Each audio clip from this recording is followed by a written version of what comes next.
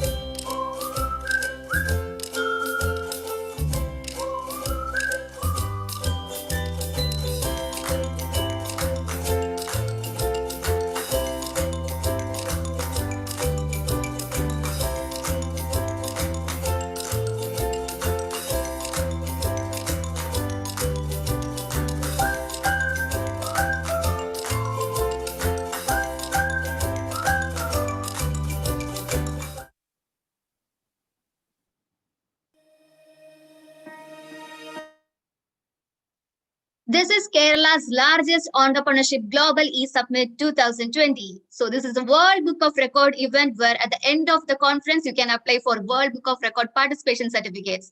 So by afternoon or evening, we'll be providing all the details related to the certificate. So don't worry. So please stay tuned and join our WhatsApp group. All the updates related to the conference and the certificates will be provided in the WhatsApp group. So I request everyone to please join the WhatsApp group, and we'll be starting the session shortly by 9:30. Until then, let's continue with the videos. Over to the technical team for the videos, please.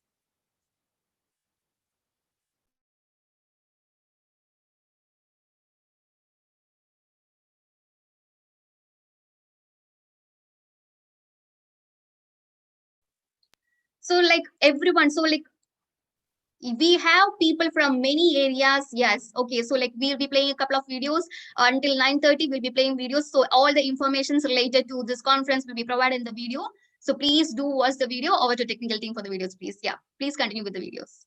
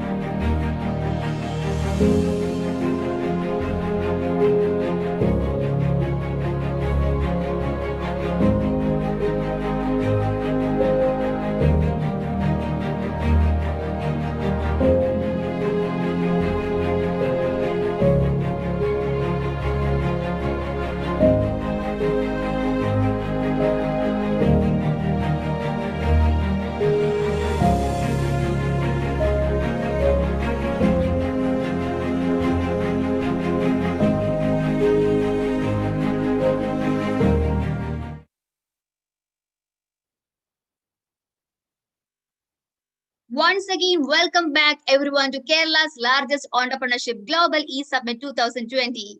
This is a World Book of Record event. This is happening for 3 days. This conference is happening for 3 days. So this is also getting live streamed in our YouTube channel, Dr. Sahid Cholayil.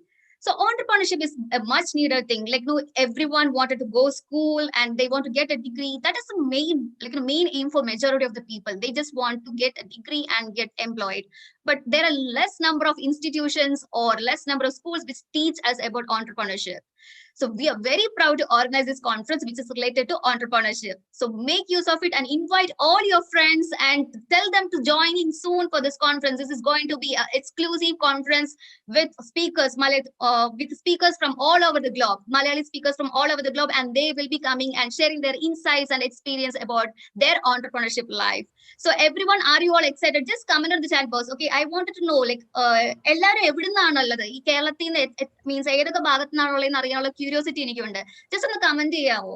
ഇതെന്ന് വെച്ചാൽ നമുക്ക് much needed ആയിട്ടുള്ള ഒരു ടോപ്പിക്കാണ്. ഇപ്പൊ ഈ ഒരു സിറ്റുവേഷനിൽ എന്ന് വെച്ചാൽ ഏറ്റവും കൂടുതൽ നമ്മൾ അൺഎംപ്ലോയ്മെന്റ് ഫേസ് ചെയ്തുകൊണ്ടിരിക്കുന്ന ഒരു ടൈമാണ്. ഈ കോവിഡ് കാലഘട്ടം കഴിഞ്ഞ് നമ്മൾ നോക്കുവാണെങ്കിൽ 12 കോടിയിലധികം ആൾക്കാർക്ക് ജോലി നഷ്ടപ്പെട്ടു.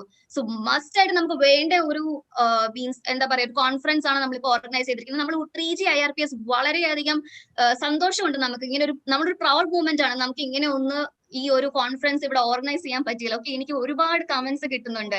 സോ കോട്ടയത്ത് നിന്നുണ്ട്, Wayanad, Alappuzha, Malappuram, Thrissur, Malappuram, okay, Julnara from Kozhikode, Pooraj from good morning Kollam. Okay, കണ്ടോ, ലോകമെമ്പാടുമുള്ള ആൾക്കാരുണ്ട്. സോ നമുക്കെന്ന് വെച്ച് കഴിഞ്ഞിട്ടുണ്ടെങ്കിൽ മീൻസ് എന്താ പറയാ, ദുബായ്, അതേപോലെ സൗദി, അവിടെ നിന്നൊക്കെ ആൾക്കാർ ജോയിൻ ചെയ്തിട്ടുണ്ട്. So very happy, thank you so much. ഒരു പവർഫുൾ ഓഡിയൻസ് ആണ് എനിക്കുള്ളത്.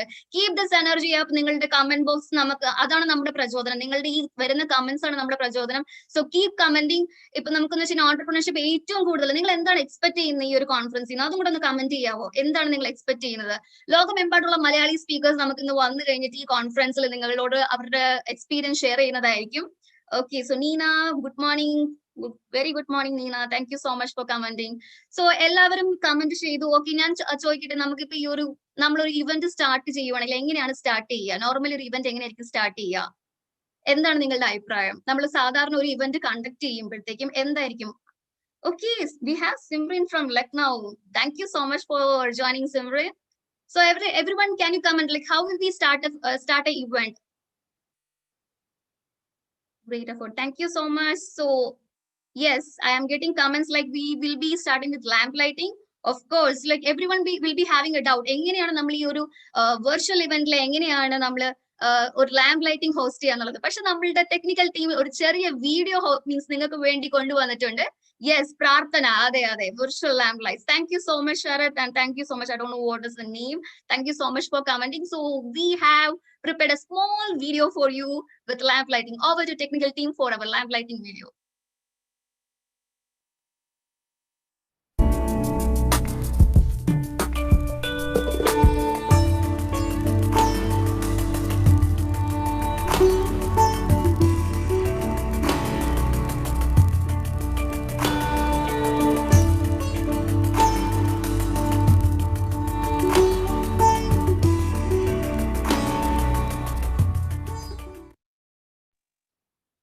Wow, that was a lovely video, അല്ലേ? So I had got many comments. അപ്പൊ എന്ന് വെച്ചാൽ എല്ലാവരും ഈ ഒരു ടെക്നിക്കൽ ടീം വളരെയധികം സന്തോഷമുണ്ട് ഇങ്ങനെ ഒരു വീഡിയോ നമുക്ക് കൊണ്ടുവന്ന് ഒരു പ്രാർത്ഥനയോടെ നമുക്ക് സ്റ്റാർട്ട് ചെയ്യാൻ പറ്റിയതിൽ, ഒരു ലാമ്പ് ലൈറ്റിംഗോടെ സ്റ്റാർട്ട് ചെയ്യാൻ പറ്റിയതിൽ. നെക്സ്റ്റ് പ്രെയർ ആണ് നമ്മൾ. ഓക്കെ, അപ്പൊ എന്ന് വെച്ച് കഴിഞ്ഞിട്ടുണ്ടെങ്കിൽ നമ്മളൊരു ഇവന്റ് ഓർഗനൈസ് ചെയ്യുമ്പോൾ ഓഫ് കോഴ്സ് നമ്മൾ പ്രെയർ വെച്ച് സ്റ്റാർട്ട് ചെയ്യണം, അല്ലേ? സോ ഞങ്ങളുടെ ടീമിൽ ഒരു ഞങ്ങളുടെ ഏറ്റവും വലിയൊരു ഗായികയുണ്ട്, നമ്മുടെ നൈറ്റിംഗൽ മാം, ഒരു മാം ഉണ്ട്, തന്ത്രി മാം എന്നാണ് പേര്. നമ്മൾ റിക്വസ്റ്റ് ചെയ്തപ്പം പുള്ളിക്കാരി മീൻസ് പറഞ്ഞു ഓക്കെ വന്നിട്ട് നമുക്ക് പ്രെയർ സോങ് പാടാമെന്ന് പറഞ്ഞു. So So I invite our MC Nandri Aravindan from 3G International Event Academy for the prayer song. Ma'am, please. Thank you very much, Anjali, and a very, very warm welcome to everyone present over all the countries, across all the countries. I'm really very happy. And being, Kerala's largest entrepreneurship global e-summit, we're going to have a beautiful song, and that's none other than Vande Mataram. Jai Hind. Vande Mataram. Vande Mataram. Sujalam, Subalam, Malayaj Sheetalam, Sasya Shyamalam, Mataram, Vande Mataram, Vande Mataram. Jai Hind. Wow, thank you so much, man. Thank you so much for starting our session with that lovely song. Okay, as soon as you have sung that song, we are getting so many comments. Okay, thank you so much. Thank you so much, man. Thank you so much for your prayer song. Yeah. So everyone, thank you so much for commenting. Yes, okay, we are getting a lot of comments for Nandri ma'am. Thank you so much. So like ഇപ്പം നമുക്ക് വന്നിട്ട് ഈ ഒരു ഇവന്റിൽ എന്ന് വെച്ചാൽ നമ്മൾ event തുടങ്ങുമ്പോൾ നമുക്ക് ചീഫ് ഗസ്റ്റ് ആയിട്ട് ആരെ വിളിക്കണം എന്ന് ആലോചിച്ച് കഴിഞ്ഞപ്പോഴത്തേക്കും നമുക്ക് ഇതിലും വലിയൊരു ആപ്പ് പേഴ്സണാലിറ്റീനെ കിട്ടിയില്ല. Okay, so like we were thinking okay who will be called as a chief guest for this conference.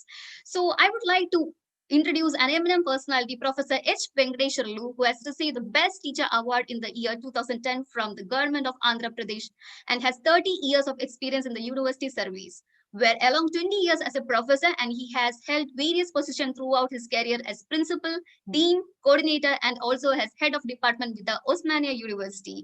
He's still associated as chairman for this department with the Osmania University and of Board of Studies in Commerce. He also holds the position of Executive Vice President of Indian Commerce Association and Joint Director at National Academy of Development.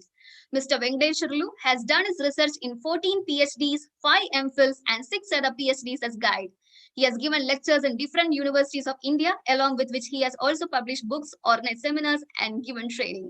So with this note, let me invite the chief guest for the day, Professor H. Venkateswarlu, over to the dais with a virtual round of applause. Welcome, sir.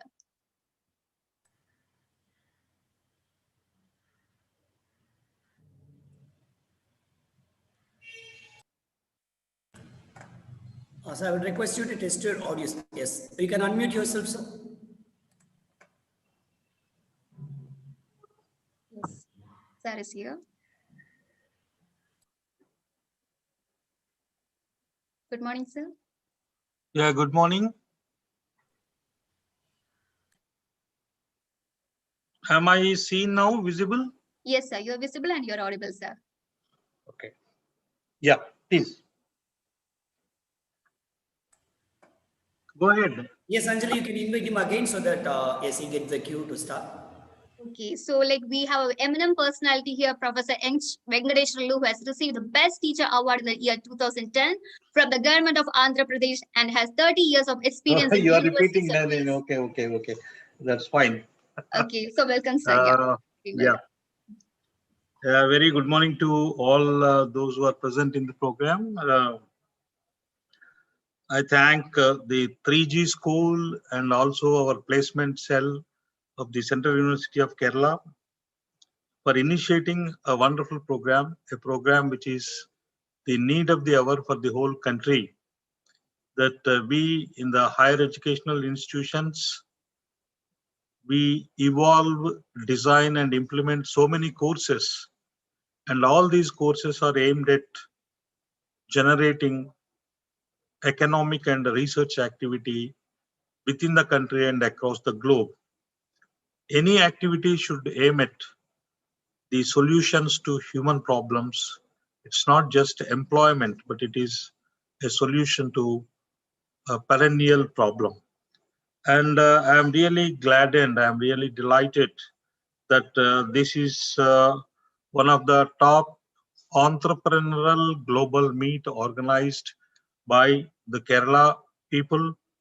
I think it is there in IIT Madras, the school, And our people, I must congratulate Dr. Joseph and the team that we have initiated as a placement cell. And one of the main tasks, one of the main jobs of a university is to provide the career guidance that we have been talking about last, say, 3 decades or so. That, do you want to become a job seeker, or let us say, do you want to become a job giver? Now, this is the choice of a student during the course itself. But the innovation hub, the idea hub, the facilitation must begin during the course itself. What we are surprised, or what we have been dreaming in educational institutions, is how is that we don't have a Facebook entrepreneur, or let us say a Microsoft entrepreneur, or many other people, many other ideas that have come into the globe today, just last 10 years, which have exceeded the businesses that are there in the globe for the last 100 years. That is, within no time, maybe in about 10 years period, they are running into billions of dollars of businesses. And these are all the ideas which have taken shape, which have started in the startups, maybe in small garages, or maybe in the university corridors, maybe in the university canteens, where the young minds meet, young minds sparkle, young minds agitate, and young minds take upon the idea for freedom, the idea for entrepreneurial and business activity. I'm really happy that a program is initiated to meet the needs of hundreds of students or thousands of students across the country. And I see that many students are taking part in this particular program. And this program particularly has a very clear-cut theme, the theme of startup. Ever since 2014, Prime Minister Narendra Modi ji has been talking about this Startup India and many things that he has been talking about, providing the employment facilities and employment opportunities and employment generation within the country, though it has been a very challenging and sometimes daunting task, particularly in the light of the pandemic that we are facing for the last 1 year. That is, economy in different sectors, it is growing, but in some sectors, economy is coming down. I see. But globally, what is happening is the technology is giving birth to new and innovative ideas. There has been a consumer need in the market. Very broadly speaking, a citizen need, but the consumer need was not matched, was not met by the entrepreneurial product activity. That is, there is no match between the consumer need and the product. That's where exactly many of the people, many of the products that we see today exist. That is, say, you take food technology, you take food distribution, not even technology, food distribution, you take, let us say, transportation, you take hospitality, you take many areas where technology is driving home the idea generation. We talk about startup, we talk about business, entrepreneurship. Any business starts with the idea generation. Idea generation must be researched. So, but how does idea generate? What is the source of the idea? Probably source of the idea itself is the consumer complaint, a consumer feel. And this is where the entrepreneurship, and this is where a startup begins. And what I want to say is, startup is today aided fully by the technological evolution and revolution. The technology what we see today was not available just 2 years back or 3 years back. It is payment mode, it is e-commerce mode, and what we see in the form of Ola, what we see in the form of Zomato, what we see in the form of Swiggy, these are all new brands which are making waves in the world, not just in India, but making. That is what is that they are doing. They are just simply making a match between the consumer need gap analysis and consumer product. So product or service and consumer need are matched, and there exists a business opportunity.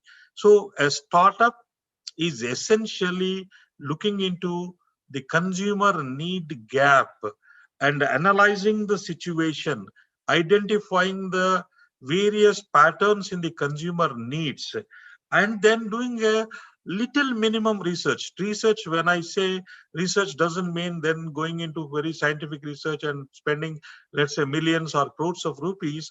But let us say we go to different customers and we try to understand, like, what is the exact requirement, how do we start, where do we start, what exactly is required by the consumer. That is, different market segments exist. The segments, some of the segments in the same need are covered, some of the needs are not met. So the segment which is not met by the existing product should become an idea for the startup. That's where probably the students must think, and this requires a lot of cultivation in the university campuses.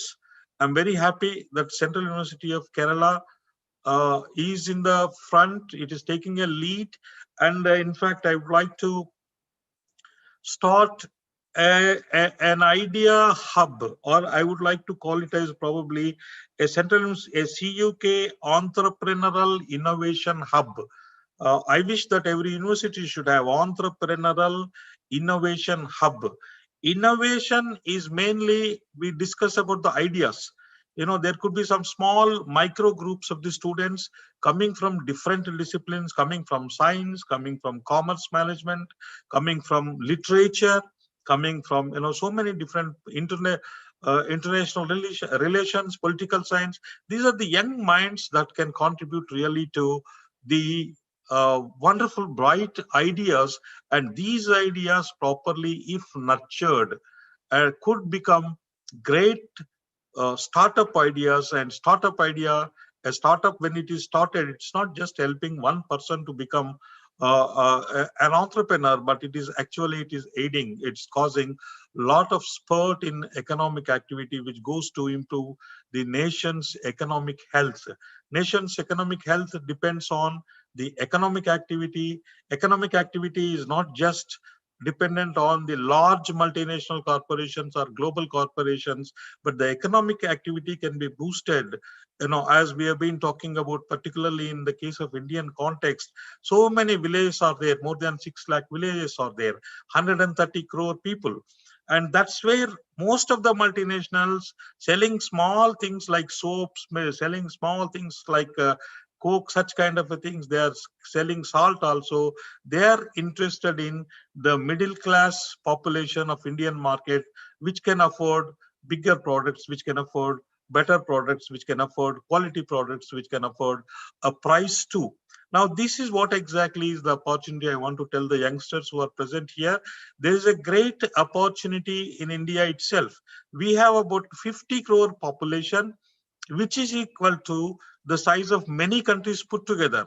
And therefore, you can generate some of the ideas, in a very preliminary way, but try to understand it, try to master it, and try to slowly nurture it. Try to take the guidance of different organizations which are available with the government of India and probably with the government of Kerala, and probably then you can launch your business idea. This is where I'm sure the 3G school, which is in the IIT campus, with brightest of the bright brains, would inculcate, would trigger, would give a lot of ideas to start the startup ideas. I'm really happy that the organizers have asked me to be here this morning as the chief guest to start the program. And in fact, I would say that as a commerce professor, I've been doing this, but career guidance I've been doing. Career guidance that is doing in terms of business in a conscious and in a planned way is the need of the hour of any higher educational institution, particularly a university like Central University. Like we have about 45 Central Universities, we have many IITs, we have many NITs. All these things can contribute and they can come to the help of many students. And it's not just helping the students, but it is helping a nation, helping the country to take up a very large economic activity, which is very good in the long run. With this, without going into many details, I'm a marketing teacher. I can go into many aspects of business analysis and business marketing, but I would really congratulate the organizers, whoever is at the back of this program. And I congratulate and I thank all the people, and I wish the 3-day program where I find some 1,000, more than thousands of students across the globe who are participating in this largest, you are claiming it as largest Kerala entrepreneurial program. And I wish the entrepreneurial program a grand success. Thank you very much. Thank you so much, sir. Thank you so much for sharing your insights, and like you beautifully explained about how to generate that ideas, and how, like you rightly said, like no, like if you are starting with the entrepreneurship, it's not only helping an individual, it's helping an economy as a whole, and it's contributing a lot to our nation. Thank you so much for sharing your insights. So like we are like people are thanking you in chat box. Thank you so much, participants, and like we are humbled to have such a great personality as our chief guest, and we are honored with your presence, sir. Thank you so much. Thank you, Ma. Thank you. So like we have a token of small token of love as a certificate. So I request my technical team to please produce a certificate for our chief guest.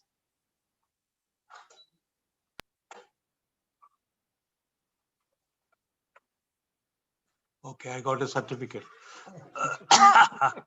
Thank you. We are humbled with your presence, sir. This will be Thank mailed you, to Amma. us. Thank you. Get going, because I am into some other program. I'll be going. Thank you so much, sir. Thank you so much for your time. So lined up, we have many interesting speakers, and like to invite next eminent January personality. 1st. Yeah, please go ahead.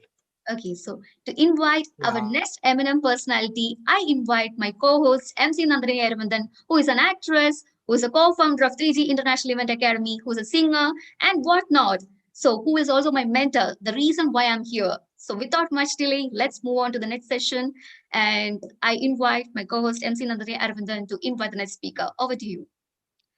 Thank you very much, Anjali, and thank you very much for the great start. All right, with all the happiness and with all the privilege and honor, I would like to invite this amazing personality, and I really take the privilege in doing so. We have the keynote speaker, Shri P. Vijayan IPS, Inspector General of Police, Kerala, founder and chief architect of nationally acclaimed student police cadet project. So I have a very, very beautiful introduction for him. Please lend your ears to that. Thank you. So Shri P. Vijayan, a 1999 batch IPS officer of Kerala cadre, is the present Inspector General of Police, serving at the police headquarters of Kerala. He is also the chief architect of various projects such as Students Police Credits, which is shortly called as SPC, our Responsibility to Children, which is shortly called as ORC, Hope, Clean Campus, Safe Campus Initiative, etc. He is the team leader of Kerala State Anti-Narcotic Special Action Force and the state nodal officer of the project Children and Police, which is shortly called as CAP. He has conceived and implemented projects such as Shadow Police, Kerala Police Anti-Narcotic Squad, School Protection Group, the Nanma Foundation, the Punyam Punkavanam at Sabrimala, child-friendly police stations, Road Safety and Traffic Education Center, Special Investigation Support Team, that is SIST, Pink Auto, that is Women-Friendly Auto, and many more. So Shubha Yatra, a statewide campaign for road safety and road sense awareness, was also conceived and implemented with this initiative. In his 19 years of service, he has served with distinction as police chiefs of Kasaragod, Thiruvananthapuram, Malappuram, and Ernakulam districts, and as Commissioner of Police in Kochi, Kozhikode, Thrissur, and Thiruvananthapuram cities. the first and only person to do so. He also worked as DIG for Armed Police Battalion, DIG for Intelligence, DIG for Training, and IGP for Kochi Range. He has led a variety of crime investigation cases and has been applauded by government, the judiciary, and the media for the effective supervision.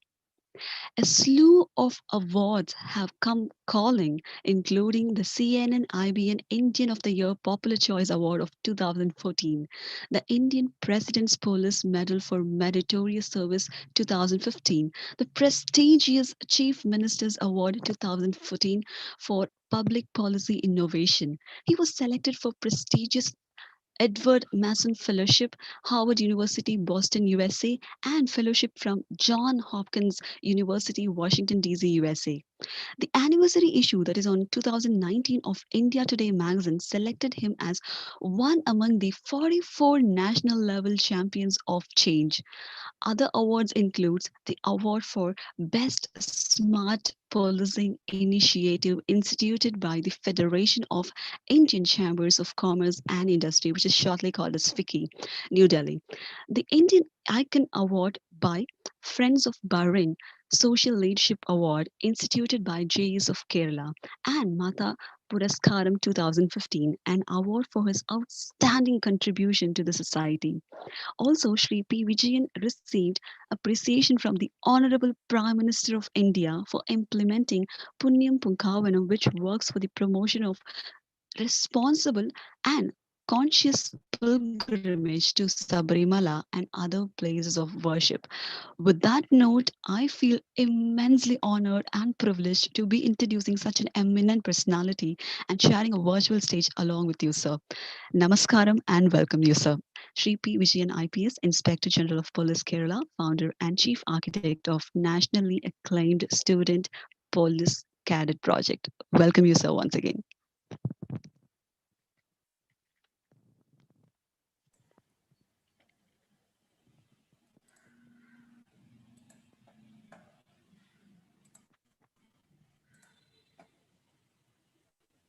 Yes, sir, we are ready. You can unmute yourself and you can start, sir.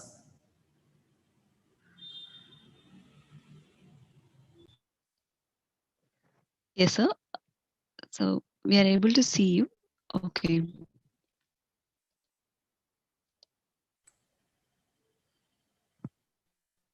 Okay, sir. I request you to start off the video. We are not able to see you now.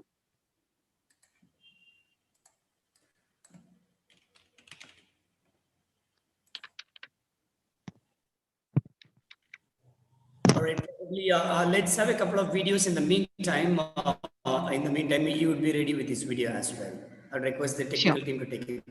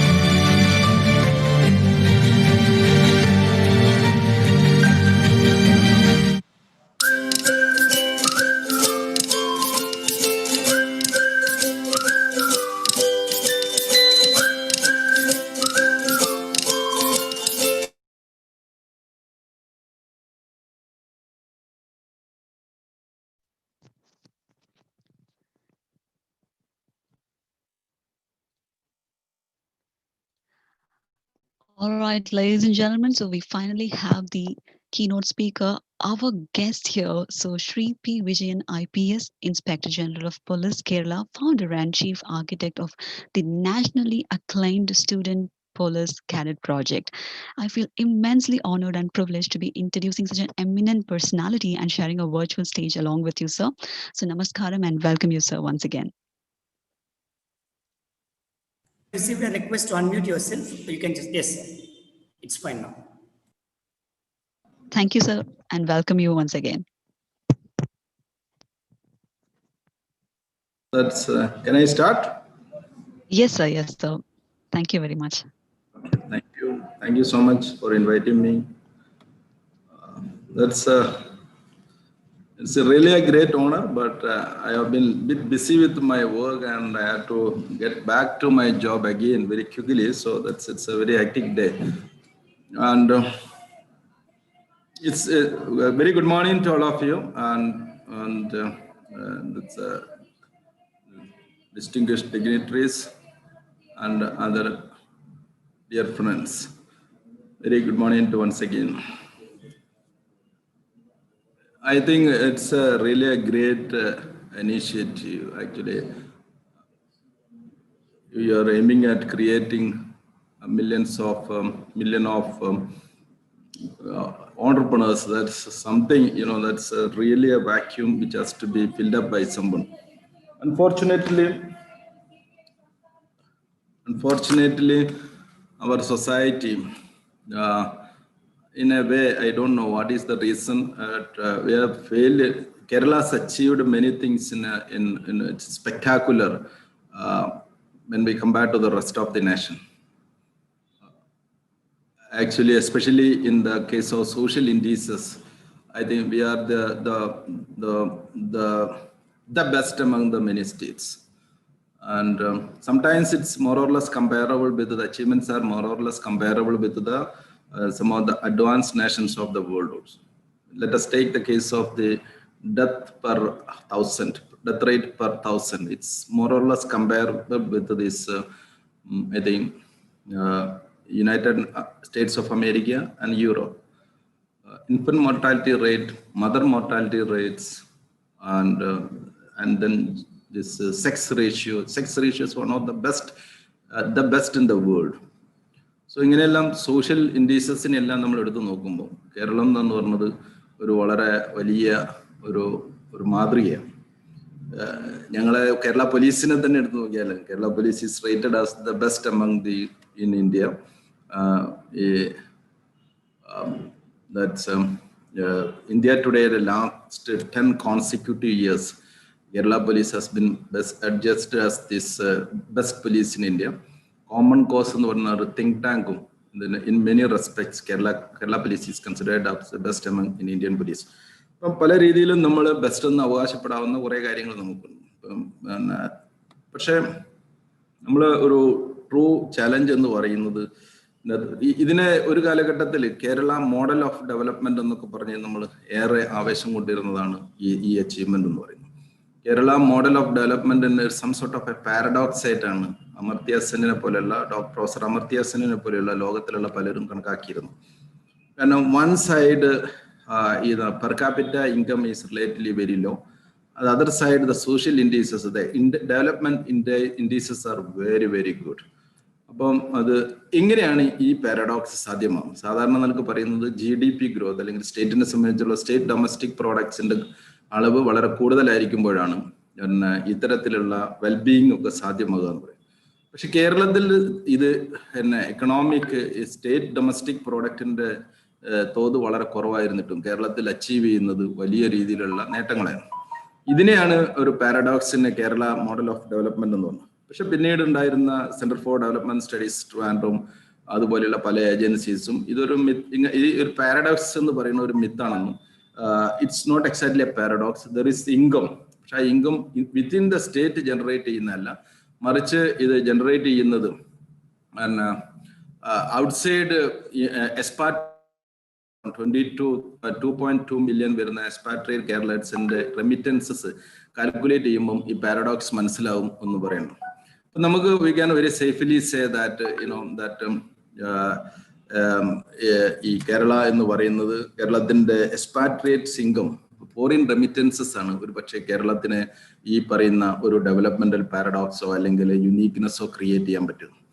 പക്ഷേ അത് ഇന്ന് ഒരു serious ആയിരിക്കുന്ന ഒരു ത്രെട്ടിലേക്കാണ് നമ്മൾ പോയിരിക്കുന്നത്. കാരണം ഒന്ന്, indigenisation of employment and economic activities in the Middle East. Most of our expatriate Keralites are working in Gulf countries. അപ്പൊ അവിടെ നമ്മളെ സംബന്ധിച്ചിടത്തോളം I think that is Saudi Arabia or Bahrain, even UAE and Qatar, and they are all mostly looking at empowering and educating their local people. That creates some sort of a threat to the Malayali communities working in Middle East. Moreover, that is a very serious threat, and even in medical field and then in even business field and many other areas. Actually, traditionally, other nations people occupy the പോസ്റ്റുകളെല്ലാം തന്നെ middle ഈസ്റ്റിൽ കയറിക്കൊണ്ടിരിക്കുന്നു. മറ്റൊരു കാര്യം, oil crisis എന്ന് പറയുന്നത് അത് ഒരു പക്ഷേ എത്രത്തോളം ഇനി ഈ oil as A major source of income എന്ന് പറയുന്നത് എത്ര കാലം നിലനിൽക്കുന്നു നമുക്കറിയില്ല. അപ്പൊ അമേരിക്കയുടെ ഷെയിൽ ഗ്യാസും ഒക്കെ ഷെഡ് ചെയ്യാൻ തുടങ്ങുകയാണെങ്കിൽ ഒരു പക്ഷേ ഈ ഓയിൽ ഗ്യാസ് കൊണ്ടുണ്ടായിരുന്ന ഒരു പ്രോമിനൻസ് മിഡിൽ ഈസ്റ്റിൽ കാര്യമായി മാറാൻ സാധ്യതയുണ്ട്. ഇപ്പോൾ അവിടുത്തെ സൗദി അറേബ്യയിലൊക്കെയുള്ള ക്രൗൺ പ്രിൻസ് ഒക്കെ തന്നെ ഇപ്പം തന്നെ ഡൈവേഴ്സിഫിക്കേഷന്റെ വേരിയസ് സ്ട്രാറ്റജീസ് ഫോളോ ചെയ്യാണ് സർവൈവലിന് വേണ്ടിയിട്ട് എന്ന് പറയുന്നത്. അവിടുത്തെ ഈ ഓയിൽ മണി കൊണ്ടുണ്ടായിരുന്നതിന്റെ കുറെ ബെനിഫിറ്റ് നമ്മളെ ഈ കേരള മോഡൽ ഓഫ് ഡെവലപ്മെന്റിന് സഹായിച്ചിട്ടുണ്ട് എന്നുള്ളത് യാതൊരു സംശയമില്ല. ആ ഒരു benefit most probably we may lose in coming years എന്നുള്ളതാണ്. ഇതിന്റെ കൂടെയാണ് നമ്മളെ സംബന്ധിച്ചിടത്തോളം നമുക്ക് വന്നിരിക്കുന്ന മറ്റൊരു ചാലഞ്ച് എന്ന് പറയുന്നത് ഈ new normals created by this that COVID-19 ആണ്. ലോക ചരിത്രത്തെ എഴുതപ്പെടാൻ പോകുന്നത് രണ്ടായിട്ടായിരിക്കും. പ്രീ കോവിഡ് പീരീഡും പോസ്റ്റ് കോവിഡ് പീരീഡും. I don't know when will reach to that post covid period എന്ന് എനിക്കറിയില്ല. പക്ഷെ ഇപ്പോൾ നമ്മൾ അതിനെ പാൻഡമിക്കിനെ ഇപ്പോഴും സ്ട്രഗിൾ ചെയ്തുകൊണ്ടിരിക്കുന്ന ഒരവസ്ഥയാണ്.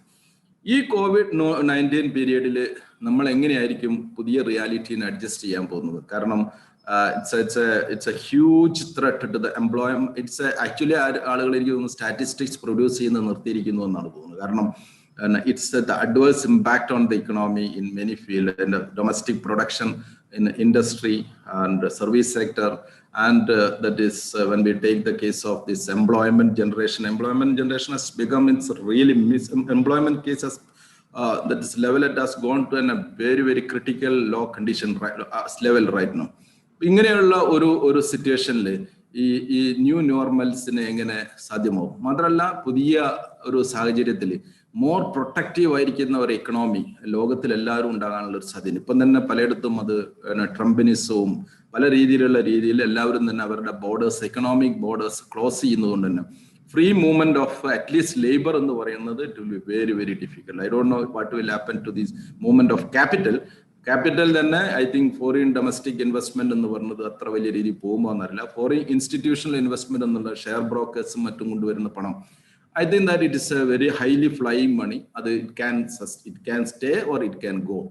അതുകൊണ്ട് അതിനെ ഡിപ്പെൻഡ് ചെയ്തിട്ട് നമുക്ക് അതൊരു സ്പെക്കുലേറ്റീവ് മണിയാണ്. അതിനെ ഡിപ്പെൻഡ് ചെയ്യാൻ FDI എത്ര വരും എന്നുള്ളത് everyone has to see. മാത്രമല്ല പണ്ടൊക്കെ ഓരോ കാലഘട്ടത്തിലും ഫോറിൻ എയ്ഡ് ആയിരുന്നു ഒരു പരിധി വരെയൊക്കെ പല രാജ്യങ്ങളെയും സംരക്ഷിച്ച് തേർഡ് വേൾഡ് കൺട്രീസിനെ സഹായിച്ചിരുന്നെങ്കിൽ ഇന്ന് ഇത് ഓരോ രാജ്യവും, അത് അമേരിക്ക ആയിരുന്നാലും ഡൊണേറ്റിംഗ് കൺട്രീസ് എല്ലാം തന്നെ സീരിയസ് എക്കണോമിക് ത്രെട്ടിൽ ഫേസ് ചെയ്യുന്ന സമയത്ത് അവർക്ക് മറ്റുള്ളവരെ സഹായിക്കാൻ പറ്റുന്ന ഒരു സിറ്റുവേഷൻ ഉണ്ടായിരുന്നു. മാത്രമല്ല ഒരു പക്ഷേ വേൾഡ് ഫുഡ് ഓർഗനൈസേഷന്റെ കണക്കനുസരിച്ചിട്ട് ഒരു അറ്റ്ലീസ്റ്റ് ഒരു 30 million people over next 3 years 3 months poverty കൊണ്ട് മരിക്കപ്പെടും എന്നൊക്കെ കണക്കാക്കപ്പെടുന്ന ഒരു സിറ്റുവേഷനാണ്. ഈ ഒരു കോവിഡ് ക്രിയേറ്റ് ചെയ്തിരിക്കുന്ന ന്യൂ നോർമലിൽ നമ്മൾ നേരത്തെ ഒരു റിയാലിറ്റി പ്രീ കോവിഡ് പീരീഡിന്റെ ഒരു ജീവിത രീതിയും ചിന്താഗതിയും മാനസിക അവസ്ഥയുമായിട്ട് നമ്മൾ പോയി കഴിഞ്ഞാൽ അത് ഗവൺമെന്റ് ആയിക്കോട്ടെ, ഓർഗനൈസേഷൻസ് ആയിക്കോട്ടെ, വ്യക്തികളായിക്കോട്ടെ, പ്രീ കോവിഡ് മൈൻഡിലെ ഒരു മൈൻഡ് സെറ്റുമായിട്ട് പോവുകയാണെങ്കിൽ they will be phasing huge challenges in coming years എന്നുള്ളതിൽ യാതൊരു സംശയമില്ല. അൺഫോർച്ചുനേറ്റ്ലി അതിന്റെ മോസ്റ്റ് സീരിയസ് വിക്ടിംസ് എന്ന് പറയുന്നത് നമ്മുടെ യങ്സ്റ്റേഴ്സ് ആയിരിക്കും എന്നുള്ളതും മറ്റൊരു പ്രധാന കൺസേൺ ആണ്. ഇവിടെ അതിന്റെ ഒപ്പം തന്നെ ഈ ന്യൂ നോർമൽ ഒരു പക്ഷേ ഈ പ്രീ കോവിഡ് ഡിസംബറിൽ വുഹാനിൽ തുടങ്ങിയിരിക്കുന്ന COVID-19 പാൻഡമിക് അത് ഒരുപക്ഷെ ഇന്ത്യയിലൊക്കെ നമ്മൾ അതിന്റെ തിക്തഫലങ്ങൾ അനുഭവിച്ചു തുടങ്ങിയത് ഒരു ഫെബ്രുവരിയിലൊക്കെ ആയിരിക്കും. പക്ഷേ ഈ COVID-19 മുമ്പ് തന്നെ ഒരു ന്യൂ നോർമലിനെ കുറിച്ചിട്ട് ലോകം മുഴുവൻ ചർച്ച ചെയ്തുകൊണ്ടിരിക്കുകയാണ്. അതൊരു disruptive global structure technology create ചെയ്തിരിക്കുന്ന ഒരു ഡിസ്ട്രക്റ്റീവ് ആയിരിക്കുന്ന ഒരു ഹൈലി ഒരു ഡിസ്ട്രപ്റ്റീവ് നേച്ചർ. കാരണം ഇന്ന് കാണുന്ന ഒരു ടെക്നോളജി എന്ന് പറയുന്നത് ഇന്നത്തെ റിയാലിറ്റി നാളത്തെ റിയാലിറ്റി അല്ലാത്ത ഒരു പരമമായ സത്യം നിലനിൽക്കുന്നുണ്ട്. ഞാനൊക്കെ ഇവിടെയൊക്കെ ഒരു കാലഘട്ടത്തിൽ ടെലിഫോൺ എന്ന് പറയുന്നത് പോലെ ഇൻആക്സസിബിൾ ആയിരുന്നു. ടെലിഫോൺ കൂടിയപ്പം പിന്നീട് നമ്മൾ പേജർ ഒരു കാലത്ത് ഡെമോൺസ്ട്രേറ്റ് ചെയ്ത് കിടക്കുന്നത് പേജർ ഓൺ ചെയ്യുന്നു എന്ന് പറഞ്ഞത് ഒരു പ്രസ്റ്റീജ് സംഭവമായിട്ട് കണ്ട്, സിമ്പിൾ ഓഫ് പ്രസ്റ്റീജ് ഒക്കെ ആയിട്ട് കണ്ടിരുന്നു പലരും. പക്ഷെ ഇന്ന് അതിനെക്കുറിച്ച് നിങ്ങളാരും പലരും കേൾക്കുന്നുണ്ടായിരിക്കും. അപ്പൊ ഇവിടെ തന്നെ ഒരു ന്യൂ റിയാലിറ്റി എന്ന് പറയുന്നത് ഒരു പക്ഷേ ടെലിഫോൺ ബില്ല് എന്ന് പറഞ്ഞ ഒരു മേജർ കോസ് ആയിരുന്നു. ഇന്ന് ഒരു രൂപ പോലും ടെലിഫോൺ ബില്ലില്ലാതെ നമുക്ക് ലോകത്തിൽ എവിടെയും സംസാരിക്കാൻ പറ്റും. ലാംബ്രഡ സ്കൂട്ടറും അങ്ങനെയുള്ള കുറെ സ്കൂട്ടറുകളൊക്കെ ഒരു കാലഘട്ടത്തിന്റെ റിയാലിറ്റി ആയിരുന്നെങ്കിൽ ഇന്ന് എവിടെയുണ്ട് എന്ന് നമുക്കറിയില്ല. അപ്പോൾ ഒരു ഇന്ന് കണ്ടവൻ പണ്ട് ഈ പൂന്താനമൊക്കെ പാടിയിരിക്കുന്നത് പോലെയുള്ള ഈ കണ്ടങ്ങ് ഇരിക്കുന്ന നേരത്ത് തന്നെ കണ്ണാതിയായി പോകുന്ന രീതിയിലേക്ക് ഈ ടെക്നോളജിയെ പോകുന്ന ഒരവസ്ഥ നമുക്ക് കാണാൻ പറ്റും. ആ ടെക്നോളജി എന്ന് പറയുന്നത് ഒരു കാലഘട്ടത്തിൽ നമ്മൾ ICT-യുടെ ഫണ്ടമെന്റൽസ് ആയിരുന്ന കമ്പ്യൂട്ടർ ബേസ്ഡ് ടെക്നോളജിയിലെ പ്രോഗ്രാമിങ്ങും അതുപോലെ തന്നെ കോഡിങ്ങും ലാംഗ്വേജ് പഠിക്കലും ഒക്കെ ആയിരുന്നു അതിൻ്റെ ഒരു പ്രധാനപ്പെട്ടതെങ്കിൽ അതിലും കേരളം ഒരുപക്ഷെ നല്ല രീതിയിൽ നേരത്തെ നിങ്ങളുടെ ഈ പ്രോഗ്രാമിന്റെ ബ്രോഷറിലൊക്കെ അനൗൺസ് ചെയ്ത വലിയൊരു അഡ്വാൻറ്റേജ് ഉണ്ടായിരുന്നു. നമ്മൾ നമ്മളൊരു സോ കോൾഡ് സംഭവമായിട്ട് മീൻസ് ലിറ്റററി റേറ്റ് താരതമ്യേന കൂടുതലുണ്ടായിരുന്നു. ഇത്തരത്തിലുള്ള IT സെക്ടറിലെ ഒരു some sort of dignified clerical പണി ചെയ്യാൻ നമുക്ക് പറ്റുന്നതുകൊണ്ട് പ്രോഗ്രാം ഡെവലപ്പേഴ്സ് ആയിട്ട് വരും. പക്ഷെ അവിടെ ഇന്ന് ഫേസ് ചെയ്യുന്ന ഏറ്റവും പ്രധാനപ്പെട്ട ഒരു കാര്യം മെഷീൻ ലേണിങ്ങും ഡീപ്പ് ലേണിങ്ങും ആർട്ടിഫിഷ്യൽ ഇന്റലിജൻസും എല്ലാം തന്നെ നിലവിലുള്ള എല്ലാ മെത്തഡോളജിയും മാറ്റിയിരിക്കുക. പ്രമോദ് പിഷാരടി എന്ന് പറയുന്ന ഒരു കക്ഷി കഴിഞ്ഞ ദിവസം ഞങ്ങളുടെ ഒരു പ്രോഗ്രാമിൽ ഇന്ററാക്ട് ചെയ്യാൻ വന്നു. He's doing this using computer technology. He's trying to image development in the sense that MRI-യുടെ ഇമേജ് ഡെവലപ്മെന്റ് ഫർദർ സ്ട്രെങ്തൻ ചെയ്തിട്ട് ന്യൂറോ ഡീജനറേഷൻ അതിൻ്റെ ഏർലി ഏജിൽ തന്നെ കണ്ടുപിടിച്ചിട്ട് എങ്ങനെ പാർക്കിൻസൺസ് പോലെയുള്ള ബ്രെയിൻ റിലേറ്റഡ് ആയിരിക്കുന്ന അസുഖങ്ങൾ പ്രിവെന്റ് ചെയ്യാൻ പറ്റും എന്നുള്ളത്. അതായത് മെഡിക്കൽ ഫീൽഡ് ഇന്ന് ഒരു മെഡിക്കൽ ഫീൽഡ് എന്ന് പറഞ്ഞത് പോലും ടെക്നോളജി കോൺക്രീറ്റ് ചെയ്തിരിക്കുന്നു. ഒരുപക്ഷെ നമ്മൾ ഗൂഗിളിനെ കുറിച്ചിട്ടൊക്കെ ഒരുപാട് കേൾക്കാറുണ്ടെങ്കിലും ഗൂഗിളിൽ ഏറ്റവും കൂടുതൽ ഇൻവെസ്റ്റ്മെന്റ് നടത്തിക്കൊണ്ടിരിക്കുന്നത് മെഡിക്കൽ ഫീൽഡിലാണ് എന്നാണ് കണക്കാക്കപ്പെടുന്നത്. ഏറ്റവും കൂടുതൽ ഇൻവെസ്റ്റ്മെന്റ് നടത്തിക്കൊണ്ടിരിക്കുന്നത് മെഡിക്കൽ ഫീൽഡ്. കാരണം വരാൻ പോകുന്ന ഒരു കാലഘട്ടത്തിൽ കമ്പ്യൂട്ടർ എഞ്ചിനീയർ മെഡിക്കൽ ഫീൽഡ് ഏറ്റെടുക്കുന്ന ഒരു കാലവും നമ്മൾ പല പാരാമെഡിക്കൽ സ്റ്റാഫുകൾ എന്ന് പറയുന്നതെല്ലാം തന്നെ റോബോട്ടിക്സ് സബ്സ്റ്റിറ്റ്യൂട്ട് ചെയ്യുന്നതുമായിരിക്കുന്ന ഒരവസ്ഥയിലേക്ക് എത്തിയിരിക്കണം. അപ്പൊ അങ്ങനെ റോബോട്ടിക്സ് ഒക്കെ സബ്സ്റ്റിറ്റ്യൂട്ട് ചെയ്യുന്ന ഒരു കാലഘട്ടത്തിൽ ഈ എല്ലാ ഫീൽഡുകളും ആർട്ടിഫിഷ്യൽ ഇന്റലിജൻസ് എന്ന് പറയുന്ന ഇന്ന് ഇപ്പം അത്ര തന്നെ ഒരു ലക്ഷറി അല്ല, കുറച്ചുകൂടി കഴിയുമ്പം ഒരു അറിയാത്തവൻ എന്ന് പറയുന്നത് ഔട്ട്ഡേറ്റഡ് ആയി പോകുന്ന ഒരു അവസ്ഥ വരും. അങ്ങനെ ഡീപ്പ് ലേണിങ്ങിന്റെയും ഒക്കെ ഒരു അവസ്ഥയിലാണ് നമ്മൾ നിൽക്കുന്നത് എന്നുള്ളതാണ്.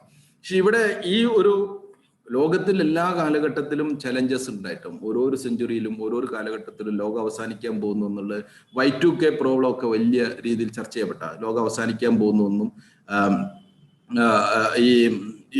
ഈ പറയുന്ന കാര്യങ്ങളെല്ലാം തന്നെ വലിയ പ്രശ്നത്തിലേക്കൊക്കെ പോകുന്നത് നമ്മൾ ചർച്ച ചെയ്തിരുന്നു. പക്ഷെ അതൊന്നും സംഭവിച്ചിട്ടില്ല എന്ന് നമുക്കറിയാം. പക്ഷെ ഇവിടെ ഈ സിറ്റുവേഷനിൽ ഒരു സർവൈവൽ ഓഫ് ദ ഫിറ്റസ്റ്റ് എന്ന് പറഞ്ഞത് ഒരു വലിയ രീതിയിൽ നടക്കും. സർവൈവൽ ഓഫ് ദ ഫിറ്റസ്റ്റ് എന്ന് പറയുന്നത് ബേസിക്കലി ഒരു സോഷ്യൽ ഡാർവിനിസം നിലനിൽക്കും. ഇതിൽ ഏറ്റവും ഫിറ്റ് ആയിരിക്കുന്ന ആളുകൾ ഈ സെഞ്ചുറിയിൽ നല്ല രീതിയിൽ അതിജീവിക്കും. അല്ലാത്തവർ എന്ത് ചെയ്യും? ഈ ഡാർവിനിസത്തിന്റെ സിസ്റ്റത്തിൽ പറഞ്ഞതുപോലെ സൊസൈറ്റിയിൽ നിന്നും എക്സിറ്റ് ചെയ്യപ്പെടുന്ന ഒരു സിറ്റുവേഷൻ ഉണ്ടാവും. ആ ഒരു എക്സിറ്റ് ചെയ്യുന്ന സിറ്റുവേഷനിലേക്ക് നമ്മളിപ്പോൾ എടുത്തു നോക്കിയാൽ പണ്ട് ഒരു കാലത്ത് LLB എടുക്കുന്നത് ഒരു വലിയ പ്രൊഫഷൻ ആയിരുന്നു. പക്ഷേ ഇപ്പൊ IBM ഡെവലപ്പ് ചെയ്തിരിക്കുന്ന ഒരു സോഫ്റ്റ്വെയർ വെച്ചിട്ട് പല ഹൈ പ്രൊഫഷണൽ ലോയേഴ്സ് കൊടുക്കുന്നേക്കാൾ വലിയ രീതിയിലുള്ള കൺസൾട്ടൻസി കൊടുക്കാൻ ഇന്ന് ഈ സംവിധാനത്തിന് അവർ ഡെവലപ്പ് ചെയ്തിരിക്കുന്ന മെക്കാനിസത്തിന് പറ്റുമെന്നാണ് പറയുന്നത്. അപ്പൊ അങ്ങനെയൊക്കെ വരുന്ന സമയത്ത് ഏറ്റവും ബെസ്റ്റ് ആയിരിക്കുന്ന ഒരു വലിയ ടീമും വേഴ്സ്റ്റ് ആയിരിക്കുന്ന കുറെ ടീമും ആയിട്ടായിരിക്കും ലോകത്തിൽ നിൽക്കാൻ പോകുന്നത്. ഇത് പോലീസ് ഉദ്യോഗസ്ഥനായിരിക്കുന്ന എന്നെ പോലെയുള്ള ആളുകൾക്കുള്ള ഒരു ടെൻഷൻ എന്ന് പറഞ്ഞത് there is a huge chances of disturbance in society and violence, depression, violence and this. കാരണം ഒരുപാട് ആളുകൾ അൺഎംപ്ലോയിഡ് ആയിട്ടും അതിജീവനം തന്നെ വലിയ പ്രശ്നമായി മാറും. പക്ഷേ ഇതിനെല്ലാം ഹോപ്പ്ഫുള്ളി ഒരു പോസിറ്റീവ് ആൻഡ് പോസിബിലിറ്റിയും പോസിറ്റിവിറ്റിയും ഒക്കെ എക്സ്പ്ലോർ ചെയ്യാൻ വേണ്ടി ശ്രമിക്കുന്ന ഒരു ലോകത്തിൽ ഇതിനെല്ലാം അനന്തമായ സാധ്യതകൾ ഉണ്ടായിരിക്കും. പക്ഷേ നമ്മളെ വിഷമത്തിലാക്കുന്ന ഏറ്റവും പ്രധാനപ്പെട്ട കുറച്ച് കാര്യങ്ങൾ ഒന്ന് പറയുന്നത് നമ്മുടെ ഒരു വെരി ഔട്ട്ഡേറ്റഡ് ആയിരിക്കുന്ന ഒരു വേ ഓഫ് ലേണിങ്ങും എഡ്യൂക്കേഷനുമാണ്. നമ്മൾ പഠിക്കുന്ന, I am very sad to say that, എൻ്റെ മുമ്പിൽ ഇരിക്കുന്ന കുറേ പേരെങ്കിലും സ്റ്റുഡൻസ് ആയിരിക്കുമെന്ന് ഞാൻ കരുതുന്നു. നമ്മൾ പഠിക്കുന്ന പല കാര്യങ്ങളും ഇന്നത്തെ കാലഘട്ടത്തിന് യാതൊരു ഉപയോഗവും ഇല്ല എന്ന് മനസ്സിലാക്കുന്ന, നിങ്ങൾ പഠിക്കുന്ന പല കാര്യങ്ങളും ഇന്നത്തെ ലോകത്തിന്റെ 21st century 2020 ഇന്നത്തെ ലോകം മൂവ് ചെയ്യുന്നതിൽ നിന്നും മിനിമം ഒരു 200 years പിറകിലായിരിക്കും നിങ്ങളിപ്പം പഠിക്കുന്നത് എന്നുള്ളതിൽ യാതൊരു സംശയവുമില്ല. പണ്ട് സുമാർ ഐക്കോട് സാർ പറഞ്ഞിരിക്കുന്ന ഒരു കാര്യമുണ്ട്, വിദേശ രാജ്യങ്ങളിലെല്ലാം തന്നെ സമൂഹത്തെക്കാൾ ഒരു 50 വർഷം മുമ്പിലാണ് യൂണിവേഴ്സിറ്റികൾ സഞ്ചരിക്കുന്നെങ്കിൽ നിർഭാഗ്യവശാൽ അദ്ദേഹം പറഞ്ഞു എൻ്റെ നാടായിരിക്കുന്ന ഇന്ത്യയിലോ കേരളത്തിലോ എന്ന 200 വർഷം പിറകിലാണ്, സമൂഹത്തിനേക്കാൾ 200 വർഷം പിറകിലാണ് യൂണിവേഴ്സിറ്റി എന്നുള്ളത്. നമ്മൾ ഈ ലോകത്തിന്റെ ഇങ്ങനെ പോകുന്ന ഡീപ്പ് ലേണിംഗിന്റെയും മിഷൻ ലേണിംഗിന്റെയും ബിഗ് ഡാറ്റയുടെയും ഓയിൽ എന്ന് പറഞ്ഞാൽ ഞാൻ നേരത്തെ പറഞ്ഞിരിക്കുന്ന സൗദി അറേബ്യയും ഖത്തറിന്റെയും ഒക്കെ അതിജീവന തന്ത്രത്തിന്റെ അല്ലെങ്കിൽ റിച്ച്നെസിന്റെ ഏറ്റവും വലിയൊരു സോഴ്സും കേരളത്തിന്റെ അതിജീവന തന്ത്രത്തിന്റെ ഒരു വലിയ ഭാഗവുമായിരുന്നെങ്കിൽ oil was the money, oil was the mind field actually. പക്ഷെ ഇന്ന് ബിഗ് ഡാറ്റ എന്ന് പറഞ്ഞ് ഡാറ്റ മാറ്റേഴ്സ് ഇൻ സൊസൈറ്റി എന്നുള്ള, money matters, land matters, slave matters എന്നൊക്കെ പഴയ കാലത്ത് പറയുന്നത് പോലെ ഇന്ന് ഡാറ്റ മാറ്റേഴ്സ് എന്നുള്ളതാണ്. ബിഗ് ഡാറ്റ മാനേജ്മെന്റും അതിന്റെ അനാലിസിസും ഒക്കെ നടക്കുന്ന സമയത്ത് നമ്മൾ ഈ പഠിക്കപ്പെടുന്ന വിദ്യാഭ്യാസം കൊണ്ട് എത്രത്തോളം നമുക്ക് അതിലേക്ക് പോകാൻ പറ്റുമെന്നുള്ളത് എല്ലാവരും ഗൗരവമായിട്ട് ആലോചിക്കേണ്ടതുണ്ട്. അപ്പൊ ഈ ഔട്ട്ഡേറ്റഡ് ആയിരിക്കുന്ന ഒരു ലേണിംഗ് വേയും, കാരണം കുറെ പാഠങ്ങൾ പഠിക്കുകയും ആ പരീക്ഷയ്ക്ക് റീപ്രൊഡ്യൂസ് ചെയ്യും, അതുപോലെ തന്നെ ഒരു ഇനാക്റ്റീവ് ആയിരിക്കുന്ന വൺ സൈഡഡ് ആയിരിക്കുന്ന ഒരു ഡെഡ് ലേണിംഗ് പ്രാക്ടീസും ഒക്കെ നമ്മൾ നടത്തുമ്പോൾ ഇന്ററാക്റ്റീവ് ആയിട്ടോ സ്റ്റുഡൻറ് സെന്റേഡ് ആയിട്ടോ തീം സെന്റേഡ് ആയിട്ടോ അല്ല ഒരു എഡ്യൂക്കേഷൻ പ്രാക്ടീസും അല്ലാതെ നമ്മൾ നടക്കുകയാണെങ്കിൽ എങ്ങനെയാണ് നമുക്ക് ഈ കാലഘട്ടത്തിൽ അതിജീവിക്കാൻ പറ്റുക എന്നറിയുന്നത്. ഇവിടെ ഒരു കേരളത്തെ സംബന്ധിച്ചോളം ഇവിടെയാണ് ഓണ്ടർപ്രണർഷിപ്പിനെ കുറിച്ചിട്ടുള്ള ഏറ്റവും പ്രാധാന്യം വരുന്നത്. ഈ 21st century എന്ന് പറയുന്നത് ബേസിക്കലി എംപ്ലോയീസിന്റെ അല്ലത എംപ്ലോയറുടെ ലോകമാണ്. അല്ലെങ്കിൽ നമ്മൾ ആർക്കൊക്കെ തൊഴിൽ കൊടുക്കാൻ പറ്റും എന്നുള്ളതാണ് നമ്മൾ ആലോചിക്കാൻ പറ്റുന്നത്. ഏറ്റവും സേഫസ്റ്റ് സൈഡ് എന്ന് പറഞ്ഞത് തൊഴിൽ അന്വേഷിച്ച് പോകുന്നതിനേക്കാൾ നല്ലത് തൊഴിൽ കൊടുക്കുന്ന ഒരാളായി മാറാൻ തുടക്കം മുതലേ ചിന്തിക്കുന്നതായിരിക്കും ഏറ്റവും നല്ലത്. കാരണം ഒരു കാലഘട്ടത്തിൽ ഗവൺമെന്റ് ജോബ് എന്നൊക്കെ പറയുന്നത് ബേസിക്കലി ഒരു റിഡൻഡന്റ് ആയിരിക്കുന്ന ഒരു മെക്കാനിസമാണ്. ലോകത്തിലെ ഒരു അഡ്വാൻസ് നേഷൻസിലും ഗവൺമെന്റ് ജോബിനെ ഡിപ്പെൻഡ് ചെയ്തുകൊണ്ട് ആരും നിൽക്കുന്നില്ല എന്നുള്ള. നമ്മൾ അണ്ടർ ഡെവലപ്ഡ് ആയിരിക്കുന്ന കൺട്രീസിൽ മാത്രമാണ് ഗവൺമെന്റ് ജോബിന് വേണ്ടിയിട്ട് അന്വേഷിച്ച് നടക്കുന്നത്. കഴിവും ആത്മാർത്ഥതയും ഒക്കെ ഉള്ള ആളുകൾക്ക്, ഏറ്റവും കൂടുതൽ ക്രിയേറ്റിവിറ്റിയും ഉള്ള ആളുകൾക്ക് ഏറ്റവും നന്നാക്കി ഷൈൻ ചെയ്യാൻ പറ്റുന്നത് സ്വകാര്യ മേഖലയിലെ സെൽഫ് ഓണർഷിപ്പ് ആയിരിക്കും എന്നുള്ളത്. പക്ഷെ നിർഭാഗ്യവശാൽ കേരളത്തിന്റെ ഒരു culture, Kerala people are very enterprising. Kerala people are basically very enterprising ആണ്. കാരണം എന്റർപ്രൈസിങ് ആയതുകൊണ്ടാണ് ഉരു താണ്ടിയിട്ടും ഒക്കെ തന്നെ ലോകത്തിന്റെ പല ഭാഗത്തും ഇന്ത്യക്ക് എത്തിയിരിക്കും. ഒരു പക്ഷേ മൂണിൽ പോയി കഴിഞ്ഞാലും അവിടെ ഒരു തട്ടുകട മലയാളിൻ്റെതായിട്ട് ഉണ്ടാകാൻ സാധ്യതയുണ്ട് എന്ന് പലപ്പോഴും തമാശക്കെങ്കിലും പറയാറുണ്ട്. ഇപ്പൊ മൂണിന്റെ അപ്പുറത്ത് മാർസിൽ പോയാലും ഒരുപക്ഷെ കാണാൻ സാധ്യതയുണ്ട്. അത്രയും എന്റർപ്രൈസിങ്ങും അഡ്വഞ്ചറസും ഒക്കെ ആയിട്ട് പോകാൻ കഴിവുള്ളവരാണ് മലയാളികൾ എന്തെങ്കിലും. പക്ഷെ ദേ ആർ നോട്ട് ഓണ്ടർപ്രണേഴ്സ്. അതാണ് ഇതിന്റെ ഒരു വലിയൊരു പ്രശ്നം. എന്റർപ്രൈസിങ് എന്ന് പറയുന്നത് വലിയ എന്താ പറയാ, എന്റർപ്രൈസിങ് പീപ്പിൾ ആണ്. ഒരു സിംഗിൾ വേർഡിൽ മലയാളികളെ പറയാൻ പറ്റുന്നത് ഹൈലി എന്റർപ്രൈസിങ് ആണ്, but not actually really entrepreneurs ആണ് എന്നുള്ള. എന്റർപ്രൈസിങ് എന്ന് പറഞ്ഞാൽ വളരെ ആക്റ്റീവ് ആയിരിക്കാനും വളരെ ഡൈനാമിക് ആയിരിക്കാനും ഭയങ്കര ക്രിയേറ്റീവ് ആയിരിക്കും. നമ്മൾ സമരങ്ങളിലും എല്ലാ കാര്യങ്ങളും വളരെ ആക്റ്റീവായിട്ട് നടന്നുകൊണ്ടിരിക്കുന്നതിന്റെ കാര്യം നമ്മൾ വളരെ എന്റർപ്രൈസിങ് ആയിട്ട് പോകുന്ന ആളുകളാണ്. പക്ഷേ ഓണ്ടർപ്രണർഷിപ്പ് എന്ന് പറഞ്ഞാൽ ബിയോണ്ട് ദാറ്റ് ആണ്. It is much beyond that ആണ്. ഏറ്റവും പ്രധാനപ്പെട്ടിരിക്കുന്ന ഒരു നല്ല ഓണ്ടർപ്രണർ ആകണമെങ്കിൽ നമ്മൾ എന്ത് ചെയ്യേണ്ടതുണ്ട്? നമ്മളുടെ ഒരു ഗോൾ നമ്മുടെ ജീവിതത്തിൽ ഉണ്ടായിരിക്കണം. We should have A goal. ജീവിതത്തിൽ ഒരു ലക്ഷ്യം നമ്മളെ മുന്നിൽ ഇങ്ങനെ കടന്നിട്ട് ഒരു വലിയ സ്വപ്നം നമ്മളെ മുമ്പിൽ നിൽക്കുക, ഒരു വലിയ സ്വപ്നം അല്ലെങ്കിൽ ഒരു ഗ്രേറ്റ് വിഷൻ നമ്മുടെ മുമ്പിൽ ഉണ്ടാകുക. ആ ഗ്രേറ്റ് വിഷൻ എന്ന് പറഞ്ഞാൽ തന്നെ എന്താണ്? ശരിക്കും വിഷ്വലൈസേഷൻ ഓഫ് ദി ഫ്യൂച്ചർ ആണ്. നമ്മൾ ഭാവിയെ കുറിച്ചിട്ടുള്ള നമ്മളുടെ ഒരു വലിയ സ്വപ്നം നമ്മുടെ മുമ്പിൽ, ഒരു കാഴ്ചപ്പാടുണ്ടാകുക. ഇന്നേക്ക് 10 വർഷം കഴിയുമ്പോൾ ഞാൻ ഇന്ന സ്ഥലത്തെത്തണം, ഇന്ന രീതിയിലൊക്കെ എൻ്റെ ഇതിലൂടെ കടന്നു പോകണം എന്നൊക്കെ ചിന്തിക്കുന്ന. പണ്ട് ജാക്മ എന്ന് പറയുന്ന ഈ അലിബാബയുടെ കഥ നിങ്ങൾ കേട്ടിരിക്കും. അലിബാബ എന്ന് പറഞ്ഞൊരു പുസ്തകമുണ്ട്, പറ്റുകയാണെങ്കിൽ നിങ്ങൾ വാങ്ങിച്ചു വായിക്കണം. അതായത് അതിൽ പറയുന്നതാണ് അദ്ദേഹം 1999 ചൈനയിൽ ലെസ് ദാൻ 1% ആളുകൾ മാത്രം ഇന്റർനെറ്റ് യൂസ് ചെയ്യും. അതിൽ ലെസ് ദാൻ 1%, ആ യൂസ് ചെയ്യുന്നതിൽ തന്നെ ലെസ് ദാൻ 1% ആളുകൾ മാത്രം പിന്നെ ഇ-കൊമേഴ്സ് നടത്തുകയും ചെയ്യുന്ന ഒരു കാലഘട്ടത്തിൽ ഒരു ഹൈസ്കൂൾ ഇംഗ്ലീഷ് അധ്യാപകനായിരുന്ന ജാക്മ സ്വപ്നം കാണുന്നുണ്ട്. അതായത് ലോകത്തിലെ ഏറ്റവും വലിയ ഇ-കൊമേഴ്സ് കമ്പനി ചൈനയിൽ നിന്നുള്ള എൻ്റെതായിരിക്കും എന്നുള്ളത്. അത് അദ്ദേഹം ഇന്ന് 400 ബില്യൺ 500 ബില്യൺ അപ്പുറത്തേക്ക് വാല്യുവേഷൻ ഉള്ള വലിയൊരു എന്റർപ്രണർഷിപ്പ് ആക്കി മാറാൻ ഒരു ഹൈസ്കൂൾ ഇംഗ്ലീഷ് അധ്യാപകന് പറ്റിയിട്ടുണ്ട് എങ്കിൽ അതിനാണ് വിഷൻ എന്ന് പറയുന്നത്. ആ വിഷനിലേക്കുള്ളതും അതിനൊരു മിഷൻ സ്ട്രാറ്റജി നമുക്ക് ഉണ്ടാകുമ്പോഴാണ് സത്യത്തിൽ നമ്മൾ ഒരു ഓണ്ടർപ്രണറിന്റെ തുടക്കം കുറിക്കപ്പെടുന്നു. അതിനെ ഒരു പാഷനാക്കി മാറ്റുക. അടുത്തത് വേണ്ടത് നമുക്ക് വേണ്ടത് എന്താണ്? അതിനൊരു പാഷനാക്കി മാറ്റുക. പാഷൻ എന്ന് പറയുന്നത് ഒരു ഗോളിനെ നമ്മളെ ട്രിഗർ ചെയ്ത് അതിനെ മുന്നോട്ട് കൊണ്ടുപോകേണ്ട ഏറ്റവും എസെൻഷ്യൽ ആയിരിക്കുന്ന ഒരു കാര്യമാണ്. ഏതൊരു ഓണ്ടർപ്രണറിന്റെ ഏറ്റവും വലിയൊരു പ്രത്യേകത they will be self motivated ആയിരിക്കും എന്നുള്ള. അവരാരും വന്നിട്ട് അവരെ മോട്ടിവേറ്റ് ചെയ്യുന്നില്ല, അവരാൽ മോട്ടിവേറ്റ് ചെയ്യപ്പെടുന്നതാണ് ശരിക്കും ഒരു ഓണ്ടർപ്രണർ. നമ്മൾ തന്നെ മറ്റുള്ളവരെ മോട്ടിവേറ്റ് ചെയ്യുന്നു. ആരെങ്കിലും വന്നിട്ട് നിങ്ങൾ സ്ഥാപനം തുടങ്ങുമെന്നോ നിങ്ങൾ സ്വപ്നം കാണുമെന്നോ സ്വപ്നത്തിന് ചേസ് ചെയ്യുമെന്നോ പറയുന്നതിൽ അങ്ങനെ ഒരു പ്രതീക്ഷ ഇന്ന് വരെയുള്ള ഒരാളുടെയും ജീവിതത്തിൽ നമ്മൾ സക്സസ്ഫുൾ ആയിരിക്കുന്നവർ കണ്ടിട്ടുണ്ടാവില്ല. മറ്റൊരു വളരെ പ്രധാനപ്പെട്ട ഒരു കാര്യം പെർസീവറൻസ് ആണ്. പെർസീവറൻസ് എന്ന് പറയുമ്പോൾ ബേസിക്കലി എനിക്ക് കണ്ടിരിക്കുന്ന ഒരു കാര്യത്തെ നമ്മൾ നിരന്തരമായിട്ട് ഫോളോ ചെയ്യാനുള്ള താല്പര്യം, നമ്മളുടെ ഏതെല്ലാം പ്രയാസങ്ങളിൽ നമ്മൾ പെടുമ്പോഴും ആ പ്രയാസങ്ങളെല്ലാം അതിജീവിച്ച് മുന്നോട്ട് കൊണ്ടുപോകാനുള്ള നിരന്തരമായിരിക്കുന്ന ഒരു ധരയാണ് പെർസീവറൻസ് ഉണ്ടായിരിക്കുന്നത്. ഏത് ജീവിതത്തിലെ നിങ്ങൾ പൊളിറ്റിക്കൽ അച്ചീവ്മെന്റ്സ് നടത്തിയിരിക്കുന്നു, സോഷ്യൽ മൂവ്മെന്റ് നടത്തിയിരിക്കുന്നു, ഓണ്ടർപ്രണറിയൽ സക്സസ് നടത്തിയിരിക്കുന്നവരൊക്കെ എടുത്ത് നോക്കിയാൽ ഈ പരാജയങ്ങളെയൊക്കെ നിരന്തരമായി ജീവിതത്തിൽ ഏറ്റവും ഉന്നതമായ വിജയം നേടിയവരെല്ലാം അതിമധുരമായിരിക്കുന്ന പരാജയങ്ങളും ഏറ്റുമാറ്റിയിട്ടുണ്ടാവും. പരാജയത്തെ വിജയങ്ങളാക്കി മാറ്റിക്കൊണ്ടുള്ള നിരന്തരമായ ലക്ഷ്യത്തിന് പിന്നാലെയുള്ള ജേണിയാണ് ഒരുപക്ഷെ ജീവിത വിജയം അല്ലെങ്കിൽ ഓണ്ടർപ്രണർഷിപ്പിന്റെ സക്സസ് എന്ന് നമുക്ക് പറയാൻ പറ്റിയത്. അത് നമ്മൾ ഹെൻറി ഫോർഡിന്റെയോ അല്ലെങ്കിൽ ഈ പറഞ്ഞിരിക്കുന്ന ബിൽ ഗേറ്റ്സിന്റെയോ, നിങ്ങൾക്ക് ഒരു പക്ഷേ നിങ്ങൾ Sanford commencement speech of Steve job ഒരു പക്ഷേ കേട്ടിട്ടുണ്ടായിരിക്കും തോന്നുന്നു. അതിനകത്ത് അദ്ദേഹം പറയുന്നുണ്ട് അദ്ദേഹത്തിന്റെ ജീവിതത്തിലുണ്ടായിരുന്ന പാങ്ക്രിയാസ് പിടിപെട്ടതും സ്വന്തം അദ്ദേഹം സ്ഥാപിക്കപ്പെട്ടിരിക്കുന്ന ആപ്പിളിൽ നിന്നും പുറത്താക്കപ്പെട്ടതും പിന്നെ അങ്ങനെ ഉണ്ടായിരിക്കുന്ന ജീവിതത്തിലെ സെറ്റ് ബാക്കുകൾ. പക്ഷേ ലോകത്തിലെ ഏറ്റവും വലിയ ഒരു IT ഫേമായിട്ട് ആപ്പിളും ലോകത്തിലെ മോസ്റ്റ് ഇന്നോവേറ്റേഴ്സ് ആയിട്ട് മാറിയിരിക്കുന്നത് ഈ ജീവിത പരാജയങ്ങളും വിജയങ്ങളാക്കി മാറ്റിക്കൊണ്ടിരിക്കുന്നതാണ്. അതോടൊപ്പം തന്നെയാണ് നമ്മൾ ഒരു സ്വപ്നം കാണുന്നുണ്ടെങ്കിൽ ആ സ്വപ്നത്തിന്റെ പിന്നാലെ നമ്മളെ കൂടെ ഒരുപാട് ആളുകൾ വേണ്ടി വരും. ആ ഒരു കൂടെ ഒരു കൂട്ടം ആളുകൾ വേണമെങ്കിൽ അവരെ കൊണ്ട് നമ്മളെ സ്വപ്നം റിയലൈസ് ചെയ്യുന്നതിന് നിരന്തരമായ പെർസ്യൂ ചെയ്യാനുള്ള ഒരു കപ്പാസിറ്റി നമുക്കുണ്ടായിരിക്കണം. അവർ നിരന്തരമായിട്ട് മോട്ടിവേറ്റ് ചെയ്യാനും പ്രചോദിപ്പിക്കാനും കഴിയുന്ന സമയത്താണ് നമ്മൾ ചെയ്യുന്നത്.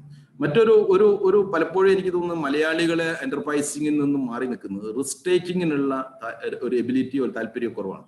റിസ്ക് എടുക്കുന്നവനാണ് ശരിക്കും ഒരു ലീഡറായി മാറുന്നത്. ഇക്കണോമിക്സിൽ പ്രോഫിറ്റ് എന്തിനാണ് കൊടുക്കുന്നതെന്ന് ചോദിക്കുമ്പോൾ പറയാറുണ്ട് profit is the reward four taking risk എന്നുള്ളത്, എസ്പെഷ്യലി ഫിനാൻഷ്യൽ റിസ്ക്. അത് ഫിനാൻഷ്യൽ റിസ്ക് എടുക്കാനുള്ള ഒരു മെന്റാലിറ്റിയാണ്. പല ആളുകളും അങ്ങനെ നമ്മൾ ചെറുതും വലുതായിരിക്കുന്ന കേരളത്തിൽ തന്നെയുള്ള നമ്മളെ യൂസഫ് അലിയോ അല്ലെങ്കിൽ ജിയോജിത്തിന്റെ മിസ്റ്റർ CJ ജോർജോ അല്ലെങ്കിൽ കൊച്ചൗസഫ് ചിറ്റിലപ്പള്ളിയോ അങ്ങനെ നമ്മൾ കേരളത്തിൽ നിന്നും മറ്റ് പല എസ്റ്റാബ്ലിഷ്മെന്റും കുറച്ച് എണ്ണയെ നമുക്ക് പറയാനുള്ളൂ. അവരെടുത്ത് നോക്കിയാൽ തന്നെ ഇത്തരത്തിലുള്ള റിസ്ക് എടുത്തിരിക്കുന്നവരെ ആയിരിക്കും കാണാൻ പറ്റും. അതോടൊപ്പം തന്നെയാണ് നമ്മൾ ഈ കംഫർട്ട് സോൺ ബ്രേക്ക് ചെയ്യാനുള്ള ഒരു താല്പര്യം. നമ്മൾ പലപ്പോഴും തന്നെ ഒരു എങ്ങനെയെങ്കിലും ഒരു സർക്കാർ ജോലി കിട്ടുക, പണ്ട് ഏതോ സിനിമയിൽ മോഹൻലാൽ പറഞ്ഞ പോലെ ജോലി കിട്ടിയിട്ട് വേണം എനിക്ക് കുറച്ച് ലീവ് എടുക്കാൻ എന്ന് കരുതിയിട്ട് ഇത് നടക്കുന്ന ഒരു അന്തരീക്ഷത്തിൽ നമ്മൾ നിന്ന് കഴിഞ്ഞാലും ഒരു പക്ഷെ എന്തായിരിക്കും ഈ പറയുന്ന ഒരു ഓണ്ടർപ്രണർഷിപ്പിലേക്ക് നമുക്ക് പോകാൻ പറ്റിയെന്ന് പറഞ്ഞു. ഒരുപക്ഷെ എനിക്ക് തോന്നുന്നത് 21st സെഞ്ചുറിയിൽ ഇതെല്ലാം നമ്മൾ എല്ലാ കാലഘട്ടത്തിലും ഉണ്ടായിരിക്കേണ്ടുന്ന basic trades or qualities or requirements for a entrepreneur ആണെങ്കിൽ അത് ഒരു പക്ഷേ ജീവിതത്തിലെ പലരുടെയും ഒരുപക്ഷെ ജീവിതത്തിന്റെ കഥകൾ നമ്മൾ സക്സസ്ഫുൾ ഓണ്ടർപ്രണേഴ്സിന്റെ കഥകൾ എടുത്ത് നോക്കിയാൽ ഇതൊക്കെ തന്നെ ആയിരിക്കും കോമൺ ആയിരിക്കും. പക്ഷെ 21st സെഞ്ചുറിയിൽ എത്തുമ്പോൾ അതിലേക്ക് ഒരു 4 C കൂടി ചേരുമ്പോഴാണ് ഒരു പക്ഷേ നമ്മൾ ഏറ്റവും സക്സസ്ഫുൾ ആകുന്നത്. ആ ഒരു 4 C's എന്ന് പറയുന്നതിൽ ഏറ്റവും പ്രധാനപ്പെട്ട ഒന്ന് ക്രിയേറ്റിവിറ്റിയാണ്. ഇവിടെ ക്രിയേറ്റിവിറ്റിയും ഇന്നോവേഷനും ഒരുപക്ഷെ ഒന്നിച്ചു പോകേണ്ടുന്ന കാര്യമാണ്. നമ്മൾ നിരന്തരമായി ഈ ഡിസ്ട്രപ്ഷൻസ് ഇൻ ടെക്നോളജി വേൾഡും ദർബൈ ദ സൊസൈറ്റിയും ക്രിയേറ്റ് ചെയ്യപ്പെട്ടിരിക്കുന്ന very very high level of creative ആയിരിക്കുന്ന ഇന്നോവേറ്റീവ് ആയിട്ട് പ്രോഡക്ട്സുകൾ വന്നുകൊണ്ടിരിക്കുന്നതാണ്. ആ ഇന്നോവേറ്റീവ്സ് ആയ പ്രോഡക്ട്സുകൾ നമുക്ക് വരണമെങ്കിൽ ക്രിയേറ്റീവ് ആയിരിക്കുന്ന ചിന്തകൾ വേണം. ക്രിയേറ്റിവിറ്റി എന്ന് പറയുന്നത് ആരുടെയും കുറച്ചു പേരുടെ മാത്രം കുത്തകയൊന്നും മാത്രമല്ല, നിരന്തരമായി ഒരു ആശയത്തോട് നിരന്തരമായി പ്രോബ്ലത്തോട് ഇടപഴകുകയും പ്രോബ്ലത്തിന്റെ മേലെ നമ്മൾ മനസ്സുകൾ അപ്ലൈ ചെയ്യും. ആ പ്രശ്നത്തെ എങ്ങനെ നിരന്തരമായി പരിഹരിക്കാൻ പുതുമയായിരിക്കുന്ന വഴികളുണ്ടെന്ന് അന്വേഷിക്കുകയൊക്കെ ചെയ്യുമ്പോൾ അതിനോടൊരു കമ്പാഷനേറ്റ് ആയിരിക്കും, കുറേം കൂടി എംപതൈസ് ചെയ്ത് പോവുകയാണെങ്കിൽ നമ്മളിൽ തന്നെ ചില ഐഡിയകൾ ജനറേറ്റ് ചെയ്യും. ഈ ഐഡിയകളെ നമ്മൾ ഒരു ആക്ടിവിറ്റി ആയിട്ട് ട്രാൻസ്ലേറ്റ് ചെയ്യുമ്പോൾ അല്ലെങ്കിൽ ഒരു പ്രോഡക്റ്റ് ആയിട്ട് മാറ്റുമ്പോൾ അതിനാണ് ശരിക്കും ഇന്നോവേഷന്റെ പ്രോസസ്സ് എന്ന് പറയുന്നത്. അതല്ലാതെ അതിലൊരു വലിയ വേറെ, പക്ഷെ ആ ഒരു രീതിയിൽ പ്രോബ്ലത്തെ നോക്കിക്കാണാനും സോൾവ് ചെയ്യാനും പറ്റുന്ന ആളുകളാണ് സത്യത്തിൽ ക്രിയേറ്റിവിറ്റിയുടെ വക്താക്കളായി മാറുന്നു എന്നും പറയാറുണ്ട്, പ്രത്യേകിച്ചും ബിസിനസ്സിൽ. മറ്റൊരു പ്രധാനപ്പെട്ട ഒരു കാര്യം എന്ന് പറയുന്നത് കൊളാബറേഷനാണ്. നിങ്ങൾക്കറിയാം, കൊളാബറേഷൻ എന്ന് പറയുന്നത് ഒരുപക്ഷെ ഇന്ന് ഒരാൾക്കും ഇൻഡിവിജ്വലായി ചെയ്യാൻ പറ്റില്ല. നിങ്ങൾ ഇൻഫോസിസ് എടുത്തു നോക്കുക, ഇൻഫോസിസ് 9 പേരടങ്ങുന്ന ആളുകളാണ് ഉണ്ടാക്കിയിരിക്കുന്നത്. മൈൻഡ് ട്രീ എടുത്ത് നോക്കിയാൽ ലാർജ് നമ്പർ ഓഫ് പീപ്പിൾ ആണ്. നിങ്ങൾ ഒരുപക്ഷെ ബിൽഗേറ്റ്സ് എന്ന് പറയുന്ന മഹാനായ കക്ഷി, അദ്ദേഹത്തിന്റെ പോൾ അലൻ എന്ന് പറയുന്നതാണ് അദ്ദേഹത്തിന്റെ പാർട്ട്ണർ. നിങ്ങൾ എടുത്ത് നോക്കുക, ഗൂഗിൾ 3 പേര് കൂടിയിട്ടാണ്, ഫേസ്ബുക്കിലുണ്ട്. അങ്ങനെ ഒരു പക്ഷേ ഇന്ന് ലോകത്തിലെ എല്ലാം തന്നെ ഒരു ഇൻഡിവിജ്വൽ മാത്രമല്ല, ഒരു ടീം കൂടിയിട്ടാണ്. ഒരു team collaboration is very very important. ആ കൊളാബറേഷന് നമുക്ക് പറ്റുന്നു. ടീം ബിൽഡിംഗ് നമ്മളൊരു ഐസൊലേറ്റഡ് ആയിരിക്കുന്ന വേൾഡിലാണോ ജീവിക്കുന്നത് എന്നുള്ളതാണ്. അതോടൊപ്പം മറ്റൊരു പ്രധാനപ്പെട്ട ഒരു കാര്യം പ്രോബ്ലം സോൾവിങ് അല്ലെങ്കിൽ critical thinking and problem solving എബിലിറ്റിയാണ്. ഞാൻ നേരത്തെ പറഞ്ഞതുപോലെ ഏതൊരു പ്രശ്നത്തെയും വളരെ കൂലങ്കുഷമായി പഠിക്കാൻ നോക്കുകയും അതിന്റെ പ്രോബ്ലത്തിന്റെ സോഴ്സ് കണ്ടെത്താൻ ശ്രമിക്കുകയും അതിനെ വേരിയസ് ടൂൾസ് വെച്ച് അനലൈസ് ചെയ്യും, അതിനെ വീണ്ടും അതിൽ നിന്ന് ഇൻഫറൻസസ് ഡെവലപ്പ് ചെയ്യും. ആ ഇൻഫറൻസസ് വളരെ ക്രിട്ടിക്കലായിട്ട് ഒബ്ജക്റ്റീവായി നോക്കുകയും അതിന്റെ പ്രോബ്ലം സോൾവിങ്ങിലേക്ക് എത്തുകയും ചെയ്യുന്ന ഒരു സ്കില്ലുള്ളവർക്കാണ് ഈ അതിജീവന തന്ത്രത്തിൽ അജീവന ലോകത്ത് ഒരുപക്ഷെ സർവൈവലിന്റെ ലോകത്ത് അതിജീവിക്കാൻ പറ്റുമെന്നുള്ളൂ. സർവോപരി നമ്മൾ മലയാളികൾക്ക് വളരെയധികം മിസ് ചെയ്യുന്ന ഒരു സാധനമുണ്ട്, കമ്മ്യൂണിക്കേഷൻ. നമുക്കൊരു വലിയ സ്വപ്നങ്ങളൊക്കെ ഉണ്ടായിരിക്കാം, വലിയൊരു ഐഡിയ ഉണ്ടായിരിക്കാം. First of all we have to tell this team, this has to be communicate with our team. നമ്മളുടെ ടീമിനോട് ഇത് എക്സ്പ്രസ് ചെയ്യണം, എനിക്ക് ഇങ്ങനെ ഒരു ഐഡിയ ഉണ്ട്.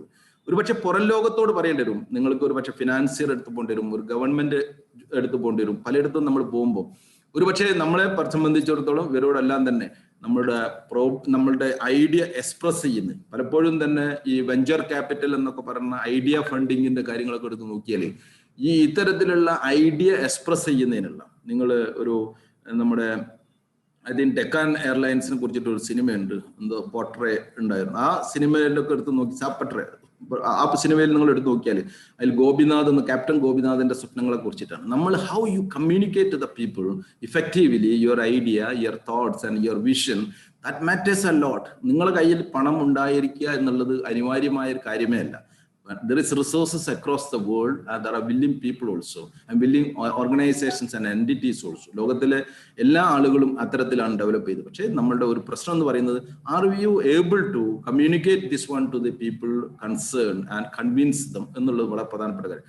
അതും ഏതൊരു കാര്യവും നമ്മൾ എടുത്തു നോക്കിയാൽ നിരന്തരമായിരിക്കുന്ന പ്രാക്ടീസിലൂടെയാണ് നമ്മൾ ഇതെല്ലാം ഉണ്ടാക്കുന്നത്. ഞങ്ങളെ സംബന്ധിച്ചിടത്തോളം ഞങ്ങൾ ഒരു 2 million ചിൽഡ്രൻ അല്ലെങ്കിൽ youngsters across the world, across India we are supporting with and there we have another 15 projects actually. It's all mostly voluntarily people but very educated people working with us. Nearly 10,000 volunteers are with us now.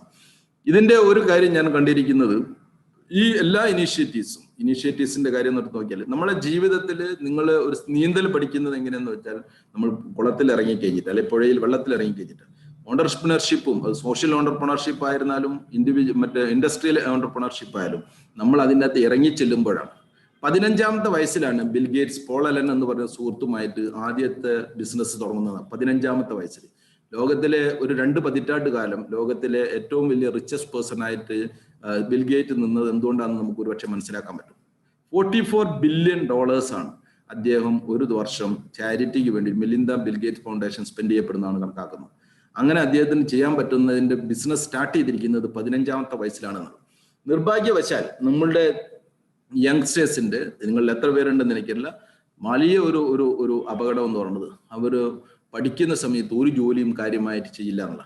ജോലി ചെയ്യുക എന്ന് പറയുന്നത് എന്തെങ്കിലും business തുടങ്ങുന്നതാകാം, കൃഷി ചെയ്യുന്നതാകാം, ഈ social entrepreneurs ആകാം, ഈ social movement ആകാം. ഇത്തരം കാര്യങ്ങൾ ചെയ്യുന്നവരുടെ എണ്ണം വളരെ വളരെ കുറവാണ് എന്നുള്ള. പക്ഷെ എൻ്റെയൊക്കെ ജീവിതത്തിൽ ഒരുപക്ഷെ ഞാനൊരു 10 വയസ്സിലോ 15 വയസ്സിലോ ഒക്കെ തുടങ്ങിയിരിക്കുന്ന പരിശീലന കളരികളിൽ നിന്നാണ്. എന്നെ സംബന്ധിച്ചിടത്തോളം എൻ്റെ യൂണിവേഴ്സിറ്റി എന്ന് പറയുന്നത് ഇത്തരം കിട്ടിയിരിക്കുന്ന പരിശീലനങ്ങളിൽ നിന്ന് കിട്ടിയിരിക്കുന്നതാണ്. ഞാൻ ഞാൻ പ്രീ ഡിഗ്രി ഒക്കെ പഠിക്കുമ്പോൾ soap making and bed making ആയിരുന്നു നമ്മളുടെ ബിസിനസ് എന്ന് പറഞ്ഞത്. പല ബിസിനസ്സുകളും വലിയ സക്സസ് ആയിരുന്നോ എന്നല്ല, പരണം സക്സസ് ആകുമ്പോൾ ബിസിനസ് സക്സസ് ആയാലും അങ്ങനെയൊക്കെ കുറച്ച് കാലങ്ങൾ പോയിട്ടുണ്ട്. പക്ഷേ അത് കഴിഞ്ഞിട്ട് പിന്നീട് എഡ്യൂക്കേഷൻ സെക്ടർ, വേരിയസ് മേഖലകളിൽ നമ്മൾ ഒരുപാട് മേഖലകളിൽ നടക്കുകയും, പക്ഷെ ഇവിടെ നിന്നൊക്കെ കിട്ടിയിരിക്കുന്ന അനുഭവ സമ്പത്ത് എന്ന് പറയുന്നത് ബേസിക്കലി ഈ പിന്നീട് ഉണ്ടാകുന്ന ഏതൊരു മൂവ്മെന്റും, ഇന്നിപ്പോൾ സ്റ്റുഡന്റ് പോലീസ് കേഡറ്റ് എന്നുള്ള ഒരു പ്രോഗ്രാം ഒക്കെ government of India around 500-600 crores ഒരു വർഷം ഇതിനു വേണ്ടി ചിലവാക്കുന്ന രീതിയിലേക്കൊക്കെ ഉയരുന്നുണ്ടെങ്കിൽ അതിന് കിട്ടിയിരിക്കുന്ന ലേണിംഗ് എന്ന് പറയുന്നത് ഈ ചെറുപ്പകാലത്തെ ചെയ്തു വരുന്നിരിക്കുന്ന കാര്യങ്ങളാണ്. പക്ഷെ അൺഫോർച്ചുനേറ്റ്ലി ഐ തിങ്ക് ദാറ്റ് നമ്മളെ സംബന്ധിച്ചിടത്തോളം ജോലി ചെയ്തുകൊണ്ട് പഠിക്കുക എന്ന് പറഞ്ഞത് ദാരിദ്ര്യത്തിന്റെ ലക്ഷണമായിട്ടോ അല്ലെങ്കിൽ മറ്റെന്തെങ്കിലും രീതിയിലുള്ള ഒരു ലക്ഷണമായിട്ടോ അച്ഛനമ്മമാരുടെ ഒരു കഴിവ് കുറവുകളായിട്ടോ ഒക്കെയാണ് കണക്കപ്പെടുന്നത്. അത് ഒരു പക്ഷേ അങ്ങനെ ഏതെങ്കിലും രീതിയിൽ ഈ ഒരു പാഠപുസ്തകങ്ങളിൽ ലേണിംഗ് ബൈ ഡൂയിങ് എന്നുള്ള ഗ്രേറ്റർ എക്സ്പീരിയൻസ് എന്ന് കിട്ടണമെങ്കിൽ നമ്മൾ പഠിക്കുന്ന സമയത്ത് തന്നെ ഇത്തരത്തിലുള്ള ട്രേറ്റുകൾ കാണിച്ചുകൊണ്ടിരിക്കണം. ലോകത്തിലുള്ള ഏത് ബിസിനസ് ഓണ്ടർപ്രണേഴ്സിന്റെയും കണക്കെടുത്ത് നോക്കിയാൽ അവരൊക്കെ ചെറുപ്പകാലത്ത് മുതൽക്ക് അവർ എന്തെങ്കിലുമൊക്കെ രീതിയിൽ ഇത്തരത്തിലുള്ള പ്രവർത്തനങ്ങൾ നടത്തി വന്നിരിക്കുന്നു എന്നുള്ള ഒരു അനന്തമായിരിക്കുന്ന സാധ്യതകളും അതിനേക്കാൾ അനന്തമായിരിക്കുന്ന വെല്ലുവിളികളും നിറഞ്ഞിരിക്കുന്നതാണ് 21st സെഞ്ചുറി എന്നും പോസ്റ്റ് കോവിഡ് പീരീഡ് എന്നുള്ളത് നിങ്ങൾ മനസ്സിലാക്കി വെക്കുന്നതായിരിക്കും. അതിലെ ഒരു പ്രധാനപ്പെട്ട ഒരു കാര്യം ഇവിടെ ഏറ്റവും വലിയ സാധ്യതകൾ എന്ന് പറയുന്നത് ലോകത്തിന്റെ ഏത് ഭാഗത്തുള്ള ഒരു ആക്ടിവിറ്റി വേണമെങ്കിലും നിങ്ങൾക്ക് you can sit in Kerala, either it is in Attapadi or Manandawadi or Munnar or wherever it is, it can be. But you can control over from there. The virtual world has become so eminent and more useful during this pandemic period. എല്ലാവരും തന്നെ virtual വേൾഡിലേക്ക് forcefully മാറുകയും ഇപ്പോൾ അതൊരു കൾച്ചറായി മാറുകയും ചെയ്യുന്നു. ഗ്ലോബലിയുള്ള എല്ലാ ഇൻഫർമേഷനും നമുക്ക് ആക്സസിബിൾ ആണ്. ഗ്ലോബലിയുള്ള ആരുമായിട്ട് എന്തുമായിട്ടും കോസ്റ്റ് ഫ്രീ ആയിട്ട് യു ക്യാൻ ഇന്ററാക്ട്. അങ്ങനെ അനന്തമായിരിക്കുന്ന ഇൻഫർമേഷൻ ഷെയറിങ്ങും ഐഡിയ ഷെയറിങ്ങും ഒക്കെ ഉള്ള അനന്തമായിരിക്കുന്ന മാർക്കറ്റ് ഷെയറിങ്ങിനൊക്കെ അനന്തമായിരിക്കുന്ന സാധ്യതകൾ വൺ സൈഡിലുണ്ട്. അതിനെ എത്രത്തോളം ഒരാൾക്ക് ഉപയോഗിക്കാൻ പറ്റുന്നു എന്നുള്ളതാണ് ഏറ്റവും പ്രധാനപ്പെട്ട ഒരു കാര്യം. അത് ഏറ്റവും കൂടുതൽ ഉപയോഗിക്കുന്ന ആളുകൾ അവരായിരിക്കും ഞാൻ നേരത്തെ പറഞ്ഞിരിക്കുന്നത് ലോകത്തിൽ അറിയപ്പെടുന്നവരും സക്സസ്ഫുൾ ആയിരിക്കുന്നതാണ്. അതിന്റെ നേരേക്ക് മുഖം തിരിഞ്ഞിരിക്കുന്നത് നേരത്തെ പോലെ ഉള്ള ഒരു മടി കൊണ്ടോ ഒരു എനർഷ്യ കൊണ്ടോ ലതാർജി കൊണ്ടോ ആകുന്ന ആളുകൾ, ഞാൻ നേരത്തെ പറഞ്ഞ സോഷ്യൽ ഡാർവിനിസത്തിന്റെ ഏറ്റവും വേഴ്സ്റ്റ് ഫോമിലേക്ക് പോകാനുള്ള സാധ്യതയും വളരെ ആണ്. അതുകൊണ്ട് എവിടെ നമ്മൾ നിൽക്കണം എന്നുള്ളത് വളരെ ശ്രദ്ധിക്കണം. ഈ കോവിഡ് നമ്മളെ പഠിപ്പിച്ചിരിക്കുന്ന ഏറ്റവും പ്രധാനപ്പെട്ട ഒരു കാര്യം സെൽഫ് റിലയൻസ് ഈസ്. നമ്മളെ രാജ്യത്തിന്റെ അകത്ത് ജോലി ഉണ്ടെങ്കിൽ, നമ്മുടെ സംസ്ഥാനത്തിന്റെ അകത്ത് ജോലി ഉണ്ടെങ്കിൽ, നമ്മളുടെ കയ്യിൽ ജോലി ഉണ്ടെങ്കിൽ, സേഫ് ജോലി ഉണ്ടെങ്കിൽ വിൽ ബി മോർ സേഫ്. ഏത് തരത്തിലുള്ള പാൻഡമിക്കും ഇഷ്യൂസും ഒക്കെ ഇനിയും ഈ കാലഘട്ടത്തിൽ വരാൻ സാധ്യതയുണ്ടാവുന്നു. ഏത് രീതിയിലുള്ള ഇഷ്യൂസും ഫേസ് ചെയ്യണമെങ്കിൽ self empowerment and self motivation and so called having a big vision and intense chasing towards that dream ആണ് നമുക്ക് വേണ്ടത്. അതിന് നമ്മളെ നിരന്തരമായിട്ട് എനേബിൾ ചെയ്യണമെങ്കിൽ ലേൺ ചെയ്യുക, പുതുതായിട്ടുള്ള കാര്യങ്ങൾ നിരന്തരമായി പഠിച്ചുകൊണ്ടിരിക്കുക, നേരത്തെ പഠിച്ചിരിക്കുന്ന കാര്യങ്ങൾ അനാവശ്യമെന്ന് തോന്നുന്നതിനോട് മുറുകെ പിടിച്ചിരിക്കാതെ അതിനെ ഷെഡ് ചെയ്യുക, ഡീലേൺ ചെയ്യുക, ഇത് വീണ്ടും റീലേൺ ചെയ്യുക. അങ്ങനെ ലേൺ, ഡീലേൺ ആൻഡ് റീലേണിലൂടെ മുന്നോട്ട് പോകുന്ന ഒരാളെ സംബന്ധിച്ചിടത്തോളം with very high positive mind set and very high level of passion അവരുടേതായിരിക്കും ഈ ലോകം. ഇത്രയും പറഞ്ഞുകൊണ്ട് ഞാൻ നിർത്തുകയാണ്. Thank you so much for inviting me for this your programme. Thank you so much. Yeah, thank you very much, sir. That was a very, very insightful session as you were stating things that were very relevant for this particular situation, even about the big data and everything that you talked about, the entrepreneurship and empowering the entrepreneurs. So thank you very much for the words of wisdom, sir. I personally feel immensely honored and privileged once again to have introduced you and to have read out your huge profile before you actually appeared on the video. So, and also for sharing a virtual stage along with you. I should say, like, I'm really, really honored and privileged, sir. Thank you very much. So we are extremely thankful and humbled by your presence amidst your busy and hectic schedule. And sir, we have an e-certificate for you from the 3G School of Applied Entrepreneurship to honor your presence and time, sir. So please accept it, and we would be mailing the same to you. The technical team will display the certificate right now. Okay, thank you. Thank you very much, sir. We are honored and privileged once again. Namaskaram, sir. Okay, thank you, Dr. Sahid. Thank you so much for joining, inviting me. Okay, thank you. Thank you very much, sir. Thank you, Shiv. All right, so ladies and gentlemen, like we would have got a lot of insight from the keynote speaker, and sir was really, really brilliant with all his, insightful knowledge that he was passing on to us. So it was full of wisdom. And with this note, I would like to hand over the session to my co-MC, Aisha Nachori, to take over the next session. Over to you, Aisha. Thank you so much, Nandini ma'am. It's a great opportunity to introduce the next speaker for us. So, ജനകോടികളുടെ വിശ്വസ്ത സ്ഥാപനം, the tagline which crosses our mind when we hear the word Atlas. And next speaker is none other than Mr. M. Ramachandran, better known as Atlas Ramachandran, an Indian jeweler, film producer, and actor. He is the chairman and founder of Atlas Jewelry, which is apparently famous for its tagline by Mr. Ramachandran himself saying in the ads. He has produced and distributed films under the banner Chandrakant Films. Vaishali 1988 and Sugridham 1994 are few of his classic films. Dear speaker, we will be hearing a short buzzer prior to 5 minutes of the session, ending time, and a long buzzer exactly at the end of the session time. Thank you. We welcome you, sir. On to you for the session. Thank you. Good morning, everybody, and maybe good evening to people who are in the other side of the hemisphere. Okay. Now, ഞാനിവിടെ അധികം സംസാരിക്കാനല്ല വന്നിരിക്കുന്നത്. നേരെ മറിച്ച് എല്ലാവരുടെയും ചോദ്യങ്ങൾക്ക് ഉത്തരം പറയാനാണ് വന്നിരിക്കുന്നത്. കാരണം വെറുതെ നമ്മളിങ്ങനെ സംസാരിച്ചു കൊണ്ടുപോയാൽ അത് ഒരു വൺ മാൻ ഷോ ആയി മാറും. അപ്പോൾ ചോദ്യങ്ങൾ ചോദിക്കാനുള്ളവർക്ക് എന്താണ് അവർക്ക് എന്നിൽ നിന്ന് അറിയേണ്ടത് എന്ന് വെച്ചാൽ അതിനുള്ള ഉത്തരം കിട്ടിയില്ലെങ്കിൽ അവർക്ക് സങ്കടമാവും. അതുകൊണ്ട് എല്ലാവരും വെൽക്കം ചെയ്തുകൊണ്ട് ഞാൻ ഇതിലേക്ക് കടക്കുകയാണ്. അതിൻ്റെ ഒപ്പം ഈ 3G സ്കൂൾ ഓഫ് അപ്ലൈഡ് എൻ്റർപ്രന്യൂർഷിപ്പിൻ്റെ ഓളിനോളായ ഷാഹിദിനും ഇർഫാനയ്ക്കും ഒരിക്കൽ നന്ദി പറയട്ടെ ആദ്യം തന്നെ. ഓക്കെ, ഇനി എനിക്ക് പറയാനുള്ളത് ഞാൻ തുടങ്ങുന്നത് എങ്ങനെയാന്ന് വെച്ചാൽ, നമ്മളെല്ലാവരും ജോലി അന്വേഷിച്ച് കുറച്ചൊന്ന് പഠിച്ചു കഴിഞ്ഞാൽ, അത് ഒരു ഗ്രാജുവേഷനോ അല്ലെങ്കിൽ അതിനടുത്ത് എന്തെങ്കിലും ആയി കഴിഞ്ഞാൽ പിന്നെ നമ്മൾ അന്വേഷിക്കുന്നത് എവിടെ ഒരു ജോലി കിട്ടും, എന്ത് ചെയ്യാം, എങ്ങനെ ഒരു ലിവിങ് ഉണ്ടാക്കാം എന്നുള്ളതാണ്. പക്ഷെ ഞാൻ പറയുന്നു, നമ്മൾ ഏത് സമയവും വെറുതെ ഒരു ജോലിക്ക് മാത്രം ശ്രമിക്കരുത്. നമ്മളെല്ലാവരും സ്വന്തമായിട്ട് ജോലി കണ്ടുപിടിക്കണം, ജോലി ഉണ്ടാക്കണം. അങ്ങനെ ജോലി ഉണ്ടാക്കിയാൽ മറ്റുള്ളവർക്ക് കൂടി നമ്മളൊരു സർവീസ് ചെയ്യുകയായിരിക്കും. അതുകൊണ്ട് തന്നെയാണ് മിസ്റ്റർ ഷാഹിദ് ഈ പരിപാടിക്ക് എന്നെ വിളിച്ചപ്പോൾ എനിക്ക് വളരെ സന്തോഷമുണ്ടായത്. എൻ്റെ ചില അനുഭവത്തിൽ നിന്നുകൂടി തുടങ്ങാം. അതായത് എത്രയോ കാലങ്ങൾക്ക് മുമ്പ്, മേ ബി ഒരു ഹാഫ് എ സെഞ്ചുറി എന്ന് തന്നെ പറയണം, 1962 ഞാൻ BCom പാസ്സാവുന്നത് കേരളവർമ്മ കോളേജിൽ നിന്ന്. അതിനുശേഷം നാച്ചുറലി എല്ലാവരെയും പോലെ ഞാനും ഒരു ജോലി കിട്ടുമോ എന്ന് വിചാരിച്ച് പലതും ശ്രമിച്ചു നോക്കി. പക്ഷേ കേരളത്തിലൊരു ജോലിയും ഉണ്ടായിരുന്നില്ല അന്ന്, പ്രത്യേകിച്ച് അന്ന്. ഇന്ന് പിന്നെയും കുറേ ജോലികളൊക്കെ ഉണ്ടെന്ന് തോന്നുന്നു.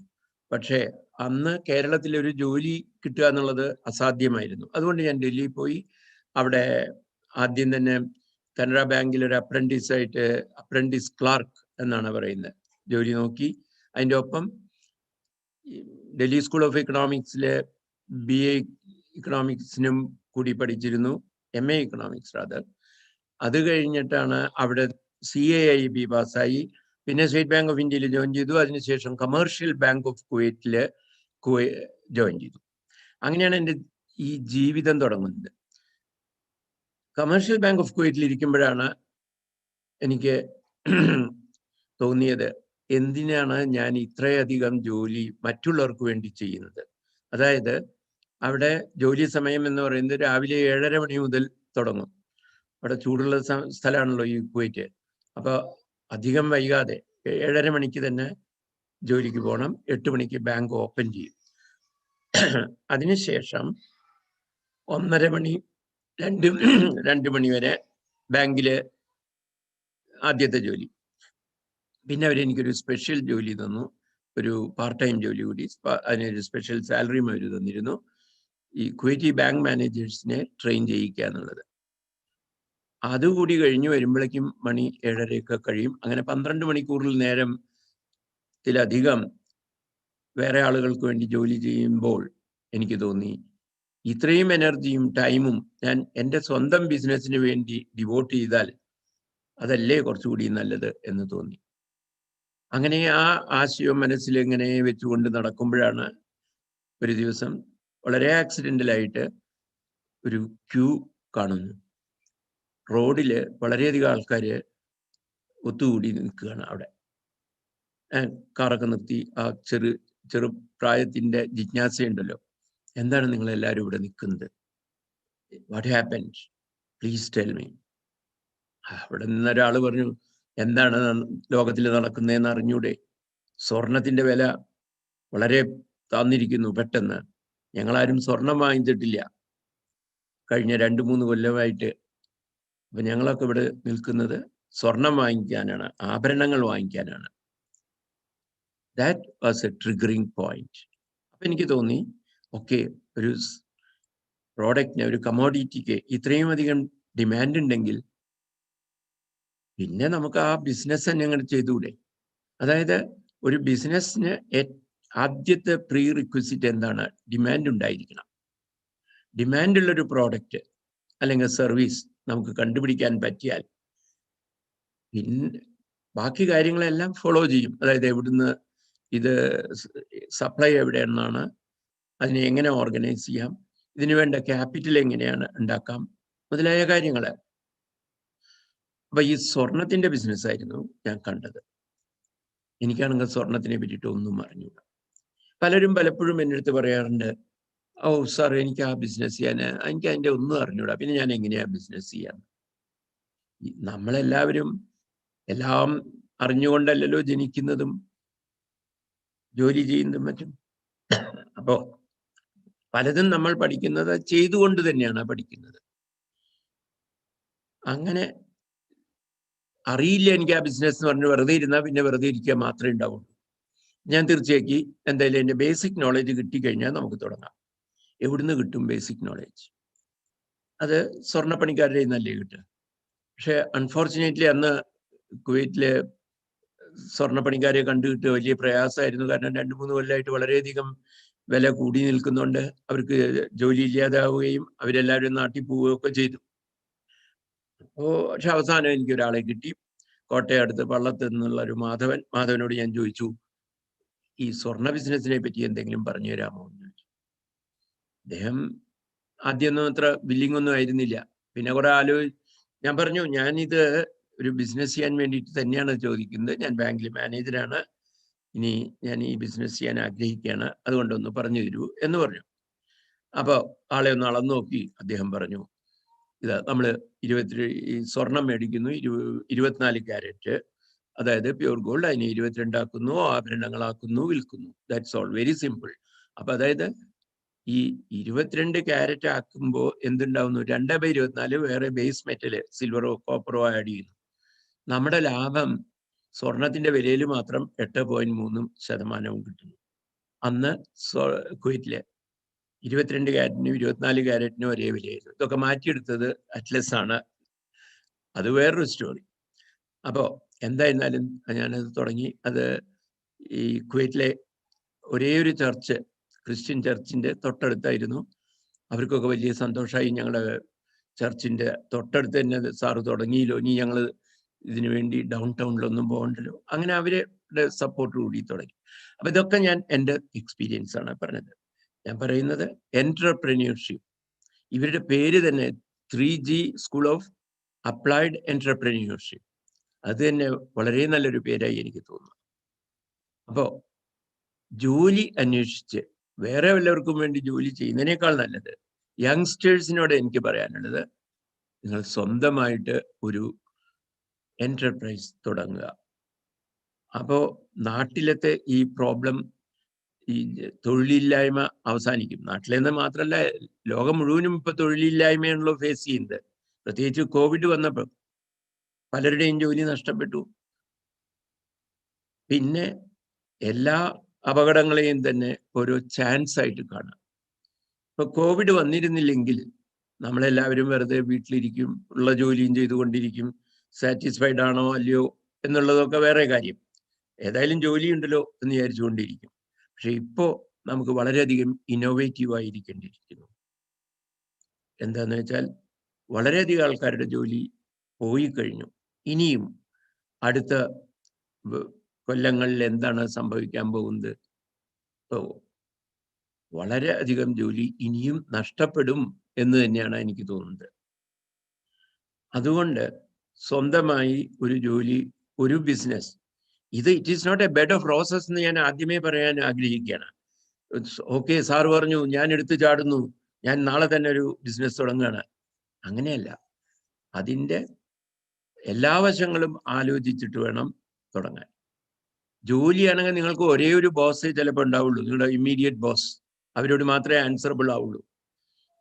എന്നാൽ സ്വന്തം ബിസിനസ് ആണെങ്കിൽ ചിലപ്പോൾ നിങ്ങളുടെ ബോസസ് ആയിരക്കണക്കിനോ പതിനായിരക്കണക്കിനോ ആയിരിക്കും. എല്ലാ കസ്റ്റമേഴ്സും നിങ്ങളുടെ ബോസാണ്. അവരെ സാറ്റിസ്ഫൈ ചെയ്യണം. അവർക്ക് എന്താണ് ആവശ്യം അത് കൊടുത്താൽ മാത്രമേ ബിസിനസ് ഉണ്ടാവുള്ളൂ. അതാണ് ഒരു സെയിൽസ്മാൻ ചെയ്യേണ്ടത്. എവറി എന്റർപ്രന്യൂർ ഈസ് എ സെയിൽസ്മാൻ എന്ന് ആദ്യം മനസ്സിലാക്കുക. സെയിൽസിൽ ഇൻട്രസ്റ്റ് ഇല്ലെങ്കിൽ ഒരിക്കലും നിങ്ങൾക്ക് എന്റർപ്രന്യൂർ ആവാൻ പറ്റില്ല. എന്നാൽ നേരെ മറിച്ച് നിങ്ങൾക്ക് അതിൽ ഇൻട്രസ്റ്റ് ഉണ്ടെങ്കിൽ ബാക്കി എല്ലാ സംഭവങ്ങളും ഫോളോ ചെയ്യും നിങ്ങളെ, അല്ലെങ്കിൽ നിങ്ങൾക്ക് ഈസി ആയിട്ട് അച്ചീവ് ചെയ്യാൻ പറ്റുന്നതാണ്. ഓഫ് കോഴ്സ് ക്യാപിറ്റൽ വേണം. ആദ്യത്തെ ചോദ്യം, അയ്യോ സാർ എൻ്റെ കയ്യിൽ എവിടെ പൈസ ഇല്ലല്ലോ, ഞാൻ എങ്ങനെ തുടങ്ങും? എൻ്റെ കയ്യിൽ എമൗണ്ട് ഒന്നുമില്ല. അല്പസ്വല്പമൊക്കെ എമൗണ്ട് ഉണ്ടാവണം, അത്രേ ഞാൻ പറയുള്ളൂ. അത് കഴിഞ്ഞാൽ ചിലപ്പോൾ അതുകൊണ്ടൊന്നും മതിയാവില്ല എന്നുള്ളത് അറിയാലോ. അപ്പോൾ ലൈക്ക് മൈൻഡഡ് ആയിട്ടുള്ള ആൾക്കാരെ വിളിച്ച് ഒരുമിച്ച് ബിസിനസ് തുടങ്ങാം. ഈ ലോൺ എടുക്കുക എന്നുള്ള പരിപാടി പ്രത്യേകിച്ച് ബാങ്കുകളിൽ നിന്ന് ഒരിക്കലും ചെയ്യരുത്. കാരണം അതിന് വളരെയധികം പ്രത്യാഘാതങ്ങളുണ്ടെന്ന് നമ്മുടെ നാട്ടിലെ ജപ്തികളും അതും ഇതൊക്കെ കണ്ടുപഠിച്ചിട്ടുണ്ടല്ലോ അല്ലേ. അപ്പൊ ലൈക്ക് മൈൻഡഡ് ആയിട്ടുള്ള ആൾക്കാർ കൂടി ഒരു എഗ്രിമെന്റ് വെച്ചിട്ട് ബിസിനസ് തുടങ്ങിക്കഴിഞ്ഞാൽ അത് വളരെ നന്നായി പോകും. അങ്ങനെ ക്യാപിറ്റൽ അത് നിങ്ങളെ ഒരു സ്റ്റംബ്ലിംഗ് ബ്ലോക്ക് ആയിട്ട് നിങ്ങൾ ഒരിക്കലും കരുതരുത്. പിന്നെ ഓരോ ബിസിനസ്സിനും അതിൻ്റെതായ പ്രത്യേകതകളുണ്ട്. അതെന്താന്ന് സ്റ്റഡി ചെയ്തിട്ട്, ആദ്യം ഞാൻ പറഞ്ഞല്ലോ ഡിമാൻഡ് ഉണ്ടെങ്കിൽ നിങ്ങൾക്ക് സുഖമായിട്ട് ബിസിനസ് ചെയ്യാൻ പറ്റും. ആ ഡിമാൻഡുള്ള സംഭവം ഏതാണ്, എന്ത് ഐറ്റത്തിനാണ് കൂടുതൽ ഡിമാൻഡ് എന്ന് കണ്ടുപിടിച്ചിട്ട് അത് തന്നെ ചെയ്യണം. സപ്ലൈ എൻഷുർ ചെയ്യണം. എവിടുന്ന് കിട്ടും, ആരുണ്ടാക്കി തരും, ഫാക്ടറി വേണമോ അതോ സർവീസ് മതിയോ? പിന്നെ ഇപ്പോ ഇ കോമേഴ്സ് അല്ലേ എല്ലാ ദിക്കിലും.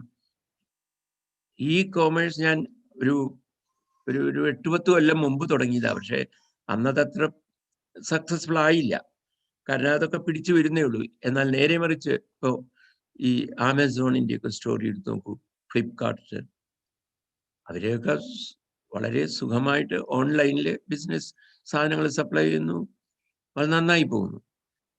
അപ്പോൾ ഓൺലൈനിലൊക്കെ ആ വക ബിസിനസ്സുകളെല്ലാം തന്നെ ഇപ്പോൾ ഇമ്പ്രൂവ് ചെയ്യാണ്. അങ്ങനെ പല വിധത്തിലുള്ള ചാൻസസും വരും.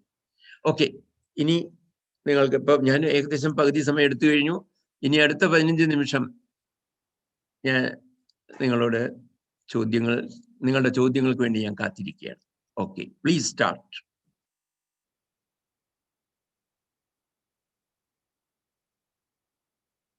എവിടെ host? Please You ask can anybody ask your questions in the chat box. Yes.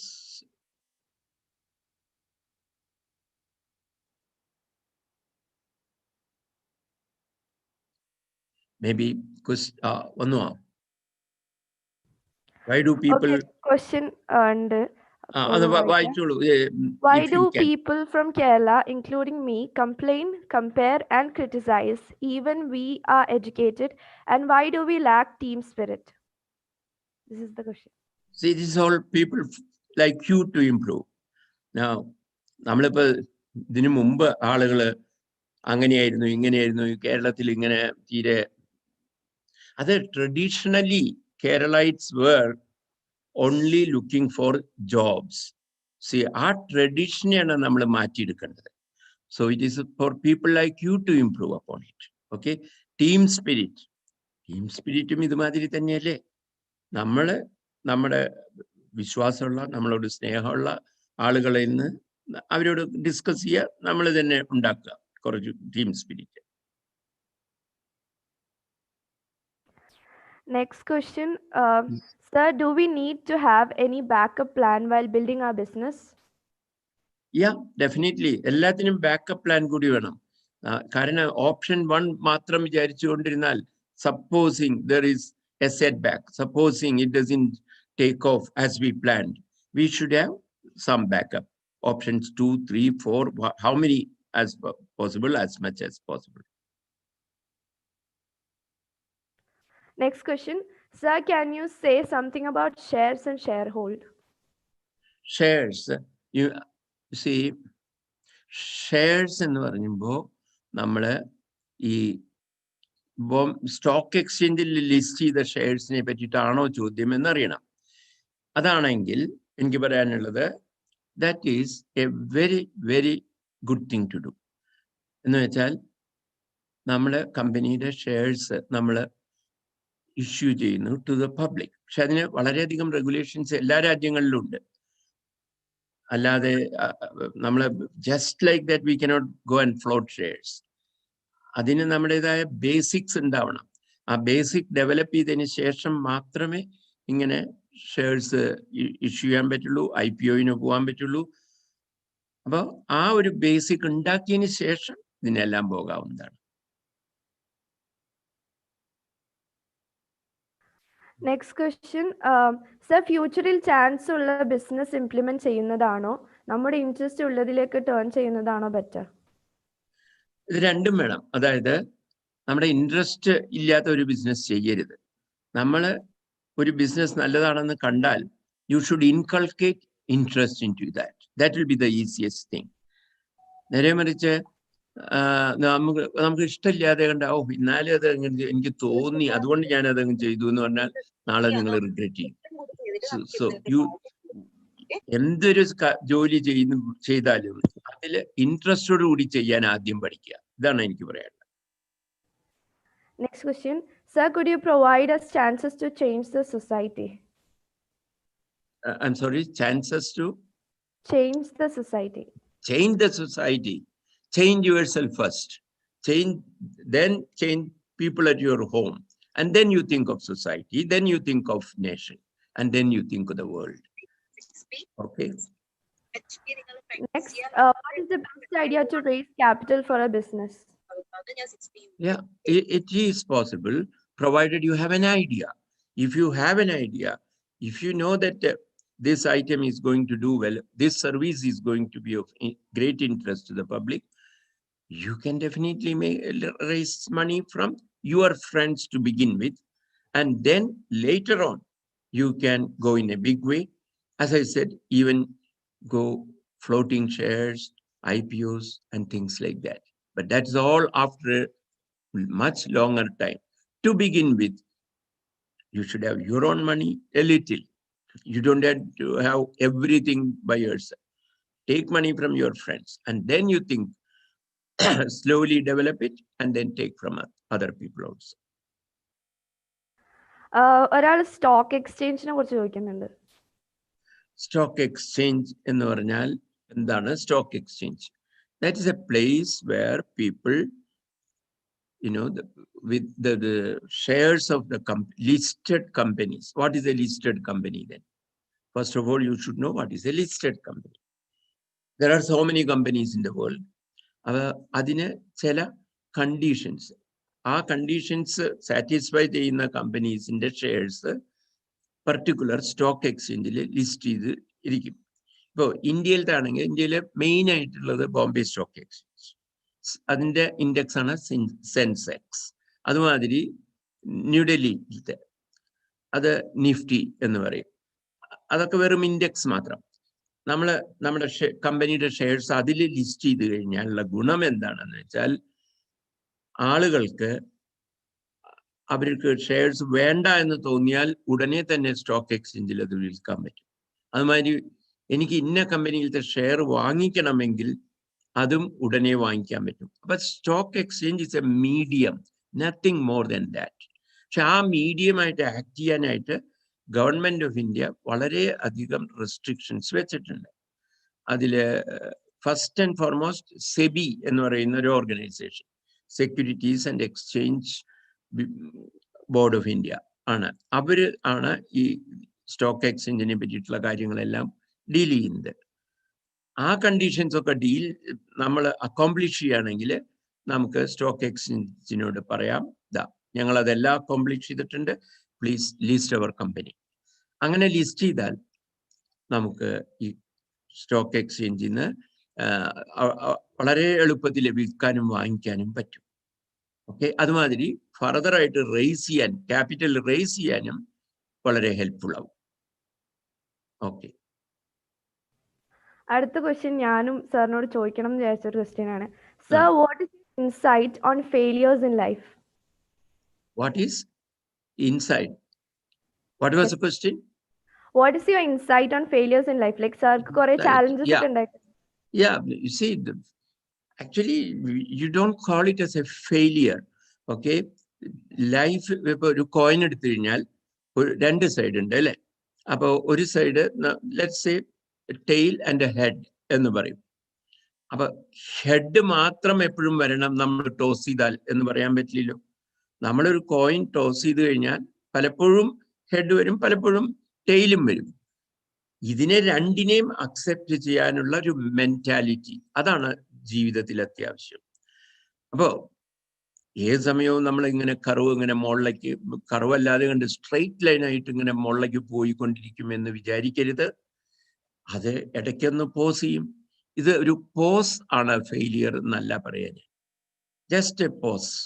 കാരണം കുറെ അധികം വർക്ക് ചെയ്ത് ക്ഷീണിച്ച അവശനാവുന്ന സമയത്ത് ദൈവം തന്നെ പറയുന്നതാണ്, ഒന്ന് റെസ്റ്റ് എടുക്കൂ, ഒരു ചെറിയൊരു പോസ് കൊടുക്കുന്നു. പിന്നെ വീണ്ടും നമുക്ക് പ്ലേ ചെയ്യാം.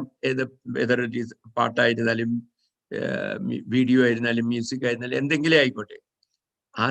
അതിന് ദൈവം കൊടുക്കുന്ന ഒരു ഓപ്പർച്യൂണിറ്റിയാണ് ഈ പോസിങ് എന്ന്. അല്ലാണ്ട് ഇതിനെ നിങ്ങളൊരു ഫെയിലിയർ എന്ന് വിശേഷിപ്പിക്കരുത്. ആ പോസിൽ നിന്ന് റീസർജൻസ് ഉണ്ടാവുന്നു. ആ പോസ് ഇല്ലെങ്കിൽ പിന്നെ റീസർജൻസ് എന്ന് പറയാനില്ല. പഴയ മാതിരി തന്നെ പതുക്കെ മുകളിലേക്ക് കയറി പോകുന്നത് ആയിരിക്കും. അതിനേക്കാൾ നല്ലത് ഒരു വളരെ വലിയ സംഭവമായിട്ട് മുകളിലേക്ക് പോകണമെങ്കിൽ ഈ പോസിങ്ങിന്റെ അത്യാവശ്യമുണ്ട്. I think I have made it clear. Yes sir. അടുത്ത ക്വസ്റ്റ്യൻ, ഇപ്പോൾ ട്രേഡിംഗിലേക്ക് ഒരുപാട് പേര് പോകുന്നുണ്ട്. അപ്പോൾ what do you think about it? That itself shows that there is a great chance. അപ്പോ ഈ എന്തുകൊണ്ട് ഇത്ര അധികം ആളുകൾ അതിലേക്ക് പോകുന്നു? അത് ചാൻസ് ഉള്ളത് കൊണ്ട് മാത്രമല്ലേ. ഇപ്പൊ ഞാനിവിടെ ദുബായിൽ ആണല്ലോ ഇപ്പൊ താമസിക്കുന്നത്. ദുബായില് ഞാൻ കാണുന്നത് എന്താന്ന് വെച്ചാൽ, ഓരോ മാർക്കറ്റ്സ് ഉണ്ട്. ഒരു മാർക്കറ്റില് ആദ്യം 2 or 3 ട്രേഡേഴ്സേ ഉണ്ടാവുള്ളൂ. കുറച്ച് കഴിയുമ്പോഴേക്കും ഞാൻ പോകുമ്പോൾ അവിടെ കാണുന്നത് 10 പിന്നീട് അത് 100. അതെന്താണ് കാരണം? എല്ലാവർക്കും, എല്ലാ കസ്റ്റമേഴ്സിനും ഒരേ സ്ഥലത്ത് വന്നാൽ അത് വളരെ എളുപ്പത്തിൽ അവർക്ക് വേണ്ട സാധനം ഒരു കടയിലില്ലെങ്കിൽ വേറെ കടയിൽ നിന്ന് വാങ്ങിക്കാൻ പറ്റും. അങ്ങനെയാണ് ഇപ്പൊ ഗോൾഡ് മാർക്കറ്റ് ഡേറയിലുള്ളത്. അവിടെ 700 സ്വർണ്ണക്കടകളാണുള്ളത്. എന്തുകൊണ്ട്? എല്ലാവരും വിചാരിക്കുന്ന ഒരു കടയിലില്ലെങ്കിൽ വേറൊരു കടയിൽ കിട്ടും. അതുമാതിരി ഷോപ്പിംഗ് അറൗണ്ടാണ് എല്ലാവരും കസ്റ്റമേഴ്സിൻ്റെയും ചെയ്യുന്നത്. ഒരു കടയിൽ പാറ്റേൺസ് പോരെങ്കിൽ മറ്റുള്ള കടയിൽ നിന്ന് വാങ്ങിക്കാം. ഒരു കടയിലത്തെ മേക്കിംഗ് ചാർജ് കുറവാണെങ്കിൽ മറ്റേ ദിക്കിൽ നിന്ന് വാങ്ങിക്കാം. അങ്ങനെ പല പല കാര്യങ്ങൾ നോക്കിയിട്ടാണ് ജനം ഇപ്പോൾ അവരുടെ പർച്ചേസസ് ഒക്കെ നടത്തുന്നത്. അതുകൊണ്ട് ട്രേഡ് കുറെ അധികം ആളുകൾ ഉണ്ടെന്ന് വെച്ചാൽ that is only giving you a further impetus, a further boost to your business. അത് കണ്ട് പേടിച്ചു പോകരുത് കേട്ടോ. ഓക്കെ. அடுத்த question. Sir, how do we come out of our comfort zone? I want to do business, but don't know what to start and what to begin with. What Yeah. shall we do? We had to be, on the lookout. ഇപ്പൊ എല്ലാം എൻ്റെ കാര്യത്തിൽ സംഭവിച്ച മാതിരി accidental ആയിക്കൊള്ളുന്നില്ല. In my life everything was accidental. എന്ന് വെച്ചാൽ ഞാൻ പറഞ്ഞല്ലോ, ഈ സ്വർണ്ണക്കടയുടെ മുമ്പിൽ ആളുകൾ വെയിറ്റ് ചെയ്യുന്നു. അപ്പൊ അത് കണ്ടപ്പോ എനിക്ക് തോന്നി ഇത് നല്ല ഒരു ബിസിനസ് ആണെന്ന് തോന്നി. That was accidental. നിങ്ങള് ന്യൂസ് പേപ്പർ ഉണ്ടെങ്കിൽ ന്യൂസ് പേപ്പർ വായിക്കുക. ഇന്നത്തെ കാലത്ത് ന്യൂസ് പേപ്പറിന്റെ ഒന്നും ആവശ്യമില്ലല്ലോ. ഇന്ന് എല്ലാം തന്നെ കമ്പ്യൂട്ടറിലല്ലേ, ഗൂഗിളോ യൂട്യൂബോ whatever it is. You just be on the lookout. Open your eyes and ears and opportunities will come to you. നേരെ മറിച്ച് കണ്ണ് അടച്ച് ആരെങ്കിലും എന്തെങ്കിലും തരണേ, ഞാൻ നല്ലൊരു ഐഡിയ കൊണ്ടുവന്ന് തരണം, അതിന്റെ എങ്ങനെ ഞാനത് മാർക്കറ്റ് ചെയ്യണം, എന്ത് ചെയ്യണം എന്നൊക്കെ വിചാരിച്ചുകൊണ്ടിരുന്നാൽ ഒന്നും നടക്കില്ല. The only thing you have to do is open your eyes and ears, and success will come to you automatically. Okay. Yes. We still have few more minutes. Yeah. Okay. അടുത്ത രണ്ട് question ഒരുമിച്ച് ചോദിക്കുകയാണ്. Sir, is gold the most safe investment always? അടുത്ത question. If we give discounts on gold price, will we build our business and profits? First question was, is gold the best business? Yes, gold is number one business in the world. Why? This is a very, very special commodity. Unlike steel and cement, it doesn't, unlike steel, it doesn't rust. Unlike cement, unlike foodstuff, expiry date, unlike medicines, expiry date. പിന്നെ അതുമാതിരി unlike readymade textiles, അതിന് ഒരു out of fashion പോകുന്ന question ഇല്ല. അഥവാ അങ്ങനെ out of fashion പോയാൽ പോലും അത് ഒരുക്കി രണ്ടാമത് വിത്തൗട്ട് മച്ച് ലോസ് നമുക്ക് ഉണ്ടാക്കാൻ പറ്റും. അങ്ങനെയൊക്കെ നോക്കുമ്പോൾ ഇപ്പൊ real estate another good business to do. It's a very good commodity. But in a distress sale, it can attract perhaps only maximum 15% of the value. Gold in Anganela, 100% value we can get. So gold is the best commodity to do business. And what is the corollary to this question? You said there is something more which you wanted to ask. What was that?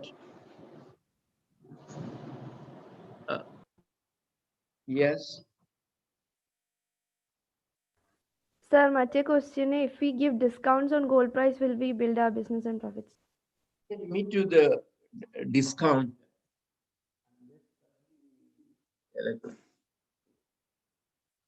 See, the question is discount. Discount you can give only on making charges.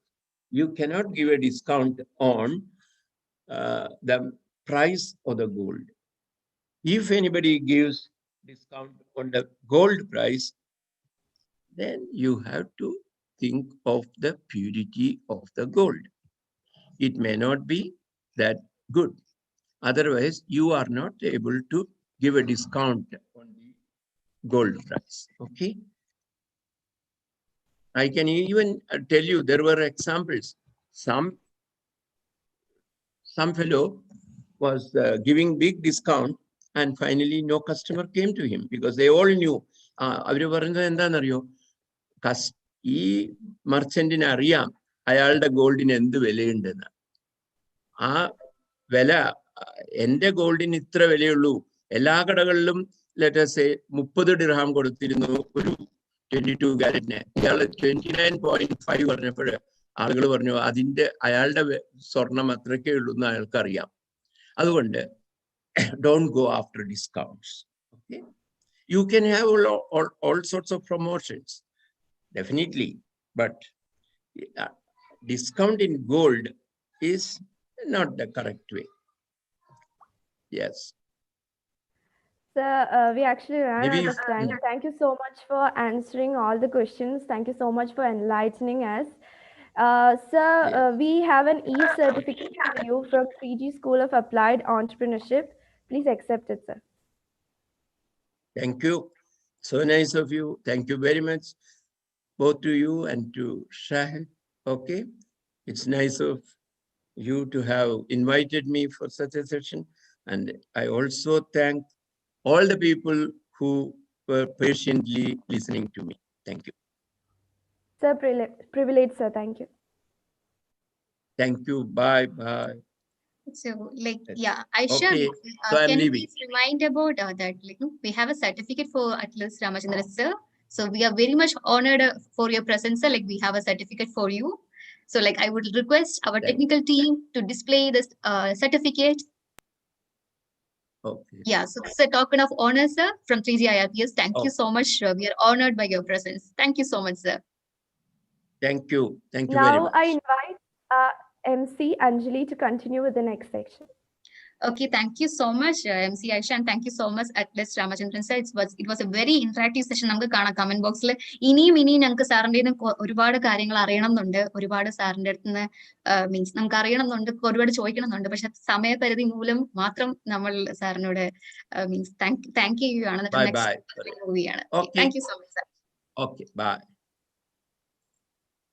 Okay, so everyone, this is a World Book of Record event. 3G IPS in the largest career guidance, like largest entrepreneurship conference ആണ് നിങ്ങൾ ഇപ്പോൾ കണ്ടുകൊണ്ടിരിക്കുന്നത്. നമുക്ക് next ഒരു eminent personality ഉണ്ട്. എല്ലാവരും just ഒന്ന് comment ചെയ്ത് എല്ലാവരും റെഡി ആണോ? It's going to be a very exciting speaker. Just ഒന്ന് കമന്റ് ചെയ്യുക. എത്ര പേര് എൻജോയ് ചെയ്യുന്നുണ്ട് ഈ session? Okay, everyone is ready. Okay, thank you so much. Oh wow, ഭയങ്കര എനർജറ്റിക് ആയിട്ടുള്ള ഓഡിയൻസ് ആണ് നമുക്കുള്ളത്. സോ ഞാൻ ഒരു ചെറിയ നോട്ടോടെ തുടങ്ങാം. നിങ്ങൾക്ക് ഇച്ഛാശക്തി ഉണ്ടെങ്കിൽ എന്തും ചെയ്യുന്നതിന് നിങ്ങൾക്ക് 1000ഓളം വഴികളുണ്ടെന്ന് യുവതലമുറയോട് പറഞ്ഞ് വിസ്മയിപ്പിക്കുന്ന ഒരു യുവ സംരംഭകനാണ് നമ്മളുടെ നെക്സ്റ്റ് സ്പീക്കർ. ഇഡ്ലി മാവും ദോശമാവും വിറ്റ് ലോകത്തോളം വളർന്ന മലയാളി. ഫറൂഖ് കോളേജിൽ നിന്ന് പ്രീ ഡിഗ്രിയും കോഴിക്കോട് NITയിൽ നിന്ന് എഞ്ചിനീയറിംഗ് ബിരുദവും ബാംഗ്ലൂർ IIMൽ നിന്ന് MBAയും പൂർത്തിയാക്കിയ ഈ വയനാട് സ്വദേശിയായ യുവാവാണ് നമ്മളുടെ ഈ ഇന്നത്തെ സ്പീക്കർ. സോ വേറിട്ട വഴിയിലൂടെയാണ് ഇദ്ദേഹത്തിന്റെ സഞ്ചാരം. ഒന്നുമില്ലായ്മയിൽ നിന്നും തുടങ്ങി ഇന്ന് 2000 കോടിയിലധികം ആസ്തിയുള്ള ബിസിനസ് സാമ്രാജ്യത്തിന്റെ ഉടമയാണ് ഇദ്ദേഹം. ഭാവനകളില്ലാതെയും ലക്ഷ്യങ്ങളില്ലാതെയും പുതിയ സ്റ്റാർട്ടപ്പുകളിലേക്ക് ഓടുന്ന പുതുതലമുറയ്ക്ക് എന്നും മാതൃകയാണ് ഈ പുഞ്ചിരിക്കുന്ന യുവാവ്. ID fresh CEO PC Mustafa എന്ന ഈ വിജയഗാഥകൾ തീർത്ത യുവ സംരംഭകനെ നമുക്ക് സ്വാഗതം ചെയ്യാം. ഹാർദികമായ സ്വാഗതം sir. Good morning sir. Morning. So നമുക്ക് ഇതൊരു ഇന്ററാക്റ്റീവ് സെഷൻ ആയിരിക്കും. നമുക്ക് കുറച്ച് ക്വസ്റ്റ്യൻസ് ഉണ്ട്. സോ മെയിൻ വൈൽ പാർട്ടിസിപ്പൻസ് ആർക്കെങ്കിലും സാറിനോട് എന്തെങ്കിലും ക്വസ്റ്റ്യൻ ചോദിക്കാനുണ്ടെങ്കിൽ കമന്റ് ബോക്സിൽ ഇടുക. തീർച്ചയായിട്ടും നമ്മൾ അതിൽ നിന്ന് 1-2 ക്വസ്റ്റ്യൻസ് എടുക്കുന്നതായിരിക്കും. So sir, my first question, ഫോക്കസിനെ കുറിച്ച് സാർ ധാരാളമായി പല ഇന്റർവ്യൂകളിലും അതേപോലെ തന്നെ ആർട്ടിക്കിൾസിലും ഞാൻ കണ്ടിട്ടുണ്ട്, സാർ പറയുന്നത് കണ്ടിട്ടുണ്ട്. അതിനെ കുറിച്ചൊന്ന് സിമ്പിളായി നിർവചിക്കാമോ? In the name of God, peace be unto you. Thank you again for this wonderful opportunity. ലൈഫിൽ ഫോക്കസ് വളരെ ഇമ്പോർട്ടൻ്റ് ആണ്. ബിസിനസ്സിൽ ഇമ്പോർട്ടൻ്റ് ആണ്, നമുക്കറിയാം. അതേപോലെ ലൈഫിൽ ഇമ്പോർട്ടൻ്റ് ആണ്. അപ്പോൾ ഫോക്കസ് എന്ന് പറയുന്നത് എന്താണ് എന്നുള്ളത് പലർക്കും സംശയം ഉണ്ടാവാറുണ്ട്. അപ്പോൾ അത് ഞാൻ മനസ്സിലാക്കിയ ഫോക്കസ് എന്താണെന്ന് വെച്ചാൽ, നമ്മുടെ മുമ്പിൽ പല പല വഴികളുണ്ടാവും. ബട്ട് ആ ചില വഴികളിൽ നമ്മൾ ഡിസ്ട്രാക്ട് ചെയ്യും. അപ്പം ആ ഡിസ്ട്രാക്ഷനിൽ നിന്ന് മാറി നിൽക്കലാണ് ഫോക്കസ് എന്നുള്ളത്. ഞാനൊരു എക്സാമ്പിൾ പറയാം. നിങ്ങൾ നമ്മുടെ ആനിമൽ പ്ലാനറ്റ് അല്ലെ ഡിസ്കവറി ചാനൽ കാണുന്നുണ്ടാവില്ലേ? അതിനകത്ത് നിങ്ങൾ കാണുന്നുണ്ടാവും, ലെറ്റ്സ് സേ ഒരു ചീറ്റ ഒരു സീബ്രനെ ചേസ് ചെയ്യും അല്ലെ. ഒരു കൂട്ടം സീബ്ര ഉണ്ടെങ്കിൽ ആ ചീറ്റ ആദ്യം ഒരു സീബ്രനെ കണ്ണുവെക്കും, എന്നിട്ട് അതിനെ ചേസ് ചെയ്യും. ചേസ് ചെയ്ത് കുറെ കഴിയുമ്പം ഈ സീബ്ര അങ്ങനെ ടയർഡാവും. ചീറ്റ ടയർഡായിട്ടുണ്ടാവില്ല. അപ്പം സീബ്രനെ കൂട്ടുള്ള ബാക്കിയുള്ള സീബ്രാസിന് അറിയാം ഇത് പിന്നെ ചീറ്റ ടയർഡല്ല, സീബ്ര ടയർഡാണ്, ഇപ്പൊ സീബ്രനെ പിടിക്കുന്നുള്ളത്. അപ്പം ബാക്കിയുള്ള സീബ്ര എന്ത് ചെയ്യുന്നത് ശ്രദ്ധിച്ചിട്ടുണ്ടോ? ആ ചാനൽ നമ്മൾ കണ്ടാൽ മനസ്സിലാവും. ഈ സീബ്രനെ പ്രൊട്ടക്ട് ചെയ്യാൻ വേണ്ടിയിട്ട് ഈ സീബ്രന്റെ മറ്റേ സീബ്രന്റെ അടുത്ത് ഈ ചീറ്റന്റെ അടുത്ത് പോയി നിന്ന് കൊടുക്കും, അല്ല അടുത്തേക്ക് പോയി നിന്ന് കൊടുക്കും. റൈറ്റ്. അതിന് ഉദ്ദേശം എന്താ വെച്ചാൽ ഇതിന്റെ focus തെറ്റിക്കലാണ് ചീറ്റയുടെ. Right, but cheetah is very very focused. He knows it's a trap. ചീറ്റക്കാരി ഇതൊരു ട്രാപ്പാന്നുള്ളത്. അപ്പൊ ചീറ്റ എന്ത് ചെയ്യും? Cheetah would have eyed the first zebra. ആ ഫസ്റ്റ് സീബ്രനെ ഐ ചെയ്തിട്ട് will chase that particular zebra to death. അതാണ് ഫോക്കസ്. ബിസിനസ്സിൽ focus തന്നെയാണ്, ലൈഫിലും ഫോക്കസ് തന്നെയാണ്. So stay focused. ഫോക്കസ് ഇല്ലെങ്കിൽ നമ്മൾക്ക് ഒന്നും കിട്ടില്ല. ഈ ചീറ്റ ആ ജിബ്രനെ വിട്ടിട്ട് മറ്റുള്ള ജിബ്രനെ പുറകിൽ ഓടിയിട്ടുണ്ടെങ്കിൽ ഒന്നും കിട്ടില്ല അതിന്. തീർച്ചയായിട്ടും. റൈറ്റ്. അപ്പം ആ ഫസ്റ്റ് ജിബ്രനെ ഐ ചെയ്തിട്ട് അത് എന്തായാലും ചേസ് ചെയ്ത് പിടിക്കലാണ് ചീറ്റയുടെ റെസ്പോൺസിബിലിറ്റി. നമ്മളുടെ ബിസിനസ്സിലും ലൈഫിലും ഫോക്കസ് എന്ന് പറയുമ്പോൾ എന്റെ മനസ്സിൽ വരുന്നത് ഈ ഒരു പിക്ചറാണ്, അല്ലെങ്കിൽ ഈ ഒരു സീനാണ്. Beautiful explanation sir, beautiful. Thank you so much. So next, നമ്മുടെ ലൈഫിൽ എല്ലാവർക്കും കുറച്ച് എത്തിക്സ് ഉണ്ടാവും, എല്ലാവർക്കും അവരുടേതായ എത്തിക്സ് ഉണ്ടാവും. സോ ബിസിനസ് ആൻഡ് എത്തിക്സ് ഒരുമിച്ച് കൊണ്ടുപോകാൻ കഴിയുമോ? അതാണ് എന്റെ അടുത്ത ചോദ്യം. നമ്മുടെ നാട്ടില് ഞാൻ വയനാട്ടുകാരനാണ്, ഒരു ഗ്രാമപ്രദേശക്കാരനാണ്. അപ്പം ഞാൻ നാട്ടിലുള്ള ഒരു സീൻ പറയാം. അതായത് ഒരു കച്ചവടം ചെയ്തു ആരെങ്കിലും എന്തെങ്കിലും, ലെസ്സേ ഒരു സ്ഥലം വാങ്ങിച്ചു, അയാൾ എന്നിട്ട് വാക്ക് മാറി, കച്ചവടം നടന്നില്ല, ഇല്ലെങ്കിൽ അയാൾ ചീറ്റ് ചെയ്തു. റൈറ്റ്. അപ്പം ഉടനെ പറയുന്നത് എന്താണെന്ന് അറിയാം, അവനങ്ങനെ തന്നെയാ, അവന് ബിസിനസ്സുകാരനല്ലേ. റൈറ്റ്. യൂഷ്വലി ഇതാണ്. ബിസിനസ് എന്താ തെറ്റാണോ? ബിസിനസ്സുകാരൻ വഞ്ചിക്കുന്ന ആളുകളാണോ? അല്ല. ബിസിനസ് റൺ ചെയ്യണമെങ്കിൽ എത്തിക്സ് വളരെ ഇമ്പോർട്ടൻ്റ് ആണ്. റൈറ്റ്. ബട്ട് നമ്മുടെ നാട്ടിലുള്ള ഒരു പിക്ചർ, അല്ലെങ്കിൽ ഒരു എന്താ പറയാ, ഒരു പെർസെപ്ഷൻ, കാഴ്ചപ്പാടെന്ന് വെച്ചാല് ബിസിനസ്സുകാര് ആളുകളാണ് എന്നാണ്. പക്ഷെ അങ്ങനെയല്ല. ഞാൻ എൻ്റെ ഒരു എക്സ്പീരിയൻസ് പറയാം. പൈസ ഉണ്ടാക്കാൻ വലിയ ബുദ്ധിമുട്ടൊന്നുമില്ല. If you look at my background, എനിക്ക് ചെറുപ്പത്തിൽ 3 നേരം ഭക്ഷണം കഴിക്കാൻ ബുദ്ധിമുട്ടുള്ള ഒരാളായിരുന്നു. എനിക്ക് എന്താ പറയുക, സ്കൂളിൽ പോകാനുള്ള ഒരു ഡിറ്റർമിനേഷൻ എന്താണെന്ന് വെച്ചാൽ, അല്ലെങ്കിൽ ഒരു മോട്ടിവേഷൻ എന്താണെന്ന് വെച്ചാൽ, സ്കൂളിൽ നിന്ന് കിട്ടുന്ന 3 ഡേ മീൽ, അല്ല മിഡ് ഡേ മീലായിരുന്നു. വെരി പൂർ ആയിരുന്നു സ്റ്റഡീസിലൊക്കെ. എൻ്റെ ലൈഫ് നോക്കുകയാണെങ്കിൽ ഒരു കുടിലുണ്ടായിരുന്നു വീട്ടിൽ, നമുക്ക് ചോർന്നൊലിക്കുന്ന ഒരു കുടിലുണ്ടായിരുന്നു. അപ്പോൾ അവിടെ നിന്നൊക്കെ നമ്മൾ കഷ്ടപ്പെട്ടിട്ട് പിന്നെ കുറേ പൈസ ഒക്കെ ഉണ്ടാക്കി. ഞാൻ പൈസ ഉണ്ടാക്കുന്ന പറ്റി പറയുന്നില്ല, പൈസ ഉണ്ടാക്കുന്ന വലിയ ബുദ്ധിമുട്ടൊന്നുമില്ല. ഞാൻ സത്യമായിട്ട് പറഞ്ഞത്, പൈസ ഉണ്ടാക്കാൻ പല പല വഴികളുണ്ട്. But then making money without compromising values, making money without taking short cuts is tough. നല്ല ടഫാണ്. അതൊരു യുദ്ധം പോലെയാണ്. It's like a war. Right? You have to be prepared for failure, for attack anytime. But then അതാണ് fun. Right. എങ്ങനെയും പൈസ ഉണ്ടാക്കാനെങ്കിൽ മോഹൻലാലൊക്കെ പറയുന്ന പല ഡയലോഗ്സ് ഉണ്ട്, അത് ഫോളോ ചെയ്താൽ മതി. റൈറ്റ്. നമുക്കതിനൊന്നും ആവശ്യമില്ല. Making money without compromising values is what makes a human being. Right. And for the right purpose. I'll be proud to narrate the story to my grandchildren one day in future that I have never taken shortcuts in my life. ID, we built a business without compromising values. അത് എളുപ്പമൊന്നുമല്ലായിരുന്നു, but determination matters. Shortcut എടുക്കണ്ട എന്ന് തീരുമാനിച്ചാൽ അത് ഒഴിവാക്കാനുള്ള പല വഴികളും മുമ്പിലുണ്ടാവും. എടുക്കണം എന്ന് തീരുമാനിച്ചാലോ അതിന് നമുക്ക് പല വഴികൾ കാണിക്കും. ഞാൻ ജസ്റ്റ് എക്സാമ്പിൾ പറയാം.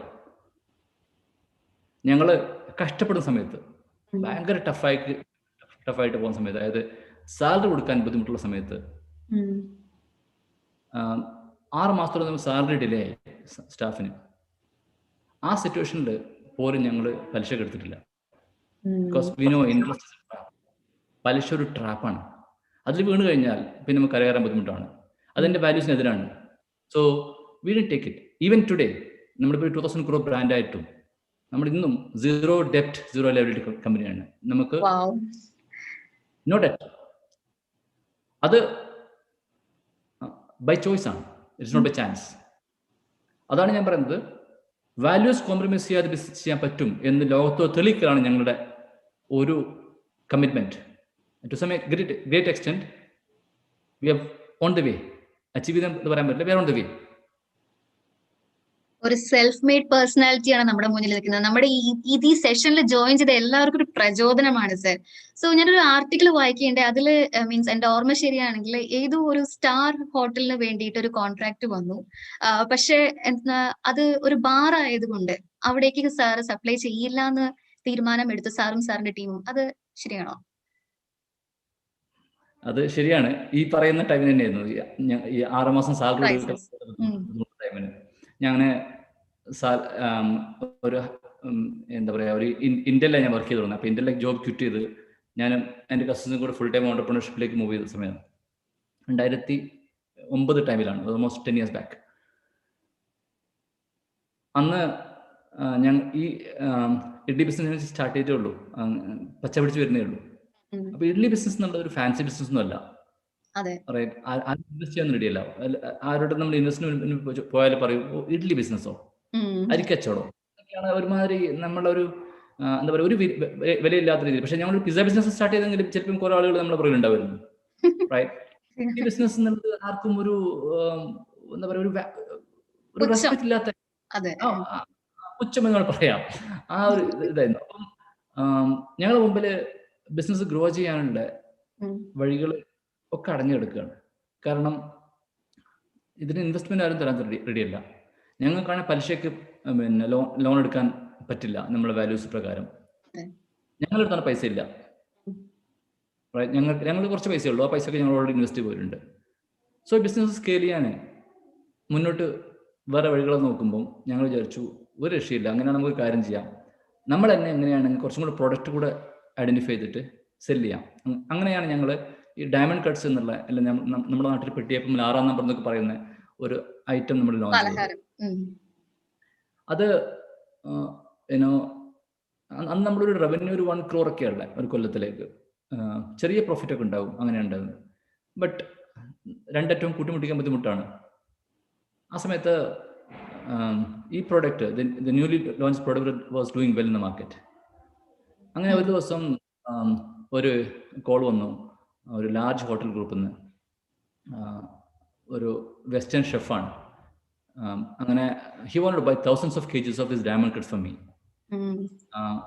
that order value was too huge.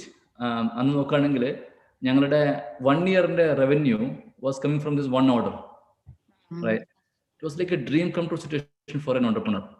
Startup സ്റ്റേജിൽ നോക്കുകയാണെങ്കിൽ ആ സിറ്റുവേഷൻ നോക്കുകയാണെങ്കിൽ ഞങ്ങളുടെ രണ്ടറ്റം കൂട്ടിമുട്ടിക്കാൻ ബുദ്ധിമുട്ടാണ്, ബിസിനസ് ഗ്രോ ചെയ്യാൻ പറ്റുന്നില്ല, ഇപ്പുറത്ത് സാലറി കൊടുക്കാൻ ബുദ്ധിമുട്ടാണ്. So we were seeing light at the end of the tunnel. നമ്മുടെ ടീം വാസ് കംപ്ലീറ്റ്ലി എനർജൈസ്ഡ്.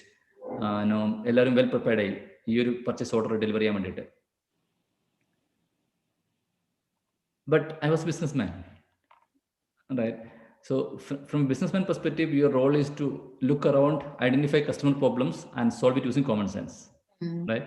അങ്ങനെ എന്താണ് ഈ കസ്റ്റമറിന്റെ പ്രോബ്ലം, എന്തിനാണ് ഈ കസ്റ്റമർ ഇത്രത്തോളം വലിയ ഓർഡർ നമുക്ക് തന്നത് എന്ന് പഠിക്കാൻ വേണ്ടിയിട്ട് ഐ ആസ്ക്ഡ് ഫോർ എൻ അപ്പോയിൻമെന്റ്. എൻ്റെ ഉദ്ദേശം എന്താണെന്ന് വെച്ചാൽ meet this customer, learn the purpose and then use the same pitch to sell more products to more customers. അങ്ങനെ കുറെ പൈസ ഉണ്ടാക്കാനുള്ള, അല്ലെ കുറെ ബിസിനസ് ചെയ്യാനുള്ള ഒരു ഉദ്ദേശത്തിലാണ് ഞാൻ മീറ്റ് ചെയ്യാൻ പോയത്. So quite natural, right? Any ബിസിനസ്മാന്റെ റോളാണ്. അങ്ങനെ മീറ്റ് ചെയ്തപ്പം he said we are unique. Western accent അല്ലേ, we are quite unique. We want our customers to experience different taste. We quite like your diamond cuts. We would like to serve it as a bar snack. No. Okay. Bar snack? And the word is കേട്ടത്. I was confused. നമ്മളുടെ product കൊണ്ട് ബാറിൽ snack ആയിട്ട് liquor promote ചെയ്യാൻ വേണ്ടി കൊടുക്കണോ? ഒരു സൈഡിൽ we had a huge order. The other side we had our values. Values was conflicting with our business interest. Was confused. On the way back, talked to my partners. We debated, and finally we decided to cancel this order, give up this order. It was not an easy decision. It was a very tough decision. I called up Taj chef താജിന് order വന്നത്.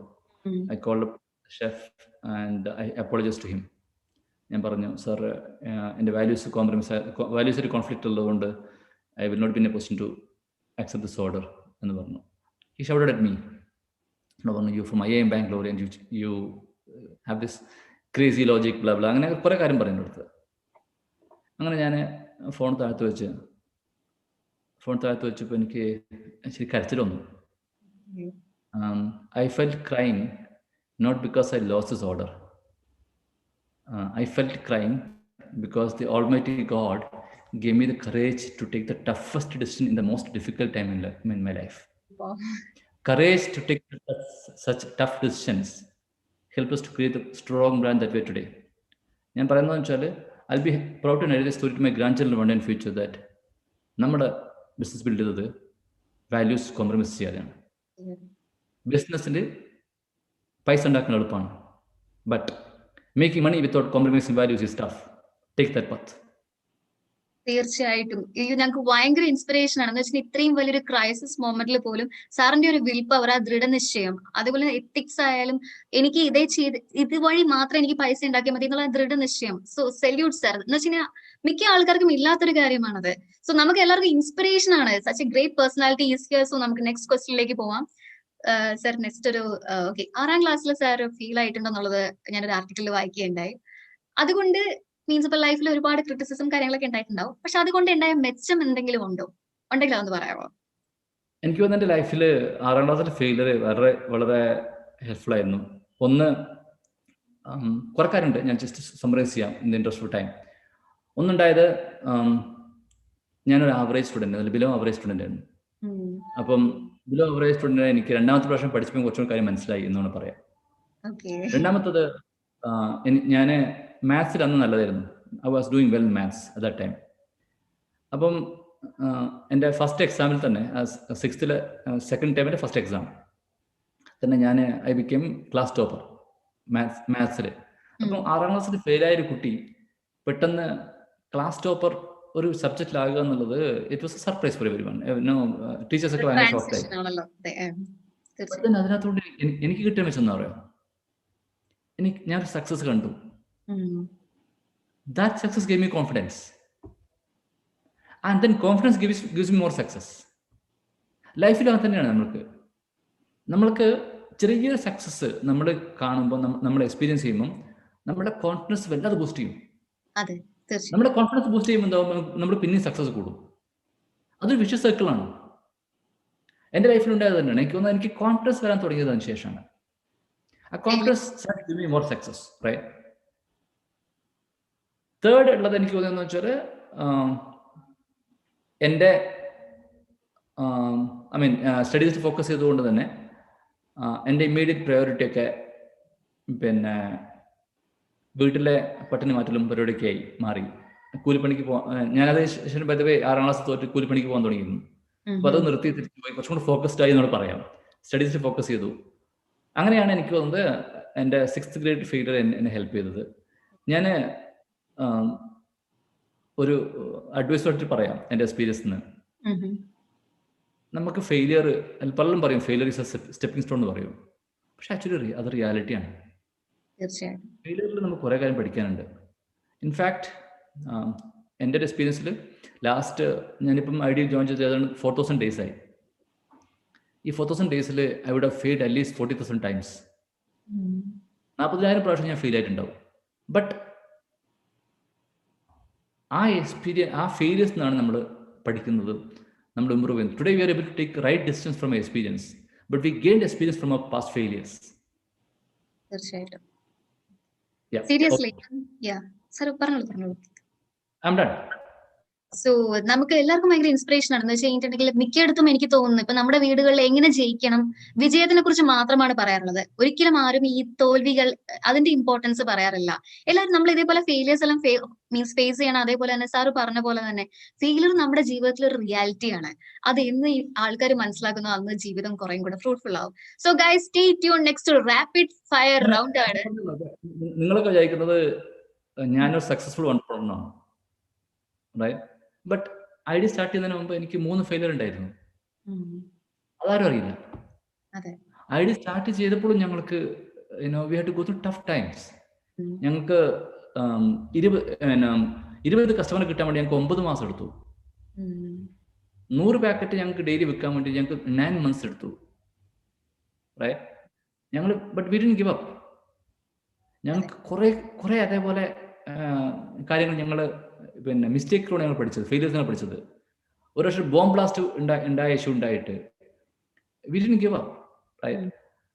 We were not experienced in making breakfast. Forget about making breakfast. We were not even experienced in eating breakfast. അങ്ങനെയുള്ള ഞങ്ങൾക്ക് ID പോലെയുള്ള ഒരു large business opportunity കണ്ടുപിടിച്ചിട്ട് അത് build ചെയ്യാൻ പറ്റുകയാണെങ്കിൽ all of you can do wonders in the world. Be determined. Exactly, sir. Never give up. Yes, never give up. So guys, stay tuned next to a rapid fire round. ആണ് ആർക്കെങ്കിലും questions ഉണ്ടെങ്കിൽ പെട്ടെന്ന് comment ബോക്സിൽ ഇടുക. So സാറിന്റെ ജീവിതത്തിലെ ഏറ്റവും വലിയ പാഠം എന്താണ്? അതാണ് first question. Timing. Timing is extremely important for anything. നമ്മൾ ലൈഫിൽ സക്സസ്ഫുൾ ആകാൻ വേണ്ടിയിട്ട് ടൈമിംഗ് വളരെ ഇമ്പോർട്ടൻ്റ് ആണ്. അതാണ് ഞാൻ മനസ്സിലാക്കിയ ഒരു പാഠം. Okay sir. നമ്മുടെ ബിസിനസ് ഐഡിയയും പിന്നെ ബിസിനസ് പ്ലാനും അതേപോലെ ടീമും എല്ലാം ഇമ്പോർട്ടൻ്റ്, ഫണ്ടിങ് എല്ലാം ഇമ്പോർട്ടൻ്റ് ആണ്. പക്ഷെ അതിനേക്കാളൊക്കെ മോസ്റ്റ് ഇമ്പോർട്ടൻറ്റ് തിങ് എന്ന് വെച്ചാൽ റൈറ്റ് ടൈമിംഗ് ആണ് ഇമ്പോർട്ടൻറ്റ്. തീർച്ചയായിട്ടും. ഏത് ഐഡിയ ഞാൻ എക്സാമ്പിൾ പറയുകയാണെന്ന് വെച്ചാൽ ഇഡ്ലി മാവ് ബിസിനസ് ബാംഗ്ലൂരിൽ ഞങ്ങൾ സ്റ്റാർട്ട് ചെയ്തത് റൈറ്റ് ടൈമിങ്ങിലാണ്. അതിന് 10 വർഷം മുമ്പ് സ്റ്റാർട്ട് ചെയ്തത് മേ ബി അത് ഫെയിൽ ആവുമായിരുന്നു.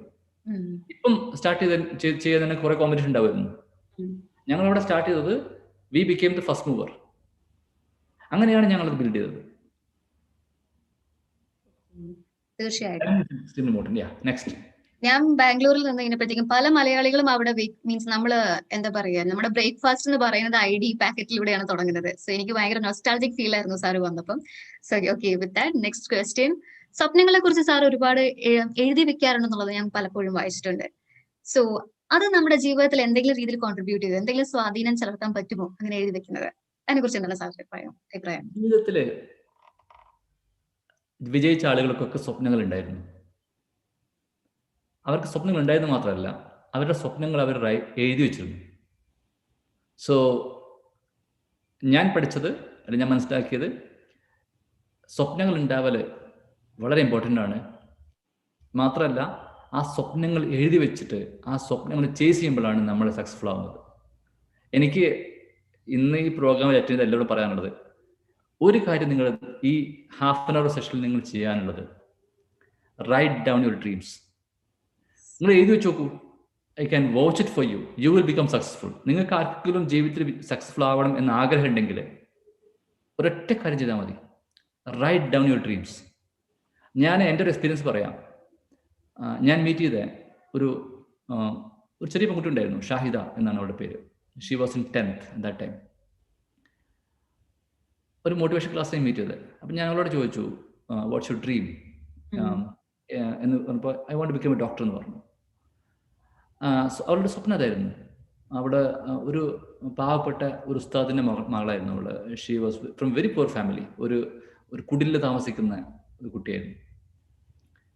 അങ്ങനെ ഞാൻ ഇതിൻ്റെ ഇമ്പോർട്ടൻസ് ഞാൻ പറഞ്ഞു, importance of writing down the dreams എന്ന് പറഞ്ഞു. ഞാൻ കുറച്ച് മുമ്പ് ഒരു ദിവസം ഒരു പാർക്കിൽ വെച്ചിട്ട് ആ കുട്ടിയെ കണ്ടു. എനിക്ക് അവൾക്ക് മനസ്സിലായില്ല, പക്ഷേ ഷീ കുഡ് റെക്കഗ്നൈസ് മീ. എന്നോട് വന്നിട്ട് പറഞ്ഞു, സാറേ ഞാൻ സാറിൻ്റെ ക്ലാസ് കഴിഞ്ഞ ശേഷം I did write down my dream and today I am A doctor എന്ന് പറഞ്ഞു. ഞാൻ ചോദിച്ചു, എന്താ ചെയ്തത് മോൾ, എന്താ ചെയ്തതെന്ന് ചോദിച്ചു. അപ്പം അവിടെ നിന്ന് പറഞ്ഞു, എൻ്റെ വീട്ടിലെ ഒരു റൂമേ ഉള്ളൂ, അതിനകത്ത് ഞാൻ പഠിക്കുന്നതും ഞാൻ ഉറങ്ങുന്നതൊക്കെ ആ റൂമിലാണ്. ആ റൂമിൻ്റെ പുറത്ത് ഞാൻ എൻ്റെ പേര് എഴുതി വെച്ചു. 10th ക്ലാസ് പഠിക്കുന്ന കുട്ടി എഴുതി വെച്ചു. എന്താ എഴുതി വെച്ചെന്നറിയാം? Doctor Shahida. And she became a doctor. അവളുടെ ഡ്രീം അതാണ്.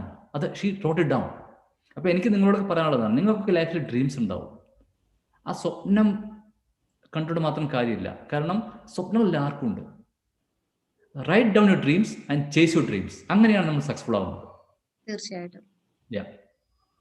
Thank you so much sir, beautifully explain. So നമുക്ക് ഹേന എന്നുള്ളൊരു പാർട്ടിസിപ്പന്റ് ഒരു ക്വസ്റ്റ്യൻ ചോദിച്ചിട്ടുണ്ട്. What was your inspiration to start this business? എനിക്കും ചോദിക്കണം എന്ന് ആഗ്രഹം ഉണ്ടായിരുന്നു. എന്ന് വെച്ചാൽ ഒരു വേറിട്ടൊരു ചിന്താഗതിയാണല്ലോ, ദോശമാവ്, ഇഡ്ലി മാവ്. അതെ. അപ്പം ഞാൻ പറഞ്ഞില്ലേ, ഞാൻ കുറെ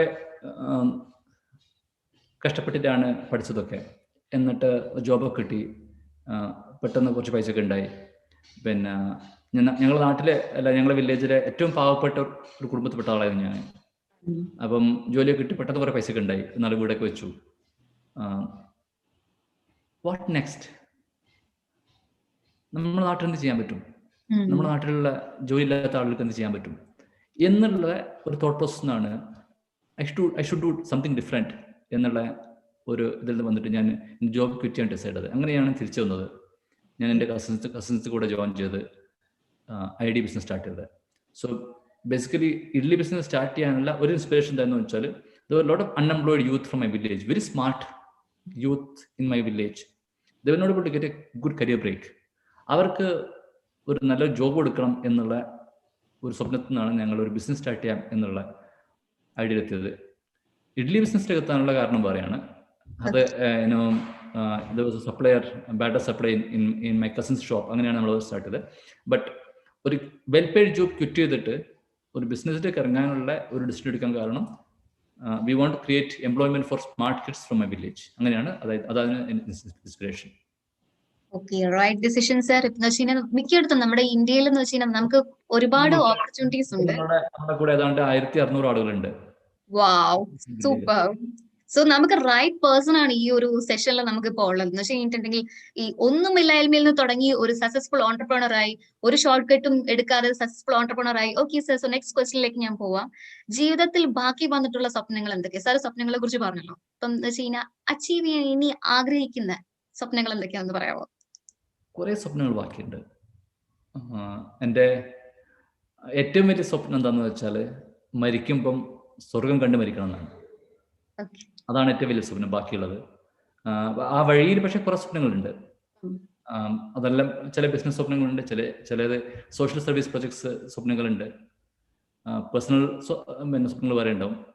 but at the end of the day എൻ്റെ ഡെത്ത് ബെഡിൽ എനിക്ക് മരിക്കുമ്പോൾ സ്വർഗം കാണണം എന്നാണ് എൻ്റെ ഏറ്റവും വലിയ സ്വപ്നം ഇപ്പോൾ. വാവ്, ബ്യൂട്ടിഫുൾ ആൻസർ. ഞാൻ ചെയ്തിട്ടുണ്ടെങ്കിൽ എന്തെങ്കിലും പ്രോജക്റ്റിനെ കുറിച്ച് പറയുന്നായിരുന്നു എക്സ്പെക്ട് ചെയ്തത്. Beautiful answers. സോ ഇത്രയും സിമ്പിൾ ആയിട്ടുള്ള മനുഷ്യനാണ് ഞാൻ അറിഞ്ഞില്ല. സോ എനിക്ക് അടുത്ത ഒരു ക്വസ്റ്റ്യൻ ഉണ്ട്. ഫവാസ് എന്ന് പറഞ്ഞിട്ടുള്ള ഒരു പാർട്ടിസിപ്പന്റ് ചോദിച്ചിട്ടുണ്ട്, സ്വയം കോൺഫിഡന്റ് ആവാൻ, കോൺഫിഡൻസ് നേടാൻ എന്താണ് വഴി, അല്ലെങ്കിൽ സെൽഫ് കോൺഫിഡന്റ് ആവാൻ എന്താ ഒരു വഴി, ഒന്ന് പറയാമോ?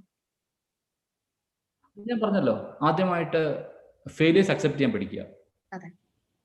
അതെ, ഫെയിലിയേഴ്സ് ലൈഫിന്റെ പാർട്ടാണെന്ന് പഠിച്ചു കഴിഞ്ഞാൽ തന്നെ എനിക്ക് ആദ്യം കോൺഫിഡൻസ് വരും. രണ്ടാമത്തത് ചെറിയ സക്സസ് നമ്മൾ സെലിബ്രേറ്റ് ചെയ്യാം. സക്സസ് നമ്മൾ സെലിബ്രേറ്റ് ചെയ്യുന്ന കോൺഫിഡൻസ് കൂടും. തീർച്ചയായിട്ടും. ഇതാണ് എൻ്റെ ക്വിക്ക് 2 ടിപ്സ്. ഇപ്പം ഞാൻ പറഞ്ഞല്ലോ, എനിക്ക് ഇപ്പം എൻ്റെ കോൺഫിഡൻസ് വെരി ഹൈ ആണ്. ഇപ്പം നിങ്ങൾ എൻ്റെ അടുത്ത് ID ഇപ്പം 2 years ബാക്ക് ID ഏത് സൈസ് ആവും എന്ന് ചോദിച്ചാൽ ഞാൻ പറയും 1000 crores എന്നാണ് പറയും. ഇപ്പം ഞാൻ ചോദിച്ചാൽ ഞാൻ പറയും $1 billion ബിസിനസ് എന്ന് പറയും. എന്തുകൊണ്ടാണ്? നമ്മൾക്ക് when we achieve more success, right, our confidence boosts and thereby you achieve more success. ഞാൻ നേരത്തെ പറഞ്ഞതുപോലെ it's a vicious circle. More confidence will get you more success and more success will get you more confidence. തീർച്ചയായിട്ടും. അങ്ങനെ rotate ചെയ്തുകൊണ്ടിരിക്കും. നമ്മൾ ആ വലയത്തിന്റെ ഉള്ളിലാണ്, നമ്മൾ അത് കണ്ടെത്തി സാറ് പറഞ്ഞ പോലെ തന്നെ നേരായ വഴിയിലേക്ക് പോവുക. കോൺഫിഡൻസ് മീൻസ് നമ്മൾ ഇതേപോലെ തന്നെ നമ്മുടെ റിയാലിറ്റി അക്സെപ്റ്റ് ചെയ്യുക. അപ്പൊ തന്നെ നമ്മൾ ഇതേപോലെ കോൺഫിഡന്റ് ആവും. Beautiful answers. സോ എനിക്ക് വേറൊരു ക്വസ്റ്റ്യൻ കൂടെ ഉണ്ട്. സാർ പല ഇന്റർവ്യൂകൾ അല്ലെങ്കിൽ പല ആർട്ടിക്കിൾസിലും അച്ഛനെ കുറിച്ച് ഒരുപാട് പറയുന്നത് ഞാൻ കേട്ടിട്ടുണ്ട്, പക്ഷെ അമ്മയെ കുറിച്ച് അധികം പറഞ്ഞു കേട്ടിട്ടില്ല.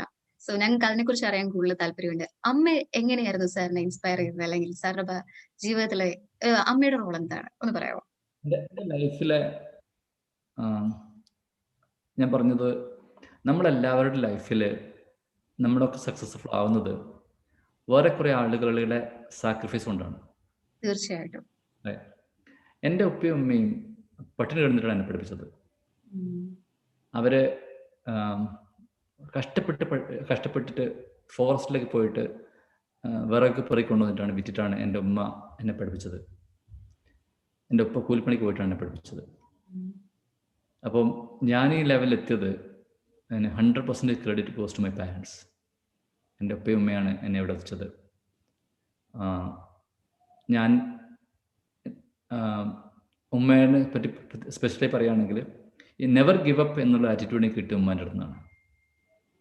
ഉപ്പാൻ്റെ അടുത്ത് ഞാൻ പഠിച്ച എത്തിക്സ് വാല്യൂസ് ഒക്കെ ഉപ്പാൻ്റെ പഠിച്ചിട്ടുണ്ട്. ഉമ്മാൻ്റെ അടുത്ത് ഞാൻ നെവർ ഗിവ് അപ്പ് എന്ന ആറ്റിറ്റ്യൂഡ് പഠിച്ചിട്ടുണ്ട്. ചുരുക്കി പറയുകയാണെങ്കിൽ എൻ്റെ ഉപ്പാക്കും ഉമ്മാക്കും എന്നെ ഇവിടെ എത്തിക്കാൻ പറ്റുകയാണെങ്കിൽ all of us can do wonders in the world. തീർച്ചയായിട്ടും. ഒറ്റ കാര്യം, അതുകൊണ്ട് തന്നെ എൻ്റെ ലൈഫിലെ മോസ്റ്റ് ഇൻസ്പിറേഷണൽ പേഴ്സണാലിറ്റീസ് നോക്കുകയാണെങ്കിൽ എൻ്റെ ഉപ്പയമ്മയാണ്. Rightly Z sir. എന്ന് വെച്ചാൽ സാറിന്റെ ഈ എളിമയും അതേപോലെ തന്നെ സാറിന്റെ ഒരു എത്തിക്സും വാല്യൂസും സാറിന്റെ സംസാരവും കേൾക്കുമ്പോൾ തന്നെ നമുക്ക് മനസ്സിലാവും you are raised rightly. Like huge credits to your parents, huge respect to your parents. And like നമുക്ക് സാറിന്റെ അടുത്ത് നിന്ന് ഇനി ഒരുപാട് കേൾക്കണമെന്നുണ്ട്, ബട്ട് സമയപരിധി മൂലം മാത്രം നമ്മളിത് വൈൻഡ് അപ്പ് ചെയ്യുകയാണ്. പക്ഷെ എല്ലാവർക്കും ഒരു ഇൻസ്പിറേഷൻ പേഴ്സണാലിറ്റി ഉണ്ട്. എല്ലാവരും നമ്മുടെ കമന്റ് ബോക്സിൽ നോക്കി ഓക്കെ എല്ലാവരും ഒന്ന് പറഞ്ഞു എങ്ങനെയുണ്ടായിരുന്നു സാറിന്റെ സെഷൻ, സാറിന്റെ ഒരു സ്റ്റോറി, സാറിന്റെ ലൈഫ് എക്സ്പീരിയൻസ്. ഓക്കെ, നമുക്ക് ഒരുപാട് ഹാർട്ട് ഇമോജീസ് കിട്ടുന്നുണ്ട് സാർ. സോ ഒരുപാട് പേര് താങ്ക് ചെയ്യുന്നുണ്ട്. Really it was A really inspiring session. ഇതേപോലെ ഒരു സെൽഫ് മെയ്ഡ് മാൻ, ഒന്നുമില്ലായ്മയിൽ നിന്ന് വന്ന് ഒരുപാട് തോൽവികൾ ജീവിതത്തിന്റെ പാഠമാക്കി ഇതേപോലെ നമ്മുടെ മുന്നിൽ ഇപ്പൊ ഇൻസ്പിറേഷനായി ഒരു മീൻസ് എന്താ പറയാ വലിയ ഒരു മിഷന്റെ ഒരു വലിയ ഒരു എന്താ പറയാ ഒരു ഓൺടർപ്രണർ ആണ് നമ്മുടെ മുന്നിൽ ഇരിക്കുന്നത്. Right person for the right conference. Thank you so much sir. Thank you so much for your time. ഞാൻ ഭയങ്കര ഓണേർഡ് ആണ് ഇപ്പൊ ഈ ഒരു മൊമെന്റിൽ എനിക്ക് സാറിനെ ഇന്റർവ്യൂ ചെയ്യാൻ പറ്റിയതിൽ. സാറിനെ കുറിച്ച് ഒരുപാട് കേട്ടിട്ടുണ്ട്. ഇഡ്ലി മാവെല്ലാം കാണുമ്പോൾ സാറിന്റെ പല സ്റ്റോറീസും കേട്ടിട്ടുണ്ട്. ഓക്കെ, ഇതും കൂടെ ഞാൻ പറഞ്ഞിട്ട് ഞാൻ സെഷൻ വൈൻഡ് അപ്പ് ചെയ്യാം. ഓക്കെ, ഈ സെഷൻ വൈൻഡ് അപ്പ് ചെയ്യാം എന്ന് വെച്ചിട്ടുണ്ടെങ്കിൽ ചെന്നൈയിൽ ഇവിടെ ഫ്ലഡ് ഉണ്ടായപ്പോഴത്തേക്കും സാർ ഫ്രീ ആയിട്ട് പോയിട്ട് ഇഡ്ലി മാവ് സപ്ലൈ ചെയ്തു എന്ന് ഞാൻ എവിടെയോ വായിച്ചിട്ടുണ്ട്. എന്നിട്ട് മീൻസ് എവിടെയോ ഇതേപോലെ ഒരു വെൻഡിങ് മെഷീന്റെ അടുത്ത് സാർ ഇങ്ങനെ പറഞ്ഞു, മീൻസ് അവിടെ കൊണ്ടുവച്ചിട്ട് പറഞ്ഞു എന്താ പറയാ, ഞങ്ങൾ നിങ്ങളെ വിശ്വസിക്കുന്നു, നിങ്ങൾ ഞങ്ങളെയും വിശ്വസിക്കില്ലേ, അങ്ങനെ എന്തോ ഒരു കോട്ട് വെച്ചിട്ടുണ്ടായി. അതെല്ലാം റിയലി ഇൻസ്പയറിംഗ് ആണ്. എന്ന് വെച്ചിട്ടുണ്ടെങ്കിൽ നമ്മൾ ഇതുവരെ കാണാത്ത ഒരു model of thoughts, model of ideas, ഒരു ഡിഫറെന്റ് രീതിയിൽ സഞ്ചരിക്കുന്ന ഒരു എന്താ പറയാ ഒരു മിഷൻ ആണ് ID. So thank you so much sir. Thank you so much for joining.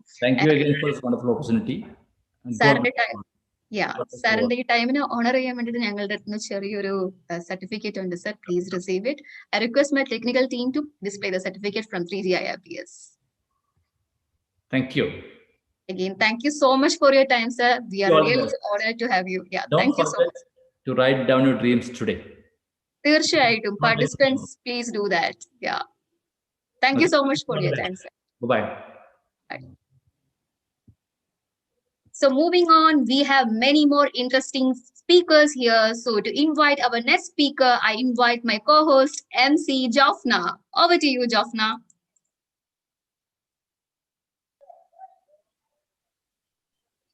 Thank you so much, Anjali, for inviting me.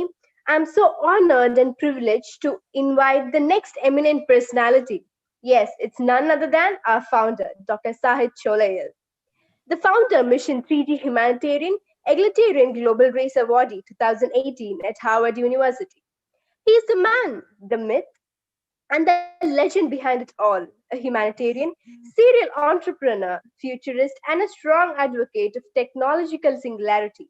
He is the founder and chairman of 3G IRPS IIT Madras Research Park. Dr. Sahid's venture into multifarious fields for decade has resulted in a fecundity of thoughts and eye-opening experiences around the world. His contribution has no demarcations. His person presence has been enlightening experts across the globe. The organization 3G IRPS focuses on third millennium human-centric problems through naturalistic thinking. With this intro, it's my pleasure to invite you, sir. Very good morning, each one of you. നമ്മൾക്ക് വളരെ ഞാനും കേട്ടുകൊണ്ടിരിക്കുകയായിരുന്നു. വളരെ interesting ആയിട്ടുള്ള exciting ആയിട്ടുള്ള ഒരുപാട് പാഠങ്ങളാണ് നമ്മുടെ മുസ്തഫാജി അതുപോലെ തന്നെ രാമചന്ദ്രൻജി എല്ലാം തന്നിരിക്കുന്നത്. എല്ലാവരും ഒരേ വാക്കിൽ തന്നെയാണ് ഫെയിലിയർ എന്നുള്ള ഒരു പാഠം.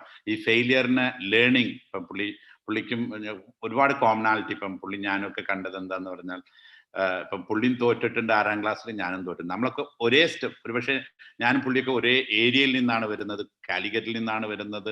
ഞങ്ങളൊക്കെ തോറ്റവരും കൂടിയാണ് 6ാം ക്ലാസ്സിൽ. അപ്പൊ തീർച്ചയായിട്ടും തോൽവി വളരെ ഇമ്പോർട്ടൻ്റ് ആണെന്നത്, ഈ തോൽവി എന്നുള്ളത് ഒരു ലേണിംഗ്. ഇപ്പൊ രാമചന്ദ്രൻജി വളരെ വ്യക്തമായിട്ടും പറഞ്ഞു, തോൽവി എന്ന് പറയുന്നത് വളരെ ഇമ്പോർട്ടൻറ്റ്. ഇപ്പം നമ്മളെല്ലാവരും നമുക്കറിയാം, ജനിച്ചു കഴിഞ്ഞാൽ നമ്മൾ ബേബീസ് ആയിട്ട് ക്രൗൾ ചെയ്ത് ഒരു സ്റ്റെപ്പ് എടുത്ത് നമ്മൾ ഓടുന്നതിന് മുമ്പ് ഒരുപാട് ഈ ഫെയിലിയർ വളരെ ഇമ്പോർട്ടൻ്റ്. ഫെയിലിയറിനെ ഫെയിലിയർ എന്ന് വിളിക്കാൻ പാടില്ല. It's all learning. ഇപ്പം മുസ്തഫ പറഞ്ഞ മാതിരി തന്നെ പുള്ളി പറയുന്നത് ഇത് തുടങ്ങുന്നതിന് മുമ്പ് ഒരു 3 ബിസിനസ്സിനെ കുറിച്ച് പറയുന്നു. ഇപ്പൊ ഒരു വളരെ വ്യത്യസ്തമായിട്ടുള്ള ഒരു സെഷനാണ് ഞാൻ എടുക്കാൻ പോകുന്നത്. ഒരു ഇത്തിരി ടെക്നോളജി ഒക്കെ കലർത്തിയിട്ടാണ് വരുന്നത്. ഒരു ഫ്യൂച്ചറിനെ കുറിച്ച് പറയുന്ന ഒരു സെഷനും കൂടിയാണ്.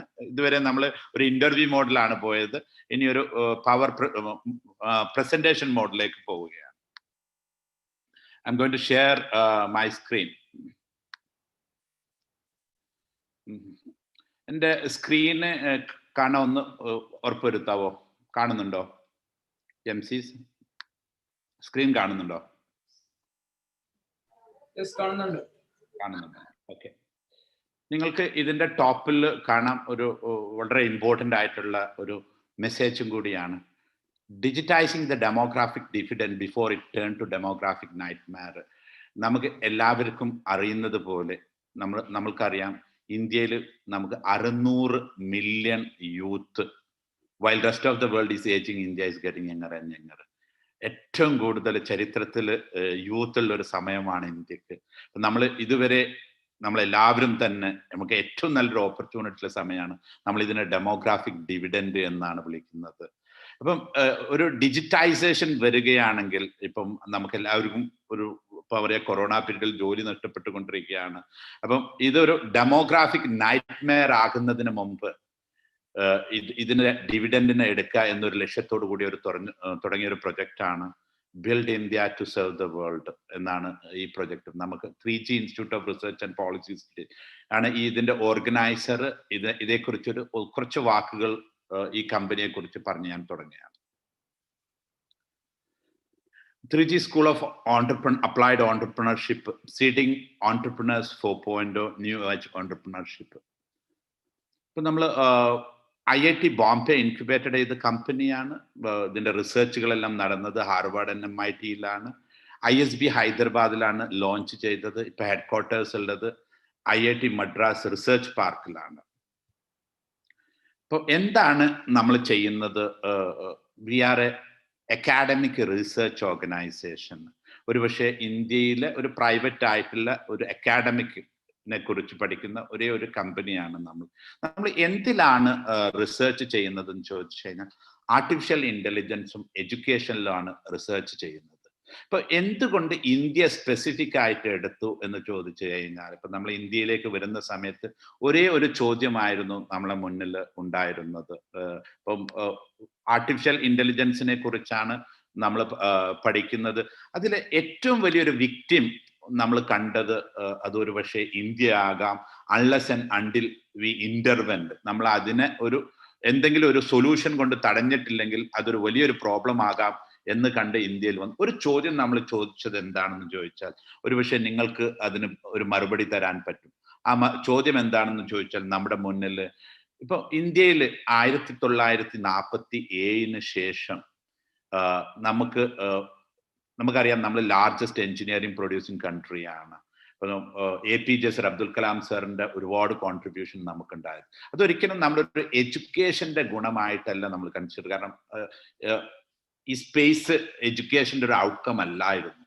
അപ്പം ഇന്ത്യയിൽ നമ്മൾ ഒരു ഗൂസ് പമ്പ് ചെയ്യുന്ന in terms of invention and innovation ഉള്ള എന്താണ് 1947 ശേഷം ഉണ്ടായത് ഒന്ന് ചോദിക്കുകയാണെങ്കിൽ ആർക്കെങ്കിലും ഉത്തരം തരാൻ പറ്റുമോ? 1947 ശേഷം നമ്മൾക്ക് അഭിമാനിക്കാവുന്ന ഒരു ഇൻവെൻഷൻ ആൻഡ് ഇന്നോവേഷൻ എന്താണ് എന്നുള്ളത്. നമ്മളൊക്കെ പഠിക്കുന്ന കുട്ടികളാണ്. ഇസ്രോനെ കുറിച്ച് ഞാൻ പറഞ്ഞു ഓൾറെഡി. APJ സാറിന്റെ ഔട്ട്പുട്ടിനെ കുറിച്ച്, അതൊരിക്കലും നമ്മുടെ എഡ്യൂക്കേഷൻ ഔട്ട്പുട്ട് അത് മാത്രം എടുക്കുകയാണെങ്കിൽ വേറൊരു ക്ലാസ് ഉണ്ട്, അത് എങ്ങനെ ഉണ്ടായി എന്താണ്. കാരണം APJനോടൊപ്പം റൈറ്റ് വിങ്ങുള്ള പല ആളുകളും ഇന്ന് നമ്മളെപ്പോഴും 3Gയിലുണ്ട്, നമ്മളോടൊപ്പം ഈ റിസർച്ചിലുണ്ട്.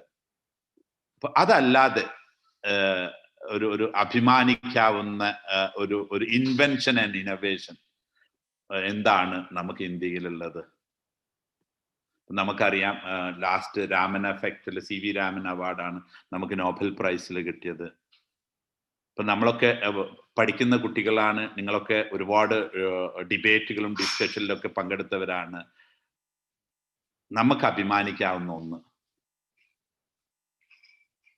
വളരെ സിമ്പിൾ ആയിട്ടുള്ള ഒരു ചോദ്യമാണ്, എന്താണുള്ളത്? സർ, നമ്മുടെ ഒരു പാർട്ടിസിപ്പന്റ് വൈറ്റ് റെവല്യൂഷൻ എന്ന് പറഞ്ഞിരിക്കുന്നു. ഓക്കെ, സത്യത്തിൽ വൈറ്റ് റെവല്യൂഷൻ ഇൻ ഗുജറാത്ത് എന്ന് പറയുന്നത് നമുക്ക് ലോകത്ത് അഭിമാനിക്കാവുന്ന ഒന്ന്, ഇൻവെൻഷൻ ആൻഡ് ഇന്നോവേഷനെ കുറിച്ചാണ് നമ്മൾ പറയുന്നത്. ഒരു കണ്ടുപിടുത്തം.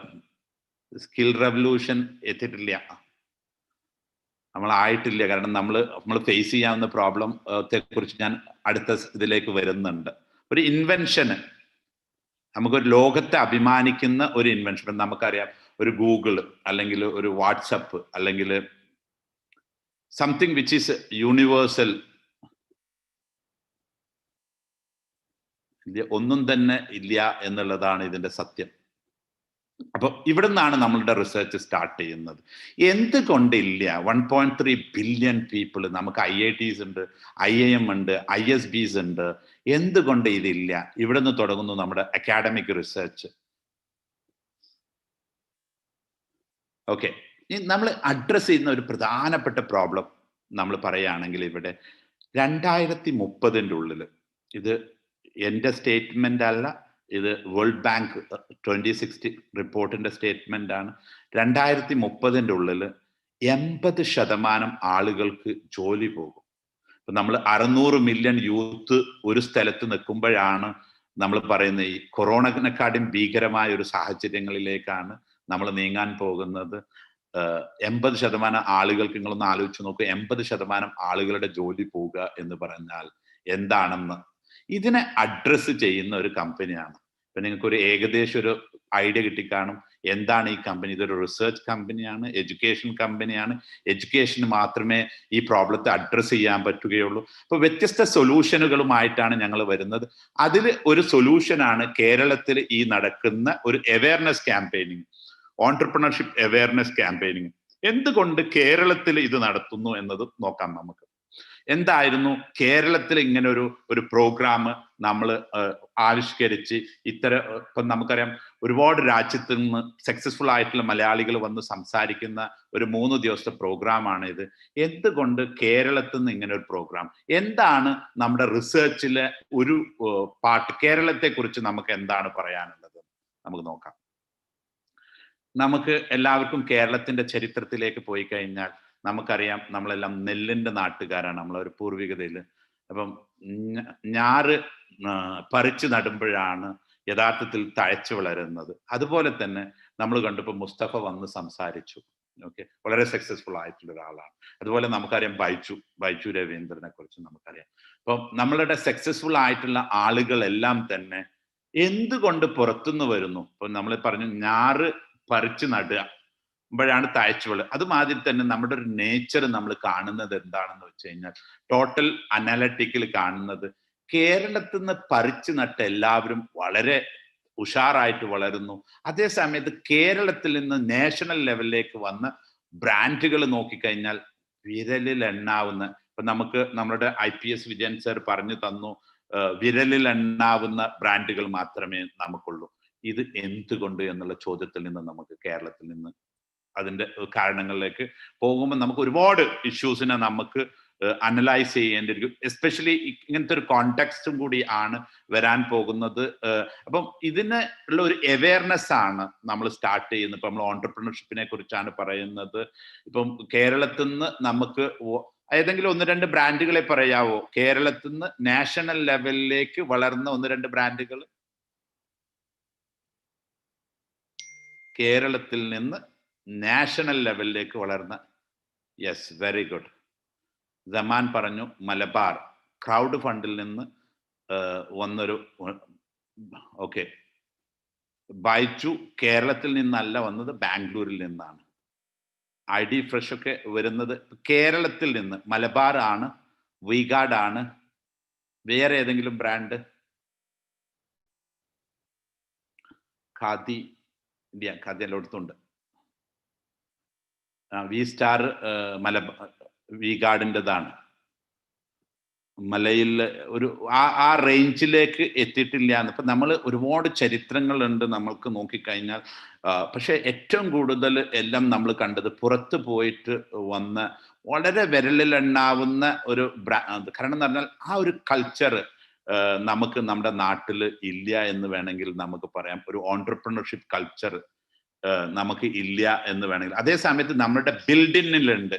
ഓക്കെ, എന്തുകൊണ്ട് എന്നതിലേക്കൊക്കെ ചെറുതായിട്ട് നമുക്കൊന്ന് പോകാം. നമ്മൾ കേരളൈറ്റിനെ കുറിച്ച് പറയുകയാണെങ്കിൽ നമ്മൾ എന്നും ഒരു അഡ്വഞ്ചറേഴ്സ് ആണ്, നമ്മളൊരു എക്സ്പ്ലോറേഴ്സ് ആണ്, നമ്മൾ എക്കണോമിക്സ് മൈഗ്രേറ്റ് ചെയ്യുന്നവരാണ്. നമ്മുടെ ഒരു great grand parents Bombay, Persia, അതുപോലെ തന്നെ മദ്രാസ്, സിലോൺ ഒക്കെ പോയി അവിടുന്ന് അവിടെ സെറ്റിൽ ആവുകയും പിന്നീട് അത് അവിടുന്ന് ഫണ്ട് കൊണ്ട് അതിനുശേഷമുള്ള ഒരു ജനറേഷൻ. ഇപ്പൊ നമ്മളൊരു 5 ജനറേഷനെ കുറിച്ച് നമ്മൾ പറയുകയാണെങ്കിൽ, മലയാളികളുടെ ഒരു ഹിസ്റ്റോറിക്കൽ വേയിൽ പോവുകയാണെങ്കിൽ നമ്മുടെ 5 ജനറേഷൻ നോക്കാം നമുക്ക്. നമ്മുടെ ഗ്രേറ്റ് പാരൻസ് എല്ലാം ബോംബെ, പേർഷ്യ, മദ്രാസ്, സിലോൺ ഒക്കെ പോയി അതിനുശേഷമുള്ള ഒരു ജനറേഷൻ വന്നത് ബോംബെ വഴി ഗൾഫിൽ എത്തുകയും ഇപ്പം ഉരുകളിലും ഷിപ്പുകളിലും ഗൾഫ് നാടുകളിൽ എത്തുകയും പിന്നീട് ഒരു 2 ജനറേഷൻ അതായിരുന്നു നമുക്ക് ഗൾഫ് നാടുകളുടെ ബൂമിങ്ങിലാണ് പിന്നത്തെ ഒരു 2 ജനറേഷൻ നമുക്ക് കണ്ടത്. അതിന് ശേഷം വന്ന ഒരു ജനറേഷൻ നമ്മൾ നോക്കുകയാണെങ്കിൽ IT-യുടെയും BPO-യുടെയും ഫോർച്യൂൺ ബൂമിൽ നമ്മൾ ബാംഗ്ലൂര്, കൊച്ചി, ട്രിവാൻഡ്രം, ഹൈദരാബാദ്, നോയിഡ, പൂനെ ഭാഗങ്ങളിൽ പോയി നമ്മുടെ ഫോർച്യൂൺ കണ്ടെത്തിയവരാണ്. ഇനി എവിടെയാണ് എന്നതാണ് നമ്മളുടെ ചോദ്യം. ഓക്കെ, ഇതൊക്കെയാണ് കേരളത്തിന്. കാരണം നമ്മൾ എന്നൊരു മൈഗ്രന്റ് ആണ്, നമ്മളൊരു എക്സ്പ്ലോറർ ആണ്, കാരണം കേരളത്തിൽ നിൽക്കാറില്ല ആളുകളൊന്നും, കേരളത്തിൽ നിന്ന് പുറത്തു പോകാറാണ്. വിജയൻ സാറ് വളരെ വ്യക്തമായിട്ടും പറഞ്ഞു, എൻഡിൽ നമുക്ക് ഏറ്റവും കൂടുതൽ റെമിറ്റൻസ് കിട്ടുന്നത് പുറം രാജ്യങ്ങളിൽ നിന്നാണ്. ഇനി എന്തുകൊണ്ട് ഇതൊക്കെ ഇവിടെ ഇങ്ങനെ സൂചിപ്പിക്കുന്നു എന്ന് ചോദിച്ചാൽ, ഇപ്പൊ എന്താണ് ഫ്യൂച്ചർ, നിങ്ങൾ എങ്ങോട്ടാണ് പോവുക എന്നുള്ള ചോദ്യത്തെയാണ് ഇതൊക്കെ. ഇതുവരെയുള്ളവരൊക്കെ ഇങ്ങനെ സ്ഥലങ്ങളിലൊക്കെ പോയിട്ടാണ് അവരെ ഫോർച്യൂൺ കണ്ടെത്തി. അപ്പൊ നിങ്ങൾ എല്ലാവരും എങ്ങോട്ടാണ് പോകുന്നത്? നിങ്ങളൊക്കെ എങ്ങോട്ടാണ് പോവുക? നിങ്ങളൊക്കെ എങ്ങോട്ട് പോകും ഇപ്പൊ നിങ്ങളുടെ ഫോർച്യൂണിന് കാണാൻ? എങ്ങോട്ടായിരിക്കും പോവുക?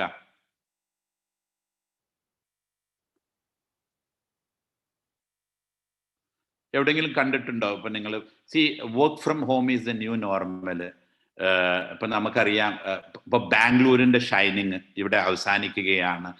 ബാംഗ്ലൂരൊക്കെ, New York half of the way ഇല്ലാണ്ടാവും വർക്ക് ഫ്രം ഹോം. 40% പ്രഡിക്ഷൻ വരുന്നത്.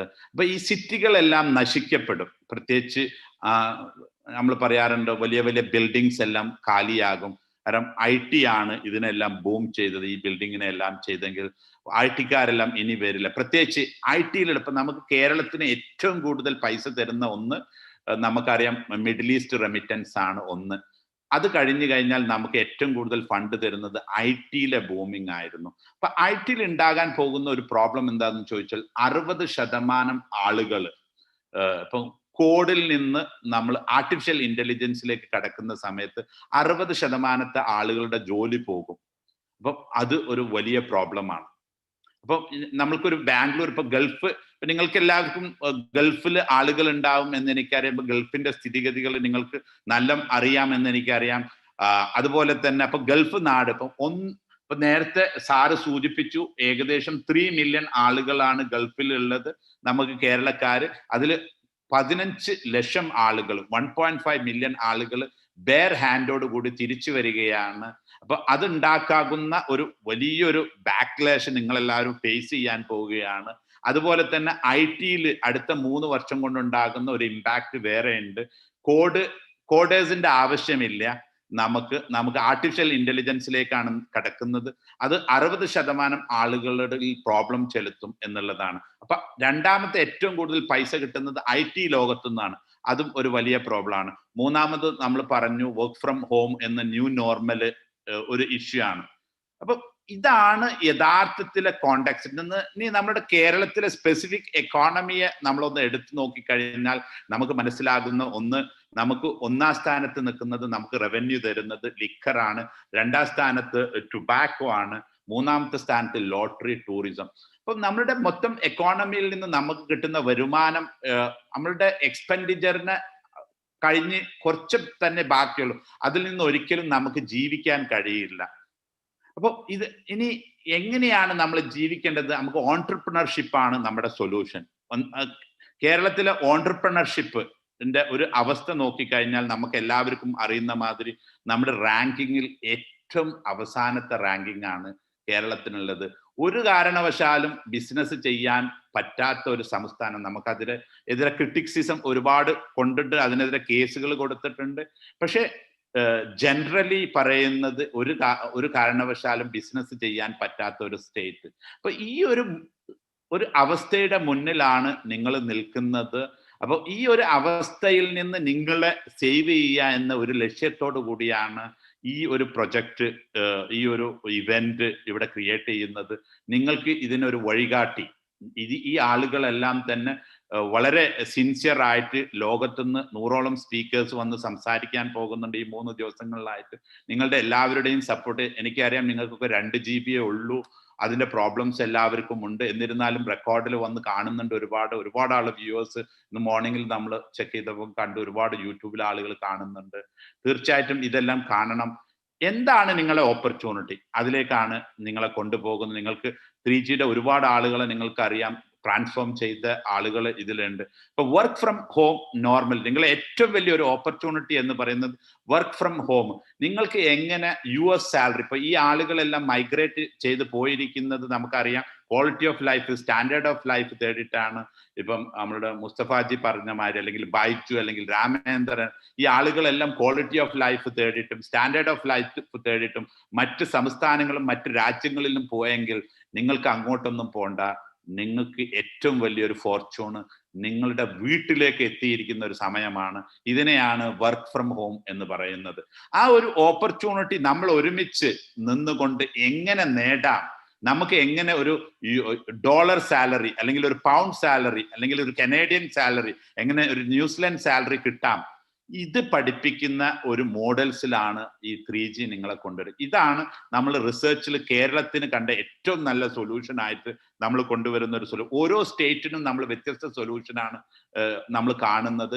കേരളത്തിന് നമ്മൾ കണ്ട ഏറ്റവും നല്ല സൊല്യൂഷൻ, കാരണം നമ്മൾ ഏറ്റവും കൂടുതൽ പഠിച്ചവരാണ്, നമ്മുടെ എഡ്യൂക്കേഷൻ ഏറ്റവും കൂടുതൽ ഉള്ളവരാണ്. അപ്പോൾ ഈ ഒരു ഓപ്പർച്യൂണിറ്റി ലോകത്തിന് എല്ലാവർക്കും ഉള്ളതാണ്. അത് നമ്മൾ ഗ്രാബ് ചെയ്യാൻ, നമ്മളിപ്പോൾ ലീപ് ഫ്രോഗ് ആണ്, ആരും ഇതേക്കുറിച്ച് സംസാരിക്കുന്നില്ല.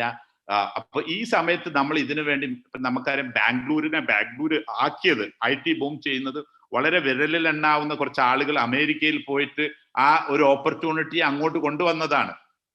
സിമിലർ മാതിരി നമ്മളൊരു മൂവ്മെന്റ് നടത്തുകയാണെങ്കിൽ നമുക്ക് അതിനെ കേരളത്തെ അതിന്റെ ഹബ്ബാക്കി മാറ്റാൻ കഴിയും.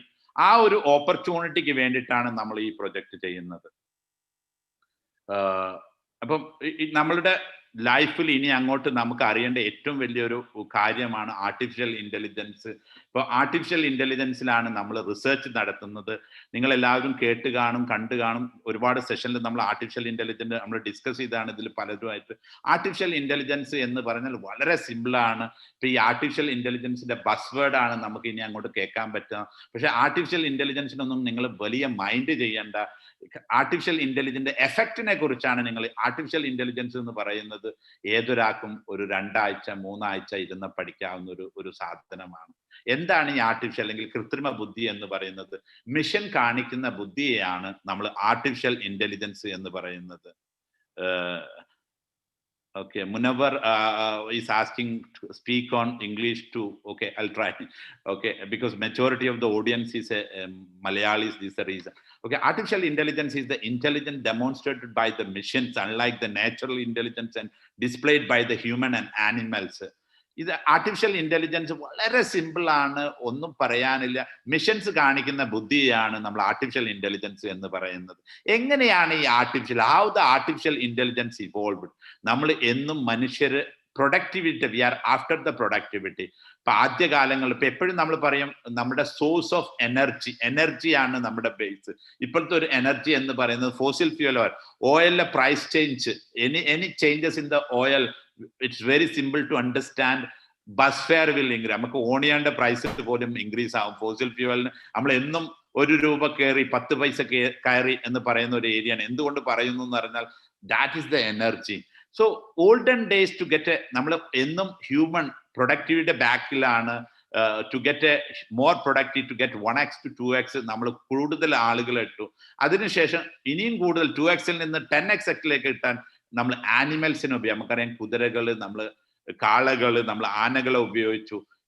Latest stage invention of A steam engine നമ്മൾ ഫസ്റ്റ് ഇൻഡസ്ട്രിയൽ റെവല്യൂഷനിൽ എത്തി. അവിടെ 1000x പ്രൊഡക്ടിവിറ്റി. ഇവിടെയാണ് നമ്മളുടെ ആദ്യത്തെ കോഗ്നിറ്റീവ് ഓട്ടോമേഷൻ നടക്കുന്നത്.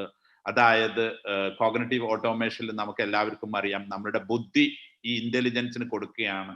അങ്ങനെയാണ് ആർട്ടിഫിഷ്യൽ ഇന്റലിജൻസ് വന്നത്. ഇപ്പൊ ഈ സ്ലൈഡിൽ നിന്നുള്ള ഇപ്പൊ നിങ്ങൾ എല്ലാവരും അറിയേണ്ട ഒരു കാര്യം, എന്താണ് ആർട്ടിഫിഷ്യൽ ഇന്റലിജൻസ്? ഇനി ആർട്ടിഫിഷ്യൽ ഇന്റലിജൻസ് എന്നത് ഗ്രേഡ് 1 മുതൽ തുടങ്ങാൻ പോവുകയാണ്. തുടങ്ങിയിട്ടില്ലെങ്കിൽ ഒരു കാര്യമില്ല എന്നുള്ളത് നിങ്ങൾക്ക് ഞാൻ അടുത്ത 2 സ്ലൈഡിൽ പ്രൂവ് ചെയ്യും. കിൻഡർ ഗാർഡൻ മുതൽ ആർട്ടിഫിഷ്യൽ ഇന്റലിജൻസ് പഠിച്ചേ പറ്റൂ. പഠിച്ചിട്ടില്ലെങ്കിൽ നമ്മുടെ life 1.6 billion children's are preparing not for today, we are preparing for yesterday. എന്തുകൊണ്ട് പഠിക്കണം എന്നുള്ള 2 സ്ലൈഡിലൂടെ ഞാൻ പറഞ്ഞു മനസ്സിലാക്കുന്നതാണ്. അപ്പൊ ഈ സ്ലൈഡിൽ നിന്ന് നിങ്ങൾക്ക് മനസ്സിലാകേണ്ടത് ആർട്ടിഫിഷ്യൽ ഇന്റലിജൻസ്, കൃത്രിമ ബുദ്ധി വളരെ സിമ്പിളാണ്. മെഷീൻ കാണിക്കുന്ന ബുദ്ധിയാണ് നമ്മൾ അത് പറയുന്നത്. അത് ഇവോൾവ് ചെയ്തത് എങ്ങനെയെന്ന് നിങ്ങൾക്ക് മനസ്സിലായി കാണും. ഇനി ഈ ഒരു ചെറിയ ഒരു കമ്പാരിസൺ, ഒരുപാട് സെഷനിൽ നമ്മൾ ഇത് കമ്പയർ ചെയ്താണ്, എന്നാലും പുതിയ ആളുകൾ ഉള്ളത് കൊണ്ട് നമ്മൾ ഒന്ന് ജസ്റ്റ് പറഞ്ഞു പോകുന്നു എന്നത് മാത്രം. അപ്പൊ നമുക്കറിയാം ഈ ഒരു കമ്പാരിസൺ, നിങ്ങൾ എല്ലാവരും ഇതിൽ ഒരുപാട് ആളുകളുടെ പാരന്റ്സ് ഇതിലുണ്ടാവും. There are many parents. We are in a transition movement. We are going to have an unprecedented situation. That we are going to have a too tough decade. We are in a transition. It never ever happened in the history. We are going to face the toughest problem on the history. നമ്മൾ face ചെയ്യാൻ പോവുകയാണ്. എന്തുകൊണ്ടാണ് ഇത് toughest ആവുന്നതെന്ന് നമുക്ക് നോക്കാം. But it's a transition movement. It's not a permanent issue. Elimination of employment is not happen first time. It happen many time. നമുക്ക് എല്ലാവർക്കും അറിയാം അഗ്രികൾച്ചറിലാണ് പണ്ട് നമ്മളൊക്കെ നിന്നത്. ഇന്ന് ആരും അഗ്രികൾച്ചറിലല്ല. എലിമിനേഷൻ ഓഫ് എംപ്ലോയ്മെന്റ് ഒരുപാട് തവണ ഉണ്ടായിട്ടുണ്ട്. പക്ഷെ എന്താണ് പണ്ടും ഇന്നും തമ്മിലുള്ള ഒരു ഡിഫറൻസ് എന്ന് നോക്കാം നമുക്ക്. അപ്പം ഈ ഒരു വളരെ ഇതായിട്ടുള്ള ഒരു അൺഡിവൈഡഡ് അറ്റൻഷൻ എനിക്ക് വേണം ഇവിടെ നിങ്ങൾക്ക് ഇത് മനസ്സിലാക്കി തരാൻ വേണ്ടിയിട്ട്. ഇവിടുത്തെ ഒരു പ്രോബ്ലം എന്ന് പറയുന്നത് നമ്മുടെ ബുദ്ധി, മനുഷ്യ ബുദ്ധിയെയും കൃത്രിമ ബുദ്ധിയെയും തമ്മിലുള്ള ഒരു അനലറ്റിക് ആണ് ഈ സ്ലൈഡിലൂടെ നിങ്ങൾക്ക് മനസ്സിലാകുന്നു. നമ്മൾ എത്രത്തോളം നമ്മൾ ഇൻഫീരിയർ ആണ് മനുഷ്യ ബുദ്ധി എന്ന് തെളിയുകയുണ്ടായി ഇടയ്ക്ക് ഒരു ഇഷ്യൂസിലൂടെ. അത് എന്താണെന്നും കൂടി ഞാൻ പറഞ്ഞ് ഈ സ്ലൈഡിന്റെ ഒരു ടേക്ക് അവേ എന്താണെന്ന് ചോദിച്ചാൽ, ആർട്ടിഫിഷ്യൽ ഇന്റലിജൻസ്, കൃത്രിമ ബുദ്ധി മനുഷ്യ ബുദ്ധിയെ മറികടക്കുന്ന ഒരു സാഹചര്യമാണ് ട്രാൻസിഷൻ എന്ന് പറയുന്നത്.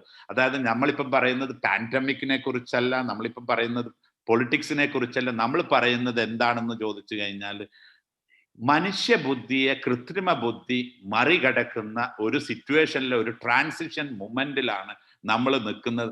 അതുകൊണ്ടാണ് 80% ആളുകൾക്ക് ജോലി പോകുന്നത്. ഓക്കെ, എങ്ങനെയാണെന്ന് നമുക്ക് നോക്കാം ഇത് നടക്കുന്നത്. ഇപ്പോൾ മനുഷ്യ ബുദ്ധിയുടെ 200 ഹെഡ്സ് ആണ് അതിന്റെ ഫ്രീക്വൻസി. കൃത്രിമ ബുദ്ധിക്ക് 200 ഗിഗാഹെഡ്സ് ആണ്.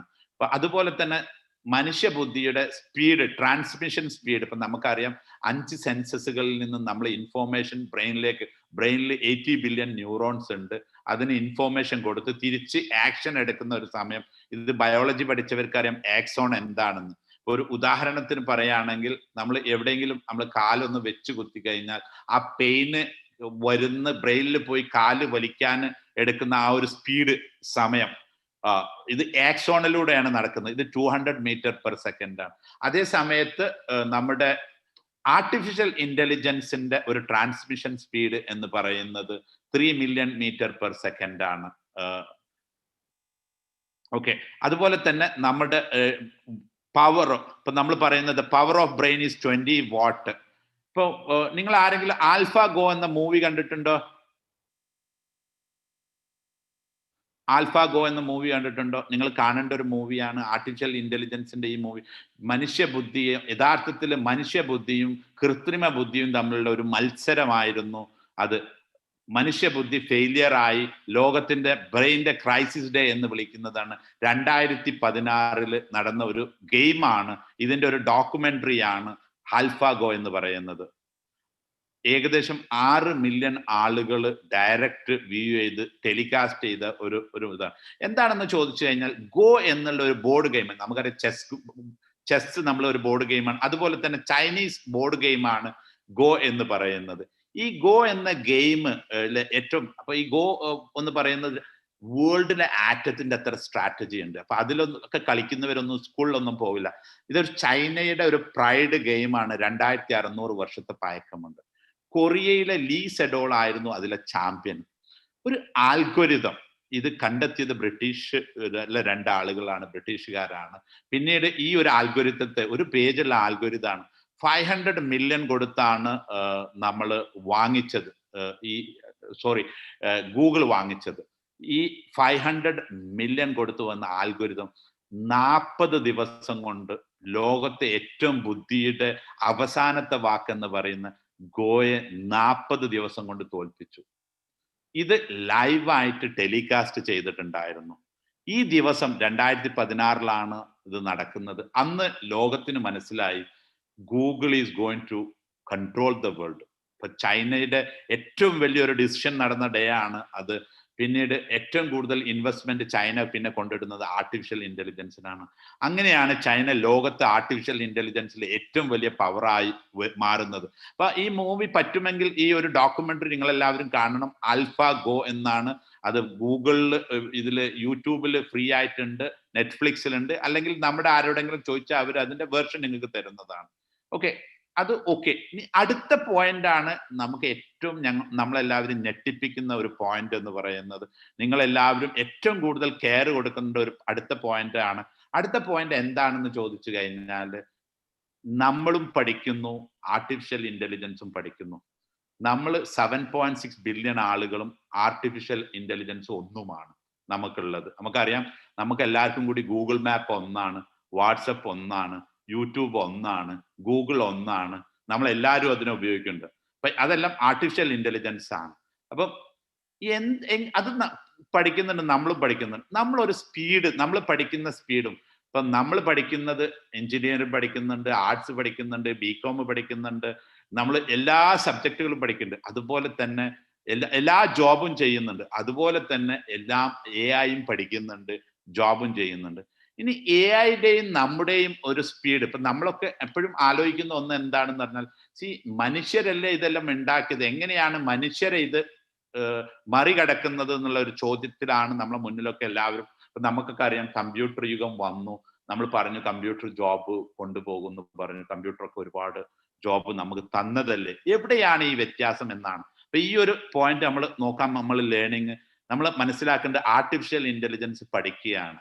ഇപ്പൊ ഏത് സ്പീഡിലാണ് പഠിക്കുന്നത്. ഇപ്പൊ നമ്മൾ ഏതൊരു കുട്ടിയെയും നമ്മൾ ഏറ്റവും സ്മാർട്ടസ്റ്റ് എന്ന് പറയുന്നത് നമ്മൾ എങ്ങനെയാണെന്ന് നോക്കിക്കഴിഞ്ഞാൽ നമുക്കറിയാം. നമ്മളൊരു കോമ്പറ്റീഷനിൽ അവനെ കൊണ്ടിടും. ആ കോമ്പറ്റീഷനിൽ അപ്പൊ നമ്മൾ ഒരു സ്മാർട്ടസ്റ്റ് ഒരു കുട്ടീനെ നമ്മൾ എടുത്തിട്ട് നമ്മൾ AI ആയിട്ട് കമ്പയർ ചെയ്യുകയാണെങ്കിൽ, AI പഠിക്കുന്നത് അവന്റെ ഒരു 1 വീക്കിൽ 20,000 വർഷത്തെ ഹ്യൂമൻ ലെവൽ റിസർച്ച് ആണ് AI പഠിക്കുന്നത്. ഇതിനോട് കോമ്പീറ്റ് ചെയ്യാൻ ആർക്കെങ്കിലും കഴിയോ എന്നാണ് എന്റെ ചോദ്യം. നമ്മൾ ആർക്കെങ്കിലും കഴിയോ ഇതിനോട് കോമ്പീറ്റ് ചെയ്യാൻ? നിങ്ങൾ പറയൂ. 20,000 വർഷത്തെ ഒരു പഠനമാണ് ഒരാഴ്ച കൊണ്ട്, ഒരു മനുഷ്യന്റെ പഠനമാണ് ഒരാഴ്ച കൊണ്ട് ആർട്ടിഫിഷ്യൽ ഇന്റലിജൻസ് എന്ന ഒരു വ്യക്തി പഠിക്കുന്നത്. അപ്പൊ നമുക്ക് ആർക്കെങ്കിലും ഇത് പറ്റുമോ? ഇപ്പൊ നമ്മൾ നിങ്ങളുടെ ലൈഫിനെ കുറിച്ചാണ് പറയുന്നത്. എൻ്റെ ലൈഫിന്, എൻ്റെ ഫാമിലിയുടെ പ്രോബ്ലത്തെ കുറിച്ചാണ്, നിങ്ങളുടെ ഫാമിലി പ്രോബ്ലത്തെ. ഇപ്പൊ ഈ ലേണിങ്ങിനെ കുറിച്ചാണ്. നമ്മളൊക്കെ സ്കൂളിൽ പോകുന്നുണ്ട്, കോളേജിൽ പോകുന്നുണ്ട്, നമ്മളൊക്കെ പഠിക്കുന്നുണ്ട്. നമ്മൾ പഠിച്ച് ബ്രെയിനിൽ വെക്കും, ആർട്ടിഫിഷ്യൽ ഇന്റലിജൻസ് പഠിച്ച് ക്ലൗഡിൽ വെക്കുന്നു. അതെടുക്കുന്നത് ഒരാഴ്ച കൊണ്ട് പഠിക്കുന്നത്. നിങ്ങളൊന്ന് ആലോചിച്ച് നോക്കൂ, നിങ്ങൾ എത്ര പഠിക്കും ഒരാഴ്ച കൊണ്ട്? 20,000 വർഷത്തെ പഠനം അത് പഠിക്കുകയാണ്. അപ്പൊ നമുക്ക് ആർക്കെങ്കിലും അതിനെ കോമ്പീറ്റ് ചെയ്യാൻ പറ്റുമോ? നിങ്ങൾ പറയൂ, നിങ്ങൾ എല്ലാവരും കേൾക്കുന്നുണ്ടോ? ബങ്ക് ചെയ്യാണോ? ഇപ്പം പണ്ടൊക്കെ നമ്മൾ ബങ്ക് ചെയ്യുമ്പോൾ നമുക്ക് ഒരുപാട്, ഇപ്പം ബങ്ക് ചെയ്താൽ അറിയ പോലും ഇല്ല. എല്ലാരും ചാറ്റ് ചെയ്യും. ഓഡിയൻസ് പറയുന്നുണ്ട് നോ നോ എന്ന് പറയുന്നുണ്ട്, നോ എന്ന് പറയുന്നുണ്ട്. Okay, so it is going to be very difficult. ഇപ്പൊ നിങ്ങൾ മനസ്സിലാക്കേണ്ടത്, ഇത് കേട്ട് ഇത് മനസ്സിലായിട്ടില്ലെങ്കിൽ you will be out of the world. Okay, ഇപ്പൊ ഈ ഒരു പോയിന്റ് ആണ് ഇതിലെ ഏറ്റവും വലിയ പോയിന്റ്. ആർട്ടിഫിഷ്യൽ, ഇപ്പൊ നിങ്ങൾ എല്ലാവരും സ്റ്റുഡൻസ് ആണ്, പഠിക്കാൻ പോകുന്നവരാണ്. ഇപ്പൊ നിങ്ങൾക്ക് എതിരെ ഉള്ള AI-ന്റെ സ്പീഡ് നോക്കൂ. AI ഒരാഴ്ച കൊണ്ട് 20,000 വർഷമാണ്. ഇപ്പൊ നമ്മൾ മനുഷ്യർ എത്ര വർഷമാണ് ജീവിക്കുന്നത് നമുക്കറിയാം. ആവറേജ് ഏജ് ഇന്ത്യയിൽ 64 വർഷമാണ്. ഒരാഴ്ച കൊണ്ട് പഠിക്കുന്നത് 20,000 വർഷത്തെ ലേണിംഗ് ആണ്. ഇതിനൊന്നും നമ്മളൊന്ന് എക്സ്പീരിയൻസ് ചെയ്ത് നോക്കാം. ഇപ്പൊ കമ്പ്യൂട്ടർ ഉള്ളവരൊക്കെ ഈ ഒരു എക്സസൈസ് ചെയ്യണം എന്നാണ് എൻ്റെ റിക്വസ്റ്റ്. നിങ്ങളുടെ ലൈഫിനെ കുറിച്ചാണ്, നിങ്ങളുടെ പാരൻസിന്റെ ലൈഫിനെ കുറിച്ചാണ് നമ്മൾ പറയുന്നത്, നിങ്ങളുടെ ബ്രദറിന്റെ ലൈഫിനെ കുറിച്ചാണ്, സിസ്റ്ററിന്റെ. ഈ ഒരു ആർട്ടിഫിഷ്യലിനെ കുറിച്ചുള്ള ഈ ഒരു നോളജ് ഇല്ലെങ്കിൽ U will be out of the world.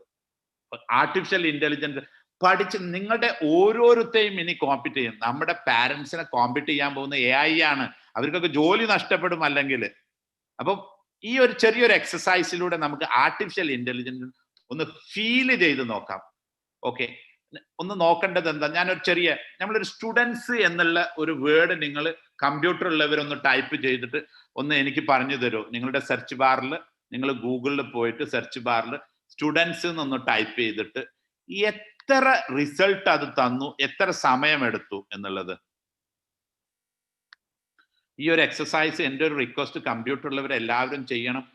നിങ്ങളുടെ ഭാവി, ഇതിലുള്ള എല്ലാവരോടും ഞാൻ പറയുന്നത് ഇത് ചെയ്യണം. ഇത് ചെയ്താൽ മാത്രമേ നിങ്ങൾക്ക് എന്താണെന്ന്, ആർട്ടിഫിഷ്യൽ ഇന്റലിജൻസിനെ കുറിച്ച് നിങ്ങൾക്ക് അറിഞ്ഞിട്ടില്ലെങ്കിൽ നിങ്ങൾ ഈ ഫ്യൂച്ചറിനെ കുറിച്ച് നിങ്ങൾ ചിന്തിക്കേണ്ട. It is not yours. ഇപ്പൊ ഇതിൽ ഒരുപാട് ആള്, ഞാൻ വീണ്ടും എക്സ്പെക്ട് ചെയ്യുന്ന മോർ റിസൾട്ട് കമ്പ്യൂട്ടർ ഉള്ളവരൊക്കെ ചെയ്യണം എന്നാണ് പറയുന്നത്. നിങ്ങൾ ഫീൽ ചെയ്യൂ, ആർട്ടിഫിഷ്യൽ ഇന്റലിജൻസിനെ ഫീൽ ചെയ്യൂ. ഒരു സ്റ്റുഡൻസ് എന്നുള്ളത് ഒരു ടൂൾ ബാറിൽ ഗൂഗിൾ സെർച്ച് ബാറിൽ അടിച്ചിട്ട് എത്ര റിസൾട്ട് എത്ര സെക്കൻഡ് കൊണ്ട് കൊണ്ടുവന്നു. ഇപ്പൊ 1-2 ആളുകൾ അതിൽ റിസൾട്ട് ഇട്ടിട്ടുണ്ട്, നിങ്ങൾക്ക് വായിക്കാവുന്നതാണ്. ഓക്കെ, ഇപ്പൊ നിങ്ങൾ എല്ലാവരും കണ്ടു എത്ര സെക്കൻഡ് കൊണ്ടാണ് കൊണ്ടുവരുന്നത് നിങ്ങൾ കാണുന്നുണ്ട്. ഒന്ന് ആലോചിച്ച് നോക്കൂ. നിങ്ങൾക്ക് ഈ ഒരു സെക്കൻഡ് കൊണ്ട്, ഒരു സെക്കൻഡ് എടുത്തിട്ടില്ല, എല്ലാം 0.47 സെക്കൻഡ്, ഒരു സെക്കൻഡ് പോലും എടുത്തിട്ടില്ല. എത്ര റിസൾട്ടാണ് കൊണ്ടുവന്ന് നോക്കൂ. ഒറ്റ 10, 100, 1000 കോടി, 10 കോടി, 100 കോടി, 400. ഇപ്പൊ ബിയ മറിയത്തിന്റെ റിസൾട്ട് നോക്കൂ, 0.47 സെക്കൻഡ്, ഒരു സെക്കൻഡ് പോലും എടുത്തിട്ടില്ല. 473 കോടി റിസൾട്ട് ആണ് കൊണ്ടുവന്നത്. ജമാന്റേത് നോക്കൂ, 0.48 സെക്കൻഡ്, 473 കോടി. ഇപ്പൊ ഒന്ന് ആലോചിച്ച് നോക്കൂ, ഇതിനെ കോമ്പീറ്റ് ചെയ്യാൻ ആർക്കാണ് പറ്റുക? ഈ ലോകത്ത് ആർക്കെങ്കിലും പറ്റുന്ന ഒരാളെ പറഞ്ഞു തരും നിങ്ങൾ. അതായത് ഒരു സെക്കൻഡ് കൊണ്ട് പഠിച്ചെടുത്തിട്ട് 1 ട്രില്യൺ ഡാറ്റ കൊണ്ടുതരാൻ പറ്റുന്ന ഒരു മനുഷ്യനെ പറഞ്ഞു തരും നിങ്ങൾ. ആരെങ്കിലും ഉണ്ടോ?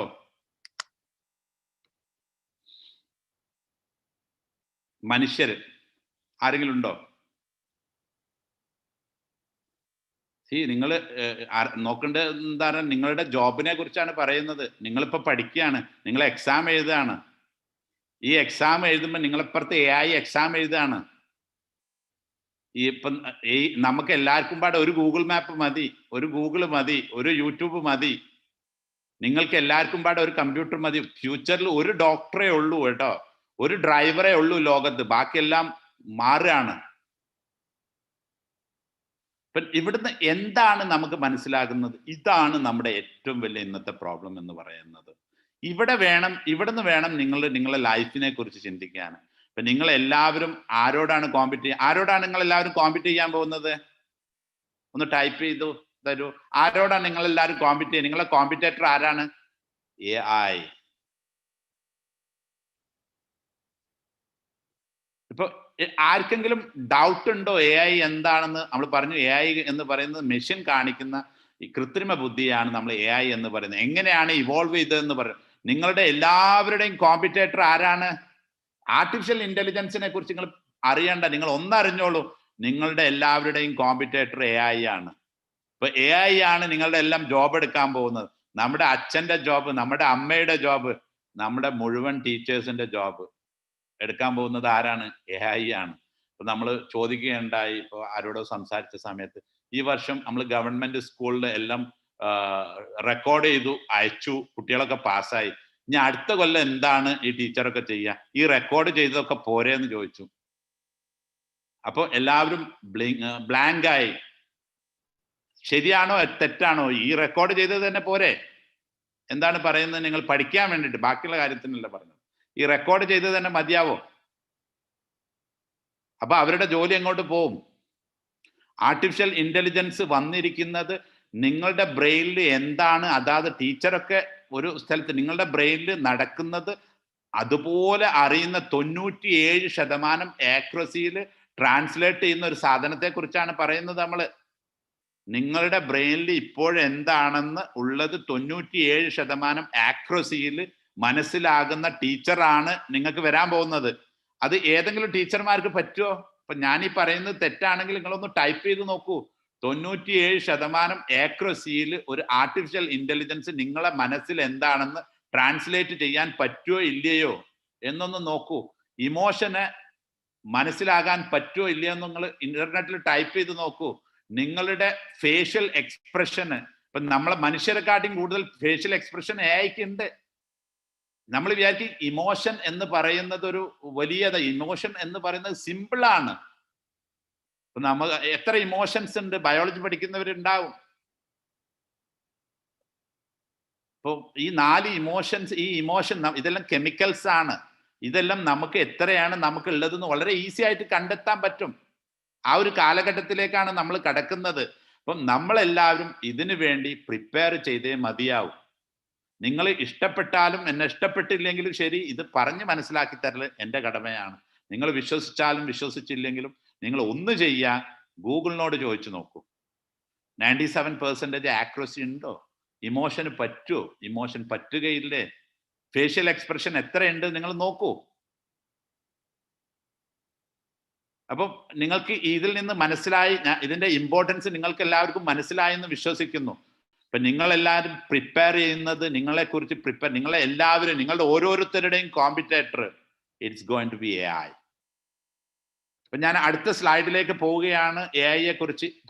ഇപ്പൊ നമ്മളെ മൈൻഡിലേക്ക് ഇങ്ങനെ വരുന്ന ഒരു ചോദ്യം എന്താണെന്ന് ചോദിച്ചു കഴിഞ്ഞാൽ, ഓക്കെ, ഇതൊക്കെ മനുഷ്യരുണ്ടാക്കിയതല്ലേ? ഇതുമാതിരി പല ഇതും നമ്മൾ കേട്ടിട്ടുണ്ട്. കമ്പ്യൂട്ടറിനെ കുറിച്ച് പണ്ട് പറഞ്ഞിരുന്നു, കമ്പ്യൂട്ടർ വന്നു കഴിഞ്ഞാൽ ജോലി എല്ലാം പോവും. ഇപ്പൊ എങ്ങനെ ഉണ്ടായി? നമുക്ക് ഏറ്റവും കൂടുതൽ കേരളത്തിന് പൈസ കിട്ടിയത് അതൊന്നല്ലേ എന്നാണ് നമ്മൾ ചോദിച്ചത്.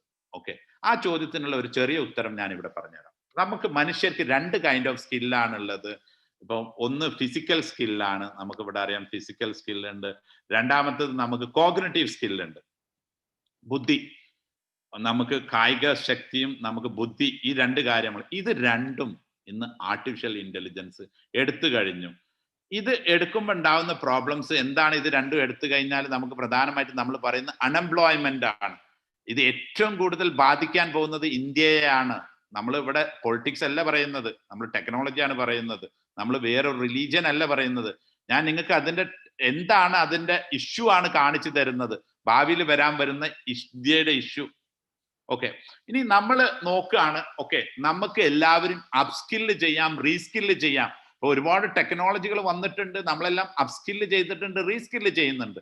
ഈ ഒരു ടെക്നോളജിയുടെ സമയത്ത് എങ്ങനെയാണ് അപ്സ്കില്ലിങ്ങും റീസ്കില്ലും ഇത് എത്രത്തോളം സാധ്യമാണെന്നും, നമ്മുടെ അച്ഛനെയും അമ്മയെയും നമ്മുടെ ബ്രദേഴ്സിനെയും എത്രത്തോളം അപ്സ്കില്ല് ചെയ്യാൻ പറ്റും, റീസ്കില്ല് ചെയ്യാൻ പറ്റും എന്ന് നമുക്ക് നോക്കാൻ വയ്യ. ഇപ്പൊ നമുക്കറിയാം, ഒരു കാലഘട്ടങ്ങളിൽ ഇവിടെ നമ്മളെല്ലാവരും ഇവിടെ നോക്കിക്കഴിഞ്ഞാൽ അഗ്രികൾച്ചറിലാണ് നമ്മളിവിടെ അപ്സ്കില്ലിങ്ങിനെയും റീസ്കില്ലിനെയും കുറിച്ചാണ് പറയുന്നത്. നമ്മൾ ആർട്ടിഫിഷ്യൽ ഇന്റലിജൻസിനെ കുറിച്ച് വ്യക്തമായിട്ട് നിങ്ങൾ എല്ലാവരും പഠിച്ചു. കൃത്രിമ ബുദ്ധിയാണ്, മിഷൻ കാണിക്കുന്ന ബുദ്ധിയാണ് ആർട്ടിഫിഷ്യൽ ഇന്റലിജൻസ് എന്ന് പറയുന്നത്. എങ്ങനെയാണ് അത് ഇവോൾവ് ചെയ്തതെന്ന് പഠിച്ചു. അത് മനുഷ്യ ബുദ്ധിയെ മറികടക്കുന്ന ഒരു എക്സ്പീരിയൻസ് നമുക്ക് ഉണ്ടാക്കി തന്നു, കാണിച്ചു തന്നു. ഇനി നമ്മൾ നോക്കുന്നത്, ഇനി നമുക്ക് അപ്സ്കില്ലും റീസ്കില്ലും ചെയ്താൽ പോരെ, അത് എത്രത്തോളം സാധ്യമാണ്. ഇപ്പൊ നമ്മളെല്ലാം ഒരു കാലഘട്ടത്തിൽ കൃഷിയിലായിരുന്നു നമ്മൾ പ്രധാനമായിട്ടും ജോലി കണ്ടെത്തുന്നത്. ആ കൃഷിയിലെ ജോബ് എന്ന് പറയുന്നത് നമ്മളൊരു കായിക ബലമാണ് പ്രധാനമായിട്ടും, മെന്റൽ കോഗ്നിറ്റീവ് കുറവാണ്. ആദ്യത്തെ ഇൻഡസ്ട്രിയൽ റെവല്യൂഷൻ വന്നു, നമ്മൾ കണ്ടു steam engine to mechanise the production, ആദ്യത്തെ റെവല്യൂഷൻ. ഇതും നമുക്കറിയാം ഇവിടെ അസംബ്ലി ലൈനാണ്, ഇവിടെയും ഫിസിക്കൽ തന്നെയാണ്, ഒന്ന് മെക്കാനൈസ് ദ പ്രൊഡക്ഷൻ ആണ്. രണ്ടാമത്തെ വ്യാവസായിക വിപ്ലവം വന്നു, ഇലക്ട്രിസിറ്റി ആണ് അതിലെ പ്രധാനമായിട്ടും കാരണക്കാരൻ. ആക്സലറേറ്റ് ദ പ്രൊഡക്ഷൻ, അവിടെയും നമ്മൾ കണ്ടു ഫിസിക്കലാണ്, അസംബ്ലി ലൈനാണ്. നമ്മളൊക്കെ അറിയാം, നമ്മുടെ ഈ സ്കൂൾ സിസ്റ്റം എല്ലാം ഉണ്ടാക്കിയിരിക്കുന്നത് മാസ് പ്രൊഡക്ഷന് വേണ്ടിയിട്ടാണ് നമ്മുടെ സ്കൂൾ സിസ്റ്റം എല്ലാം ഉണ്ടാക്കിയത്. പക്ഷെ മൂന്നാം വ്യാവസായിക വിപ്ലവമാണ് നമുക്ക് ഏറ്റവും വലിയ ഇമ്പോർട്ടന്റ്. നിങ്ങൾക്ക് ഇതുമാതിരി ആരും പറഞ്ഞു തന്നിട്ടുണ്ടാവില്ല. നിങ്ങൾ ഇവിടെ ഒരു 5 മിനിറ്റ് എന്നോടൊപ്പം നല്ല പോലെ ശ്രദ്ധിച്ചാൽ നിങ്ങൾക്ക് മനസ്സിലാവും ഇതിന്റെ റിസ്ക് എന്താണ്. നമ്മളിപ്പോ പറയുന്നത് ഈ കാലഘട്ടത്തിൽ ഇതിനെ അപ്സ്കില്ല് ചെയ്യാൻ പറ്റുമോ? ഇപ്പൊ ടെക്നോളജി വരുന്നുണ്ട്, ടെക്നോളജിക്ക് അനുസരിച്ച് നമ്മളെ ആളുകളെ എങ്ങനെയാണ് നമ്മൾ അപ്സ്കില്ല് ചെയ്യുക അല്ലെങ്കിൽ റീസ്കില്ല് ചെയ്യുക, അത് നമുക്ക് വളരെ ഈസി അല്ലേ? നമുക്കറിയാം, നമ്മൾ സ്കിൽ ഇന്ത്യ, അപ്സ്കിൽ ഇന്ത്യ, നമ്മൾ പല ക്യാമ്പയിനുകളും സ്റ്റാർട്ടപ്പ് എന്നൊക്കെ പറഞ്ഞ് നമ്മൾ ക്യാമ്പയിനുകൾ ഒരുപാട് നടത്തുന്നുണ്ട്. എത്രത്തോളം ഇത് പോസിബിൾ ആണ് ലോജിക്കലി എന്ന് നോക്കുകയാണ് നമ്മളിവിടെ ചെയ്യുന്നത്. ഇപ്പം മൂന്നാം വ്യാവസായിക വിപ്ലവത്തെ കുറിച്ചാണ് നമ്മളിവിടെ പറയുന്നത്. ഇൻഫോർമേഷൻ ടെക്നോളജി ആയിരുന്നു മൂന്നാം വ്യാവസായിക വിപ്ലവം എന്ന് പറയുന്നത്. ഇപ്പൊ നമുക്കറിയാം, ഇവിടെ TCS വന്നു, ഇവിടെ വിപ്രോ വന്നു, ഇവിടെ അതുപോലെ തന്നെ TCS, വിപ്രോ, ഇൻഫോസിസ്, ഇവരൊക്കെ എന്താണ് മൂന്നാം വ്യാവസായിക വിപ്ലവത്തിൽ ചെയ്തത്? ഇവരൊക്കെ കോളേജിൽ പോയിട്ട് നല്ല IQ ഉള്ള കുട്ടികളെ സെലക്ട് ചെയ്തു. അവരോട് പറഞ്ഞു, ഓക്കെ, നിങ്ങൾ ഏതായാലും ഞങ്ങൾക്ക് വിഷയമില്ല, BCom ആണോ പോരൂ, നിങ്ങൾ BC ആണോ അല്ല BBA ആണോ അല്ല BA ആണോ അല്ല സിവിൽ എഞ്ചിനീയറിംഗ് ആണോ മെക്കാനിക്കൽ എഞ്ചിനീയറിംഗ് ആണോ അല്ല ഇനി കുറച്ച് എഡ്യൂക്കേഷൻ ഇല്ല എങ്കിലും പ്രശ്നമല്ല, നീ വാ. ഇവരെല്ലാവരും ട്രെയിൻ ചെയ്തു. അവരെ IQ മാത്രമായിരുന്നു അവരുടെ ലക്ഷ്യം. അതിൽ ട്രെയിൻ ചെയ്തു ഈ ആളുകളുടെ ഒരു ആവറേജ് വയസ്സ് എന്ന് പറയുന്നത് ഇന്ന് 35 അല്ലെങ്കിൽ 40 വയസ്സായിരിക്കും, ഈ ട്രെയിൻ ചെയ്ത ഈ ആളുകളുടെ ഒക്കെ വയസ്സ്. ഓക്കെ, നിങ്ങൾ ആരെങ്കിലും നോഹ ഹരാരിയെ കുറിച്ച് കേട്ടിട്ടുണ്ടോ? നോഹ ഹരാരി കേട്ടിട്ടുണ്ടെങ്കിൽ യെസ് എന്ന് പറയും.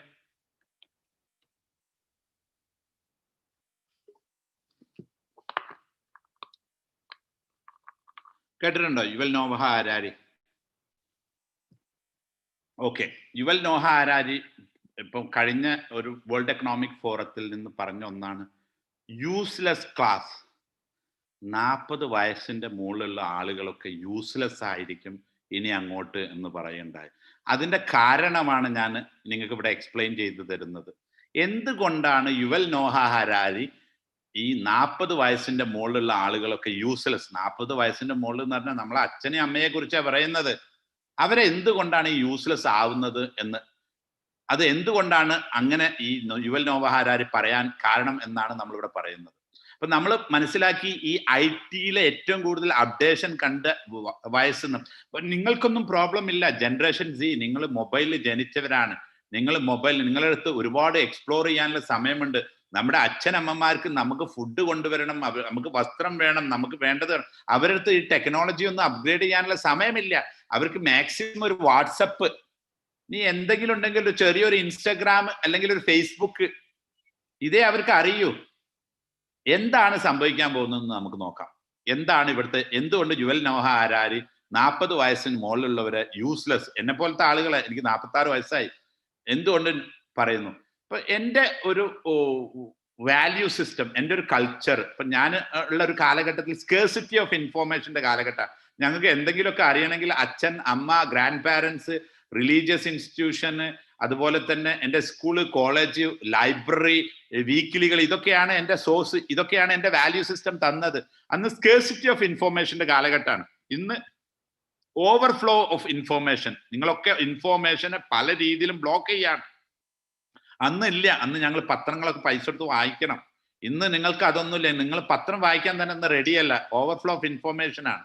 ഞങ്ങളെ വാല്യൂ സിസ്റ്റം മുഴുവൻ ഇൻസ്റ്റാൾ ചെയ്തത് ഞങ്ങൾക്ക് ഈ പറയുന്ന കാര്യങ്ങളാണ്. ഞങ്ങളുടെ grand parents, institution, religious institution ഒക്കെയാണ്. അപ്പൊ ഞങ്ങളെ പഠിപ്പിച്ചു തന്ന എൻ്റെ അച്ഛനാണ് എന്നെ ബസ് കയറാൻ പഠിപ്പിച്ചത്, അതുപോലെ തന്നെ കാര്യങ്ങളൊക്കെ പഠിപ്പിച്ചത്. ഇന്ന് അതല്ല സിറ്റുവേഷൻസ്. ഇന്ന് കംപ്ലീറ്റ്ലി നിങ്ങൾ അച്ഛനും കേൾക്കില്ല, അമ്മയും കേൾക്കില്ല. നിങ്ങൾ നേരെ ഗൂഗിളിൽ പോയിട്ടാണ് ചോദിക്കുക, ഈ അച്ഛൻ പറയുന്നത് അമ്മ പറയുന്നത് എത്രത്തോളം ശരിയാണ്, ചേട്ടൻ പറയുന്നത് അല്ലെങ്കിൽ ടീച്ചർ പറയുന്നത് എത്രത്തോളം ശരിയാണ്. ഇവിടെ എന്താണ് വരാൻ പോകുന്നത് പറയാം, ഇനി അങ്ങോട്ട് എല്ലാം ടെക്നോളജി. നിങ്ങൾക്കെല്ലാം അറിയാം, ഇന്ന് ഒരു ഇലക്ട്രിസിറ്റി പേയ്മെന്റ് അടയ്ക്കുന്നത് ടെക്നോളജിയിലൂടെയാണ്. ഇന്ന് നിങ്ങൾക്ക് ഇലക്ട്രിസിറ്റി പേയ്മെന്റ് ഓൺലൈൻ അടയ്ക്കണമെങ്കിൽ നിങ്ങളുടെ അച്ഛൻ ആരോടാണ് ചോദിക്കുക? ഇതിന്റെ ഉത്തരം ഒന്ന് പറഞ്ഞു തരുമോ നിങ്ങൾ?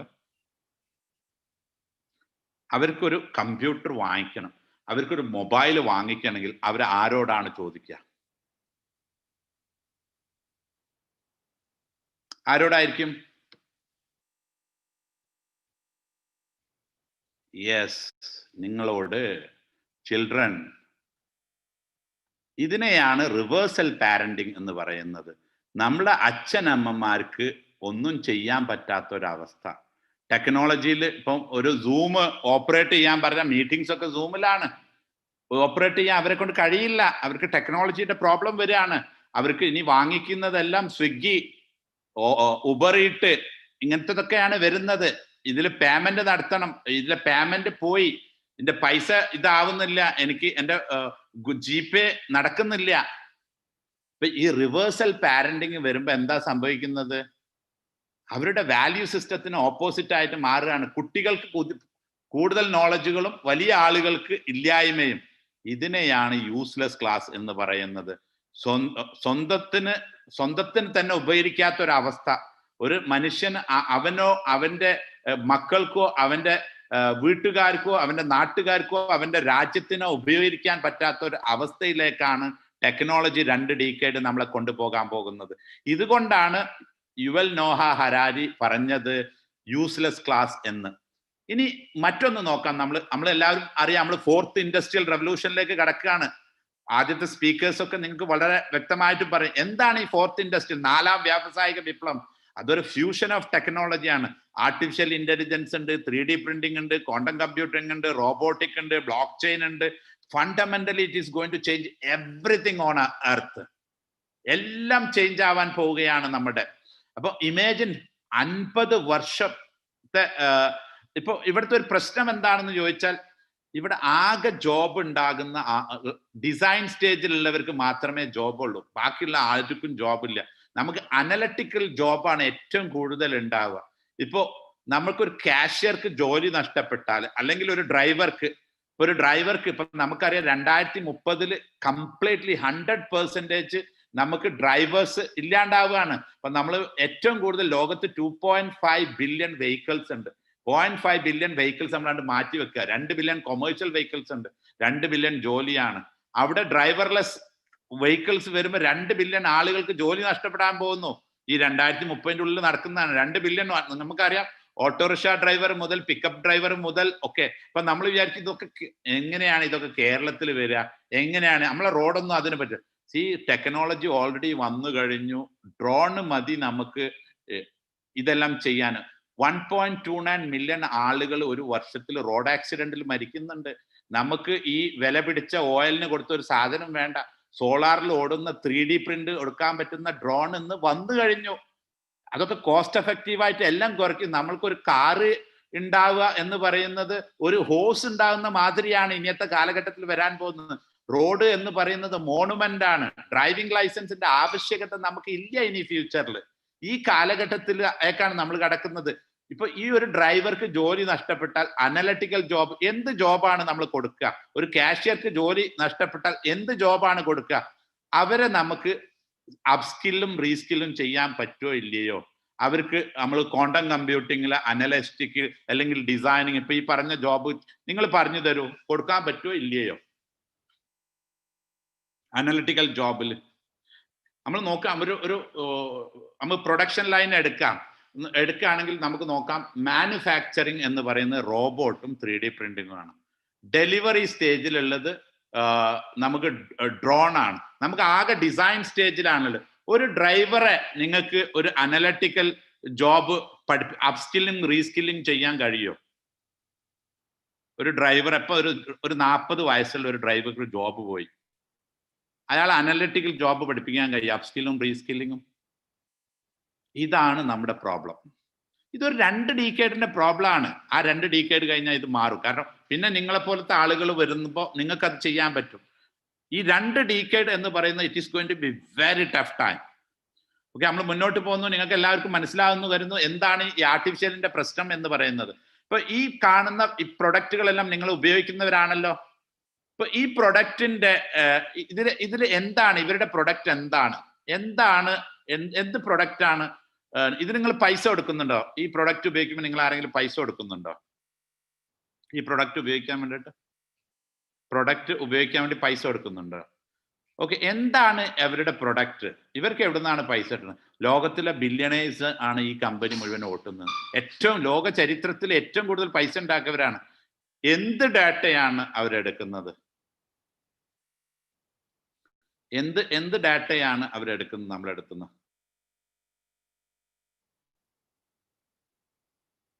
എന്ത് ഡാറ്റയാണ്? ഇവിടെയാണ് നമ്മൾ എല്ലാവരും മനസ്സിലാക്കേണ്ടത്. ഇവരെടുക്കുന്ന ഡാറ്റ എന്ന് പറയുന്നത് ബിഹേവിയറൽ ഡാറ്റ. നിങ്ങളുടെ ഇമോഷൻ, നിങ്ങളുടെ ബിഹേവിയർ, നിങ്ങളുടെ ബിലീഫ് സിസ്റ്റം, നിങ്ങളുടെ പൊളിറ്റിക്കൽ ബിലീഫ് സിസ്റ്റം, നിങ്ങളുടെ റിലീജിയസ് ബിലീഫ് സിസ്റ്റം, നിങ്ങളുടെ സെക്ഷുവൽ ഇൻട്രസ്റ്റ്, നിങ്ങളെക്കാട്ടി നന്നായിട്ട് ഈ പ്രൊഡക്റ്റുകൾക്ക് അറിയാം. അപ്പം ഈ കമ്പനികളുടെ ഒക്കെ പ്രൊഡക്റ്റ് ആരാണ്? നിങ്ങളെയാണ്. അവരുടെ ജോലി എന്താണ്? നിങ്ങളുടെ ബിഹേവിയറിനെ മാറ്റുക. അവരുടെ ആകെ ഒരു ജോലിയുള്ളൂ, അവർക്ക് അനുസരിച്ച് നിങ്ങളെ ബിഹേവിയറിനെ മാറ്റുക. ഇന്നിപ്പോ AI-ക്ക് അറിയാം ഒരു പൊളിറ്റിക്കൽ ബിലീഫ് സിസ്റ്റത്തിന് ഇന്ത്യയിലെ ഓരോ വ്യക്തിയും എന്തിൽ വിശ്വസിക്കുന്നു. അത് ഡീപ്പ് ഫേക്ക് വീഡിയോ ഉപയോഗിച്ചിട്ട് നമുക്കറിയാം. അല്ലെങ്കിൽ ഒരു റിലീജിയസ് ബിലീഫ് സിസ്റ്റം. ഇന്ന് ആർട്ടിഫിഷ്യൽ ഇന്റലിജൻസിന് ഒരു രാജ്യത്തെ ഡീസ്റ്റെബിലൈസ് ചെയ്യാം, ഒരു എക്കോണമിയെ ഡീസ്റ്റെബിലൈസ് ചെയ്യാൻ പവർഫുൾ ആണ്. എന്തിനും വേണ്ടി ഉപയോഗിക്കാം. അത് ആര് അതിനെ ബിഡ് ചെയ്യുന്നു എന്നുള്ളതാണ്. നമ്മൾ വിചാരിക്കും ഇതൊക്കെ നമ്മുടെ ബിലീഫ് സിസ്റ്റമാണ്. It's sold out already. അപ്പം നമ്മുടെ മനസ്സിലിരിക്കുന്ന ഓരോ കാര്യങ്ങളും ആർട്ടിഫിഷ്യൽ ഇന്റലിജൻസിന് ലോകത്ത് നിന്ന് കണ്ടെത്താൻ പറ്റും. അപ്പൊ നമ്മൾ നോക്കുന്നത്, if you are not paying for the product then you are the product. അപ്പോൾ ഇതിനെ നമ്മൾ വിളിക്കുന്ന ഫ്യൂച്ചറിൽ സർവെല്യൻ ക്യാപിറ്റലിസം എന്നാണ് വിളിക്കുന്നത്. അപ്പം ചൈന എന്തുകൊണ്ടാണ് ഏറ്റവും അധികം മുന്നേറുന്നത്? സർവെല്യൻ ക്യാപിറ്റലിസം കൊണ്ടാണ്. 100% അവർ വീഡിയോ വെച്ചിട്ട് ട്രാക്ക് ചെയ്യുന്നുണ്ട്. എന്താണ് ഈ പ്രൊഡക്റ്റുകളൊക്കെ ചെയ്യുന്നത്? നിങ്ങളെ സ്പൈ ചെയ്യുക. Capital and profiting of the infinite tracking. നിങ്ങളുടെ സ്ക്രീൻ ടൈമിനെ മാക്സിമം എൻഗേജ് ചെയ്യാം. നിങ്ങൾക്കറിയാം, നിങ്ങളുടെ ഇൻസ്റ്റാഗ്രാം എടുത്തു നോക്കിയാൽ നിങ്ങൾക്ക് അടുത്ത വീഡിയോ വരുന്ന ഒരു വീഡിയോ, അടുത്ത വീഡിയോ അതുമായിട്ട് ഇന്റർകണക്ട്. നിങ്ങൾക്ക് ഇഷ്ടപ്പെട്ടത് അവിടെ വരൂ. നിങ്ങളുടെ ഓരോ ദിവസം തോറും നിങ്ങൾക്ക് ഇഷ്ടപ്പെട്ടത് അവിടെ ഇങ്ങനെ വന്ന് നിങ്ങളുടെ കൂടുതൽ സമയത്ത് അത് എടുക്കുന്നത് എന്താണ്? ഓരോ വീഡിയോക്കും ലക്ഷ്യമുണ്ട്. നിങ്ങളെ മനസ്സിലാക്കുക, നിങ്ങളെ സ്പൈ ചെയ്യുക എന്നുള്ള ഒരൊറ്റ ലക്ഷ്യം അതിനുള്ളൂ. ഫ്രീ ആയിട്ട് തന്നിട്ട് ഇപ്പൊ ഇവിടെ എന്താണ് ഈ കമ്പനികൾക്ക്? നിങ്ങളുടെ ബിഹേവിയർ ആണ് എടുക്കുന്നത്. ഇവരിന്ന് റിച്ചസ്റ്റ് കമ്പനിയാണ്, richest company in the world ആണ്. ഇപ്പൊ നമുക്കറിയാം 1998 വന്ന ഏറ്റവും വലിയ പൈസക്കാരനാണ് ഇന്നത്തെ. ആരാണ് ഇന്നത്തെ പൈസക്കാരൻ? ഏറ്റവും വലിയ പൈസക്കാരന്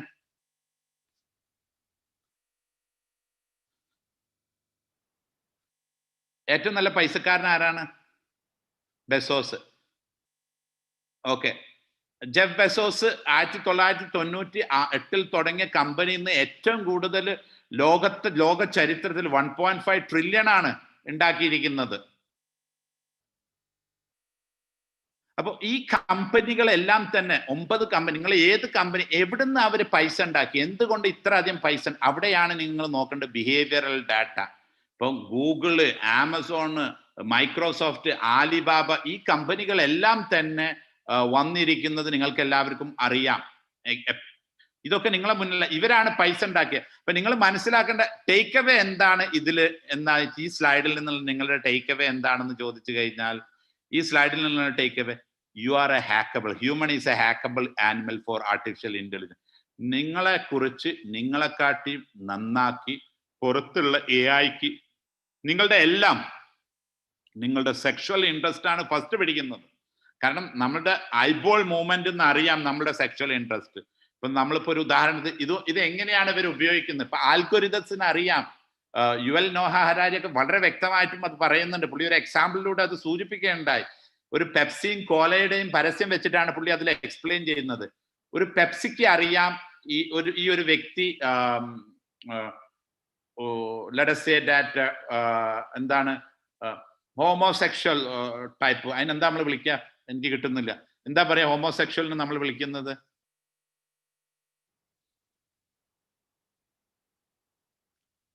Not lesbian, right? Yeah, gay. Thank you. Gay. Okay, ഒരു ഗേ ആണെന്ന് ആൽഗോരിതത്തിന് മനസ്സിലായി കഴിഞ്ഞാൽ ഒരു ആഡ്, പെപ്സിക്ക് അറിയാം ഒരു ഗേ ആണെന്നും കൊക്കക്കോലക്ക് അറിയാം എന്താണ്, എങ്ങനെയാണ് രണ്ടുപേരും ആഡ് ഇടാൻ നോക്കാം. ഈ വ്യക്തി ഒരു ഗേ ആണെങ്കിൽ ഒരു നല്ല മസിൽ പവറും ഇതുള്ള ഒരു ആണിന്റെ ഒരു വീഡിയോ ആയിരിക്കും അവൻക്ക് പ്ലേ ചെയ്യുന്നത്, പെപ്സി കുടിക്കുന്ന. അതേ സമയത്ത് നോർമൽ ആണെങ്കിൽ പെണ്ണിൻ്റെതാണ്. അതേ സമയത്ത് കൊക്കക്കോലക്ക് ഇത് അറിയില്ലെങ്കിൽ സെയിം വ്യക്തിക്ക് ഒരു ബിക്കിനി ഉള്ള ഒരു ആഡ് ഇട്ടെങ്കിൽ അത് എഫക്റ്റീവ് ആവില്ല. ഇത് കണ്ടിന്യൂസ് ചെയ്യുന്ന സമയത്ത് ഈ ഗേ പോയിട്ട് പെപ്സി വാങ്ങിക്കും. ഇപ്പൊ നമ്മൾക്ക് അറിയുന്നില്ല നമ്മുടെ ബിഹേവിയർ ഇവർ ചേഞ്ച് ചെയ്യുന്നത്. ഇപ്പൊ നമ്മളെ കുറിച്ച് നമ്മളെ വ്യക്തമായിട്ടും നമ്മുടെ സെക്ഷൽ ഇൻട്രസ്റ്റ് 100% അവർക്ക് അറിയാം. നമ്മളെ കാട്ടി നന്നാക്കിയാരോ അവര് നമുക്ക് പറഞ്ഞൊരു മാച്ച് ഏതാണെന്ന്. അപ്പൊ നമ്മൾ മനസ്സിലാക്കേണ്ടത് നമ്മളെ കുറിച്ച് 100% ഇവർക്ക് അറിയാം. Human is a hackable animal. ഇനി എന്ത് ചേഞ്ചസ് ആണ് ഇതിൽ വരാൻ പോകുന്നത് എന്ന് നമുക്ക് നോക്കാം. ഇപ്പൊ ഈ ഒരു ഇതിൽ നിന്ന് ജോബ് ചേഞ്ചസിനെ കുറിച്ച് നോക്കാം. നമ്മുടെ പാരന്റ്സ് നമുക്ക് 3 റെവല്യൂഷൻ ആണ് പ്രധാനമായും. ആദ്യം ഇൻഡസ്ട്രിയൽ റെവല്യൂഷൻ നടന്നു, അത് കഴിഞ്ഞ് ഇൻഫോർമേഷൻ, ഇപ്പൊ സോഷ്യൽ റെവല്യൂഷൻ ആണ് ഇപ്പൊ നടക്കാൻ പോകുന്നത്. സോഷ്യൽ റെവല്യൂഷൻ ഇപ്പൊ ഇൻഡസ്ട്രി 1.0 എന്താണ് നമ്മുടെ പാരന്റ്സ്, ഗ്രാൻഡ് പാരന്റ്സ് ചെയ്തത്? നമ്മൾ മാസ്ലോ തിയറി എന്ന് പറഞ്ഞാൽ എന്താണ്? ആരെങ്കിലും ഒന്ന് ടൈപ്പ് ചെയ്ത് തരും. എന്താണ് ഈ മാസ്ലോ തിയറി എന്ന് പറയുന്നത്?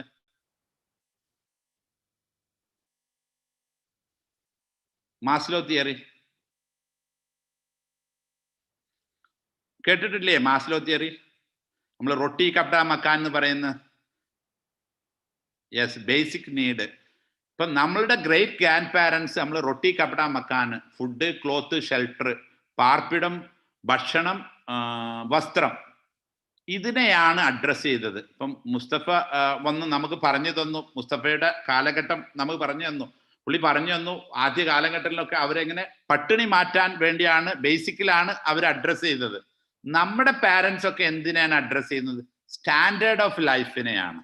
ഇപ്പൊ ഇവിടെ മാസ്ലോ തിയറിയാണ് അഡ്രസ് ചെയ്തത്, ഇവിടെ സ്റ്റാൻഡേർഡ് ഓഫ് ലൈഫിനെയാണ് അഡ്രസ് ചെയ്തത്. ഇൻഡസ്ട്രി 3.0 ഇപ്പൊ ഉള്ളത്, ഇപ്പൊ ഉള്ള ആളുകൾ എന്തിനാണ് അഡ്രസ് ചെയ്യുന്നത്? ക്വാളിറ്റി ഓഫ് ലൈഫിനെയാണ് അഡ്രസ് ചെയ്യുന്നത്. എന്നാൽ നിങ്ങൾ എന്തിനാണ് അഡ്രസ് ചെയ്യാൻ പോകുന്നത്? വളരെ ഇമ്പോർട്ടൻറ്റ് പോയിന്റ് ആണ് ഇവിടെ പറയുന്നത് കേട്ടോ. നിങ്ങൾ വീണ്ടും മാസ്ലോക്ക് പോകാൻ പോവാണ്. നിങ്ങളിൽ പലരും, എന്നിൽ പലരും മാസ്ലോ തിയറിക്ക് വീണ്ടും പോകും. മാസ്ലോ തിയറി എന്താണ്? റൊട്ടി കപ്പട മക്കാൻ, പട്ടിണിയിലേക്കാണ് നമ്മൾ പോകുന്നത് കുറച്ച കാലത്തേക്ക്. അതൊരു സൈക്കിളാണ്, എവറി 200 years നടക്കുന്ന സൈക്കിളാണ്. പക്ഷെ അതിൽ തന്നെ സ്റ്റാൻഡേർഡ് ഓഫ് ലൈഫ് ഉണ്ട്, ക്വാളിറ്റി. എന്നാൽ അതൊരു 2 decade മാത്രം. അതിനുശേഷം വരുന്ന ഒരു കാലഘട്ടത്തിൽ നിങ്ങൾ നോക്കൂ, എനർജി നിങ്ങൾക്ക് ഫ്രീ ആണ്, വാട്ടർ, നല്ല വാട്ടർ ഫ്രീ ആണ്, ഹെൽത്ത്, ലേണിംഗ്, ടൈം, മണി, എക്സ്പെർട്ടൈസ്, റിസോഴ്സസ്, ഇത് മുഴുവൻ നിങ്ങൾക്ക് ഫ്രീ കിട്ടുന്ന ഒരു അവസ്ഥയാണ് ഇൻഡസ്ട്രി 5.0. അവിടെ എന്തില്ല? Job is a obsolete concept. നമ്മൾ ആർക്കും പണിയെടുക്കേണ്ട ആവശ്യമില്ല. ഇതാണ് ഇൻഡസ്ട്രി 5.0 വരാൻ പോകുന്നത്. പുതിയൊരു ലോകത്തേക്കാണ്. മനുഷ്യര് എന്തല്ല, ടാർഗറ്റ് ഓഡിയൻസ് അല്ല. ഇപ്പം അതിനൊരു ഉദാഹരണം നിങ്ങൾക്ക് ഞാൻ പറഞ്ഞുതരാം. ഇപ്പൊ നമ്മൾ ഒരു സെർച്ച് എഞ്ചിൻ ചെയ്യുന്നവര്, അവരുടെ ടാർഗറ്റ് ഓഡിയൻസ് ആരാണ്? ആൽഗോരിതംസ് ആണ്. ആൽഗോരിതത്തിനനുസരിച്ച് കണ്ടന്റ് ഉണ്ടാക്കുക ചെയ്യാം. ആൽഗോരിതംസ് ആണ് ടാർഗറ്റ് ഓഡിയൻസ് ആയിട്ട് മാറുന്ന ഒരു കാലഘട്ടമാണ്. അപ്പോ ഈ ഒരു കാലം ഇപ്പൊ നമുക്ക് ഇവിടെയാണ് നിങ്ങൾ നിൽക്കുന്നത്. ഇതാണ് നിങ്ങളുടെ പ്രോബ്ലം. ഇതിനെ നിങ്ങൾ ലേശം കെയർ ചെയ്ത് കണ്ടിട്ടില്ലെങ്കിൽ പ്രോബ്ലമാണ്. അതേസമയത്ത് 2 decade കഴിയുമ്പോൾ നമ്മൾ വീണ്ടും മാറിയിട്ട് job is a obsolete concept. ജോബിന്റെ ഒരു ആവശ്യം ഇല്ല എന്നുള്ളതാണ്. എൻഡിങ് ഓഫ് കലിയുഗ സംഗീത പറയുന്നു. ഏറ്റവും നല്ല കാലഘട്ടമാണ് വരുന്നത്. Artificial intelligence is the last invention humanity need. ഏത് ലോകത്തെ കോംപ്ലക്സ് പ്രോബ്ലത്തെയും അത് ഇല്ലാണ്ടാക്കും. നമുക്ക് ഒരു ഉദാഹരണത്തിന് ഏജിങ് എന്ന് പറയുന്നത് ഡിസീസാണ്. നിങ്ങൾക്ക് വേണ്ടത്ര ജീവിക്കാം. ഇപ്പൊ നമുക്കൊക്കെ നമ്മളിങ്ങനെ ചോദിക്കാറുണ്ട്, ഇത്രയും പ്രശ്നമുള്ള ആർട്ടിഫിഷ്യൽ ഇന്റലിജൻസിന് എന്തിനാണ് മനുഷ്യർ ഉണ്ടാക്കുന്നത്? നമ്മൾ മനസ്സിലാക്കേണ്ട ഈ ചോദ്യത്തിന്റെ ഒരു ഉത്തരം എന്താണെന്ന് ചോദിച്ചു കഴിഞ്ഞാൽ, നമ്മൾ മനുഷ്യർക്ക് എന്തറിയാം? നമ്മൾ പറയും ഈ ലോകത്ത് നിന്നിട്ട് നമുക്ക് എല്ലാം അറിയാം, നമുക്ക് ദൈവം അറിയാം, നമ്മുടെ വിശ്വാസമാണ് എല്ലാം ശരി എന്ന് പറഞ്ഞ് നമ്മൾ വീരവാദങ്ങൾ മുഴക്കുന്നവരാണ്. നമ്മൾ ആലോചിക്കാത്ത ഒന്ന് എന്താന്ന് ചോദിച്ചാൽ, നമ്മൾ ഈ പ്രപഞ്ചത്തെയും ഈ ഭൂമിയെയും ഒന്ന് കമ്പയർ ചെയ്യുമ്പം, ഈ പ്രപഞ്ചവും ഭൂമിയും കമ്പയർ ചെയ്യുമ്പോൾ എത്രത്തോളം ഉണ്ട് ഭൂമിയുടെ വലിപ്പം ഒന്ന് പറയുമോ? പ്രപഞ്ചവും ഭൂമിയും തമ്മിൽ കമ്പയർ ചെയ്യുമ്പോൾ ഭൂമിയുടെ വലിപ്പം എത്രയാണ്?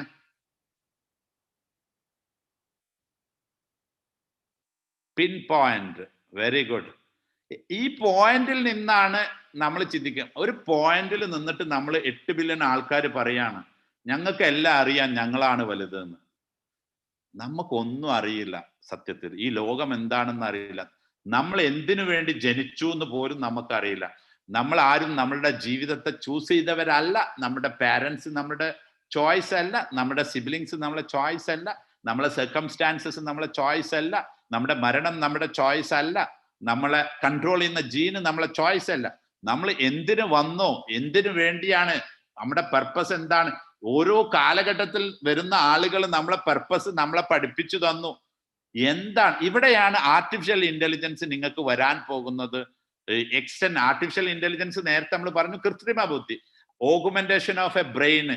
നമ്മളെ ഡീപ് പ്രോബ്ലത്തെ, ഇപ്പൊ നമുക്കറിയാം നമ്മുടെ മരണം. ഇപ്പം ഒരുപാട് കമ്പനികൾ, കാലിക്കോ എന്ന് പറയുന്ന കമ്പനി മരണത്തെ ചാലഞ്ച് ചെയ്തിട്ടുണ്ട്. ഒരുപാട് കമ്പനികളെ എനിക്ക് പറഞ്ഞു തരാം, നമ്മളെ റിസർച്ചിലുള്ള കമ്പനികളെ ഞങ്ങൾക്ക് പറഞ്ഞു തരാം.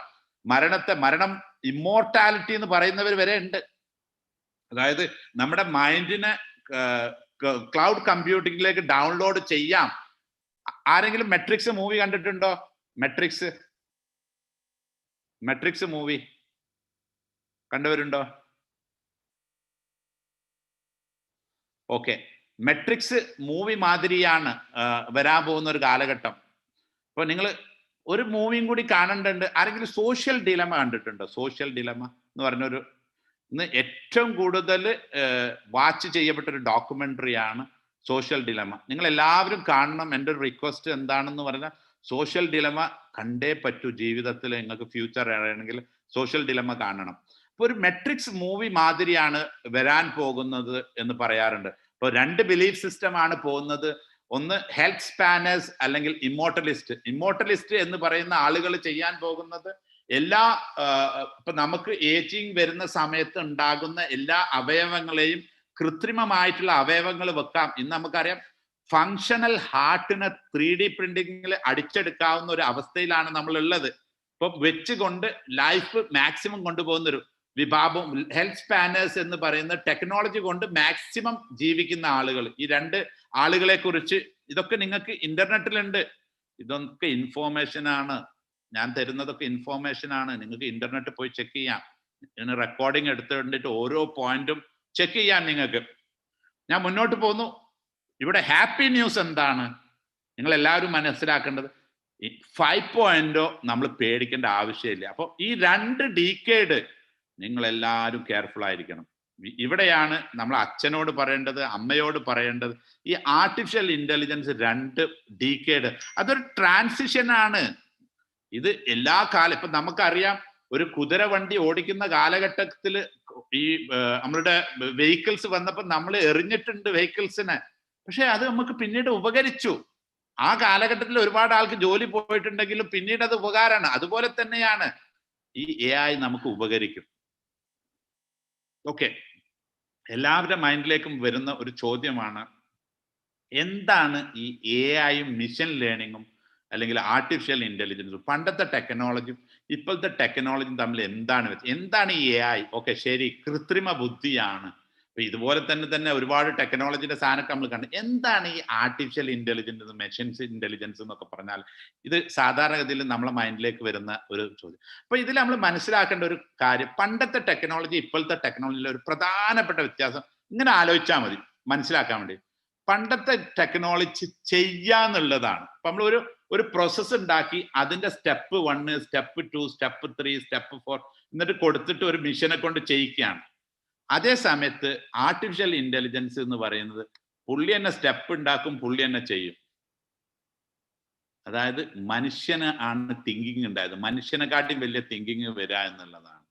ഇപ്പൊ ഇത് രണ്ടുമാണ് ഇങ്ങനെ ആലോചിക്കുമ്പോൾ നമുക്ക് പെട്ടെന്ന് പിടുത്തം കിട്ടും. ഇപ്പൊ ഇതിന് വലിയ ഒരു എന്താണ് പറയാ, റോക്കറ്റ് സയൻസ് ഒന്നും ഇല്ലേ, ഇത് മനസ്സിലാക്കാൻ അത്രേ ഉള്ളൂ. ഒന്ന് പണ്ട് സ്റ്റെപ്പ് എടുത്ത് നമ്മളൊരു മിഷനെ പഠിപ്പിച്ച് ഓരോ സ്റ്റെപ്പ് ചെയ്യുന്നതിന് പകരം ഇവിടെ തിങ്കിങ് കൊണ്ടുവന്നിട്ട് മനുഷ്യൻ എങ്ങനെയാണോ ചെയ്യുന്നത് അത് തന്നെയാണ് ഇവിടെ ചെയ്യുന്നത്. ഇപ്പൊ ഇതെല്ലാം പ്രധാന വ്യത്യാസം. പണ്ട് അറ്റൻഡഡ് ഓട്ടോമേഷൻ ആണ് നമ്മൾ നമ്മൾ പറഞ്ഞു RPA software data AI and stimulations ഉപയോഗിക്കുന്നത്. ഇവിടെ വായിച്ചാൽ നിങ്ങൾക്ക് കിട്ടും. ഇവിടെ നോക്കൂ, ഇവിടെ നമ്മൾ യൂസ് സ്ട്രക്ചേർഡ് ഇൻപുട്ടിനെ ഒരു സ്ട്രക്ചർ ചെയ്തിട്ട് അതിന് ലോജിക് ഉണ്ടാക്കിയിട്ട് റിപ്പീറ്റേറ്റീവ് പ്രോസസ്സ് ഉണ്ടാക്കിയിട്ട് ഇത് അറ്റൻഡഡ്, ഇവിടെ ഒരു ഹ്യൂമൻ ഇന്റർവെൻഷൻ ഉണ്ട് ഈ ടെക്നോളജിക്ക്. അതേ സമയത്ത് ആർട്ടിഫിഷ്യൽ ഇന്റലിജൻസിനും മിഷൻ ലേണിംഗിനും ഡാറ്റനെ ഉപയോഗിച്ച് അൺഅറ്റൻഡഡ് ആണ്, മനുഷ്യന്റെ ഒരു ആവശ്യമില്ല. AI use unstructured input and develop it's on logic.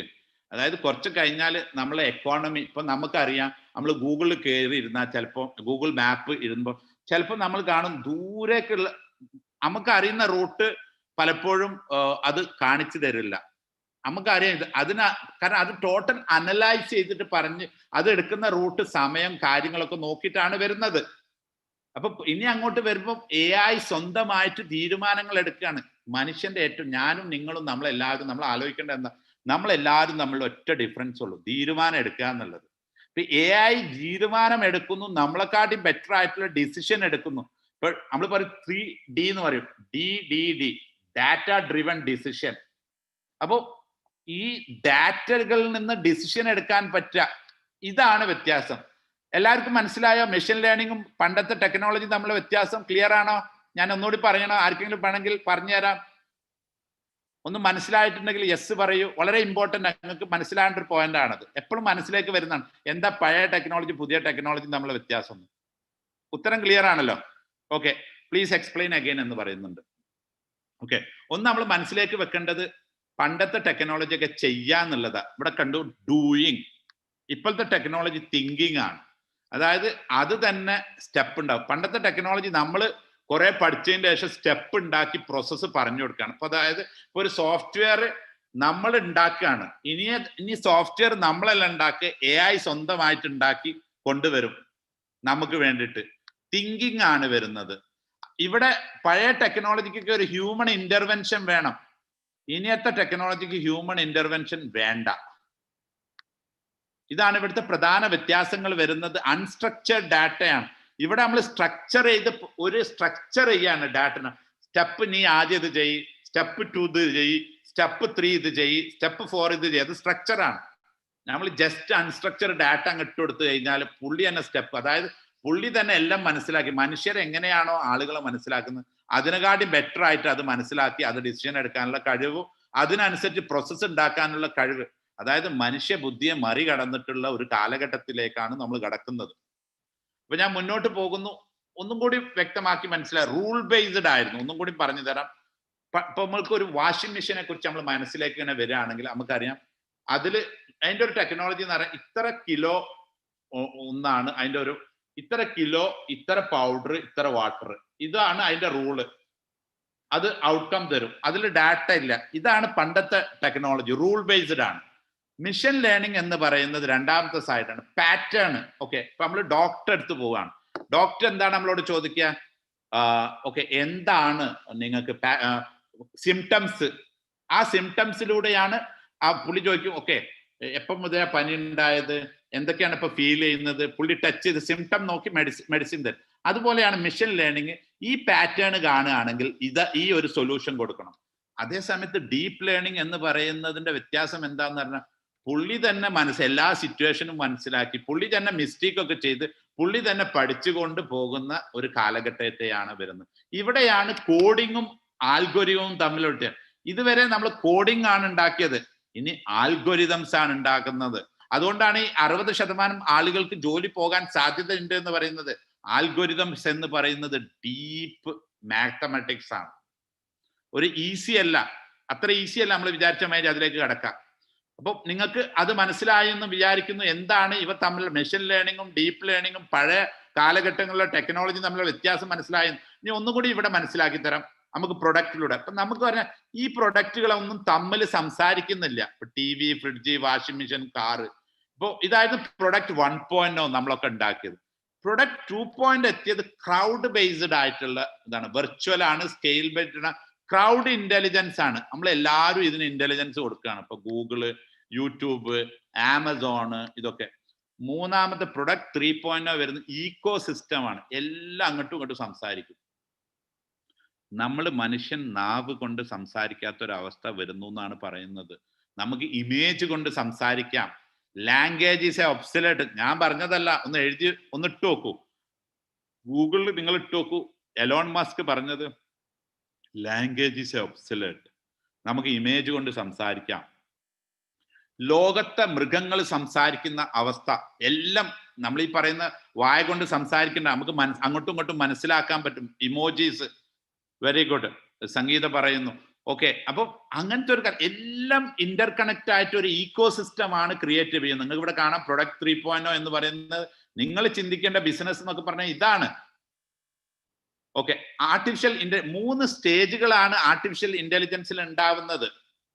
ഞാനൊരു 10 മിനിറ്റ് കൊണ്ട് ഞാൻ നിർത്തും. അത് കുറച്ച് ചോദ്യങ്ങൾ നമുക്ക് എടുക്കാം. ആർട്ടിഫിഷ്യൽ നാരോ ഇന്റലിജൻസ് എന്ന് പറയുന്നത് നമ്മൾ ബ്രെയിനിനെ കോപ്പി ചെയ്യുന്നതാണ്. ഇപ്പം ബ്രെയിനിൽ 2 ഫങ്ഷൻസ് ഉണ്ട്. നമ്മൾ ഏകദേശം 100 ബില്യൺ ന്യൂറോൺസ് ഉണ്ട്. ഓരോ ന്യൂറോൺസിനും ഓരോ ഫങ്ഷൻ ഉണ്ട്. അതുപോലെ തന്നെ അത് ഒരുമിച്ചിരുന്ന് തീരുമാനങ്ങൾ എടുക്കുന്നത്. ഓരോ ന്യൂറോണും എടുക്കുന്ന ഒരു ഫങ്ഷൻ സ്റ്റേജ് മാതിരിയാണ് ഇപ്പോഴത്തെ ഇന്റലിജൻസ് എല്ലാം വർക്ക് ചെയ്യുന്നത്. ഇപ്പൊ ഡ്രൈവർലെസ് കാർ എന്ന് പറയുന്നത് അതിന് ഒന്നേ അറിയുള്ളൂ, വണ്ടി ഓട്ടാനേ അറിയുള്ളൂ. ഇപ്പൊ ഒരു സ്പീച്ച് റെക്കഗ്നിഷൻ ചെയ്യാം. ഇപ്പൊ നമുക്ക് എല്ലാവർക്കും അറിയാം, നമ്മുടെ എല്ലാ ലാംഗ്വേജിനും മലയാളത്തിൽ പറഞ്ഞാലും അതിനെ ട്രാൻസ്ലേറ്റ് ചെയ്ത് ഇംഗ്ലീഷിലേക്ക് ആക്കാം. ഇന്ന് ഏത് ലാംഗ്വേജ് ഒരു വിഷയമല്ല, ട്രാൻസ്ലേറ്റ് ചെയ്യും അത്. അപ്പൊ ഇത് മാത്രം മനസ്സിലാക്കും. അതേസമയത്ത് മനുഷ്യൻ നമ്മൾ വാക്ക് ചെയ്യും, കുക്ക് ചെയ്യും, ഡ്രൈവ് ചെയ്യും, എല്ലാം ചെയ്യും. ആദ്യത്തെ സ്റ്റേജിൽ ഇപ്പൊ നമ്മൾ ഉണ്ടാക്കിയ ഒരു AI എന്ന് പറയുന്നത് ഒറ്റ പ്രോബ്ലത്തെ അഡ്രസ് ചെയ്യുന്നതിനാണ്. ഇതിനെ വിളിക്കുന്ന പേരാണ് ആർട്ടിഫിഷ്യൽ നാരോ ഇന്റലിജൻസ്, അല്ലെങ്കിൽ ANI എന്ന് വിളിക്കുന്നത്. ഒന്നുമില്ല, നമ്മളെ ന്യൂറോൺ ഒരു പണി എടുക്കുള്ളൂ. മൂപ്പർക്ക് മൊത്തം എടുക്കാൻ അറിയില്ല. അതേ സമയത്ത് AGI എന്ന് പറയുന്ന 2ാമത്തെ സ്റ്റേജ്, ഇതാണ് നമ്മൾ പേടിക്കേണ്ട സ്റ്റേജ്. ഇതാണ് നിങ്ങളെ മുന്നിലേക്ക് വരാൻ പോകുന്ന സ്റ്റേജ്. മനുഷ്യന്റെ ഇന്റലിജൻസിനെ മറികടക്കുന്ന ഒരു കാലഘട്ടമാണ് ആർട്ടിഫിഷ്യൽ ജനറൽ ഇന്റലിജൻസ്.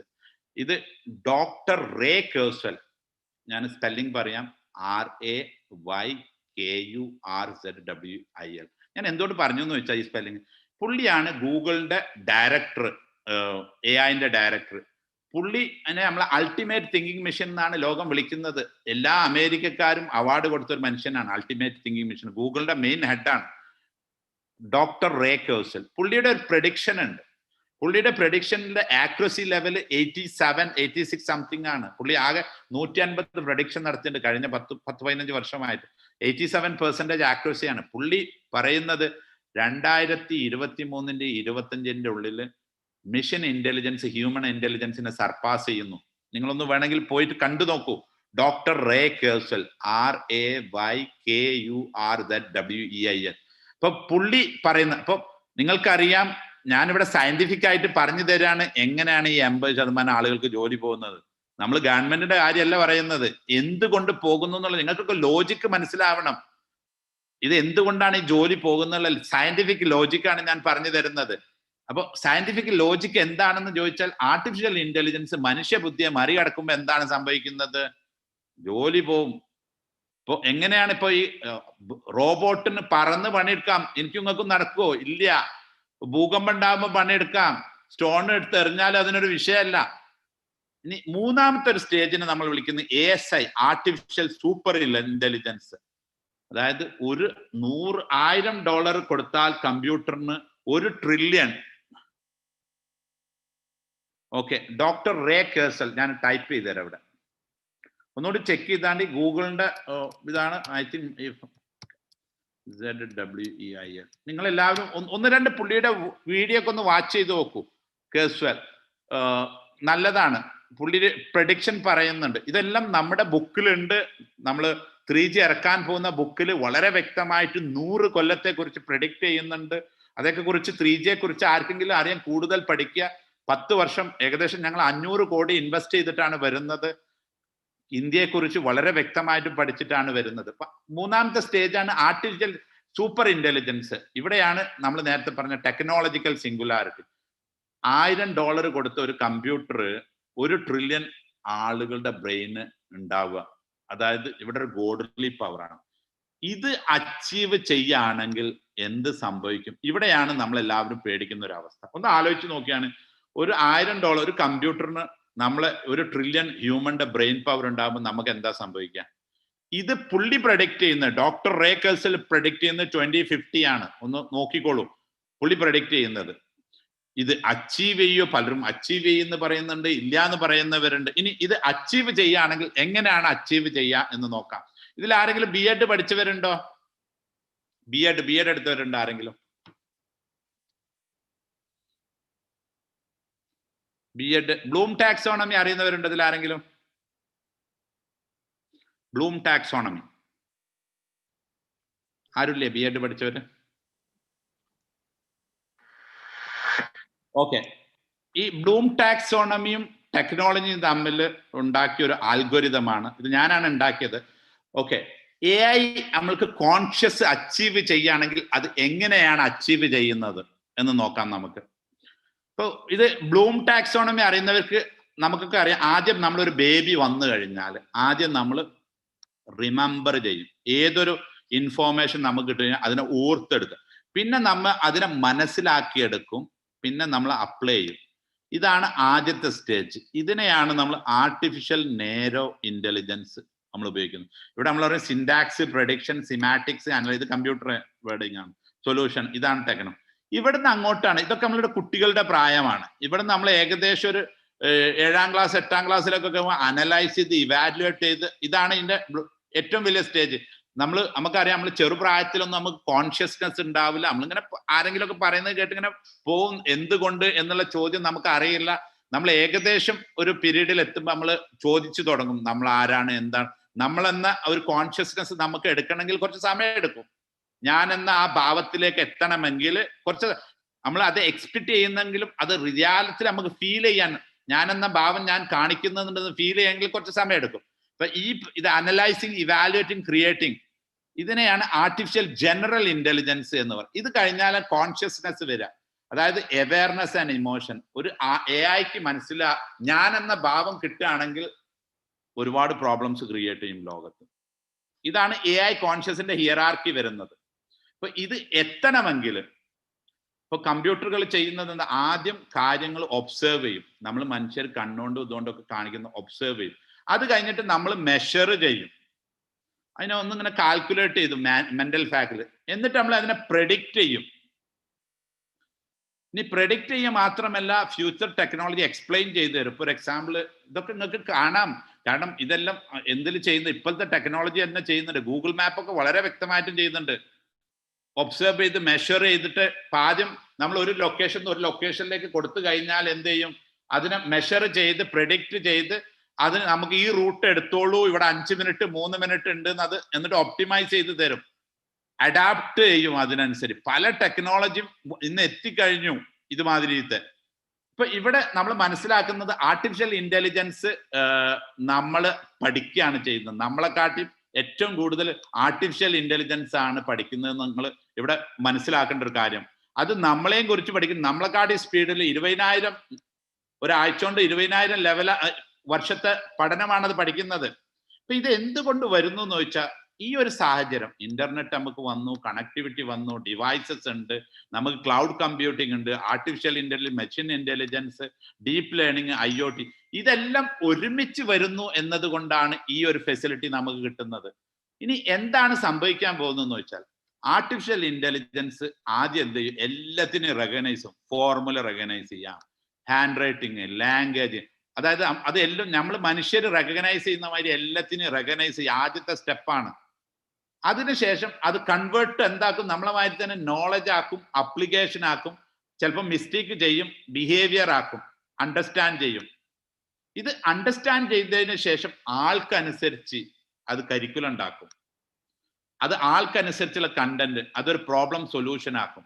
എന്നിട്ട് നമ്മളോട് അത് കമ്മ്യൂണിക്കേറ്റ് ചെയ്യാൻ പോവുകയാണ്. എങ്ങനെയാണ് കമ്മ്യൂണിക്കേറ്റ് ചെയ്യുക? Speech, converse, ഗെസ്റ്റർ, emotions. അതായത് ഒരു മനുഷ്യൻ ചെയ്യുന്നതിന് ഇതാണ് ഒരു AI അവയർനെസ് വരികയാണെങ്കിൽ ഇതാണ് ഇതിന്റെ ഇക്വേഷൻ. രണ്ട് വാദമുണ്ട്, വരും എന്ന് പറയുന്നവരുണ്ട്, വരൂല എന്ന് പറയുന്നവരുണ്ട്. ഇതെല്ലാം നിങ്ങൾക്ക് വിട്ടു. ഇനി ഇതുകൊണ്ടുള്ള ബെനിഫിറ്റ് ഞാൻ സ്പീഡായിട്ട് പറഞ്ഞു പോകുന്നു. ഓക്കെ, ഇത് നമ്മൾ നേരത്തെ പറഞ്ഞു, നിങ്ങൾക്ക് 2 ഡീക്കേഡിനപ്പം ഫ്രീ, ഇതൊക്കെ ഫ്രീ ആയിട്ട് കിട്ടും. പൈസ വരെ ഫ്രീ ആയിട്ട് കിട്ടുന്ന കാലഘട്ടത്തിലാണ് വരാൻ പോകുന്നത്. പൈസ വരെ ഫ്രീ ആണ്. ഇപ്പൊ 15.7 ട്രില്യൺ ആണ് നിങ്ങൾക്ക് കിട്ടാൻ പോകുന്നത്. ലോക ചരിത്രത്തിൽ ആദ്യമായിട്ടാണ് ഇത്ര അധികം പൈസ ലോകത്തേക്ക് വരാൻ പോകുന്നത്. നിങ്ങളെ മുന്നിലേക്കാണ് വരുന്നതെല്ലാം. ഇപ്പൊ നിങ്ങൾക്ക് ഒരിക്കലും നിങ്ങളുടെ അച്ഛനെയോ നിങ്ങളുടെ അമ്മയെയോ നിങ്ങളുടെ പാരൻസിനെയോ നിങ്ങളെ കൺട്രിയെയോ നിങ്ങൾക്ക് ഒരിക്കലും ബ്ലെയിം ചെയ്യാൻ പറ്റില്ല. കാരണം എന്താന്ന് പറഞ്ഞാൽ, നിങ്ങളൊന്ന് നോക്കൂ, ഈ കമ്പനികളെല്ലാം വന്നത് 98 വന്ന കമ്പനിയാ ഗൂഗിള്. ആദ്യത്തെ ബില്യൺ ഉണ്ടാക്കിയത് 9 വർഷം. ഫേസ്ബുക്ക് വന്ന് ബില്യൺ ഉണ്ടാക്കിയത് നോക്കൂ. ടെസ്ല വന്ന്, ഉബർ വന്ന്, ഇതെല്ലാം വന്നിട്ട് കുറഞ്ഞ സമയം കൊണ്ടാണ് പൈസ ഉണ്ടാക്കിയത്. ഇവര് എല്ലാം തന്നെ 0 എന്നാണ് തുടങ്ങിയത്. പോക്കിമോൻ ഉണ്ടാക്കിയിരിക്കുന്നത് 4 ബില്യൺ 4 വർഷം കൊണ്ടാണ് ഉണ്ടാക്കിയിരിക്കുന്നത്. സോറി, 4 ആഴ്ച കൊണ്ട്. അപ്പൊ നിങ്ങൾക്ക് $1 ബില്യൺ ഉണ്ടാക്കണമെങ്കിൽ എന്ത് മതി? നിങ്ങൾക്ക് ഒരു എഡ്യൂക്കേഷനും വേണ്ട എന്നുള്ളതാണ് സത്യം. നിങ്ങൾക്ക് വെറും നിങ്ങളെ കയ്യിലിരിക്കുന്ന മൊബൈലും നിങ്ങളെ കയ്യിലിരിക്കുന്ന ഇന്റർനെറ്റും മാത്രം മതി ഈ $1 ബില്യൺ ഐഡിയ മാത്രം. ഇപ്പൊ ജെഫ് ബെസോസ് പറഞ്ഞത് എന്താണ്? I don't care what is happening in the board meeting. I am scared about 2 guys are sitting in the. 2 ആളുകൾ മതി തോൽപ്പിക്കാൻ. നിങ്ങൾ നോക്കൂ, ടാറ്റേനെ നമ്മൾ ജീവിതത്തിൽ ഒരുപാട് അഭിമാനിക്കേണ്ടതുണ്ട്. 1868 തുടങ്ങി ഒരുപാട് വെർട്ടിക്കൽ ഉണ്ട്, 7 ലക്ഷം എംപ്ലോയീസ് ഉണ്ട്, 100 രാജ്യങ്ങളുണ്ട്, 110. ഇപ്പൊ നിങ്ങൾ ഉപയോഗിക്കുന്ന വാട്സപ്പിൽ എത്ര എംപ്ലോയീസ് ഉണ്ട് നോക്കൂ, 13 ആള്. ഒറ്റ വെർട്ടിക്കല് 2010 തുടങ്ങി, ഓൾ കൺട്രീസ് 110. ഇത് മാറ്റി ഇനി നിങ്ങൾക്ക് കമ്പനി $1 ബില്യൺ ഉണ്ടാക്കാൻ ചിലപ്പോൾ ഒരാഴ്ച മതി. നിങ്ങളുടെ തിങ്കിങ് ആണ് മാറ്റേണ്ടത്. അപ്പൊ ഇതിൽ നിന്നെല്ലാം നിങ്ങൾ ഇപ്പൊ ഓല, ഉബർ ഇപ്പൊ നോക്കൂ, ഇവിടെ ബിസിനസ് മോഡലാണ് മാറുന്നത്. ബിസിനസ് ഓല, ഉബർ നിങ്ങൾ നോക്കൂ, ലാർജസ്റ്റ് ടാക്സി കമ്പനി, ഇതിന്റെ ബിസിനസ് മോഡൽ മാറി. ഇവര് ഓൺ ചെയ്യുന്ന ഇതൊക്കെ സോഫ്റ്റ്വെയർ ആയിട്ട് മാറി. കണ്ടന്റ് കമ്പനി, മീഡിയ കമ്പനി ഇന്ന് ഇവരാണ്. ആലിബാബ റീറ്റെയിൽ കമ്പനി അല്ല. നെറ്റ്ഫ്ലിക്സ് ലോകത്തെ ഏറ്റവും വലിയ, ഇവരൊരിക്കലും മൂവിയെ ഓൺ ചെയ്യുന്നില്ല. അതായത് ഇവിടെയാണ് നമ്മൾ മനസ്സിലായത്, ലോകത്തെ 80% ജോലി പോവുക എന്നതർത്ഥം ലോകത്തെ 80% ബിസിനസ് ഇല്ലാണ്ടാവുക എന്നുള്ളതാണ്. ഓക്കെ, പ്ലാറ്റ്ഫോമൈസേഷൻ ഓഫ് എക്കോണമി, എല്ലാം പ്ലാറ്റ്ഫോമുകൾ. ഇതൊക്കെ നോക്കിക്കഴിഞ്ഞാൽ ഇവരൊക്കെ പ്ലാറ്റ്ഫോമുകളാണ്. ഗൂഗിളിന്റെ കണ്ടന്റ് നമ്മളാ കൊടുക്കുന്നത്, ഫേസ്ബുക്കിന്റെ കണ്ടന്റ് നമ്മളാ, വാട്സപ്പിന്റെ കണ്ടന്റ് നമ്മളാണ്. ഇതിലൊക്കെ കണ്ടന്റ് കൊടുക്കും. ഇവരൊക്കെ പ്ലാറ്റ്ഫോമാണ്. ഫ്യൂച്ചറിലെ ബിസിനസ് എന്ന് പറയുന്നത് പ്ലാറ്റ്ഫോമാണ്. നിങ്ങൾ ബിസിനസ് തുടങ്ങുമ്പോൾ പ്ലാറ്റ്ഫോമുകളാണ് തുടങ്ങേണ്ടത്. ഇനി എക്സിസ്റ്റിംഗ് ബിസിനസ് എടുക്കുകയാണെങ്കിൽ, എന്റെ കമ്പനി 100 കൊല്ലമായി, എന്റെ സെയിൽസ് ലോകത്തെ ഏറ്റവും വലിയ സെയിൽസ് ആണ്, ബ്രാൻഡ് ഇക്വിറ്റി, ഇതൊന്നും ഒരു കാര്യമില്ല ഫ്യൂച്ചർ ബിസിനസ്സിന്. ചിലർ പറയും എന്റെ ബ്രാൻഡ് അമേസിംഗ് സംഭവമാണ്, ഞങ്ങളുടെ intellectual property, none of them this guarantee today's എനിത്. ഇവിടെയാണ് നിങ്ങൾ പഠിക്കേണ്ടത്. എക്സിസ്റ്റിംഗ് MBS ഒന്നും നിങ്ങൾക്ക് വർക്ക്ഔട്ട് ആവില്ല ഇനി. ഓക്കെ, ഇവിടെ ഇപ്പൊ റോജേഴ്സ് ഡിഫ്യൂഷൻ കേർവ് നമ്മൾ ബിസിനസ്സിൽ പറയും. ഇങ്ങനെയാണ് ഒരു ബിസിനസ് തുടങ്ങി ഇങ്ങനെ പോയിട്ട് ഇങ്ങനെ വന്ന് ഇങ്ങനെ നിൽക്കുകയാണ് ചെയ്യാം ഈ ബിസിനസ്. ഇപ്പൊ ഏർലി അഡാപ്റ്റേഴ്സിലാണ് പൈസ ഉണ്ടാക്കുക. ലോകത്തെ എല്ലാ ബിസിനസ് 80% ബിസിനസ് അതിന്റെ ഡെത്ത് ബെഡിലാണ്. ഇതിന്റെ ഓപ്പർച്യൂണിറ്റി നിങ്ങൾക്ക് ഇതിലുണ്ട്. ഇതുകൊണ്ട് ഇവിടെ ഇതിന്റെ ഓപ്പർ ഇപ്പൊ നിങ്ങൾ ഈ ഒരു ഇതിലെടുത്ത് നോക്കിക്കഴിഞ്ഞാൽ, നിങ്ങളെ പോലത്തെ ആളുകൾ നോക്കൂ, $1 ബില്യൺ ഒരു ലാപ്ടോപ്പും വെച്ചിട്ടാണ് $1 ബില്യൺ ആവുന്നത്. ഒരു ലാപ്ടോപ്പ് മതി ഇന്ന് $1 ബില്യൺ. ഇപ്പൊ ഇങ്ങോട്ട് നോക്ക്, $1 ബില്യൺ ആൾക്കാർ, കമ്പനീസ് ഈ ഇയറിൽ ഇവിടുത്തെ ഇങ്ങോട്ട് നോക്കിയാണ് എത്ര ഇന്ത്യൻ കമ്പനികളുണ്ട് ഇതിൽ $1 ബില്യൺ ആവുന്നത്. നിങ്ങൾക്ക് $1 ബില്യൺ ആവാൻ ഒരു പണിയും ഇല്ല. കാരണം ഇവിടുത്തെ തോട്ട് പ്രോസസ്സിലുള്ള ചേഞ്ച് ആണ് ചെയ്യുന്നത്. Massive increase of computational power. ഇപ്പൊ മൂർസ് ലോ, ഇതിൽ ആരെങ്കിലും മൂർസ് ലോ കേട്ടിട്ടുണ്ടോ? ഞാൻ മൂർസ് ലോയുടെ കൂടി നിർത്തുന്നു, അനദർ സെഷനിൽ ബാക്കി പറഞ്ഞു തരാം. ഓക്കെ, മൂർസ് ലോ കേട്ടിട്ടുണ്ടോ ആരെങ്കിലും? ഇതിന്റെ എല്ലാം ബേസിൽ നമുക്ക് മൂർസ് ലോനെ കുറിച്ച് പറയാനുണ്ട്. Law of diffusion of okay, Moore's law എന്ന് പറയുന്നത് Number of transistors doubled in every year from between 1958 until 65. ഇതാണ് ഇതിന്റെ ബേസ്. ഇപ്പൊ നമുക്കറിയാം ഒരു ട്രാൻസിസ്റ്ററിനെ കുറിച്ച്. ഇപ്പം ഇവിടെ ട്രാൻസിസ്റ്റർ നോക്കൂ, 1958 2 ട്രാൻസിസ്റ്റർ ആണ് ഒരു ബോർഡിൽ ഉണ്ടായത്. 1900 ഇന്റൽ 4 വന്നപ്പോൾ 2300 10,000 നാനോമീറ്റർ. ഇപ്പോൾ 2006 എത്തിയപ്പോൾ അതേ സ്ഥലത്ത് നോക്കുക എന്താണ് സംഭവിച്ചതെന്ന്. 14.4 ബില്യൺ ട്രാൻസിസ്റ്റർ 14 ഇതിങ്ങനെ കൂടിക്കൂടി. ഇപ്പൊ നിങ്ങൾക്ക് അറിയാം, നിങ്ങളുടെ ഇപ്പോഴത്തെ മൊബൈൽ പണ്ടത്തെ കമ്പ്യൂട്ടറിനെക്കാട്ടി പവർഫുൾ ആണ്. ഇപ്പൊ എന്തൊക്കെ ടെക്നോളജിയാണ് യഥാർത്ഥത്തിൽ വന്നതെന്ന് നോക്കിയാൽ 1940 വരെ 900 മുതൽ ഇവിടെ ഇലക്ട്രോ മെക്കാനിക്കൽ ആയിരുന്നു ബേസ്. പിന്നെ കുറച്ചു കാലം റിലേ വന്നു. പിന്നെ വന്നത് വാക്യൂം ട്യൂബ് ടെക്നോളജിയാണ്. പിന്നെ ട്രാൻസിസ്റ്റർ ആണ്. ഇവിടുന്ന് അങ്ങോട്ടാണ് നമ്മൾ പറയുന്നത് ഇന്റഗ്രേറ്റഡ് സർക്യൂട്ട്, മാസ്ലോ തിയറി. ഇവിടെ എന്താണ് ഇപ്പൊ സത്യത്തിൽ ഇതാണ് വന്നത്. ഇപ്പൊ നിങ്ങൾ ഇതിന്റെ ഒരു മറു ചോദ്യം നോക്കിയാൽ നിങ്ങൾ നോക്കൂ, ഹ്യൂമൻ ബ്രെയിനിനെ നമ്മൾ പറയുന്നത് ഇവിടെ വളരെ കൃത്യമായി 2023 പറയുന്നുണ്ട്. നമ്മുടെ മനുഷ്യന്റെ ബ്രെയിനിന്റെ പവർ 10x16 സൈക്കിൾസ് ആണ്. ഇത് ഈ ടെക്നോളജി കൊണ്ട്, ഇതേ ടെക്നോളജിന്റെ ഗ്രാഫ് നോക്കൂ, ഡിസിഷൻ മേക്കിംഗ് ആണിത്. ഇത് ഇവിടെ അച്ചീവ് ചെയ്യുന്നത് നോക്കൂ, ഈ ഡിസിഷൻ മേക്കിംഗ് അച്ചീവ് ചെയ്യുന്ന 10x26. ഇപ്പൊ ടോട്ടൽ നമ്മളിപ്പോ എടുക്കുകയാണെങ്കിൽ ആളുകളുടെ പറയുന്നത് 10x26 സൈക്കിൾ ആണ് പറയുന്നത് സെക്കൻഡിൽ. ഇപ്പൊ $1000 കൊടുത്ത കമ്പ്യൂട്ടറിന് ടോട്ടൽ മനുഷ്യന്റെ പവർ 2050 കിട്ടുമെന്നാണ് പറയുന്നത്. Massive increase of computational power. ഇപ്പൊ നമുക്കറിയാം, നോക്കൂ, ഇവിടെ ഒരു 1956 5 മെഗാബൈറ്റുള്ള 5 മെഗാബൈറ്റുള്ള ഒരു സാധനം നമുക്ക് ചാർട്ടേഡ് ഫ്ലൈറ്റ് വേണം. 2005 എത്തിയപ്പോൾ 120 TB. ഇന്ന് TB ഒക്കെ എത്രലാണെന്ന് നിങ്ങൾക്ക് അറിയാം. ഇപ്പൊ ഫാസ്റ്റർ ചീപ്പർ കമ്പ്യൂട്ടിംഗ് ആണ് കിട്ടുന്നത് നമുക്ക്. ഈ ടെക്നോളജി ഒക്കെ ആണ് വരുന്നത്. കൺവേർജൻസ്. ഓക്കെ, ഇവിടെ എന്താണ് സംഭവിക്കുന്നത്? ഈ ലാസ്റ്റ് സൈഡോടുകൂടി 1 മിനിറ്റോടുകൂടി നിർത്തും. Sorry for the delay if anybody. I think next speaker is on the വേ. ഇത് ബിസിനസ്സിൽ നടക്കുന്ന ഏറ്റവും വലിയൊരു പ്രധാനപ്പെട്ട ഇത് നമ്മൾ പറയും 6D എക്സ്പോണൻഷ്യൽ ഫ്രെയിംവർക്ക് എന്നാണ് പറയാം. എല്ലാം എന്താണ് സംഭവം? ആദ്യം ഇതിനെ ഡിജിറ്റൈസ് ചെയ്യും, എന്നിട്ട് ഇത് മിണ്ടാണ്ടിരിക്കും ഇങ്ങനെ ഒരു ഡിസെപ്റ്റീവ് സ്റ്റേജിൽ. അപ്പോൾ 3D പ്രിന്റിംഗ് ഒക്കെ എല്ലാവരും വിചാരം ഇപ്പം വരുന്നതാണ്. അല്ലെങ്കിൽ AI 1956 ആദ്യത്തെ AI കോൺഫറൻസ് നടക്കുന്നത് ഡാർട്ട്മൗത്തിൽ. ഇപ്പോഴാണ് AI ഡെസിപ്റ്റീവ് സ്റ്റേജിലായിരുന്നു. പിന്നെ ആരെങ്കിലും പൈസ ഇറക്കിയിട്ട് അത് ഡിസ്റപ്റ്റീവ് സ്റ്റേജിൽ വരും. പിന്നെ ഡീമോണിറ്റൈസ് ചെയ്യും, പിന്നെ അതിനെ ഡെമോക്രറ്റൈസ് ചെയ്യും, ഡീമോണിറ്റൈസ് ചെയ്യും, ഡീമെറ്റീരിയലൈസ് ചെയ്യും. ഇതാണ് ഒരു ബിസിനസിന്റെ, ഇതിന് നമ്മൾ പറയും 6D ഗ്രോത്ത് എന്നാണ് പറയാം. ഇതിലൊരു ഉദാഹരണം ഞാൻ നിങ്ങൾക്ക് പറഞ്ഞു തരാം. ഒരു ഉദാഹരണത്തിന്, ഓക്കെ, എല്ലാ ബിസിനസ്സും ഇനി അങ്ങോട്ട് ഈ 6D തിയറിയിലൂടെ കടന്നു പോകണം. ഇത് വളരെ ഇമ്പോർട്ടൻറ്റ് തിയറിയാണ് ഇപ്പം വന്നിരിക്കുന്നത്. ഇപ്പം നമുക്ക് കാറുകൾ എടുത്താലും, നിങ്ങൾ ഏത് ടെക്നോളജി എടുത്താലും ആദ്യം നമുക്ക് അറിയാം, ആദ്യം ഇപ്പോൾ ഒരു ടെലിഫോൺ നമ്മൾ ആദ്യം അതിനെ ഡിജിറ്റൈസ് ചെയ്തു. പിന്നെ കുറച്ച് പൈസ ഒക്കെ വന്നു, പിന്നെ അതിനെ ഡിസ്റപ്റ്റ് ചെയ്തു. ഇപ്പൊ വന്ന് എന്ത് ചെയ്തു? ഇപ്പോഴത്തെ ഒരു അവസ്ഥ എന്താണ്? വാട്സപ്പ് ഒക്കെ വന്നു, ഡീമോണിറ്റൈസ് ചെയ്തു, ഡീമെറ്റീരിയലൈസ് ചെയ്തു, ഡെമോക്രറ്റൈസ് ചെയ്തു. ഇപ്പൊ നിങ്ങൾ ഏതിപ്പം വരുന്ന ഡിജിറ്റൽ ടെക്നോളജി, ഇപ്പം 3D പ്രിന്റിംഗ് എടുത്ത് AI എടുത്തോളൂ, ഈ 6D തിയറിയിലൂടെ പാസ് ചെയ്യും. ഇത് 6D ഫ്രെയിംവർക്ക് ആണ് ബിസിനസിന്റെ. ഇപ്പൊ ഡീമെറ്റീരിയലൈസ് ചെയ്യുന്നത് നോക്കൂ, ടെക്നോളജി എല്ലാത്തിനും ഇല്ലാണ്ടാക്കും, പൈസ ഇല്ല, എല്ലാം ഫ്രീ, ആബ്സല്യൂട്ട്. അതാ നിങ്ങളോട് പറഞ്ഞത്, പണമടക്കം ഫ്രീ കിട്ടുന്ന ഒരു കാലഘട്ടത്തിലേക്കാണ് നിങ്ങൾ കടക്കുന്നത്. ഡീമെറ്റീരിയൽ, ഈ സാധനങ്ങളൊക്കെ ഒരു കാലഘട്ടത്തിന്റെ ലൈഫ് സ്റ്റൈൽ ആയിരുന്നു. ഇതിനു വേണ്ടിയായിരുന്നു ജനങ്ങൾ ജീവിച്ചിരുന്നത്. ഇന്ന് നിങ്ങളുടെ പോക്കറ്റിൽ ഇതൊക്കെ ഫ്രീ ആണ്. ഡയമണ്ട് ഓൾമോസ്റ്റ് 5 കാരറ്റ് ഫ്രീ ആണ്, $5 വരാൻ പോകും. ഗോൾഡ് ഫ്രീ കിട്ടുന്ന ഒരു കാലഘട്ടത്തിലേക്കാണ് നിങ്ങൾ കടക്കാൻ പോകുന്നത്. ഇവിടെ ഞാൻ നിർത്തുകയാണ്. Thank you very much for giving me opportunity. Sorry for the 8 minutes I have taken extra. Okay, over to MC.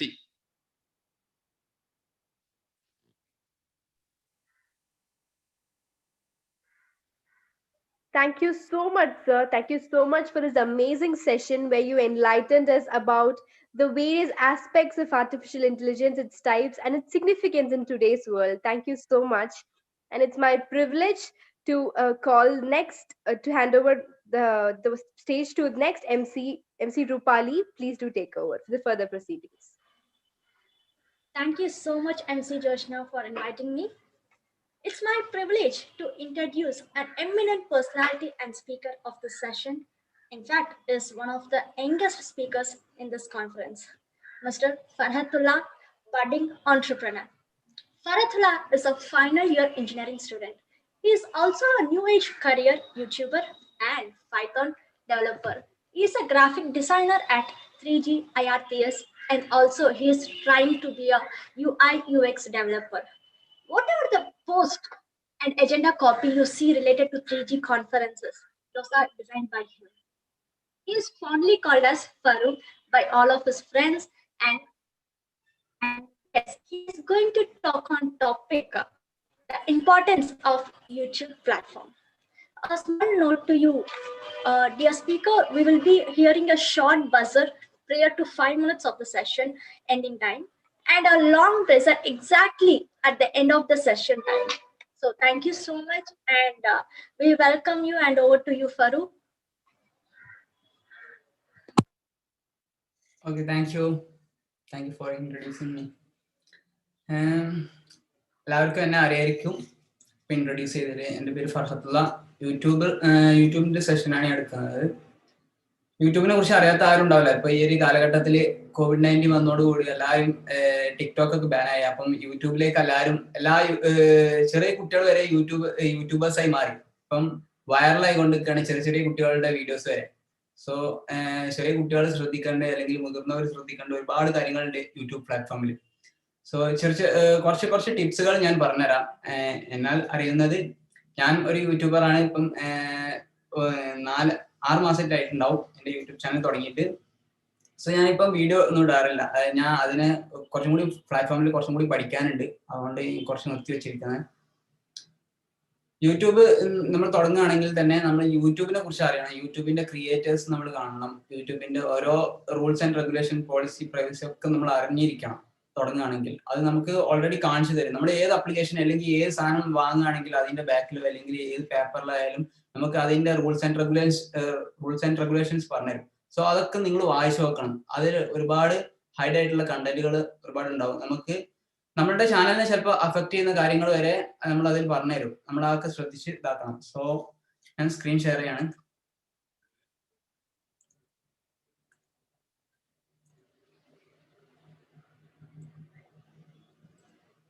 ഇതാണ് എൻ്റെ യൂട്യൂബ് ചാനൽ 50 minutes travel. ഇത് യൂട്യൂബിന്റെ പുതിയ ഇന്റർഫേസ് ആണ്. ഇങ്ങനെ ഒന്നല്ലായിരുന്നു. പഴയ ഇന്റർഫേസ് കുറച്ചും കൂടി നല്ല ഭംഗിയുണ്ടായിരുന്നു. ഇപ്പം ഒരുപാട് മാറ്റങ്ങൾ വന്നിട്ടുണ്ട്. ഈ കസ്റ്റമൈസ് ചാനലിൽ നോക്കി കഴിഞ്ഞാൽ നമുക്ക് ഇങ്ങനെ ഒരു ഡാഷ്ബോർഡ് കിട്ടും. നമ്മളുടെ യൂട്യൂബ് സ്റ്റുഡിയോ ആണ് ഇത്. മൊബൈലിൽ ഉണ്ട് യൂട്യൂബ് സ്റ്റുഡിയോ. അതിൽ ഇത്ര ഇന്റർഫേസ് ഒന്നും കിട്ടില്ല. അതിൽ കുറച്ചും കൂടി കുറഞ്ഞിട്ടാണ്. ഇതിൽ കുറച്ചും കൂടി അഡ്വാൻസ് ആണ്. സോ നമ്മുടെ ഡാഷ്ബോർഡിൽ സൈഡിൽ ഉണ്ടാവും ക്രിയേറ്റേഴ്സ് എന്നുള്ള എല്ലാ ഓപ്ഷൻസും. എന്റെ സ്ക്രീൻ കാണുന്നില്ലേ? ഹലോ. യെസ് പറയൂ. കാണുന്നുണ്ട്. ഇവിടെ യൂട്യൂബ് ക്രിയേറ്റർ ഇൻസൈഡ് എന്ന് പറയുന്ന ഓപ്ഷൻസ് ഒക്കെ ഉണ്ട്. നമ്മളുടെ അന്നാന്നുള്ള അപ്ഡേറ്റ്സും കാര്യങ്ങളൊക്കെ യൂട്യൂബിന്റെ നമുക്ക് നമ്മളുടെ തന്നെ അറിയിക്കും. പിന്നെ ഒരു യൂട്യൂബർ ആയി കഴിഞ്ഞാൽ അല്ലെങ്കിൽ യൂട്യൂബ് തുടങ്ങി കഴിഞ്ഞാൽ നിങ്ങൾ എന്തായാലും നിങ്ങളുടെ മെയിൽ എന്തും ചെക്ക് ചെയ്യണം. സോ അതിലും നിങ്ങൾക്ക് ഒരുപാട് ടിപ്സുകളൊക്കെ യൂട്യൂബിന്റെ പരിധിൻ്റെ ഉള്ളിൽ എത്തിച്ചു തരും. സോ നിങ്ങൾ ഏറ്റവും മാക്സിമം ശ്രദ്ധിക്കേണ്ട കാര്യങ്ങൾ, നമ്മൾ ഒരു വീഡിയോ അപ്ലോഡ് ആക്കി കഴിഞ്ഞാൽ ആദ്യം നമ്മൾ യൂട്യൂബ് തുടങ്ങുന്നതിന് മുന്നേ കുറച്ച് വീഡിയോസ് നമ്മൾ ചെയ്ത് ഉണ്ടാക്കി വെക്കുക. അല്ലെങ്കിൽ നമ്മൾ എഡിറ്റിംഗ് അറിയണം, അല്ലെങ്കിൽ കുറച്ച് തംബ്നെയിൽ ഉണ്ടാക്കണം. അങ്ങനെയൊക്കെ കുറച്ച് പരിപാടികളുണ്ട്. സോ അതൊക്കെ നമ്മൾ ആദ്യം പഠിച്ചിരിക്കണം. നേരെ കയറി യൂട്യൂബിലേക്ക് കയറരുത്. അപ്പോൾ ഒന്നും മനസ്സിലാവില്ല. നമുക്ക് തംബ്നെയിലാണ് ഏറ്റവും ഇൻട്രസ്റ്റിംഗ് ആയിട്ടുള്ള കാണിക്കുന്നുണ്ടെങ്കിൽ നമ്മളത് ഓട്ടോമാറ്റിക്കലി ഓഡിയൻസ് ക്ലിക്ക് ചെയ്യും. സോ അത് നമ്മൾ ചെയ്യണം. പിന്നെ ഒരു വീഡിയോ അപ്ലോഡ് ചെയ്ത് കഴിഞ്ഞാൽ അതിന്റെ ടൈറ്റിൽ നിർബന്ധമായിട്ട് കൊടുക്കണം. കാരണം ആ ഒരു ഓഡിയൻസിന് കറക്റ്റ് തോന്നണം. ഇത് അല്ലെങ്കിൽ സെർച്ച് ചെയ്യുന്ന നമ്മൾ ഒരു സാധനം, നമുക്ക് ഒരു ഇൻഫോർമേറ്റീവ് ആയിട്ടുള്ള കാര്യങ്ങൾ സെർച്ച് ചെയ്യുമ്പോൾ കിട്ടുന്ന കാര്യങ്ങളായിരിക്കണം ടൈറ്റിൽ കൊടുക്കേണ്ടത്. പിന്നെ ഡിസ്ക്രിപ്ഷൻ കൊടുക്കണം. ഡിസ്ക്രിപ്ഷനിൽ ഹാഷ്ടാഗ് ഇടാൻ മറക്കരുത്. നിങ്ങളുടെ ഹാഷ്ടാഗും ഇടണം. സോ നിങ്ങളുടെ എന്ത് ചാനലാണ്, എന്റെ ചാനലിൽ 50 മിനിറ്റ്സ് ട്രാവൽ ആണ്. സോ ഞാൻ 50 മിനിറ്റ്സ് ട്രാവലിന്റെ ഒരു ഹാഷ്ടാഗ് നിർമ്മിച്ചു കൊടുക്കുകയാണ്. സോ 50 മിനിറ്റ്സ് ട്രാവലിന്റെ ഹാഷ്ടാഗ് അവിടെ തന്നെ എപ്പോഴും ഉണ്ടാവും. പിന്നെ നമ്മൾ എന്ത് കണ്ടന്റ് ആണോ ആ കണ്ടന്റിന്റെ കുറച്ച് ഹാഷ്ടാഗുകൾ കൊടുക്കുക. പിന്നെ തമ്മില് ഒന്ന് ഒരു എടുത്തു കാണിക്കുന്ന രൂപത്തിലുള്ള അല്ലെങ്കിൽ എന്താ പറയുക എക്സൈറ്റ് ചെയ്യുന്ന ഒരു തമ്മിൽ ഇട്ട് കൊടുക്കുക. പിന്നെ ചിൽഡ്രൻസിനല്ല എന്നുള്ള ഒരു ഓപ്ഷൻസ് ഇവിടെ ഉണ്ട്, അത് ക്ലിക്ക് ചെയ്ത് കൊടുക്കുക. പിന്നെ ഷോ മോറിൽ ഇതേമാതിരി ടാഗ് ഉണ്ടാവും. ഈ ടാഗ് നമ്മൾ ചെയ്ത് കൊടുക്കണം. നമ്മൾ എന്ത് വീഡിയോ ആണോ ചെയ്യുന്നത് അല്ലെങ്കിൽ വൈറലായി കൊണ്ടിരിക്കുന്ന വീഡിയോ അല്ലെങ്കിൽ ആരൊക്കെ സെർച്ച് ചെയ്യുന്നത് നമ്മൾ അത് അറിഞ്ഞിരിക്കണം. അങ്ങനത്തെ ടാഗുകൾ കൊടുക്കുക. നമ്മളുടെ ടാഗുകളും കൊടുക്കുക അല്ലെങ്കിൽ പിന്നെ വേറെ ടാഗുകളും കൊടുക്കുക. ഞാൻ നമ്മളെ അർജുൻ സുദർശനൊക്കെ കൂടുതൽ ആൾക്കാർ സെർച്ച് ചെയ്യുന്നതാണ്. സോ അങ്ങനെ സെർച്ച് ചെയ്യുമ്പോൾ നമുക്ക് നമ്മുടെ വീഡിയോ ഒരു സജഷൻ ലിസ്റ്റിൽ വരും. ട്രിക്സ്, ട്രഷർ, മോണിറ്റൈസേഷൻ എങ്ങനെ. ഇപ്പം ഒരു യൂട്യൂബർ, ചെറിയ കുട്ടികൾ ഇപ്പൊ എങ്ങനെ മോണിറ്റൈസ് ഞങ്ങൾക്ക് ഓപ്പൺ ആക്കാം എന്നുള്ളത് യൂട്യൂബിൽ തന്നെ നമുക്ക് നമ്മളുടെ ആവശ്യത്തിന് നമ്മൾ മറ്റുള്ളവർ തന്നെ ചോദിക്കില്ല. നമ്മൾ ഗൂഗിളിനോട് യൂട്യൂബിനോടാണ് ചോദിക്കുന്നത്. പാരന്റ്സിനോട് ചോദിക്കുന്നത് വരെ നമ്മൾ യൂട്യൂബിനോടൊക്കെയാണ് ചോദിക്കുന്നത്. സോ നമ്മൾ അതൊക്കെ ഇതിൽ ഇൻക്ലൂഡ് ചെയ്യിക്കണം. പിന്നെ മാക്സിമം നിങ്ങൾ ശ്രദ്ധിക്കേണ്ട കാര്യം, നമ്മളുടെ ഓവർവ്യൂ, ഒരു വീഡിയോയുടെ ഓവർവ്യൂ എന്ന് പറയുന്നത്, എന്റെ ഓവർവ്യൂ പറയുന്നത് 5 മിനിറ്റ്സ് ആണ്. 59 മിനിറ്റ്സിന്റെ വീഡിയോ ആണ് ഇത്. 5 മിനിറ്റ് ആൾക്കാർ കാണുള്ളൂ ആവറേജ്. അപ്പം മാക്സിമം പോയാൽ ചെറിയ ചെറിയ വീഡിയോസ് ഇടാൻ നോക്കുക. നിങ്ങളൊക്കെ ഒരു 10 മിനിറ്റ്, 12 മിനിറ്റ്, 15 മിനിറ്റ് ഒക്കെ ഒരു അത്യാവശ്യം നല്ല ഇടാൻ നോക്കുക. ഇതെന്റെ സ്ട്രീമിംഗ് ആണ്. സ്ട്രീമിംഗ് ആയതുകൊണ്ടാണ് 59 മിനിറ്റ്. സോ നിങ്ങളുടെ വാച്ച് അവേഴ്സ് നിങ്ങൾക്ക് കാണാൻ പറ്റും.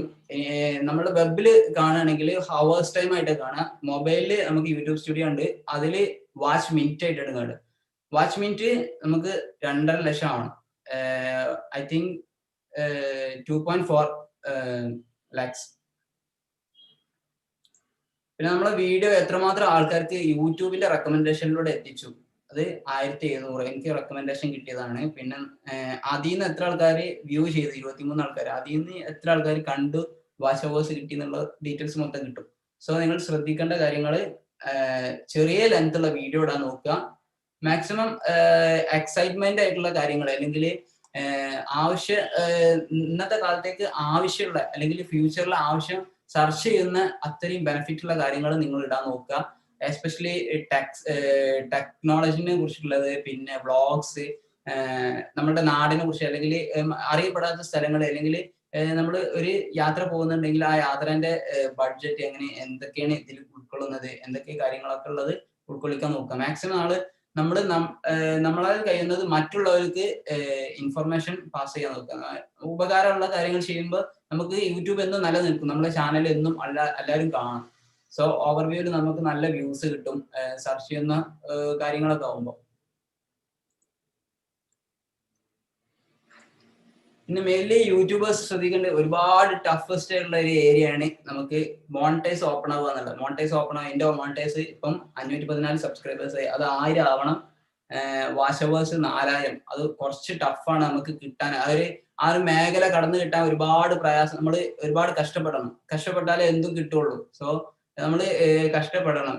ഒരു വീഡിയോ എഡിറ്റ് ചെയ്ത് പൂർത്തീകരിച്ച് നമ്മൾ മനസ്സറിഞ്ഞ് ചെയ്ത് കഴിഞ്ഞാൽ, നമ്മൾ എന്ത് മനസ്സറിഞ്ഞ് ചെയ്ത് കഴിഞ്ഞാൽ നമുക്ക് അതിന് ബെനിഫിറ്റ് കിട്ടും. സോ നമ്മൾ ഷോർട്ട് കട്ട് ഉപയോഗിക്കരുത് ഒരിക്കലും. യൂട്യൂബിൽ എവിടെ ആയാലും നമ്മൾ ഷോർട്ട് കട്ട് ഉപയോഗിക്കരുത്, നേർവഴിയിലേക്ക് പോവുക. സോ ഇത് നമുക്ക് കിട്ടാൻ സിമ്പിൾ ആണ്. നമുക്ക് ഇൻഫർമേഷൻ ആയിട്ടുള്ള കാര്യങ്ങൾ, നമുക്ക് മറ്റുള്ളവർക്ക് ഉപകാരമുള്ള കാര്യങ്ങൾ ചെയ്യുമ്പോൾ നമ്മൾ അവര് സെർച്ച് ചെയ്യും, അല്ലെങ്കിൽ അത് മറ്റുള്ളവർ പാസ് ചെയ്ത് ഇങ്ങനെ പോകും, ഷെയർ ചെയ്ത് പോകും. സോ നമുക്ക് നല്ല വാച്ച് അവേഴ്സ് ഉണ്ടാവും. സോ നിങ്ങൾ ഇൻഫർമേഷൻ ഉള്ള നല്ല നല്ല കാര്യങ്ങൾ ചെയ്ത് നോക്കുക.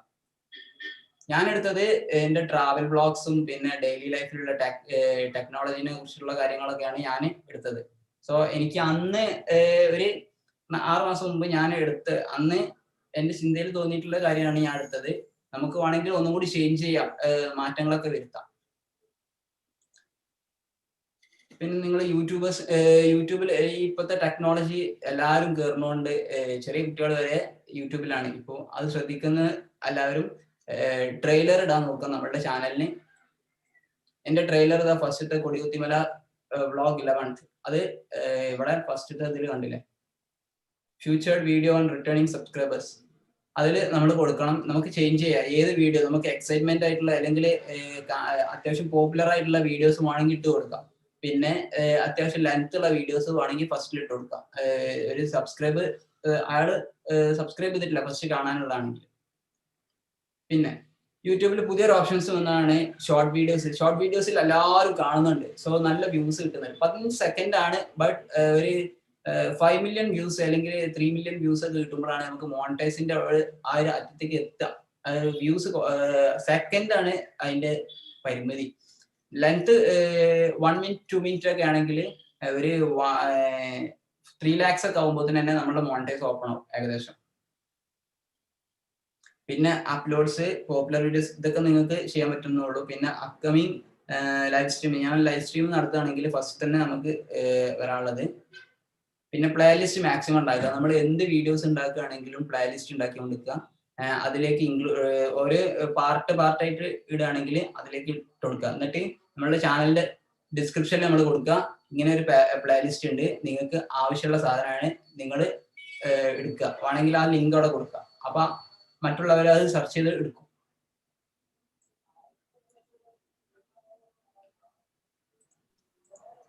ഇത് കണ്ടില്ല എന്റെ ഓവർവ്യൂ. ഒരു 7 ദിവസം കൊണ്ട് എന്റെ വീഡിയോസ് ഇപ്പോഴും കാണുന്നുണ്ട് കേട്ടോ ആൾക്കാർ. ഇപ്പൊ നമുക്ക് ഇവിടെ 48 അവേഴ്സിന്റെ ഉള്ളിൽ 40 ആൾക്കാർ. ഞാൻ ഇൻഫർമേഷൻ എന്റെ കോളേജിന്റെ റിവ്യൂ ആണ് ഇട്ടത്, അത് ഇപ്പോഴും ഇങ്ങനെ വന്നുകൊണ്ടിരിക്കുകയാണ്. നമ്മുടെ കോളേജിന്റെ റിവ്യൂ അല്ലെങ്കിൽ പുതിയ ആൾക്കാർ പുതിയ കോളേജിലേക്ക് കയറുമ്പോൾ അവിടുത്തെ ഒരു പരിധി എന്തൊക്കെയാണ് അവിടെ നടക്കുന്നതെന്നുള്ള കാര്യങ്ങൾ എല്ലാവരും സെർച്ച് ചെയ്യും. മാക്സിമം ഒരു അത്യാവശ്യം അറിയുന്നവനാണെങ്കിൽ സെർച്ച് ചെയ്യും, ആ കോളേജിനെ കുറിച്ച് പഠിച്ചിട്ട് നമുക്ക് കയറിയാൽ മതി. സോ ഞാൻ അങ്ങനെ ഒരു റിവ്യൂ ഇട്ടതാണ് എന്റെ കോളേജിനെ കുറിച്ചിട്ടുള്ള.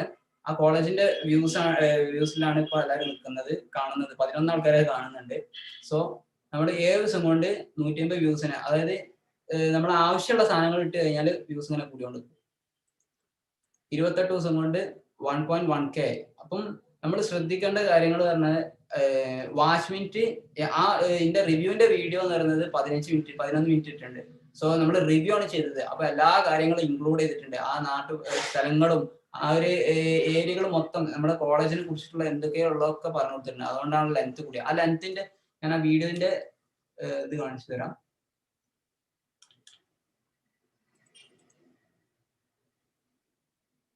ഇതാണ് എന്റെ വീഡിയോ,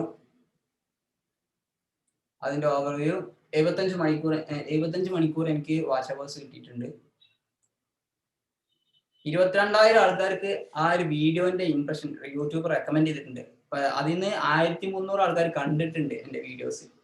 സോ അതാണ് നമ്മൾ പറഞ്ഞത്, ആ തംബ്നെയിൽ ഉഷാറാക്കും വേണം. പിന്നെ അതിൻ്റെ ഉള്ളിലുള്ള കണ്ടന്റ് ടൈറ്റിൽ എന്താണ്, നമുക്ക് ഇൻഫർമേഷൻ ഉള്ള കാര്യങ്ങളാണെങ്കിൽ മറ്റുള്ളവർക്ക് ഉപകാരമുള്ള കാര്യങ്ങളാണെങ്കിൽ നമ്മളത് അവർ നോക്കും എങ്ങനെയായാലും. പിന്നെ എൻഗേജ്മെന്റ് 2 മിനിറ്റ് ആണ് ഇതിന്റെ നിൽക്കുന്നത്. 2 മിനിറ്റ് എനിക്ക് ഒരു ചെറിയൊരു വീഡിയോ, ഇപ്പൊ 5 മിനിറ്റിന്റെ വീഡിയോ ഇടാണെങ്കിലും 2 മിനിറ്റ് 1 മിനിറ്റ് ഒക്കെ ആൾക്കാർ ശ്രദ്ധിക്കുള്ളൂ. അത് കഴിഞ്ഞാൽ ബോറടിക്കും, ചിലവർ എക്സിറ്റ് അടിച്ചു പോകും. സോ എന്റെ വാച്ച് മിനിറ്റ് 2 മിനിറ്റ് നിൽക്കുന്നുണ്ട്. ആ 2 മിനിറ്റ് ഇപ്പോ ഒരു 1,00,000 ആൾക്കാർ കണ്ടിട്ടുണ്ടെങ്കിൽ എനിക്ക് വാച്ച് അവേഴ്സ് മോണിറ്റൈസ് ഓപ്പൺ ആവും. സോ മോണിറ്റൈസ് ഓപ്പൺ ആവാനുള്ള മാക്സിമം നമ്മൾ ശ്രദ്ധിക്കുക ഫസ്റ്റ്, എന്നാലേ നമുക്ക് റവന്യൂ കിട്ടുള്ളൂ. അല്ലെങ്കിൽ ആ റവന്യൂ കൊണ്ട് നമുക്ക് മറ്റുള്ള കാര്യങ്ങൾ അല്ലെങ്കിൽ ഉപകാരമുള്ള കാര്യങ്ങൾ ചെയ്യാൻ പറ്റുള്ളൂ. നമുക്ക് യൂട്യൂബിൽ തന്നെ മെയിൻറ്റെയിൻസ് ചെയ്ത് കൊണ്ടുപോകണമെങ്കിൽ നമുക്ക് റവന്യൂ കിട്ടണം. ഞാൻ ഇതുവരെ റവന്യൂ ഇല്ലാതെയാണ് എല്ലാ വീഡിയോസും ചെയ്തത്. അധികം ആൾക്കാരും യാത്ര ചെയ്യുമ്പോഴും നമ്മൾ പൈസ നല്ലോണം ചെലവാക്കും. സോ ഞാൻ പൈസ ചെലവാക്കിയിട്ടില്ല, എനിക്ക് ആ ഒരു ഇതിലേക്ക് എത്തിയിട്ടില്ല. സോ അതുകൊണ്ടാണ് ഇങ്ങനെ. പിന്നെ നമുക്ക് സബ്സ്ക്രൈബേഴ്സ് മാക്സിമം ഉണ്ടാക്കാൻ നോക്കണം, നമ്മുടെ ഫ്രണ്ട്സിലേക്ക് അറിയിക്കുക, അവർക്ക് ഇൻഫർമേഷൻ ഉള്ള കാര്യങ്ങളാണെങ്കിൽ ഇങ്ങനെ ഷെയർ ചെയ്ത് പോകുന്ന രീതിയിലുള്ള എന്തെങ്കിലും കണ്ടന്റ് ഇട്ട് കൊടുക്കുക. എന്റെ സബ്സ്ക്രൈബേഴ്സ് 78% ആൾക്കാർ സബ്സ്ക്രൈബ് ചെയ്യാത്ത ആൾക്കാരാണ് ഇത് കണ്ടിട്ടുള്ളത്. സബ്സ്ക്രൈബ് ചെയ്ത ആൾക്കാർ 21% കണ്ടിട്ടുള്ളത്. അപ്പൊ നിങ്ങൾ ശ്രദ്ധിക്കേണ്ട കാര്യം, ഫസ്റ്റ് തന്നെ നമ്മൾ ബെൽ ബട്ടന് ക്ലിക്ക് ചെയ്യാൻ പറയാ. ഒരു സ്റ്റാർട്ടിങ് ടൈമിൽ ബെൽ ബട്ടണും സബ്സ്ക്രൈബും ചെയ്യാൻ പറയുന്ന ഒരു ഓപ്ഷൻ വെച്ച് കൊടുക്കാം. പിന്നെ നിങ്ങൾ മോണിറ്റൈസ് ഓപ്പൺ ആവുന്നതിന് മുന്നേ കൺട്രി വെരിഫൈ ചെയ്യണം, മൊബൈൽ നമ്പർ വെരിഫൈ ചെയ്യണം. പിന്നെ മോണിറ്റൈസ് ഓപ്പൺ ആയി കഴിഞ്ഞാൽ ആഡ്സെൻസ് ആണ് ലിങ്ക് ചെയ്യേണ്ടത്. ലിങ്ക് ചെയ്യുമ്പോൾ നിങ്ങൾ നിങ്ങളുടെ അഡ്രസ്സ് കറക്റ്റ് കൊടുക്കണം. അതിലേക്ക് ഒരു പിൻ കോഡ് വരും മാക്സിമം. അത് ഇതുവരെ യൂട്യൂബിൽ അറിയുന്നവർ തോന്നുന്നു ഉണ്ടാവും. എനിക്കും കുറച്ചൊക്കെ അറിയുള്ളൂ. ഞാൻ യൂട്യൂബേഴ്സിന്റെ പാനൽ ഡിസ്കഷനിൽ എനിക്ക് കുറച്ച് അർജുൻ ചേട്ടനും ഉണ്ണിച്ചേട്ടനും ഒക്കെ എനിക്ക് കുറച്ച് പറഞ്ഞു തന്നിട്ടുണ്ട് എന്തൊക്കെയായാലും ശ്രദ്ധിക്കേണ്ട. അവരൊക്കെ അത്യാവശ്യം നല്ല വ്യൂസ് 20 ദിവസം കൊണ്ട് ഫേമസ് ആയ ആൾക്കാരാണ്, അല്ലെങ്കിൽ ഒരു മാസങ്ങൾ കൊണ്ട് ഫേമസ് ആയ ആൾക്കാരാണ് അവരുടെ വീഡിയോസും. അപ്പൊ അവർക്ക് ഒരുപാട് മേഖലകൾ കടന്നു കഴിഞ്ഞിട്ടാണ് അവർ ഇങ്ങനെ എത്തിയത്. അപ്പൊ അവരുടെ കഷ്ടപ്പാടുകളും എന്താണ് അവർ ഫേസ് ചെയ്തതുള്ളത് എനിക്ക് പറഞ്ഞു തന്നിട്ടുണ്ട്. സോ ഞാനും അതിലൂടെ എന്തൊക്കെ ശ്രദ്ധിച്ചു പോകേണ്ട കാര്യങ്ങളൊക്കെ ഞാൻ ശ്രദ്ധിച്ചിട്ടുണ്ട്. എനിക്കും തെറ്റുകൾ പറ്റിയിട്ടുണ്ട്. ഫസ്റ്റ് തന്നെ ഞാൻ ആദ്യം നല്ല ബാക്ക്ഗ്രൗണ്ട് മ്യൂസിക് ഒന്നും ഇട്ട് കൊടുത്തിട്ടില്ല. അധികം ആൾക്കാരും നമ്മൾ കമന്റിൽ തന്നെ പറഞ്ഞിട്ടുണ്ട് ബാക്ക്ഗ്രൗണ്ട് മ്യൂസിക് ഇല്ല, ഇങ്ങനെ ചെറിയ ചെറിയ പോരായ്മകളുണ്ട്. ആ പോരായ്മകളൊക്കെ നമ്മൾ അടുത്ത ബ്ലോഗിൽ തിരുത്തി കൊടുക്കണം. സോ അങ്ങനെ ഓഡിയൻസ് തന്നെ നമുക്ക് പറഞ്ഞു തരും എന്തൊക്കെ കാര്യങ്ങൾ ചെയ്യേണ്ടത് എന്നുള്ളത്. Okay, Faru, sorry to interrupt. Okay. Yeah, our time is up. Yeah. Okay. Would you please wind up soon? Yeah, thank you. Okay. നിങ്ങൾക്ക് കൂടുതൽ യൂട്യൂബിനെ കുറിച്ച് ഇൻഫർമേഷൻ കിട്ടണമെങ്കിൽ എൻ്റെ ചാനലിൽ വീഡിയോ ഇട്ട് കൊടുത്തിട്ടുണ്ട്. How to become new age career YouTuber എന്നുള്ളത് ഒരു വീഡിയോ ഇട്ട് കൊടുത്തിട്ടുണ്ട് 54 മിനിറ്റിന്റെ. അതിൽ നിന്നൊരു 5 മിനിറ്റ്സ് കട്ട് ചെയ്താണ്ട് ബാക്കിയുള്ള കണ്ടു കഴിഞ്ഞാൽ 5 മിനിറ്റ്സ് ഒരു ഇൻട്രോ ആണ്. അത് കഴിഞ്ഞ് കഴിഞ്ഞാൽ നിങ്ങൾക്ക് യൂട്യൂബിന്റെ എല്ലാവിധ കാര്യങ്ങളും പറഞ്ഞു. പിന്നെ ഫേസ്ബുക്കിന്റെ സെഷൻ ഉണ്ട്. നിങ്ങൾക്ക് ഫേസ്ബുക്കിനെ കുറിച്ച് അറിയാത്തവര് ഫേസ്ബുക്കിന്റെ ഉള്ളിൽ ഒരുപാട് ഹിഡൻ ട്രഷേഴ്സ് ഉണ്ട്. അതൊക്കെ നിങ്ങൾക്ക് അറിയണമെങ്കിൽ ഇതിലുണ്ടാവും, ചെക്ക് ചെയ്യാം. ഓക്കെ, ഇങ്ങനത്തെ ഒരു സെഷൻ എടുക്കാൻ നിന്നതിൽ 3Gനോട് വളരെ നന്ദി, ഇങ്ങനത്തെ ഒരു ഓപ്പർച്യൂണിറ്റി കിട്ടിയത്. Thank you so much for this informative session, Badu. And yes, we have an e-certificate for you from 3G School of Applied Entrepreneurship. Please accept it, Badu. And I request technical team to display the e-certificate. Thank you so much. Yeah, thank you so much for this informative session. And yes, now I would like to invite our next speaker of the session, Dr. Nizam Rahman. Yes. Professor Dr. Nizam Rahman is the director of ICCS College of Engineering and Management, Chief Innovative Officer at 3G IPS. He is a born innovator, social entrepreneur, industrialist, and moreover a proven academician. He started several organizations to support several startups.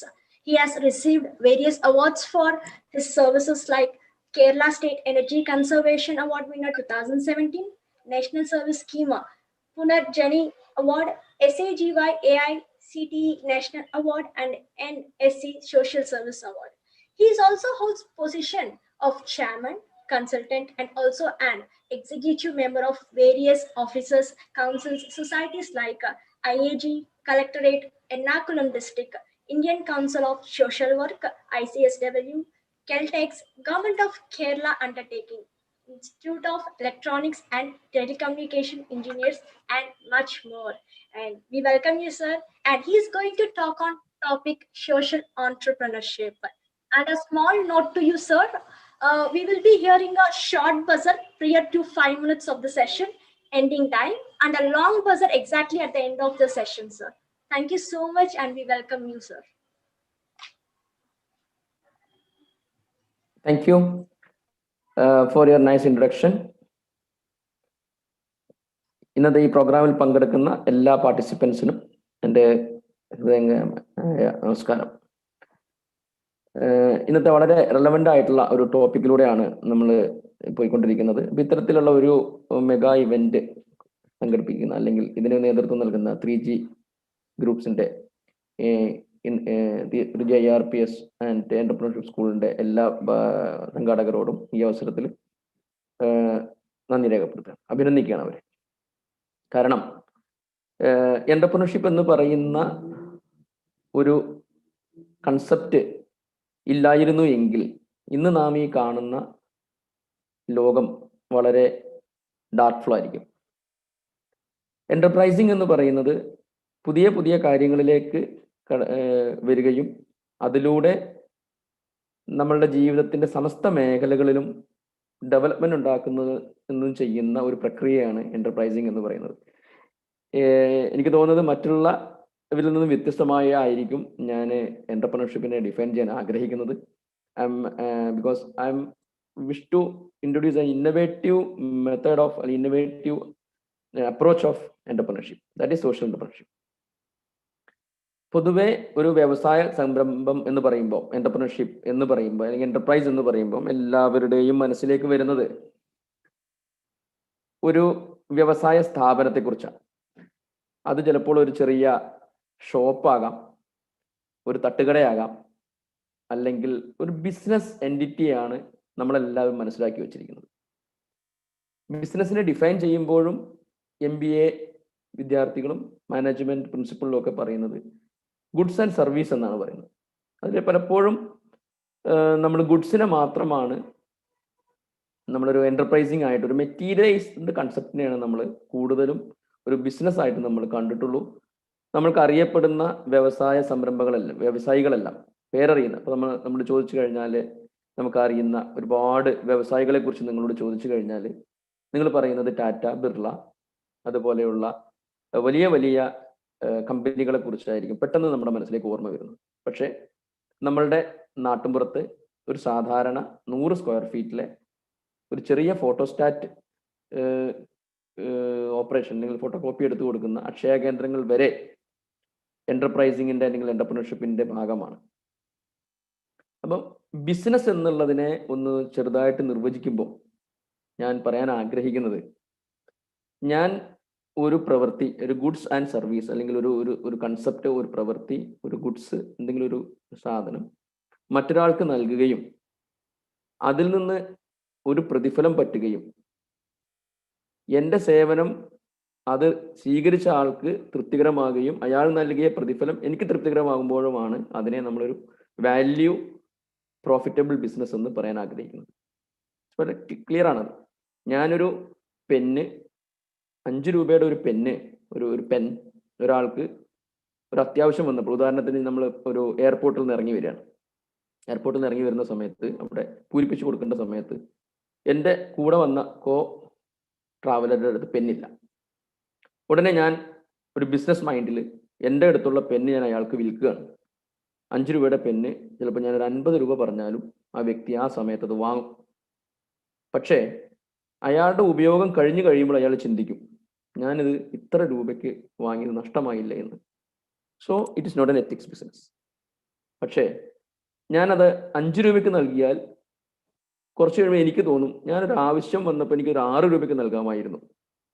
It is also not a good business. കാരണം എനിക്ക് അവിടെ തൃപ്തി വരുന്നില്ല. വിറ്റ് കഴിഞ്ഞപ്പോൾ സ്വീകരിച്ച ആൾക്കാർക്ക് സന്തോഷം ഉണ്ടായിരിക്കാം.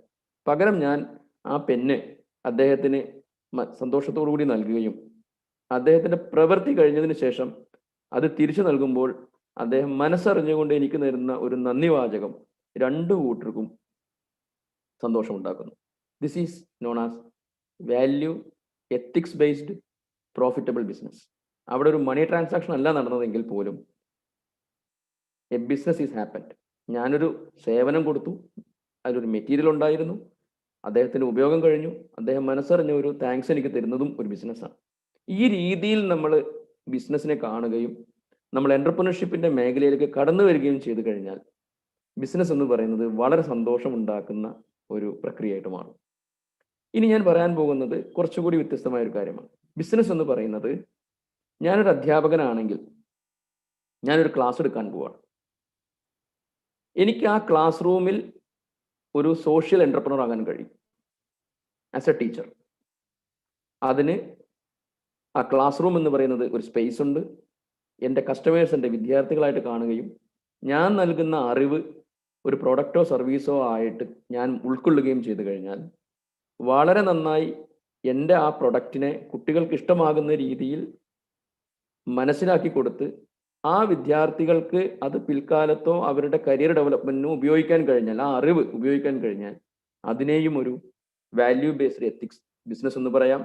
എൻ്റെ പ്രവൃത്തിയെ ഒരു സോഷ്യൽ എന്റർപ്രണർഷിപ്പ് എന്ന് വേണമെങ്കിൽ പറയാം. ഇങ്ങനെ ജോലി ചെയ്യുന്നതിന് പകരം, that is my concept, instead of job, ജോലി ചെയ്യുന്നതിന് പകരം ഞാനൊരു എന്റർപ്രണർ ആകാൻ കഴിഞ്ഞാൽ, അപ്പോൾ എന്റർപ്രണർഷിപ്പിന് എൻ്റെ കൺസെപ്റ്റിൽ ഇൻവെസ്റ്റ്മെന്റ് വേണ്ട. കാരണം എൻ്റെ ഇൻവെസ്റ്റ്മെന്റ് ഞാൻ ഓൾറെഡി ചെയ്തു കഴിഞ്ഞു. എൻ്റെ പഠനത്തിന് വേണ്ടി, എൻ്റെ ബുക്സ് വാങ്ങുന്നതിന് വേണ്ടി, അങ്ങനെ ഞാൻ ഒരുപാട് ഇൻവെസ്റ്റ് ചെയ്ത് കഴിഞ്ഞു. ആ ഇൻവെസ്റ്റ് ചെയ്ത് കഴിഞ്ഞപ്പോൾ എനിക്ക് കിട്ടിയ എൻ്റെ എൻ്റർപ്രൈസ് ആണ് എൻ്റെ ക്വാളിഫിക്കേഷൻ.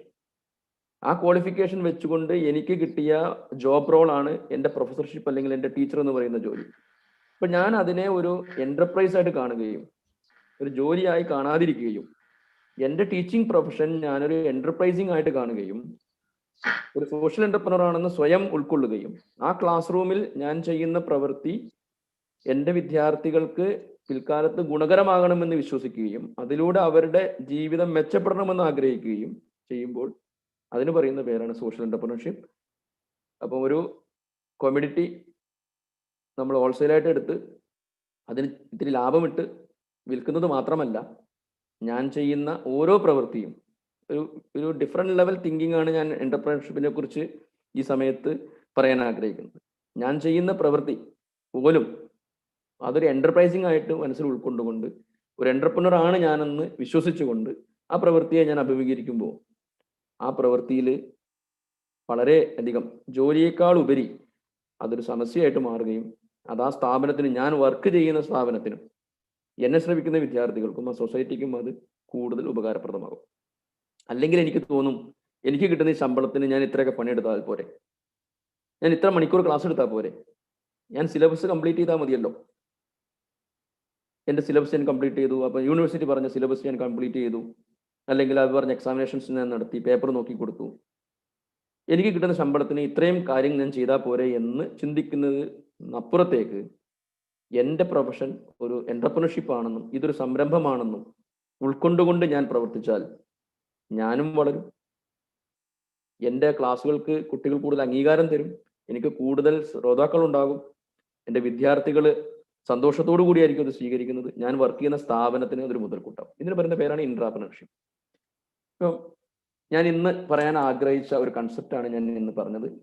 അപ്പം സോഷ്യൽ എൻ്റർപ്രനർഷിപ്പ് എന്നതുകൊണ്ട് ഞാൻ ഉദ്ദേശിക്കുന്നത് നമ്മൾ ചെയ്യുന്ന ഓരോ പ്രവൃത്തിയും ഒരു സോഷ്യൽ കമ്മിറ്റ്മെൻ്റ് ഉള്ള പ്രവൃത്തിയായി ഉൾക്കൊള്ളുകയും അതിലെ പൂർണ്ണ ആത്മാർത്ഥതയോടുകൂടി, അത് ഒരു അഡ്വക്കേറ്റ് ആണെങ്കിലും ഒരു ഡോക്ടർ ആണെങ്കിലും ഒരു ഡ്രൈവർ ആണെങ്കിലും ഒരു അധ്യാപകനാണെങ്കിലും ഒരു കടയിൽ ഒരു ഷോപ്പിൽ സാധനങ്ങൾ എടുത്തു കൊടുക്കുന്ന ഒരു സെയിൽസ്മാൻ ആണെങ്കിലും അവർക്ക് ഉൾക്കൊള്ളാൻ പറ്റുന്ന ഒരു കൺസെപ്റ്റാണ് ഞാൻ പറയുന്നത് സോഷ്യൽ എൻ്റർപ്രനർഷിപ്പ്.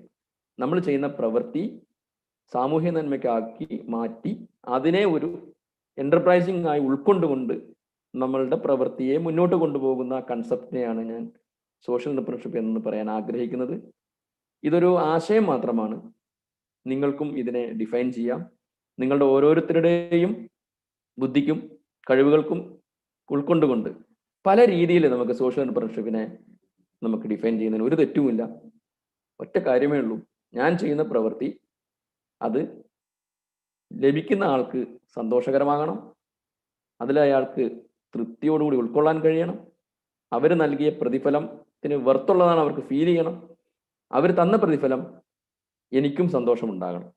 ഇത്തരത്തിൽ നമ്മൾ നമ്മുടെ സമസ്ത മേഖലയിലും നമ്മുടെ പ്രവർത്തനത്തിൽ നമുക്ക് ചെയ്യാൻ കഴിഞ്ഞാൽ ഇറ്റ്സ് എ സംതിങ് ഡിഫറെൻറ്റ്.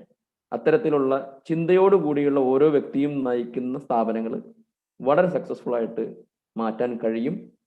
സ്വാർത്ഥതയും അതുപോലെയുള്ള ഇത്തരത്തിലുള്ള തെറ്റായ ചിന്താഗതികൾ വരുമ്പോഴാണ് ആ പ്രസ്ഥാനം തന്നെ ഒരാളുടെ ഗുണം കൊണ്ട് അത് നന്നാകുകയും ചെയ്യും, അത് മോശമാകുകയും ചെയ്യും. എൻ്റർപ്രനർഷിപ്പ് എന്ന് പറയുന്ന ഈ കൺസെപ്റ്റിൽ നമുക്ക് ഏത് മേഖലയും, വീട്ടിലാണെങ്കിലും മകനായിട്ടാണെങ്കിലും പിതാവായിട്ടാണെങ്കിലും ഒക്കെ നമുക്ക് നമ്മൾ ചെയ്യുന്നത് ഈ ഒരു മാനസികാവസ്ഥയിലാണെന്നുണ്ടെങ്കിൽ നമുക്ക് ചെയ്യുന്ന പ്രവർത്തിക്ക് നമുക്ക് ഒരിക്കലും ഒരു ദുഃഖം തോന്നില്ല. നമ്മൾ ഇടപെടുന്ന എല്ലാ മേഖലകളിലും നമുക്ക് ഗുണകരമാവും. സാമൂഹ്യ പ്രവർത്തനം ചെയ്യുന്ന സമയത്തും എല്ലാ ബിസിനസ്സും എൻറ്റിറ്റി ഒരു പ്രോഫിറ്റാണ് എന്ന് ചിന്തിക്കുന്നിടത്താണ് തെറ്റ് വരുന്നത്. ഒരു പക്ഷേ നമ്മളൊരു വർഷം നമ്മൾ ഒരു ബിസിനസ് ചെയ്തു, ആ വർഷത്തെ ബാലൻസ് ഷീറ്റ് എടുത്ത് നോക്കുമ്പോൾ ചിലപ്പോൾ സാമ്പത്തികമായി നമ്മൾക്ക് അതിൽ ബാലൻസ് ഇല്ലെങ്കിലും നീക്കിയിരിപ്പില്ലെങ്കിലും കഴിഞ്ഞ ഒരു വർഷത്തെ നമ്മുടെ പ്രവർത്തനം കൊണ്ട് നമ്മൾ ഉണ്ടാക്കിയെടുത്ത ഒരു ക്രെഡിബിലിറ്റി ഉണ്ട് സൊസൈറ്റിയിൽ, അതും പ്രോഫിറ്റാണ്. നമ്മൾ ചെയ്ത നല്ല സർവീസിൽ നിന്നും മൗത്ത് ടു മൗത്ത് പബ്ലിസിറ്റിയോടുകൂടി നമ്മൾക്ക് കിട്ടുന്ന കാര്യങ്ങൾ. ഇപ്പം എൻ്റെ തൊട്ട് മുമ്പേ ക്ലാസ് എടുത്ത യൂട്യൂബ് ബിസിനസ് ചെയ്യുന്ന അല്ലെങ്കിൽ യൂട്യൂബിലൂടെ കാര്യങ്ങൾ നടത്തുന്ന കാര്യങ്ങൾ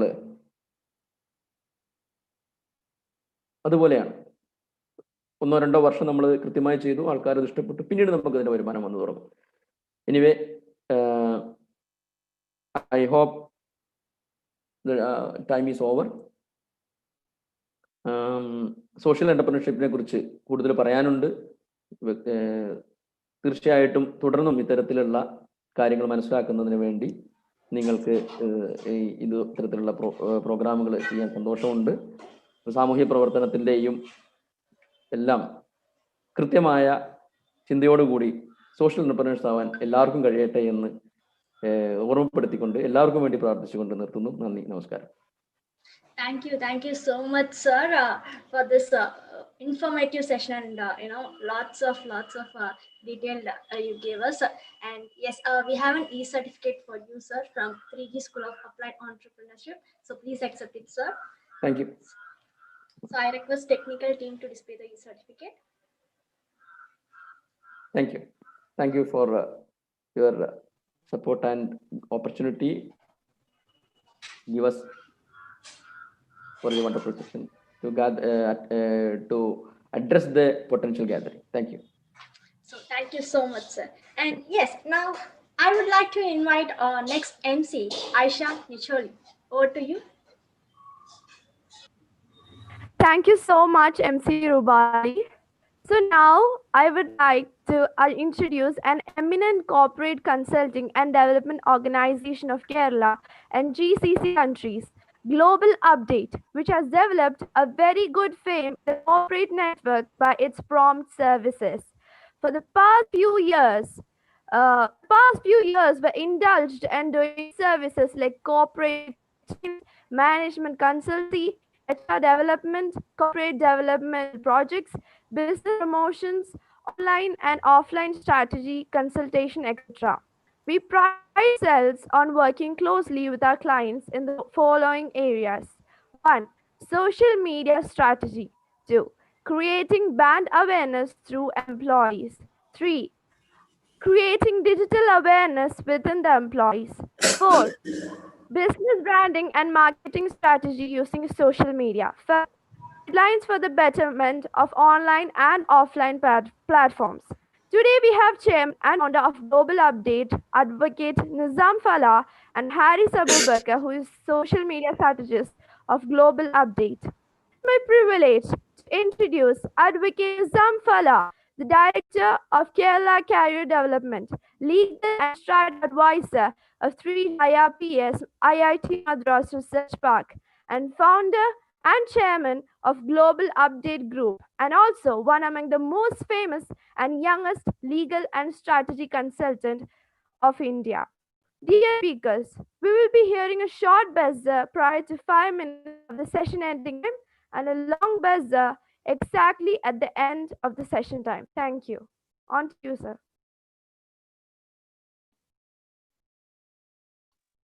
Okay, thank you. Shall I start? No, sir, we have one more speaker. So I would like to invite our MC, Jofna, to introduce Haris Abubakar, who is a social media strategist for Global Update. Jofna, please. Yes, Anjali, thank you so much for inviting me. Haris Abubakar, and it's my special privilege and honor to invite such an eminent personality here. Yes, Haris is a serial entrepreneur, orator, and a social media strategist. He works with people and business to create content to drive differentiation, growth, sales, and loyalty. Ever since his teenage, like literally when he was just 15 years old, he began doing marketing. Back in the days when he used to make his market friends' products, worked as a door-to-door sales guy for a web designing company doing. He was fortunate enough to build 70 plus people in his network, gaining traction as a marketing guy. So he combined the core interests of his and started building his own brand, teaching social media strategies to his fellow audience. Yes, being passionate those two core interests and started building his own brand, teaching social media strategies to his fellow audience. He has also found the IG Mastermind course, which has helped 75 plus small businesses to grow their Instagram influence and build their personal brand. With this note, I invite you, sir, Haris Abubakar, sir, on the stage. Thank you so much. Thanks a lot. Yeah, we would like to invite Nizam sir as well. Yeah, thank you so much. Yeah. Okay.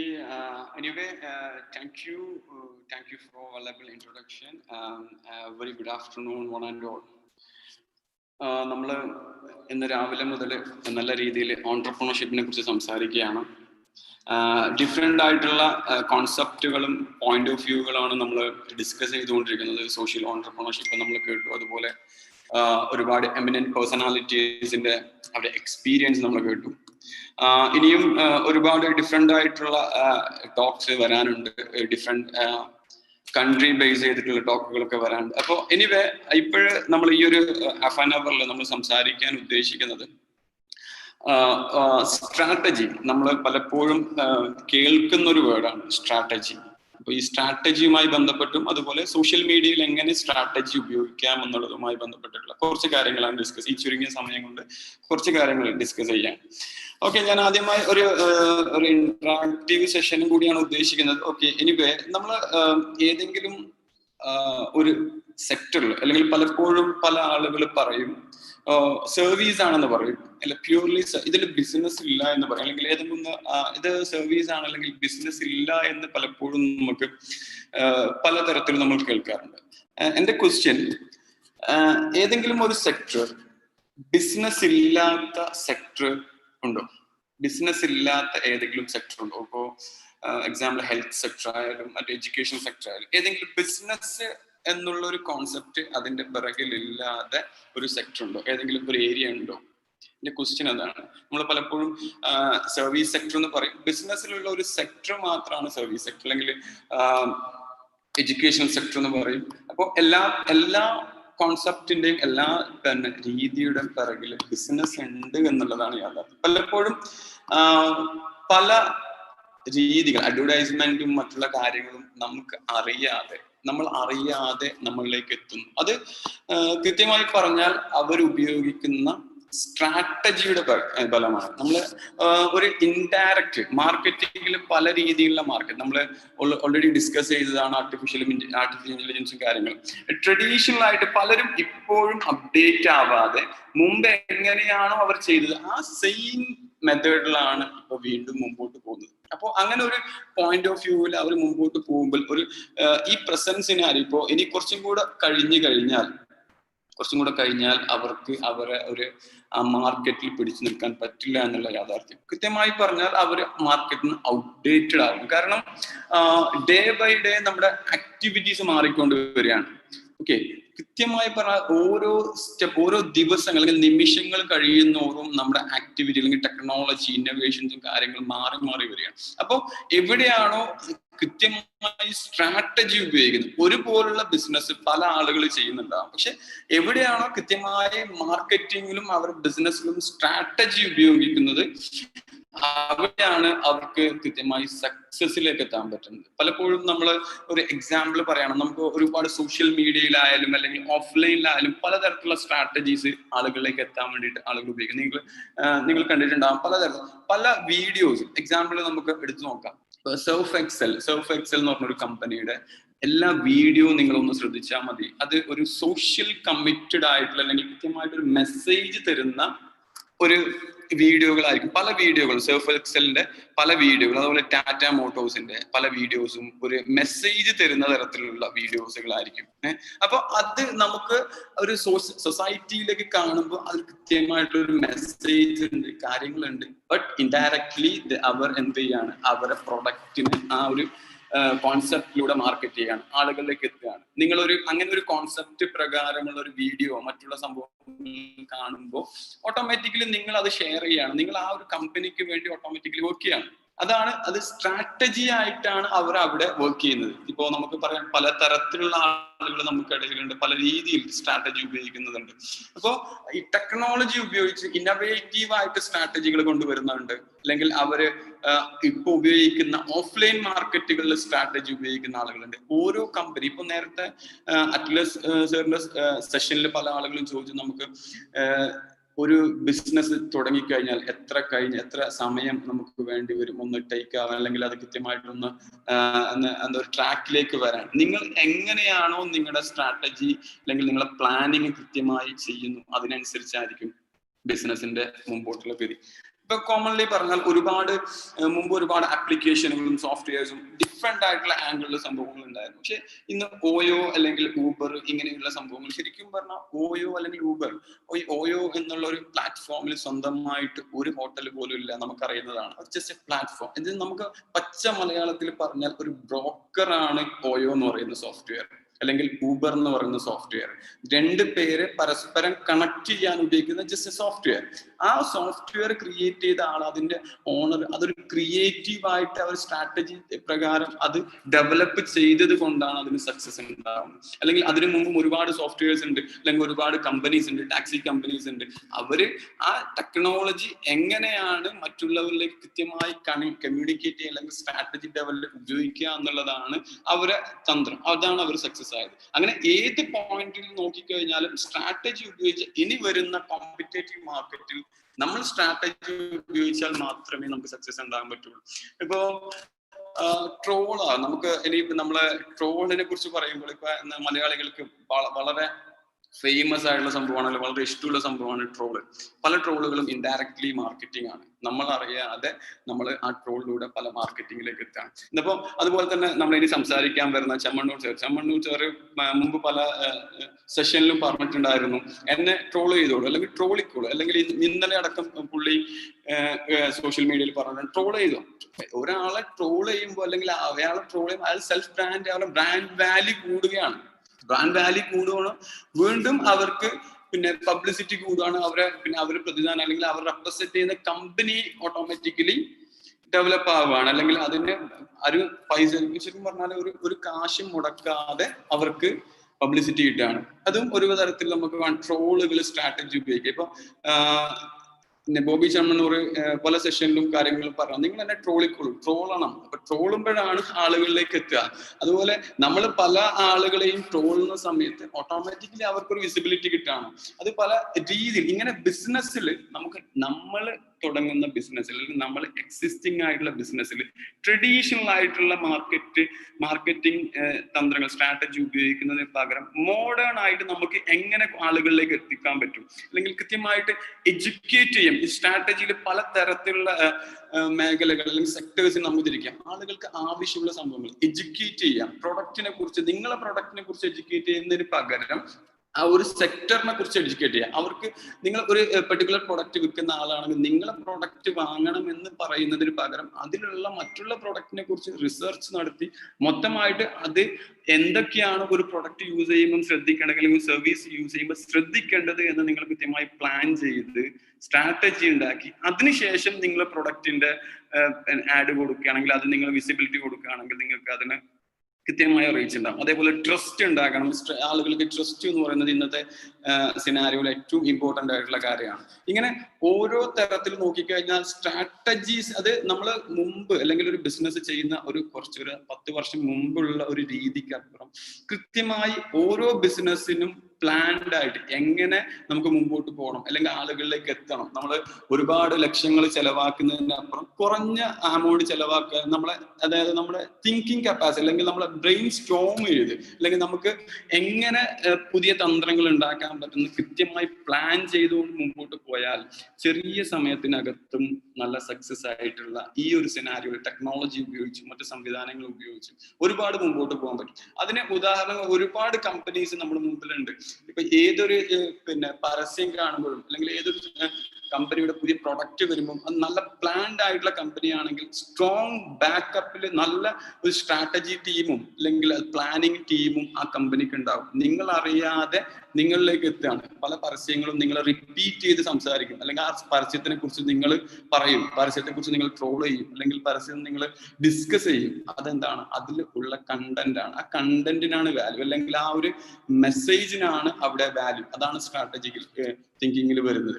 ഇങ്ങനെ ഏത് level നോക്കിക്കഴിഞ്ഞാലും നമുക്ക് ഒരു നല്ലൊരു business പെട്ടെന്ന് develop ചെയ്യണമെങ്കിൽ, പെട്ടെന്ന് നമുക്ക് കൃത്യമായി പ്ലാൻ ചെയ്യണമെങ്കിൽ സ്ട്രാറ്റജി ആയിട്ട്, അതിപ്പോ സോഷ്യൽ മീഡിയ, ഇപ്പൊ എന്റെ കൊളീഗ് ഹാരിസ് സംസാരിക്കും, സോഷ്യൽ മീഡിയ ആയിട്ട് ബന്ധപ്പെട്ട് നമുക്ക് എങ്ങനെയൊക്കെയാണ് ഉപയോഗിക്കാൻ പറ്റുക സ്ട്രാറ്റജി. അതുപോലെ ഇതില് സ്ട്രാറ്റജി ഉപയോഗിച്ച് ആളുകളെ അവയർനെസ് കൊടുക്കാം, അതുപോലെ നമുക്ക് എഡ്യൂക്കേറ്റ് ചെയ്യാം, പിന്നെ മോർ വിസിബിലിറ്റി ഉണ്ടാക്കാം. ഇങ്ങനെ ഒരുപാട് കാര്യങ്ങൾ ചെയ്യാം. അതിന് ഡിഫറെന്റ് ആയിട്ട് ഉള്ള ആക്ടിവിറ്റീസ് നമ്മൾ പല കമ്പനിക്കും പ്ലാൻ ചെയ്തിട്ടുണ്ട്. ഓക്കെ, എനിവേ ഈ സ്ട്രാറ്റജി ലെവലിൽ പറയാനുണ്ടെങ്കിൽ നിങ്ങൾക്ക് ഒരു ബിസിനസ് തുടങ്ങുന്നത് കൃത്യമായി നിങ്ങൾക്ക് ആ ബിസിനസിനെ കുറിച്ച് അനലൈസ് ചെയ്യണം. നേരത്തെ പലരും സംസാരിച്ച പ്ലാനിങ്ങും അങ്ങനെയുള്ള കാര്യങ്ങൾ വരും. അപ്പോൾ അതിൽ മാർക്കറ്റിംഗ് സൈഡിലേക്ക് വരുമ്പോൾ ട്രഡീഷണൽ മാർക്കറ്റിംഗ് ചെയ്യുന്നതിന് പകരം നിങ്ങൾ ആ റിസർച്ചിനുമായി ബന്ധപ്പെട്ടുള്ള സ്ട്രാറ്റജിക്കൽ മാർക്കറ്റിംഗ് ചെയ്യാം. അത് സോഷ്യൽ മീഡിയയിലായാലും ഓഫ്ലൈനായാലും ഓൺലൈനായാലും ഏതെടുത്ത് നോക്കിയാലും ആ ഒരു തരത്തിലേക്ക് നമ്മുടെ പ്രൊഡക്റ്റുകളും സർവീസുകളും മാറുകയാണെങ്കിൽ കൃത്യമായി നമുക്ക് ചെറിയൊരു സമയം കൊണ്ട് തന്നെ നമുക്ക് നല്ലൊരു സക്സസിലേക്ക് എത്താൻ പറ്റും. അപ്പൊ അതുമായി ബന്ധപ്പെട്ടുള്ള ഒരു ചെറിയൊരു ഇനി സോഷ്യൽ മീഡിയയിൽ എങ്ങനെ സ്ട്രാറ്റജികൾ ഉപയോഗിക്കാം എന്നുള്ള ഒരു ചെറിയൊരു ഔട്ട്ലൈൻ ഹാരിസ് നൽകും. അതിനുശേഷം നമുക്ക് ഒന്നൊരു ഡിസ്കസ് ചെയ്ത് വൈൻഡ് അപ്പ് ചെയ്യാം. Okay, Haris please. So thank you so much. Am I audible to everyone? Yes. Yeah, please. Thanks so much. So yeah, ഞാൻ നിങ്ങളൊരു 10 മിനിറ്റ് എടുക്കും. 10 മിനിറ്റ് എടുക്കുന്നുള്ളൂ, 10 മിനിറ്റ് സംസാരിക്കുന്നുള്ളൂ. ആ 10 മിനിറ്റിൽ ഞാൻ 4 ബോംബ് അങ്ങോട്ട് ഇട്ട് തരും. ഓക്കെ, ഓൺലൈനിൽ നിന്നിട്ട് നിങ്ങൾ ഓരോ ആളെ തലയിലേക്ക് ഒരു 4 ബോംബ് ഇട്ട് തരും. ആ 4 ബോംബ് അല്ലെങ്കിൽ 4 whatever we are telling, okay, 4 value bombs, if you focus correctly, and this has potential to change your business upside down. All good? Are you all ready to hear that? If yes, just type in the chat BIO, bring it on. Harris, fast, we don't have time.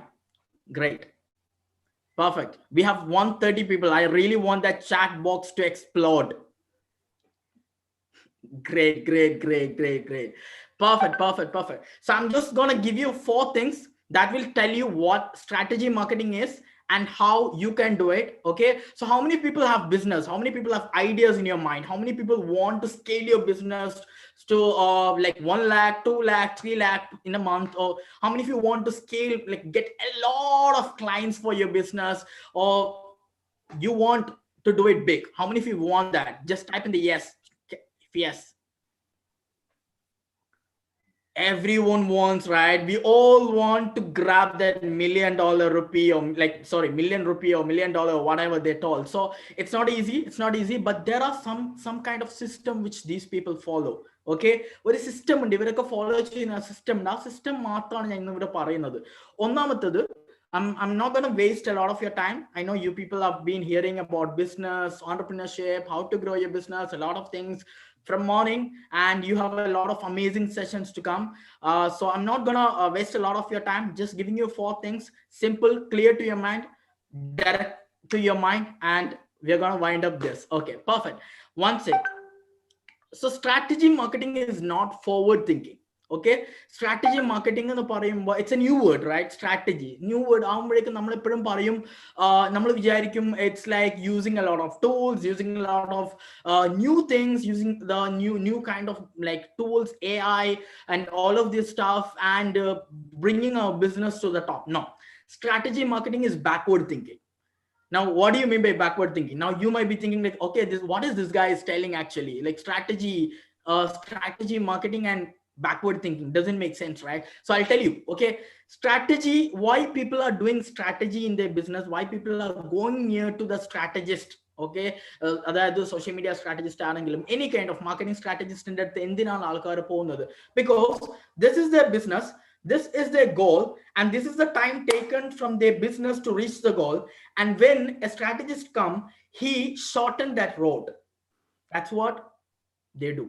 This is the business, and this is his goal, and this is the time taken to reach that goal.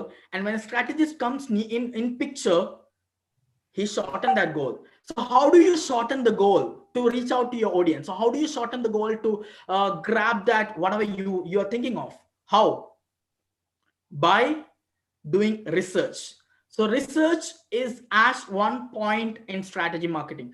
All of you, research is very important. Now, how do you make research? How do you do the research?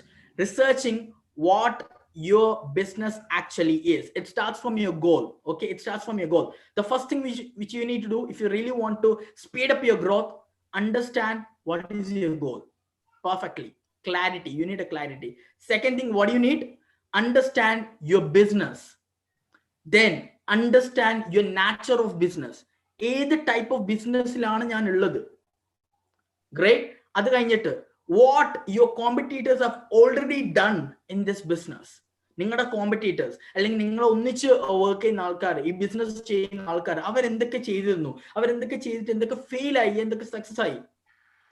And when you see something which has already succeeded for them, just model that. That's how you speed up your growth. It's always backward thinking. It's always going behind backwards, understanding the history, taking the data. So that is what strategy marketing is all about. Strategy marketing is you understanding what other people who are doing exactly the same kind of business, who are doing exactly the same thing which you are doing, already done, and what have they got by doing that, and where they have failed, where they have succeeded. By collecting all of this information, you are coming into a conclusion that after brainstorming, you're coming to a conclusion that this is what working for this business, and this is how we should do. All good? All good? Can I go to the second point? If yes, just type in the chat box. Boom. So that I can go to the second point. Quick. Perfect, perfect, perfect. Second point, which I want to really tell you, that there'll be a lot of people who really want to be an entrepreneur, who really don't know what's their purpose is, or who really don't know what's that big idea. Okay, I don't have idea. People tell this. Okay, I don't have idea. So this is what happened. See, ഞാൻ ഒരു പ്രാവശ്യം എൻ്റെ കോളേജിൽ നിന്നിട്ട് ഒരു കോളേജിൽ ഒരു event ഉണ്ടായിരുന്നു. Okay, it's a small event. Okay, where a person, a guest from Australia, was giving us a talk. Okay, on business and blah blah blah. Okay, so all the talks, everything was collapsed, like poor network connection, Skype working illa, kore prashnagal undairunnu. But in that one talk, one sentence actually changed my whole thought process. One sentence. Do you really want to understand that sentence? Like Nizam sir പറഞ്ഞു, ഓയോനെ കുറിച്ച് പറഞ്ഞു, കുറെ ആൾക്കാർ ഓരോ ബിസിനസിനെ കുറിച്ച് പറഞ്ഞു.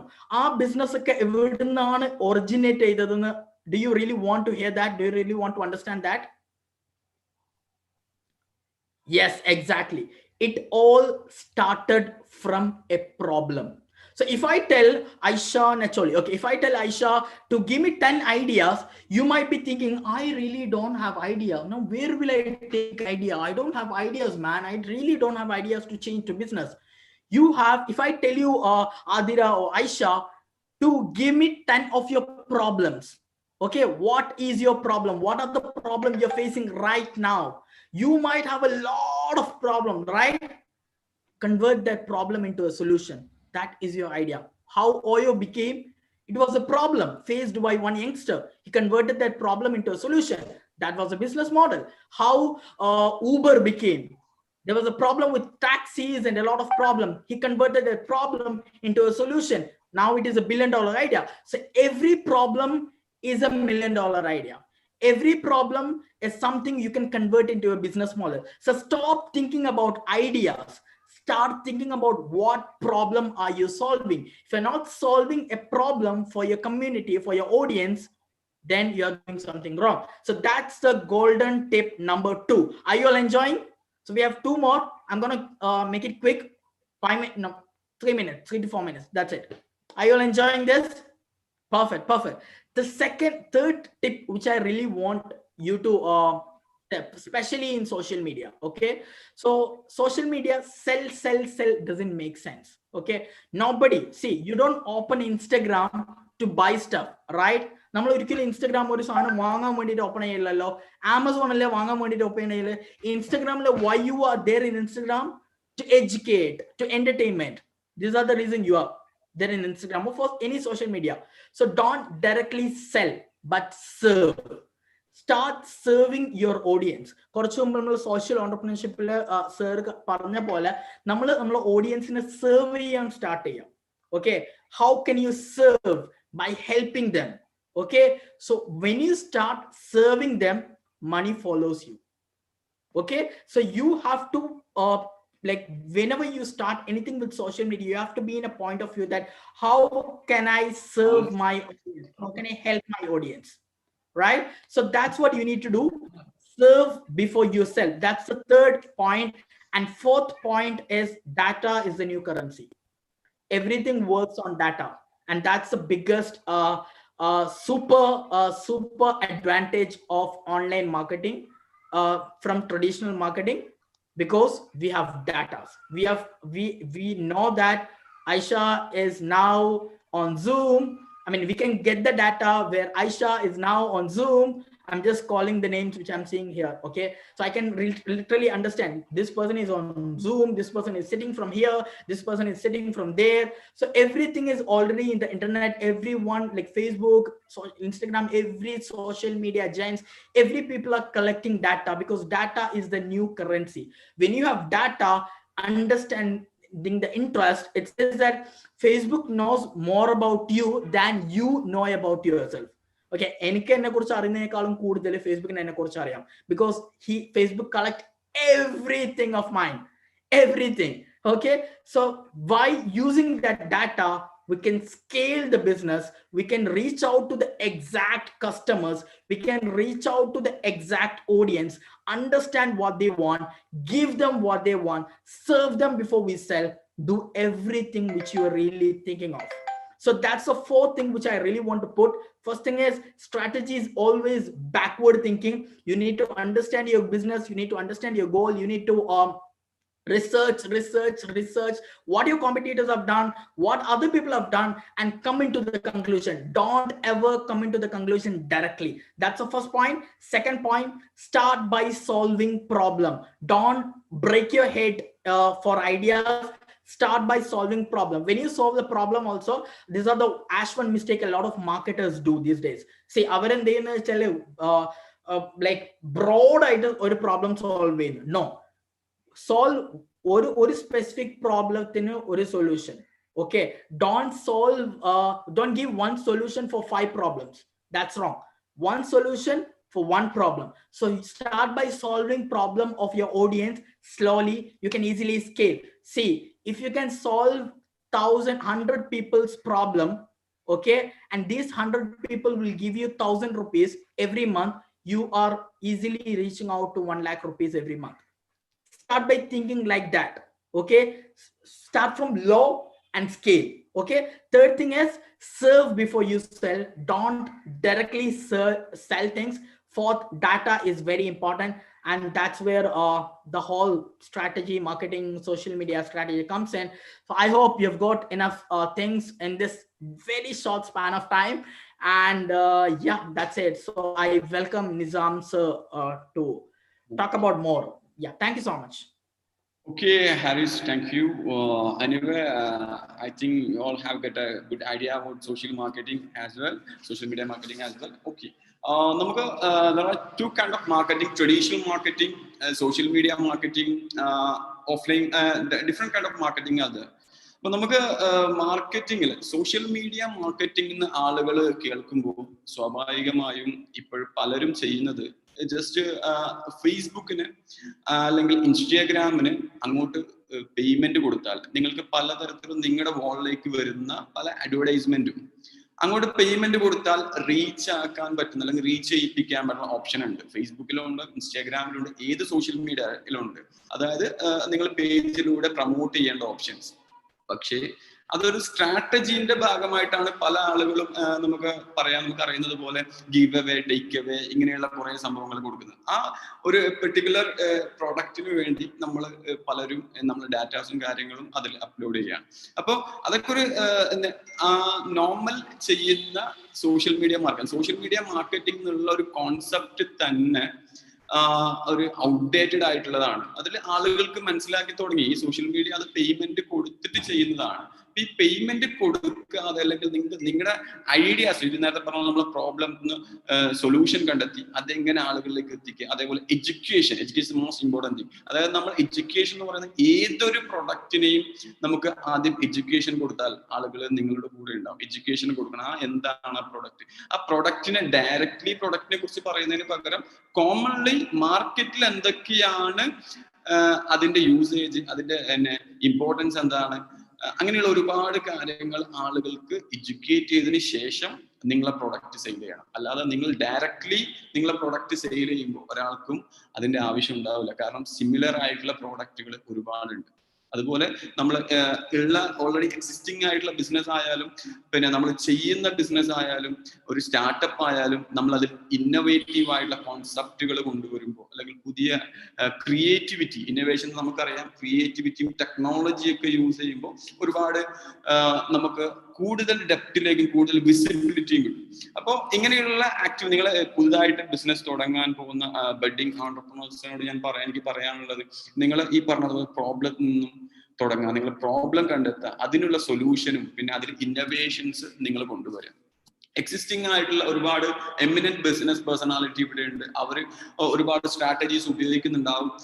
അവരും എന്നാലും പല ബിസിനസ്സുകാരും ഇപ്പോഴും ആ ഒരു ട്രഡീഷൻ, ഒരുപാട് ടേൺ ഓവറുള്ള കമ്പനി ഇപ്പോഴും ട്രഡീഷണൽ മെത്തേഡ് മാത്രം ഫോളോ ചെയ്യുന്ന കമ്പനീസ് ഉണ്ട്. പക്ഷെ അവർക്ക് ഈ ഒരു ഡിക്കേഡ് അല്ലെങ്കിൽ ഈ ഒരു പ്രസന്റ് സിനാരിയോയിൽ ഒരു പക്ഷേ അവരെ എഫക്ട് ചെയ്തില്ലെന്ന് വരാം. പക്ഷെ വിത്തിൻ സ്പാൻ ഓഫ് ടൈം അവരും ഈ പറയുന്നത് പോലെ ഔട്ട്ഡേറ്റഡ് ആവാനുള്ള പോസിബിലിറ്റി ഉണ്ട്. കാരണം അങ്ങനെ ചെയ്തില്ലെങ്കിൽ ഓട്ടോമാറ്റിക്കലി നമ്മൾ ഇങ്ങനെയുള്ള ഒരുപാട് പാൻഡമിക് ഒക്കെ വരുമ്പോൾ അല്ലെങ്കിൽ ഒരുപാട് സംഭവങ്ങൾ വരുമ്പോൾ പല കമ്പനീസും പ്രശ്നങ്ങൾ ഫേസ് ചെയ്തിട്ടുണ്ട്. അപ്പോൾ അവരും അപ്ഡേറ്റ് ചെയ്യേണ്ടതാണ്. ഈ പറഞ്ഞ സ്ട്രാറ്റജി ലെവലിൽ ഒരുപാട് ആളുകൾ ചെയ്യുന്നുണ്ട്. അപ്പോൾ എനിവേ നമ്മുടെ എന്തെങ്കിലും സർവീസസ്, ഗ്ലോബൽ സർവീസസ് ആവശ്യമുള്ള ആളുകളാണെങ്കിൽ നിങ്ങൾക്ക് ആ ഗൂഗിൾ ഒരു ഫോം ഉണ്ട്, അത് ഫില്ല് ചെയ്യാം. നമ്മുടെ റെപ്രസെന്റേറ്റീവ് നിങ്ങളെ കോൺടാക്ട് ചെയ്യും. നിങ്ങൾക്ക് ഏതെങ്കിലും രീതിയിലുള്ള സ്ട്രാറ്റജി ലെവലിലുള്ള സർവീസസ്, മാർക്കറ്റിംഗ് ലെവലിലുള്ള സർവീസസ് ആവശ്യമുണ്ടെങ്കിൽ ആ ഗൂഗിൾ ഫോം ഒന്ന് ഫില്ല് ചെയ്യാം. എനിവേ നമുക്ക് വൈൻഡ് അപ്പ് ചെയ്യാം. ഇനി എന്തെങ്കിലും ക്വസ്റ്റ്യൻസ് ഉണ്ടെങ്കിൽ അതും കൂടെ ഒന്ന് ആൻസർ ചെയ്തിട്ട് നമുക്ക് വൈൻഡ് അപ്പ് ചെയ്യാം. Anything? MC, please. Thank you, sir. Thank you so much for such a wonderful session, Advocate Nizam Fallah sir and Haris Abubakar sir, for such a wonderful session. Is there any question? Sir, so as the our next speaker is waiting, we will be mailing you all the questions and we will be addressing the questions, sir. Okay, fine. Thank you. Yeah, thank you. Thank you, sir. Thank you. So next, I request our technical team to, as a token of gratitude and thanks, I request the technical team to present the e-certificates for our speakers.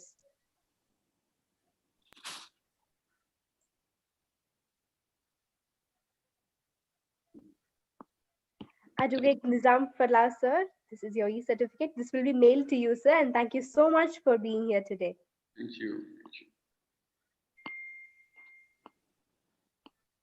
Haris sir, this is yours. Thank you, sir. Thank you so much.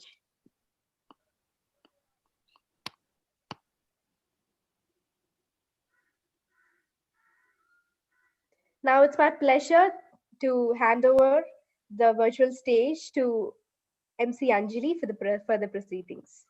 Okay, thank you so much, MC Jofna. So, that was a power-packed session by Haris sir and Nizam sir. So, everyone, did you enjoy this session? Please comment in the chat box. എങ്ങനെയുണ്ടായിരുന്നു ഈ ഒരു ഇത്രയും നല്ലൊരു interactive session? നിങ്ങൾക്ക് എങ്ങനെ feel ചെയ്തു?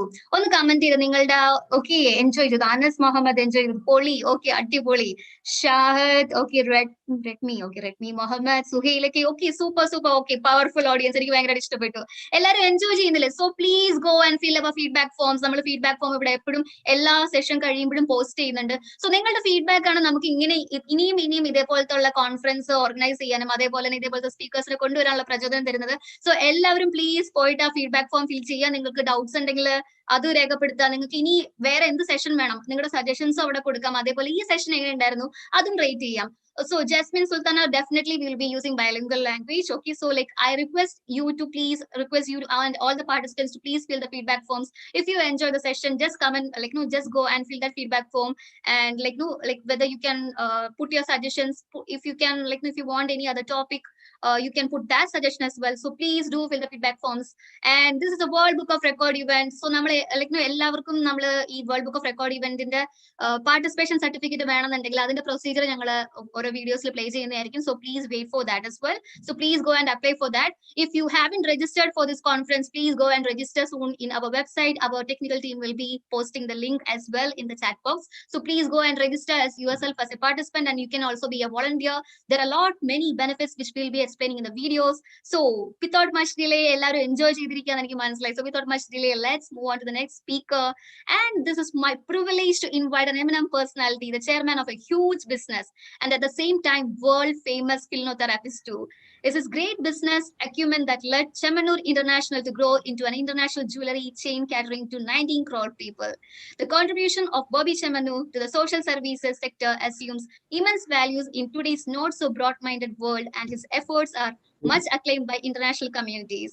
Ms. Chemanur is the founder of Life Vision Charitable Trust. The vision of this renowned Indian entrepreneur hypnotherapist is idealistic to the world as he shares the profit of his trade with the poor by starting poor homes wherever there are outlets of Chemanur International Jewelers.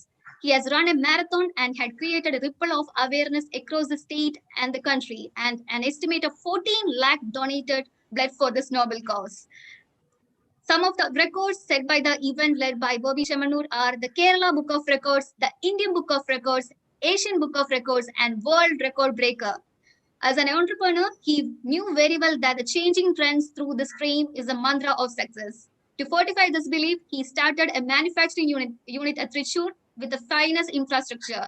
The result was that he could bring down the cost of manufacture to a minimum, and that gained a huge trust in his system. And he gained a ISO certification for quality management with the distinction of first jewelry in the world to receive the same, and also followed by he received a BIS certification for purity for Chemanur Jewelers. With this note, let me welcome our very own Dr. Bobby Chemanur to the stage with a virtual round of applause. I request all participants to give a virtual round of applause to this young, beautiful Dr. Bobby Chemanur. Welcome, sir. First of all, I introduce what is this new sign. ആദ്യമൊക്കെ ഇങ്ങനെ നമസ്തേ പറയുന്നതിന് പകരം പുതിയൊരു സാധനമാണ് ഷെയ്ക്കൻഡിന് പകരം. ഇത് Maradona പഠിപ്പിച്ചതാണ്. Wish you good luck everybody. ഇത് എൻ്റെ വക from my heart. So wish you good luck everybody from my heart. This is a new sign. Well, first of all, I really appreciate and salute 3G School of Applied Entrepreneurship. ജനനന്മ ലാക്കാക്കിക്കൊണ്ട് എല്ലാവരുടെയും ഉന്നമനത്തിനായി ഇതുപോലൊരു zoom meeting സംഘടിപ്പിക്കുന്നത് വഴി ഒരുപാട് പേർക്ക് ഒരുപാട് നന്മകൾ ഉണ്ടാവാനും പുരോഗതി ഉണ്ടാവാനും പിന്നെ എനിക്കും ഇതുവഴി ഒരുപാട് ഗുണങ്ങളുണ്ട്. ഇറ്റ്സ് എ വിൻ-വിൻ സിറ്റുവേഷൻ ആണ്. Really appreciate. Well, what's our subject is what's the secret behind success, or how you can be an entrepreneur. See, everybody wants to be a winner, success, right? എല്ലാവർക്കും വിജയമാണ് വേണ്ടത്, ഒരു ഡൗട്ടും ഇല്ലാത്ത കാര്യമാണ്. എങ്ങനെ വിജയിക്കാം എന്നതാണ്. There is many ideas, many ways. ഒത്തിരി ആൾക്കാർ പല കോർപ്പറേറ്റ്സും പല പല ഐഡിയാസിലാണ് മുമ്പോട്ട് പോകുന്നത്. എനിക്ക് നിങ്ങളോട് പറയാനുള്ളത് എൻ്റെ സക്സസ് നിങ്ങളുമായിട്ട് ഷെയർ ചെയ്യുക എന്നുള്ളതാണ്. അല്ലാതെ ഞാൻ ഒരുപാട് ബുക്സ് റെഫർ ചെയ്ത് കുറെ പഠിച്ച് നിങ്ങളോട് പറയാനൊന്നും ആഗ്രഹിക്കുന്നില്ല. അങ്ങനെ പറയാനും എനിക്കറിയില്ല. എൻ്റെ വന്ന വഴികൾ കുറച്ച് വ്യത്യസ്തമാണ് എന്ന് എനിക്ക് തോന്നി, റിസൾട്ട് ഓറിയന്റഡ് ആണ്, അത് ഷെയർ ചെയ്യാം എന്നതാണ്. The first point, if anyone wants to become an entrepreneur or successful businessman or whatever it is, whether you're student or businessman or employee, whatever it is, first നമുക്ക് വേണ്ടത് നമുക്കൊരു brand വേണം. ഇന്ന് ലോകം മുഴുവൻ ഉറ്റുനോക്കുന്നത് ബ്രാൻഡാണോ എന്നുള്ളത്. അപ്പോ നമ്മൾ തന്നെ നമ്മുടെ ബ്രാൻഡ് അംബാസഡർ, നമ്മൾ തന്നെ ഒരു ബ്രാൻഡായി മാറും. ഇതൊരു ഈസി ഷോർട്ട് കട്ട് വേ ആണ് കേട്ടോ. പഴയ കാലങ്ങളിൽ നോക്കിയാൽ ട്രഡീഷണൽ വേ ഒരുപാട് സ്വത്ത് അല്ലെങ്കിൽ പ്രോപ്പർട്ടി വിറ്റ് ക്യാപിറ്റൽ കൊണ്ടുവരുന്നു, അല്ലെ ബാങ്കിൽ നിന്ന് കടം വാങ്ങി വരുന്നു. അങ്ങനെ ഒരുപാട് പരസ്യം ചെയ്ത് വർഷങ്ങൾ എടുത്തുകൊണ്ട് ഒരു ബ്രാൻഡ് ഉണ്ടാക്കി. ട്രഡീഷണൽ ആയിട്ട് വളരെ സ്ലോ 25-50 വർഷങ്ങൾ കൊണ്ട്. ഇപ്പൊ ഞങ്ങളുടെ ഗ്രൂപ്പ് 157 വർഷത്തെ വിശ്വസ്ത പാരമ്പര്യം അങ്ങനെ വരുന്നു. എന്റെ സമയത്ത് ഞാനൊരു ഷോർട്ട് കട്ട് നടത്തി കാലത്തിനനുസരിച്ച്. അപ്പോ എങ്ങനെ ഷോർട്ട് കട്ടിൽ കൂടെ വലിയ ചെലവില്ലാതെ പെട്ടെന്ന് എങ്ങനെ ബിസിനസ്സിലേക്ക് എൻ്റർ ചെയ്യാം, അല്ലെ how you can be A successful business man എന്നതാണ്. അപ്പോ പറഞ്ഞു, നമ്പർ 1, നിങ്ങൾ ഒരു ബ്രാൻഡായി മാറണം സ്വയം. അപ്പൊ എനിക്കറിയാം നിങ്ങളുടെ മനസ്സിൽ how possible it is, how is it easy or what? It's easy. അതിന് ഫസ്റ്റ് പോയിന്റ് വേണ്ടത് ക്രെഡിബിലിറ്റി ആണ് വേണ്ടത്. Credibility, honesty. ഓരോ വ്യക്തിയും നമ്മുടെ ചുറ്റുപാടുകളിലുള്ള ഫസ്റ്റ് നമ്മുടെ കുടുംബക്കാര്, ഫ്രണ്ട്സ്, പിന്നെ സമൂഹം, ഇവരിലൊക്കെ സ്റ്റെപ്പ് ബൈ സ്റ്റെപ്പായിട്ട് നമ്മളിൽ ഒരു വിശ്വാസ്യത ഉണ്ടാക്കിയെടുക്കുക, അല്ലെ ഒരു ക്രെഡിബിലിറ്റി ഉണ്ടാവുക എന്നതാണ് ഫസ്റ്റ് പോയിന്റ്. നമ്മളുടെ വാക്ക് പറഞ്ഞാൽ പ്രവർത്തിക്കണം. അല്ലെങ്കിൽ എന്താ പറയാ, നമ്മൾ ഒരാളുടെ ₹1 വാങ്ങിയാൽ സമയത്ത് തിരിച്ചു കൊടുക്കണം, പറ്റിക്കരുത്. അങ്ങനെ ഉണ്ടല്ലോ, നിങ്ങൾക്ക് അറിയാം. അങ്ങനെ നമ്മുടെ വാക്കും പ്രവൃത്തിയും ജീവിതവുമായിട്ടൊക്കെ ഒരു ബന്ധം വേണം. അങ്ങനെ നമ്മളിൽ ഒരു വിശ്വാസ്യത വളർത്തിയെടുക്കണം മറ്റുള്ളവർ. അതാ ഇത് ഒരു പോയിന്റാണ്. അപ്പൊ എന്തുണ്ടാവും? ബിസിനസ് ചെയ്യാൻ നമുക്കൊക്കെ ഫണ്ട് വേണം, അല്ലേ? എല്ലാവർക്കും തറവാടുപരമായിട്ടൊക്കെ സമ്പത്ത് ധാരാളം ഉണ്ടാവണമെന്നില്ല. അപ്പോ എല്ലാവർക്കും ബാങ്കിൽ നിന്ന് ലോൺ കിട്ടണമെന്നില്ല. അപ്പോ ബ്രാൻഡ് ഡെവലപ്പ് ആവുമ്പോൾ നമ്മുടെ ചുറ്റും ആളുകളുണ്ടാവും. ആദ്യം നമ്മുടെ വീടിന്റെ അകത്തുള്ളവർ കുറച്ച് പൈസ നമുക്ക് തരണം വിശ്വസിച്ച്. കാരണം പല വീടുകളിലും സ്വന്തം അപ്പനും അമ്മയും മക്കൾക്ക് കാശ് വിശ്വസിച്ച് കൊടുക്കില്ല. പുറത്ത് പലർക്കും കടം കൊടുത്താൽ പോലും. അപ്പോൾ ആദ്യം വീടിന്റെ ഉള്ളിൽ നിന്ന് തുടങ്ങണം നമ്മുടെ വിശ്വാസം. എന്നിട്ട് വേണം നമ്മുടെ കുടുംബക്കാരൊക്കെ നമ്മൾ വിശ്വസിച്ചിട്ട് എന്തെങ്കിലും പൈസ നമുക്ക് തരാൻ, ബിസിനസ് ചെയ്യാൻ, അല്ലെങ്കിൽ നമ്മുടെ പ്രോഡക്റ്റ് വാങ്ങാൻ ഉള്ളൊരു വിശ്വാസത.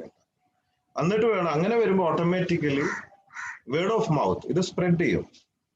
അപ്പോ നാട്ടുകാര്, സ്റ്റേറ്റ്, രാജ്യം, ലോകം ഒക്കെ നിങ്ങൾക്ക് പൈസ തരാൻ തുടങ്ങും. നിങ്ങളുടെ പ്രോഡക്റ്റ് വാങ്ങി യൂസ് ചെയ്യാൻ തുടങ്ങും. ഇതാണ് ബ്രാൻഡിന്റെ ഒരു ഗുണം. Now, ബ്രാൻഡ് ബിൽഡ് ചെയ്യുന്നതിനൊപ്പം ഈ ബ്രാൻഡ് എങ്ങനെ ഫേമസ് ആക്കാം, ദാറ്റ്സ് അനദർ ചലഞ്ച്. ആദ്യകാലത്തൊക്കെ ഒരു ബ്രാൻഡ് ഫേമസ് ആക്കണമെങ്കിൽ കോടാനുകോടി രൂപ വർഷങ്ങൾ എടുത്തിട്ട് വേണം ഇതാവാൻ.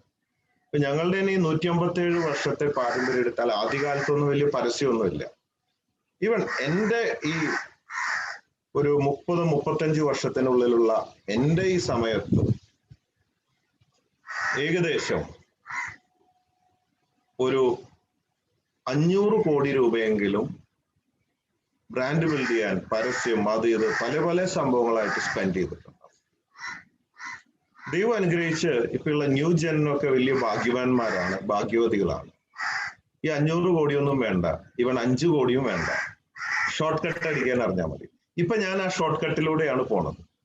വലിയ കാശ് ചെലവാക്കലൊക്കെ നിർത്തി. കാരണം ഇന്ന് ടെക്നോളജി വളർന്നു, സോഷ്യൽ മീഡിയ, ഒരുപാട് സംഭവങ്ങൾ വന്നിരിക്കുക. അപ്പോ എങ്ങനെ ഈ ബ്രാൻഡ് ബിൽഡ് ചെയ്യുന്നതിനൊപ്പം നിങ്ങളും ബ്രാൻഡും അത് കൂടുതൽ ഫേമസ് ആക്കാമെന്നാണ്. ട്രഡീഷണൽ വേ മോശമെന്നല്ല, കോടികൾ മുടക്കി പരസ്യം ചെയ്യാൻ കാശുള്ളവർക്ക്. ഇനി സോഷ്യൽ മീഡിയയിലൂടെ ഷോർട്ട് കട്ട് അടിക്കാം. അപ്പൊ ഞാൻ പറയേണ്ട ആവശ്യമില്ല, ഇപ്പോ എനിക്ക് തോന്നണേ കേരളം കുറച്ചായിട്ട് കേരളത്തിൽ സോഷ്യൽ മീഡിയയിൽ ഞാൻ നിറഞ്ഞു നിൽക്കുകയാണെന്ന് എനിക്ക് നിങ്ങൾക്കൊക്കെ അറിയാം. അപ്പോ ബ്രാൻഡ് ബിൽഡ് ചെയ്യുന്നതിനൊപ്പം നമ്മൾ സോഷ്യൽ മീഡിയയിലൂടെ മറ്റും ഫേമസ് ആയിക്കൊണ്ടിരിക്കുകയാണ് വേണ്ടത്. ഒരുപക്ഷെ എനിക്ക് ഒരുപാട് ഞാനിതിപ്പോ രണ്ടിലും പെട്ട ആളാണ്. ട്രഡീഷണൽ ആയിട്ട് ബിൽഡ് ചെയ്ത് വന്നു കാരണവന്മാരായിട്ട്. I am the 4th generation. Same time ഈ ന്യൂ ജെന്നും കൂടി വന്ന സമയത്ത് ആ ഫെസിലിറ്റീസ് ഞാൻ ഉപയോഗിച്ചുകൊണ്ടിരിക്കുക. രണ്ടും കൂടിയിട്ടുള്ളതാണ്.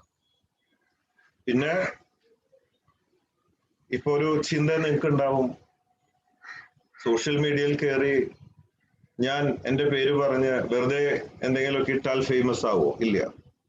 അവിടെയാണ് നമ്മൾ ഐഡിയകൾ ആസൂത്രണം ചെയ്യേണ്ടത്, പദ്ധതികൾ സൂത്രണം. ഓക്കെ, ഞാൻ എങ്ങനെ ഫേമസ് ആയി?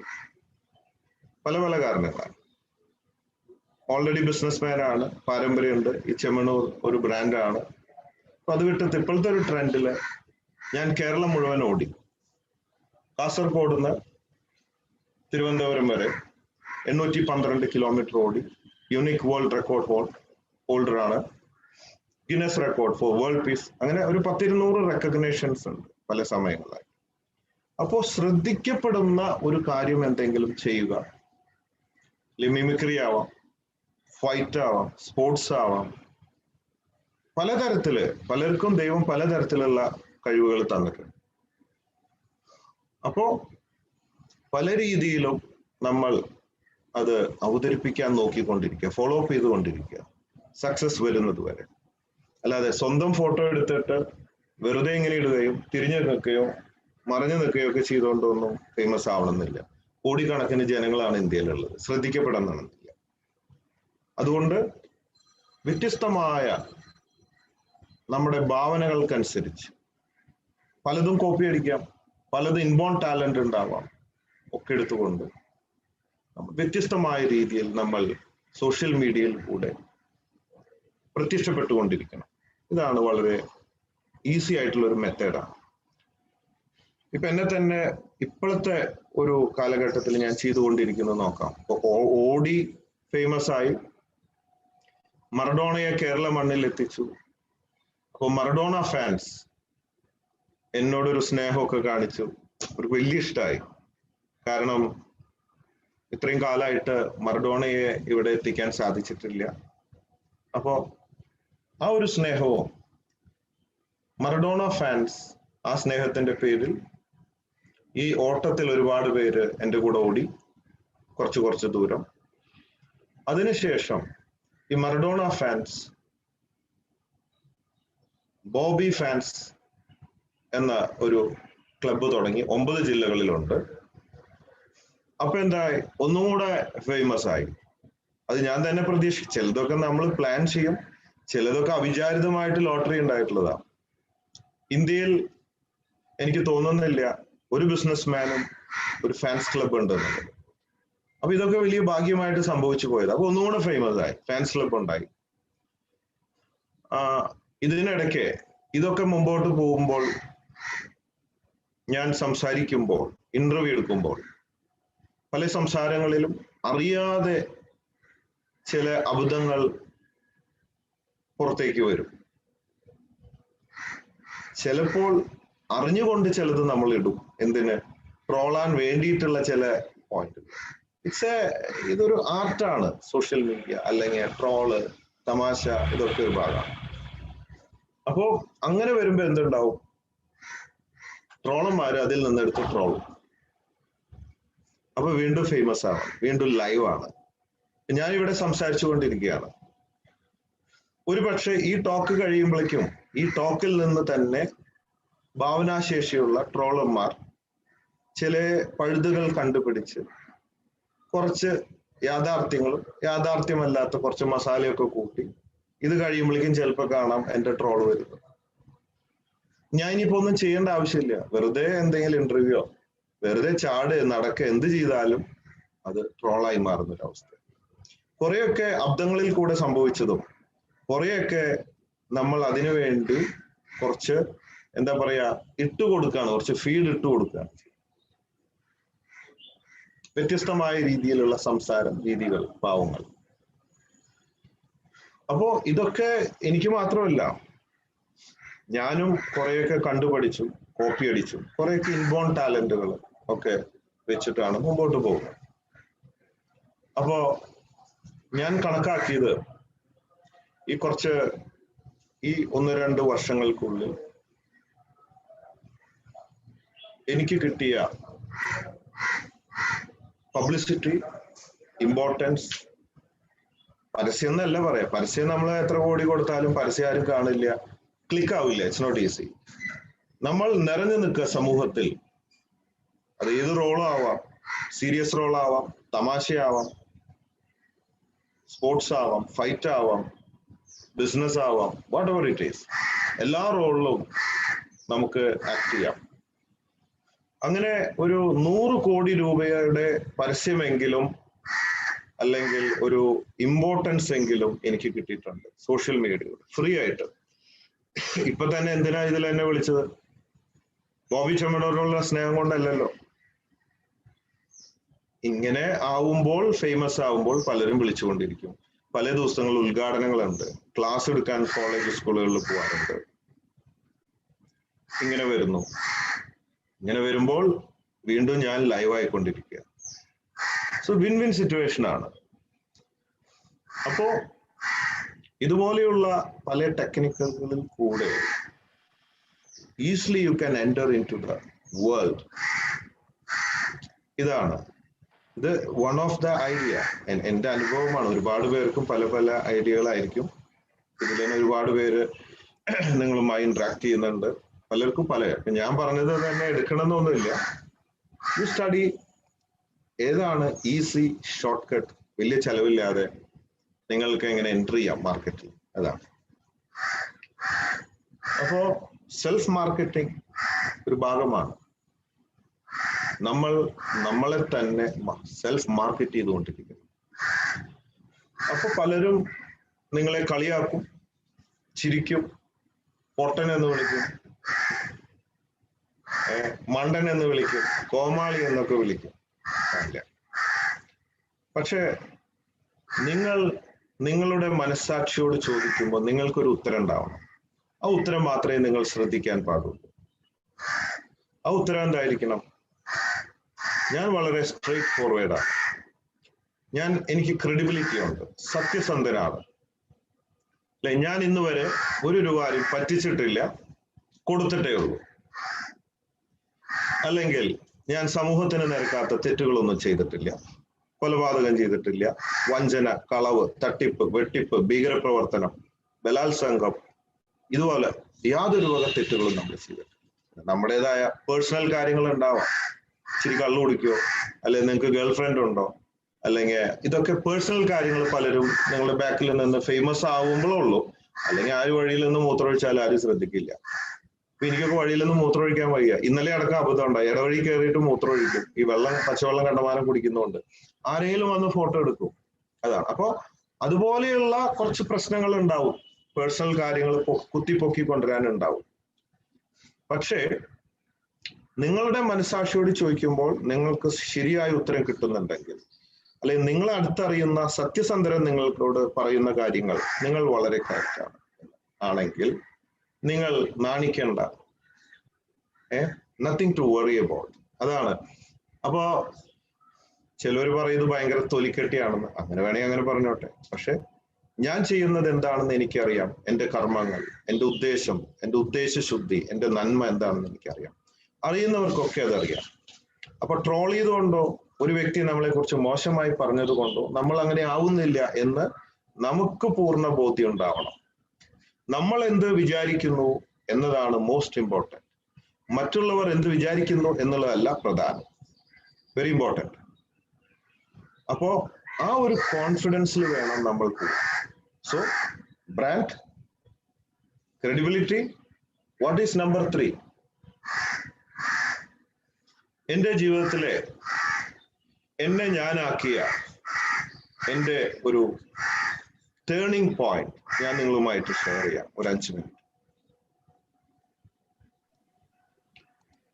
എനിക്ക് എൻ്റെ പപ്പ കുറെ വർഷങ്ങൾ മുമ്പ് ഒരു ജ്വല്ലറി ഇട്ട് തന്നു. ഫാദറിന് തൃശ്ശൂരും പാലക്കാടൊക്കെ ബിസിനസ് ഉണ്ടായിരുന്നു. എന്റേതായൊരു വളരെ കോളേജ് പഠിപ്പ് തീരുന്നതിന് മുമ്പ് ഇട്ട് തന്നു. കാരണം കോളേജ് പഠിപ്പ് തീരുന്നതിന് മുമ്പ് ഞാൻ കോളേജ് വിട്ടു. കാരണം കോളേജ് പറഞ്ഞു അധികം കാലം ഇവിടെ പഠിക്കേണ്ടതില്ല, നിങ്ങൾക്ക് അത്യാവശ്യം എല്ലാ കാര്യങ്ങളും അറിയാം. കയ്യിലെ കുറിച്ചും ക്ലാസ് കട്ടിങ്ങും ഒക്കെ ആയതുകൊണ്ട് ഡിഗ്രി കംപ്ലീറ്റ് ചെയ്തിട്ടില്ല. അപ്പൊ ആദ്യത്തെ ഷോപ്പ് ഇട്ടിട്ട് അത് ഏകദേശം അടച്ചു പൂട്ടാറായി. അങ്ങനെ ഇരിക്കുന്ന സമയത്താണ് എനിക്ക് ഡൽഹിയിൽ ഒരു കേന്ദ്രമന്ത്രിയെ കാണേണ്ട ഒരു ആവശ്യം വന്നു. അദ്ദേഹത്തെ കാണാൻ ശ്രമിച്ചു. ഒന്നാമത്തെ പ്രാവശ്യം നടന്നില്ല, രണ്ടാമത്തെ പ്രാവശ്യം നടന്നില്ല, മൂന്നാമത്തെ പ്രാവശ്യം നടന്നില്ല. മൂന്നാമത്തെ പ്രാവശ്യം ഞാൻ അദ്ദേഹത്തിന്റെ ഓഫീസിൽ ഇരുന്നു കൊണ്ട് വെയിറ്റ് ചെയ്യാണ് കാണാൻ വേണ്ടി. കുറച്ച് തിരക്കുള്ള മന്ത്രിയായിരുന്നു. ഇപ്പൊ ലാസ്റ്റ് വിസിറ്റർ കടന്നു വരികയാണ്. അതോടുകൂടി വാതിൽ അടച്ചു. എനിക്ക് കാണാൻ പറ്റി. ഒരു 10-70 വയസ്സുള്ള ഒരു ചാച്ചിയാണ്. കുറെ വർഷങ്ങൾ മുമ്പാണ്. मैं उसको पूछा मिनिस्टर को देखे क्या? वो बोला देखा है. അപ്പൊ എന്റെ മുഖത്തെ നിരാശ കണ്ടിട്ട് ചോദിച്ചു, ക്യാ ഹോ ഗയാ ബേട്ട? കണ്ടില്ലേ? ഇല്ല, കണ്ടില്ല എന്ന് പറഞ്ഞു. ഞാൻ പറഞ്ഞു, ഞാൻ മൂന്നാമത്തെ പ്രാവശ്യം വരുന്നത്, എനിക്ക് കാണാൻ പറ്റിയില്ല. അപ്പോ എന്റെ ഷോൾഡറിൽ തട്ടിയിട്ട് പറഞ്ഞു, ഡോണ്ട് വെറി ബേട്ട, യു ജസ്റ്റ് ഡു ഫോളോ എന്നാണ് ആ ഒരു ഇംഗ്ലീഷ് വാർഡിന്റെ വേർഡിന്റെ കറക്റ്റ് അർത്ഥവും അത് മനസ്സിൽ പതിഞ്ഞത്. You just do follow. ഞാൻ ഈ വയസ്സുകാലത്ത് 7ാം പ്രാവശ്യം വരുന്നത്. ചെറുപ്പക്കാരനായ നിനക്ക് വീണ്ടും why don't you follow up again again again? ചിരിച്ചുകൊണ്ട് തട്ടിയിട്ട് പോയി. ഞാൻ വിചാരിച്ചു ഈ കളവിന് വേറെ പണിയൊന്നും ഉണ്ടാവില്ല, അല്ല വീട് ഡൽഹിയിലായിരിക്കും. സംസാരിച്ചു വന്നപ്പോൾ വലിയൊരു ബിസിനസ്സുകാരനാണ്. വയസ്സാം കാലത്തും ഒടുക്കത്തെ ഫോളോ അപ്പാണ്.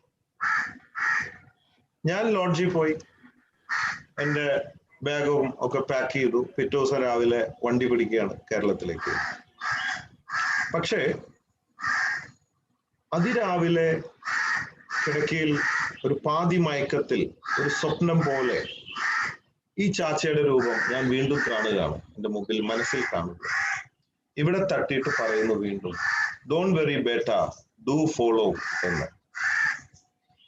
അന്ന് വരെ എൻ്റെ ജീവിതത്തിൽ ഞാൻ ഒരു കാര്യവും 3 പ്രാവശ്യത്തിൽ കൂടുതൽ ശ്രമിക്കാറില്ല. ഒന്നെത്താൽ 3 നോക്കും, ഇല്ലെങ്കിൽ പിന്നെ അത് നടക്കില്ല എന്നാണ് ഒരു അന്ധവിശ്വാസം എനിക്കുണ്ടായിരുന്നു. That's not my cup of tea എന്നാണ്. എന്തോ 4ാമത് ആദ്യമായിട്ട് ഞാൻ ഈ മന്ത്രിയെ കാണാൻ വീണ്ടും പോയി പിറ്റേ ദിവസം. അന്ന് എനിക്ക് കാണാൻ സാധിച്ചു. അന്ന് ഭയങ്കര സന്തോഷമായി, മന്ത്രിയെ കാണാൻ പറ്റിയല്ലോ. പക്ഷെ എനിക്കൊരു കാര്യം മനസ്സിലായത്, ഈ മന്ത്രിയെ കാണേണ്ട ആവശ്യമോ എൻ്റെ ബിസിനസ് മോശമാവുകയോ പല പല മോശമായ സ്റ്റെപ്പുകളിൽ കൂടെ വരണം എന്നുള്ളതൊക്കെ ദൈവത്തിന്റെ ഒരു പദ്ധതിയായിരുന്നു. സംഭവാമി യുഗേ യുഗേ. നിങ്ങൾ ആരെ, എവിടെ, എപ്പോൾ, എന്തിനു വേണ്ടി കണ്ടുമുട്ടും എന്നൊക്കെ നമ്മൾ ജനിക്കുന്നേക്കാൾ മുമ്പ് എഴുതി വെച്ചിട്ടുണ്ടെന്ന് ഞാൻ വിശ്വസിക്കുന്നു. ആ അനുഭവങ്ങളിൽ കൂടെ എനിക്ക് അവിടെ പോകണമെന്നും 3 പ്രാവശ്യം കാണാൻ പറ്റാതെ 4ാം പ്രാവശ്യമേ കാണാൻ സാധിക്കുകയുള്ളെന്നും എൻ്റെ ആ സൂപ്പർസ്റ്റിഷ്യൻ അന്ധവിശ്വാസം എന്നിൽ നിന്ന് വിട്ടുപോയി എന്നതാണ്. അങ്ങനെ അല്ലായിരുന്നെങ്കിൽ ഇന്ന് ഞാൻ ബോബി ചെമ്മണ്ണൂരല്ല, നിങ്ങൾ ഇന്ന് എന്നെ അറിയൂല്ല, വിളിക്കൂല്ല. Very simple. ഞാൻ വീട്ടിൽ പോയി ആദ്യമേ ചെയ്തത് എൻ്റെ ടോയ്ലറ്റ് ഡോറിന്റെ ബാക്കിൽ ഒരു പോസ്റ്റർ ഒട്ടിച്ചു. അതിൽ എഴുതി സ്കെച്ചില്, do follow up until you achieve or until you die. അവിടെ ഒട്ടിച്ചു വെക്കാൻ കാരണം ഞാൻ ഡെയിലി അവിടെ പോകുമായിരുന്നു ടോയ്ലറ്റിൽ. അതുകൊണ്ടാണ് ഡെയിലി എനിക്ക് കാണാമല്ലോ എന്നതുകൊണ്ട്. അന്ന് വരെ നടക്കാത്ത ഒരുപാട് പ്രോജക്റ്റുകൾ, ഫെയിലിയർ ആയ പ്രോജക്റ്റുകളൊക്കെ എടുത്തുകൊണ്ട് പൊടി തട്ടി 3 അല്ല 30 അല്ല 40 അല്ല പല പ്രാവശ്യം ഫോളോ അപ്പ് ചെയ്യാൻ തുടങ്ങിയപ്പോൾ ഇതൊക്കെ നടക്കുന്നതായിട്ട് എനിക്ക് തോന്നി. മാത്രമല്ല പൂട്ടാൻ വെച്ച എൻ്റെ ഷോപ്പ് അടിപൊളിയായിട്ടും വിജയത്തിലേക്ക് വന്നു. അപ്പോ ഞാൻ പഠിച്ചൊരു പാഠം, 100% കിട്ടുമെന്നുള്ള ഉറപ്പോടുകൂടെ ഒരു കാര്യം നടക്കുന്നത് വരെ, if you do follow up again, വീണ്ടും വീണ്ടും വീണ്ടും പരിശ്രമിച്ചു കൊണ്ടിരുന്നാൽ അത് സാധിച്ചിരിക്കും എന്ന് ശക്തമായിട്ട് ഞാൻ നിങ്ങളോട് പറയുകയാണ്. ഞാനല്ല, ഇനി വലിയ ബിസിനസ്മാൻ അംബാനി ആയാലും ടാറ്റ ആയാലും whoever it is, successful people around the world, ആരോട് ചോദിച്ചാലും പറയാനുള്ളത് this is the secret behind success എന്നതാണ്. പലരും ആത്മവിശ്വാസമില്ലാതെ ഒരു ഇന്റർവ്യൂ അറ്റൻഡ് ചെയ്തു, 2 സ്ഥലത്ത് ജോലി ചെയ്തു, പിന്നെ അതൊരു പരമ്പരയാണ്. ചാടി ചാടി ചാടി ചാടി ഒന്നിലും ഉറച്ചു നിൽക്കാതെ അവസാനം റെയിൽവേ ട്രാക്കിലും ഫാനിലും ഒക്കെ പോയി എത്തുന്നു, ആത്മഹത്യക്ക് എത്തുന്നു. കാരണം ആത്മവിശ്വാസമില്ലായ്മ, കിട്ടുമെന്നുള്ള ആത്മവിശ്വാസം. വീണ്ടും വീണ്ടും ശ്രമിച്ചു കൊണ്ടിരിക്കണം, അസാധ്യമായത് ഒന്നും തന്നെയില്ല എന്നതാണ്. ഇതാണ് എൻ്റെ ഒരു ടേണിംഗ് പോയിന്റ് എനിക്ക് പറയാനുള്ളത്. പിന്നെ ഒരു പോയിന്റ്, അടുത്ത പോയിന്റ്, നമ്മുടെ വിജയത്തിന്റെ ഒക്കെ ശത്രു എന്താണ്? What is the block? What is blocking you? ഭയം, പേടി, ഫിയർ എല്ലാവർക്കും ഉണ്ട്. ഞാനിത് പേടി പാടില്ല എന്ന് പറഞ്ഞാലും എനിക്ക് പേടിയുണ്ട്. പക്ഷേ പല പല പ്രാക്ടീസുകളിൽ കൂടെ നമ്മുടെ പേടിയെ കുറച്ച് കൊണ്ടുവരണം.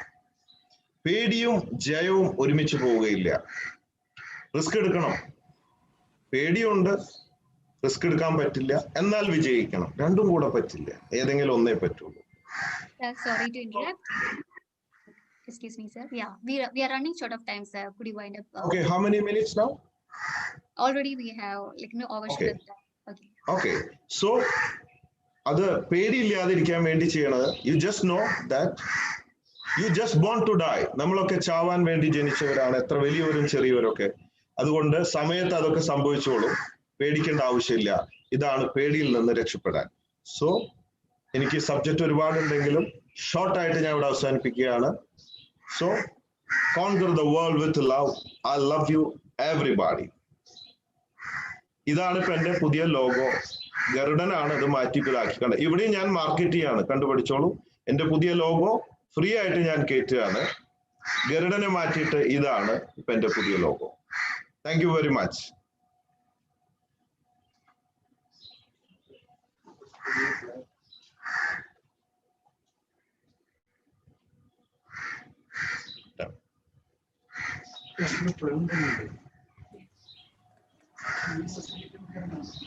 Thank you so much, sir.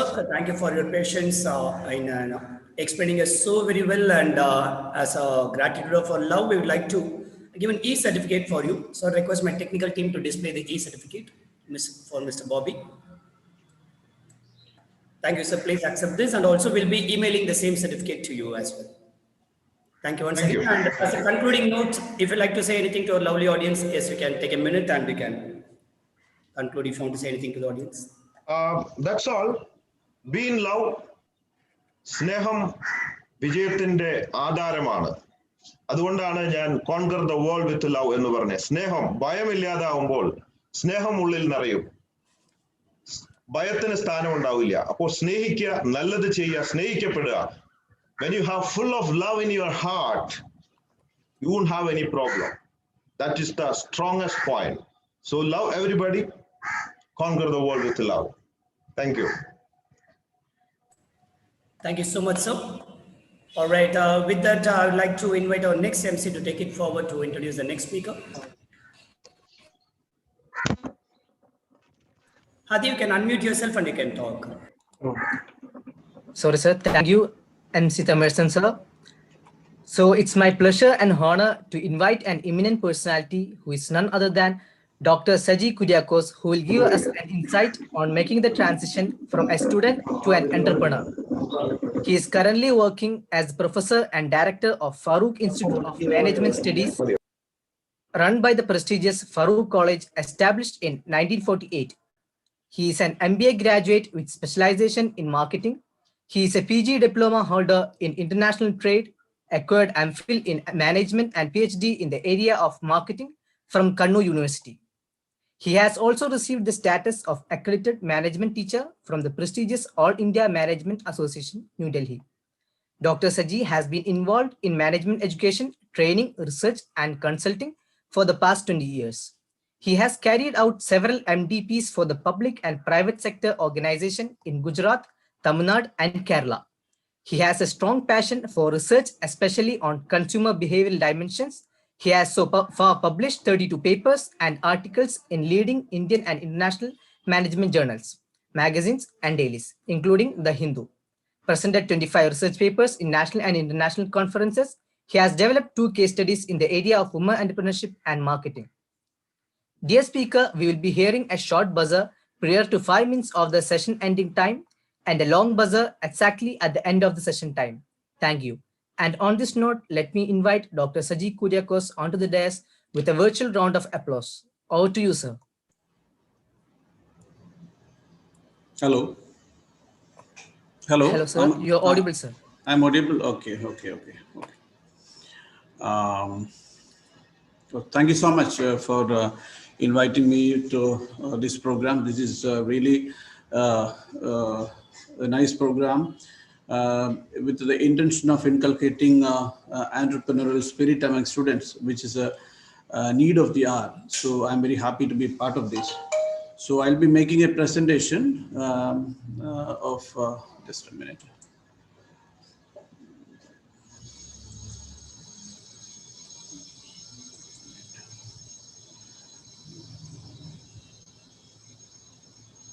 Okay.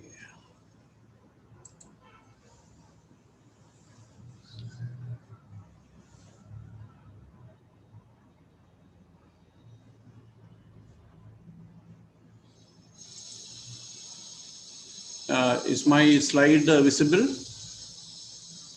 Hello? Yes, sir, it's visible, sir. Okay. So thank you. So thank you so much. My presentation, I'm not an entrepreneur, sorry for that. What I'll be doing is to share what I have seen from some of the entrepreneurs. ഞാൻ ഒത്തിരി ആൻട്രപ്രനർഷിപ്പിനെ പ്രോത്സാഹിപ്പിക്കാൻ വേണ്ടി ആഗ്രഹിക്കുന്ന ഒരാളാണ്. എൻ്റെ life stories ഒന്നും ആൻട്രപ്രനർഷിപ്പുമായിട്ട് ബന്ധപ്പെട്ടിട്ടില്ല. എനിക്ക് ആകെ പറയാനുള്ളത്, ഞാൻ പഠിച്ചത് കുറേ കാലം ഗുജറാത്തിലാണ്, ജോലി ചെയ്തത് ഗുജറാത്തിലാണ്, പിന്നെ കുറേ ഫ്രണ്ട്സ് ഉള്ളത് ഗുജറാത്തിലാണ്.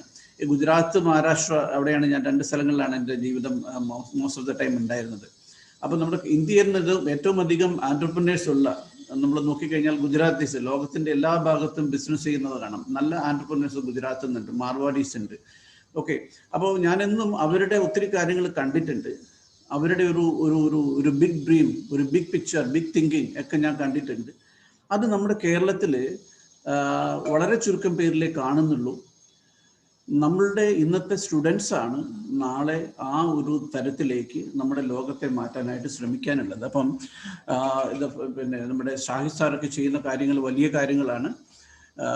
പിന്നെ നമ്മളുടെ വളരെ ബ്രൈറ്റ് ആയിട്ടുള്ള കേരളത്തിൽ നിന്നുള്ള സ്റ്റുഡൻസ്, വളരെ ടാലൻറ്റഡ് ആയിട്ടുള്ള കേരളത്തിൽ നിന്നുള്ള സ്റ്റുഡൻസ്, ഇവരിൽ ഈ ആൻട്രപ്രനർഷിപ്പ് സ്പിരിറ്റ് ഇൻകൾക്കേറ്റ് ചെയ്യാൻ നമുക്ക് സാധിച്ചാൽ, അതിൻ്റെ കോഴ്സിൻ്റെ ഭാഗമായിട്ട് ആകാൻ സാധിച്ചു കഴിഞ്ഞാൽ, that is a great thing we can do for our country. അപ്പോൾ അതുകൊണ്ടാണ് ഞാൻ ഈ കോഴ്സിൽ ഇൻവോൾവ് ആയിട്ടുള്ളത്. എൻ്റെ സ്റ്റോറീസ് ഒന്നും പ്രത്യേകമില്ലെങ്കിലും എനിക്ക് നിങ്ങളോട് പറയാനുള്ളത്, എൻ്റെ സ്ലൈഡ്സ് ഏകദേശം ഒരു 80ഓളം സ്ലൈഡ്സ് വരും. ഞാൻ അതൊന്നും ഡിസ്കസ് ചെയ്യാൻ പോകുന്നില്ല. ഒരു ഹാഫ് ആൻ അവർ ടൈമാണ് എനിക്ക് തന്നിട്ടുള്ളത്. അതിൽ നിന്ന് ഇപ്പോൾ ഞാൻ കുറച്ച് നേരമായിട്ട് ഈ സെഷനൊക്കെ ബോബിച്ചമ്മറിൻ്റെ സെഷൻ കേൾക്കുകയായിരുന്നു, അതിൻ്റെ മുന്നേയും കേൾക്കുകയായിരുന്നു. കുറച്ച് നേരം ഞാൻ കേട്ടതിൽ നിന്ന് മനസ്സിലാക്കുന്നത്, ഓൾറെഡി നിങ്ങൾ ഒത്തിരി ആൻട്രപ്രനേഴ്സിൻ്റെ സ്റ്റോറീസ് കേട്ട് കഴിഞ്ഞു. എൻ്റെതും റിപ്പീറ്റേഷൻ ആയിരിക്കും, പക്ഷേ അതൊന്നും അധികമാവില്ല എന്നാണ് എനിക്ക് പറയാനുള്ളത്. എത്രമാത്രം ആൻട്രപ്രനറൽ സ്റ്റോറീസും ഇൻസ്പിറേഷൻസും മോട്ടിവേഷൻ സ്റ്റോറീസും നിങ്ങൾ കേൾക്കുമോ, that can really make you a good entrepreneur. അതിന് വേണ്ടത് ഒരു ഡ്രീം ചെയ്യാനും ഒരു ആസ്പിറേഷൻ ഉണ്ടാക്കാൻ കഴിഞ്ഞു കഴിഞ്ഞാൽ അതായിരിക്കും.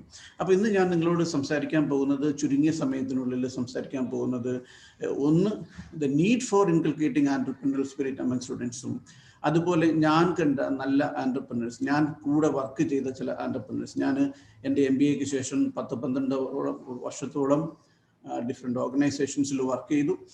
അപ്പോൾ അവിടെയൊക്കെ കണ്ട ആൾക്കാരുടെ ചില ക്യാരക്ടറിസ്റ്റിക്സും നിങ്ങളോട് ഷെയർ ചെയ്യുകയും, അതിൽ നിന്നൊക്കെ നിങ്ങൾക്ക് എന്തെങ്കിലും ഒരു ടേക്ക് അവേ ഉണ്ടെങ്കിൽ, അത് with respect to your knowledge ആവട്ടെ, വിത്ത് റെസ്പെക്ട് യുവർ സ്കിൽ ആവട്ടെ, നിങ്ങളുടെ communication skill, leadership skill, interpersonal skill, അതൊക്കെ എന്തുമാത്രം നിങ്ങളെ സ്വാധീനിക്കുന്നു, അല്ലെങ്കിൽ നല്ലൊരു എന്റർപ്രനർ ആവാൻ സഹായിക്കുന്നു. നിങ്ങളുടെ വ്യക്തിത്വം, നിങ്ങളുടെ എന്താ പറയുക, നമ്മുടെ പേഴ്സണാലിറ്റി ട്രേറ്റ്സിൽ വരുന്ന വ്യക്തിത്വം, നേരത്തെ ബോബിച്ചമ്മന്നൂർ പറഞ്ഞ സത്യസന്ധതയും ഹാർഡ് വർക്കും ഉത്തരവാദിത്വ ബോധവും, അങ്ങനെയുള്ള ചില ആസ്പെക്ട്സ് ആണ് ഒരു എന്റർപ്രനറെ ഒരു ലൈവാക്കി നിർത്തുന്നത്. അപ്പം അങ്ങനെയുള്ള ചില കാര്യങ്ങളൊക്കെ എൻ്റെ ടോക്കിലൂടെ നിങ്ങൾക്ക് വീണ്ടും നിങ്ങൾ കേട്ട കാര്യം ഒന്നും പുതിയതല്ല, നിങ്ങൾക്ക് ഒരിക്കൽ കൂടി അത് നിങ്ങളിലേക്ക് എത്തിക്കാൻ സാധിച്ചു കഴിഞ്ഞാൽ that can really make our country to go ahead. ഞാൻ പറയുന്നത് India has got the potential. നമുക്കിപ്പോൾ എല്ലാം വേണ്ടത് India has the potential to grow, develop. നമുക്ക് ടാലൻസ് എല്ലാം ഉണ്ട്. ആ ടാലൻസ് ആണ് ഇന്ന് എൻ്റെ മുന്നിലിരിക്കുന്നത്. അപ്പം ഒരു എന്റർപ്രണർഷിപ്പ് എൻകറേജ് ചെയ്യുന്ന കാര്യമായിട്ടുള്ള കാര്യങ്ങളൊന്നും നമ്മുടെ കേരളത്തിലോ ഇന്ത്യയിലോ നടക്കുന്നില്ല. there are lot of things happening. നമുക്ക് സ്റ്റാർട്ടപ്പ് മിഷനൊക്കെ കേരളത്തിൽ ഒത്തിരി കാര്യങ്ങൾ ചെയ്യുന്നുണ്ട്.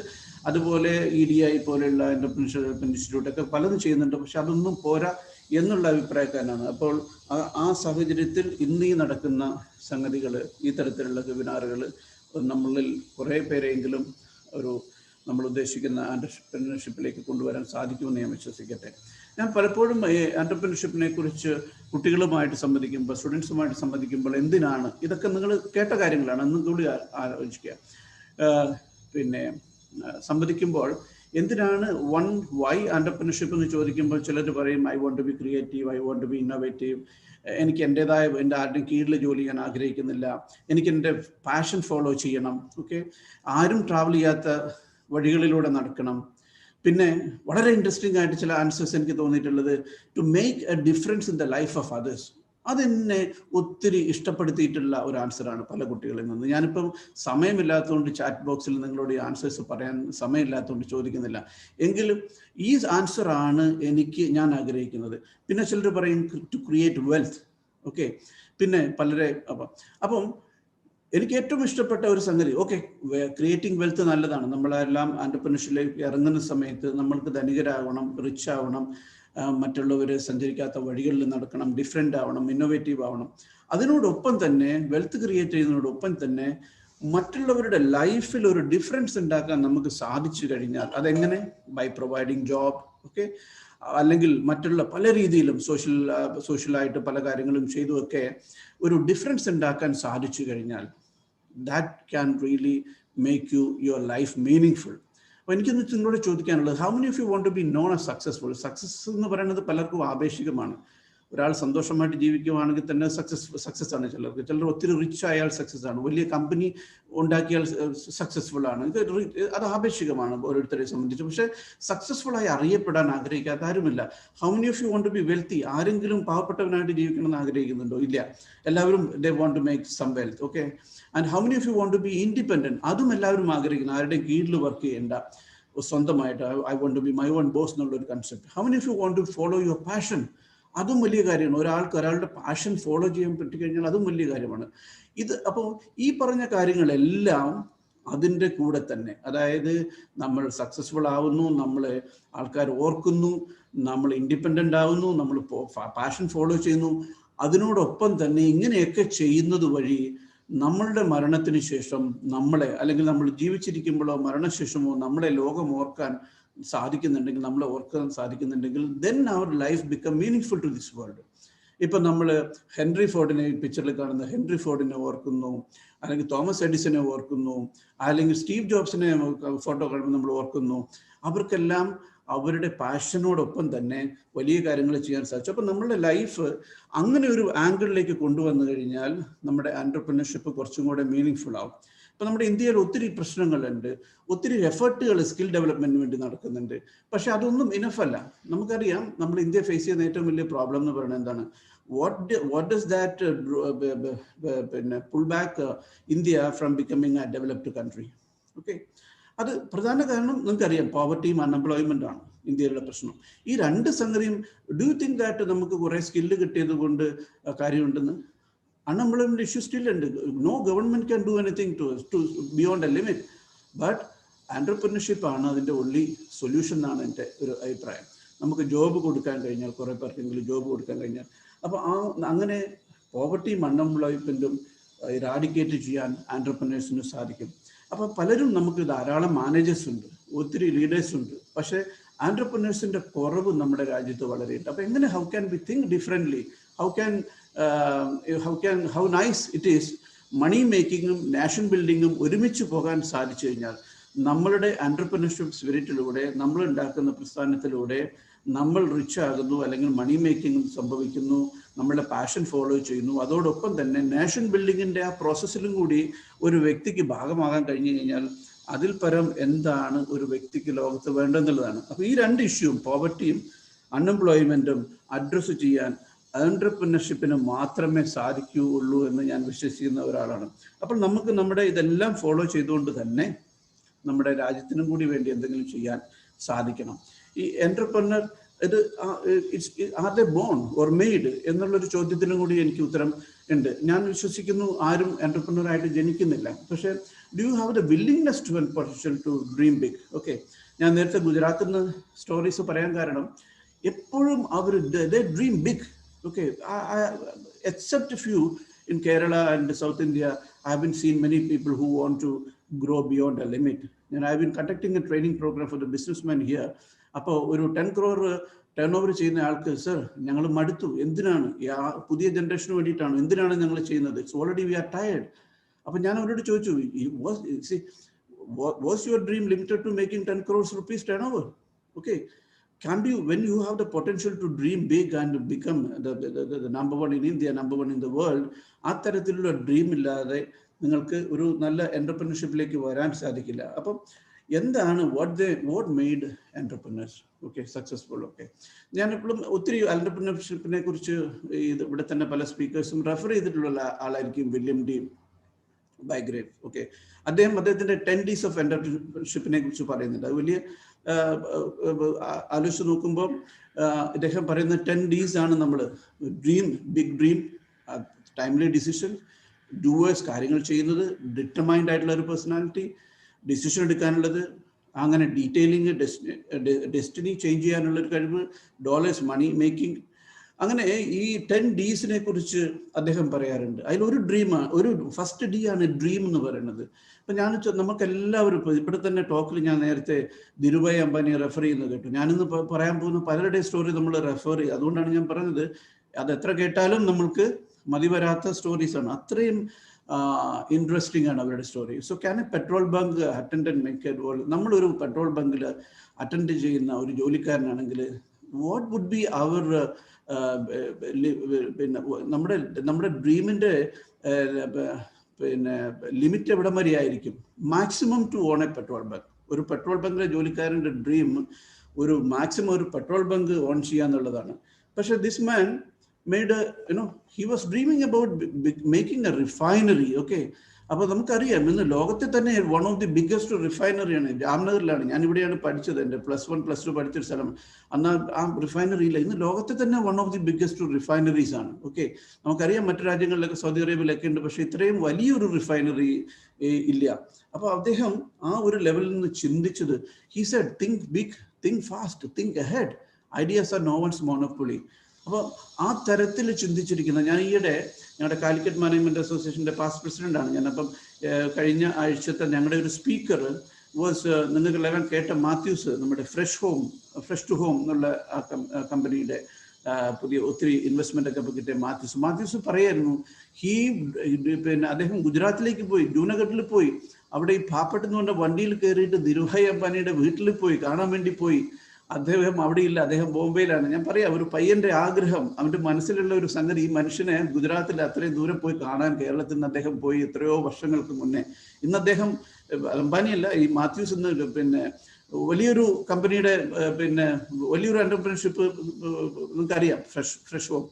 അപ്പം അദ്ദേഹം ചെയ്തെന്താണ് അവിടെയും പിന്നെ ആ ഒരു അദ്ദേഹത്തിന്റെ ഒരു ഡ്രൈവ് അന്നേ ഇങ്ങനെയുള്ള ആൾക്കാരെ കാണണം എന്നുള്ളത്. എനിക്കത് കേട്ട് കഴിഞ്ഞപ്പോൾ വലിയ സന്തോഷം തോന്നി. ഞാൻ രണ്ടാമത് വർക്ക് ചെയ്ത ഒരു മനുഷ്യനാണ് Karsan bhai Patel. Okay, Nirma, washing powder Nirma. ഞാൻ ഈ കമ്പനിയിൽ 10 വർഷം വർക്ക് ചെയ്തു. ഞാൻ അദ്ദേഹത്തിനോട് ക്ലോസ് ആയിട്ട് വർക്ക് ചെയ്തു. ഞാൻ അദ്ദേഹത്തിലൊക്കെ കണ്ടത് അവരുടെയൊക്കെ ചെറിയ രീതിയിൽ നിന്ന് തുടങ്ങി. അദ്ദേഹം ഡിറ്റർജൻറ്റ് പൗഡർ ഉണ്ടാക്കി, ഇപ്പം നമ്മുടെ ഹാർവാർഡിൽ വരെ കേസ് സ്റ്റഡി ആയത് വിവരം നിങ്ങൾക്കറിയാം. ഡിറ്റർജൻറ്റ് പൗഡർ ഉണ്ടാക്കി ചെറുതായി ഉണ്ടാക്കി ചെറിയ പാക്കറ്റിൽ സ്റ്റാപ്പിൾ ചെയ്ത് പാക്കറ്റിൽ വിറ്റു, സൈക്കിളിൽ കൊണ്ട് നടന്ന് വിറ്റു.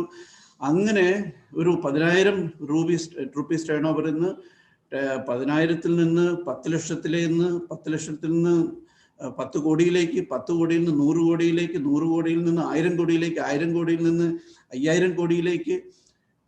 ഒരു സൈക്കിളിൽ ഒരു സാധനം ഉണ്ടാക്കി വിറ്റ് നടന്ന ആള് ഫ്യൂ ഇയേഴ്സിനുള്ളിൽ ആയിരക്കണക്കിന് കോടി ടേൺ ഓവറിലേക്ക് വന്നു. ഞാൻ ജോയിൻ ചെയ്ത സമയത്ത് 1995 it was 5,000 crores. Today the group turn over is 17,000 crores. Okay, അപ്പോൾ ഞാൻ പറഞ്ഞത് അദ്ദേഹത്തിനെയൊക്കെ ഞാൻ ക്ലോസ്ലി വാച്ച് ചെയ്തപ്പോൾ ഉള്ള ഒരു ഡിറ്റർമിനേഷൻ, ഒരു കാര്യം ചെയ്യാൻ തീരുമാനിച്ചു കഴിഞ്ഞാൽ ഡിറ്റർമിനേഷൻ, മുന്നോട്ട് പോകാത്ത ഒരു സംഗതി, ഡിസിസീവ്നെസ്, ടൈംലി ഡിസിഷൻ ടേക്കിംഗ്, ഇങ്ങനെ പലതരത്തിൽ. ഞാനകത്ത് ഈ സ്റ്റോറീസ് ഒക്കെ പറഞ്ഞു പോകണമെങ്കിൽ എനിക്ക് 2-3 മണിക്കൂർ വേണം, അതിലേക്കൊന്നും ഞാൻ പോകുന്നില്ല, പക്ഷെ സമയമില്ലാത്തത് കൊണ്ട്. അപ്പം ഇങ്ങനെയുള്ള ആൾക്കാർ നമ്മൾ നോക്കിക്കഴിഞ്ഞാൽ ചരിത്രത്തിലേക്ക് പോയി കഴിഞ്ഞാൽ ബിൽ ഗേറ്റ്സിന്റെ കഥ എടുത്തു കഴിഞ്ഞാൽ അവരൊക്കെ അദ്ദേഹത്തിന്റെ ബിൽ ഗേറ്റ്സിന്റെ first company called Trafford Data, which went nowhere, and he dropped out of Harvard, but his passion for computers made him to start Microsoft, and rest is history, and became the richest man in the world and all. അപ്പോൾ നമുക്കറിയാം the passion, to follow the passion, ആ ഒരു quality. അതേപോലെ Henry ഫോർഡിന്റെ story നമുക്കറിയാം. Okay, and the world's first 2 companies he formed made him broke. അദ്ദേഹം ഒന്നുമില്ലാത്തവനായി. അവിടുന്നാണ് Henry Ford തിരിച്ചു വരുന്നത്. ഇതെല്ലാം അതായത് he was a doer. And Thomas Edison നമുക്കറിയാം, he has holding over 1000 US patents. He was told as a boy by his teacher, teacher പറഞ്ഞു, he is too stupid to learn anything, and was suggested to go into a field that did not require intelligence. ഒരു ഇന്റലിജൻസും വേണ്ടാത്ത പണിയിലേക്ക് പോകണമെന്ന് teacher പറഞ്ഞ ഒരു വ്യക്തി. Then he made such a big empire. അതും ഹിസ്റ്ററിയിൽ നമ്മൾ കണ്ടിട്ടുള്ളതാണ്. Walt Disney was fired by his editor having no original ideas, and later എന്താണ് സംഭവിച്ചതെന്നുള്ളത് വാൾട്ട് ഡിസ്നിയുടെ കഥയും നമ്മുടെ മുന്നിലുണ്ട്. അതായത് ഇദ്ദേഹം പറഞ്ഞ 10 Ds ഡെസ്റ്റിനി ചേഞ്ച് ചെയ്ത ഒരു വ്യക്തി ഞാൻ കാണുന്നത്. ഞാനിപ്പോൾ നാരായണമൂർത്തിയെ നമുക്കറിയാം, ആ നാരായണമൂർത്തിയുടെ സ്റ്റോറി, എവിടെയാണ് അദ്ദേഹം തുടങ്ങിയത്, എങ്ങനെയാണ് തുടങ്ങിയത്, അവരുടെ ടീമിന്റെ കൂട്ടായ്മയുടെ കാര്യങ്ങൾ, 5 സുഹൃത്തുക്കളുടെ ഒരുമ, ടീം വർക്ക്, അദ്ദേഹത്തിൻ്റെ ലീഡർഷിപ്പ്. ഓക്കെ, ഞാനൊക്കെ കേരളത്തിൻ്റെ പല സ്ഥലങ്ങളിലും പോകുമ്പോൾ I'm from Wayanad, so when I go to the interiors of Wayanad, I see good houses, good cars and all. People who are having a very ordinary life, now they are having a very big their social status, and ഭൗതിക സാഹചര്യങ്ങളൊക്കെ change ചെയ്തതായി കാണുമ്പോൾ ഞാൻ എൻ്റെ ബ്രദറിനോട് ചോദിക്കും, ഏതാണ് വീട്, എവിടെയാണ്, എന്താണ് ഇവിടെ ഒരു മാറ്റം ഇത്ര? അപ്പോൾ അദ്ദേഹം പറയും, ആ പയ്യൻ ഇവിടെ US ഇൻഫോസിസിലാണ് വർക്ക് ചെയ്യുന്നത്, വിപ്രോയിലാണ് വർക്ക് ചെയ്യുന്നത്, അല്ലെങ്കിൽ വേറെ ഏതെങ്കിലും കമ്പനിയിലാണ് വർക്ക് ചെയ്യുന്നത്. എത്രയോ ഇന്ത്യൻ ഫാമിലീസിൻ്റെ ഡ്രീം. ഓക്കെ, ഈ ഒരു IT ഔട്ട്സോഴ്സ് സർവീസിൻ്റെ ഒരു തുടക്കം, ആ ഇന്ത്യക്ക് അത്രയും സ്കോപ്പ് ഉണ്ട്, ഇന്ത്യയിൽ ഇത്ര ആൾക്കാർക്ക് ജോലി കൊടുക്കാൻ ഇങ്ങനെ ഒരു സ്കോപ്പ് ഉണ്ട് എന്നുള്ളത് കാണിച്ചു കൊടുത്തത് NR നാരായണമൂർത്തിയുടെയും ഇൻഫോസിസിന്റെ സഹപരായിട്ടുള്ള എല്ലാവരുടെയും ഒരു അരുതാണ്. ഓക്കെ, അപ്പൊ ഇന്ത്യയിലെ പല ഫാമിലീസിന്റെ ഡെസ്റ്റിനി ചേഞ്ച് ചെയ്യാനായിട്ട് നാരായണമൂർത്തിക്ക് കഴിഞ്ഞു. നമ്മളുടെയും ഒരു ഇനീഷ്യേറ്റീവ്. അതേപോലെ നിങ്ങളിപ്പോൾ സോഷ്യൽ എന്റർപ്രണർഷിപ്പിനെ കുറിച്ചും എന്റർപ്രണേഴ്സിന്റെ കോൺട്രിബ്യൂഷൻസിനെ കുറിച്ചും സോഷ്യൽ മേഖലയിൽ വരുത്തുന്ന മാറ്റങ്ങളെ കുറിച്ചും ഒക്കെ നിങ്ങൾ സംസാരിക്കുകയുണ്ടായി. ഓക്കെ, അസീം പ്രേംജി ഈ വർഷത്തെ ഏറ്റവും ടോപ്പറാണ്. ഒരു ദിവസം അദ്ദേഹം 7,000 ഓൾമോസ്റ്റ് ക്ലോസ് ടു 8,000 crores ആണ് അദ്ദേഹം ഡൊണേറ്റ് ചെയ്തത് സോഷ്യൽ കോസിന് വേണ്ടിയിട്ട്. ഒരു ദിവസം 22 കോടി രൂപ, അതാണ് കണക്ക്. ഒരു ദിവസം ചെയ്തിരിക്കുന്ന കോൺട്രിബ്യൂഷൻ. അത് ലോകത്തെ തന്നെ largest endowment in the world and first in Asia. അപ്പൊ ഇങ്ങനെയുള്ള തരത്തിൽ നമ്മളുടെ എന്റർപ്രണർഷിപ്പ് മാറുന്ന ഒരു കാഴ്ചയിലേക്കാണ്. നമുക്ക് പിന്നെ ടാറ്റാസിലേക്ക് വരികയാണെങ്കിൽ, ഇന്ന് ഞാൻ നിങ്ങളോട് ചോദിക്കാം, നേരത്തെ ബോബിച്ചമ്മോട് പറഞ്ഞു, കമ്മിറ്റ്മെന്റും വിശ്വാസ്യതയും സത്യസന്ധതയും ഒക്കെയുള്ള എന്റർപ്രണേഴ്സിനെ കുറിച്ച് അദ്ദേഹം പറയുകയുണ്ടായി. അപ്പോൾ ഇന്ന് നമുക്ക് ഒരു എക്സ് കമ്പനി പ്ലസ് ടാറ്റ ഒരു ജോലി കിട്ടുകയാണെങ്കിൽ ആദ്യം ആൾക്കാർ പ്രിഫർ ചെയ്യുക ടാറ്റയാണ്. നമുക്കറിയാം, ആ സ്റ്റോറീസിലേക്കൊക്കെ നമുക്ക് പോകാൻ സമയമില്ല. പക്ഷേ you must read the stories. Compassionate business ലീഡറിന്റെ സ്റ്റോറി, ഡോളേഴ്സ് മേക്കിംഗ് മണി. ഞാനിപ്പോൾ 10 Ds'ലുള്ള ഡീലെ ഒരു ഡി ആണ് dollar. Getting rich is not the motto. നമ്മുടെ Kochappally may be the speaker of this one. ഞാൻ കുറേ നിങ്ങളുടെ ഇന്ന് പാനലിലുള്ള പല സ്പീക്കേഴ്സിനെയും പേഴ്സണലി അറിയുന്നത് കൊണ്ട് പറയുകയാണ്. അവരുടെ മണി മേക്കിങ്ങിലുപരി അവരുടെ പാഷൻ, അവരുടെ സഹാനുഭൂതി, ഇതെല്ലാം സമൂഹത്തിന് വേണ്ടി എന്തെങ്കിലും ചെയ്യണം എന്നുള്ള ഒരു ത്വര, ഇതൊക്കെയാണ് ഇത് എൻ്റെ ബോസാണ്, ഇപ്പോഴത്തെ എൻ്റെ ചെയർമാൻ ഞങ്ങളുടെ ഫറൂഖ് PK അഹമ്മദ് കാലിക്കറ്റ് എന്നുള്ളത്. ഞാൻ അദ്ദേഹത്തിൽ കണ്ടിട്ടുള്ളത്, ഞാൻ 1-2 പോയിന്റ്സ് മാത്രമാണ് ഓരോരുത്തരെ കുറിച്ചും പേഴ്സണലി കണ്ടത് പറയാൻ ആഗ്രഹിക്കുന്നത്. എപ്പോഴും നോക്കിയാലും സംസാരിക്കുമ്പോഴും he will have a scribbling pad with him. Okay, അദ്ദേഹം സംസാരിക്കുമ്പോൾ അദ്ദേഹം എഴുതിക്കൊണ്ടിരിക്കും, ഒരു ഫോൺ അറ്റൻഡ് ചെയ്യുമ്പോൾ എഴുതിക്കൊണ്ടിരിക്കും, ഒരു TV കാണുമ്പോൾ എഴുതിക്കൊണ്ടിരിക്കും. അദ്ദേഹത്തിന് ഒരു പർട്ടിക്കുലർ വ്യക്തിയോട് സംസാരിക്കുമ്പോൾ അദ്ദേഹത്തിൻ്റെ കാര്യങ്ങളെക്കുറിച്ച് അദ്ദേഹത്തിൻ്റെ കയ്യിൽ ഒരു പെന്നും പേപ്പറും ഉണ്ടാവും.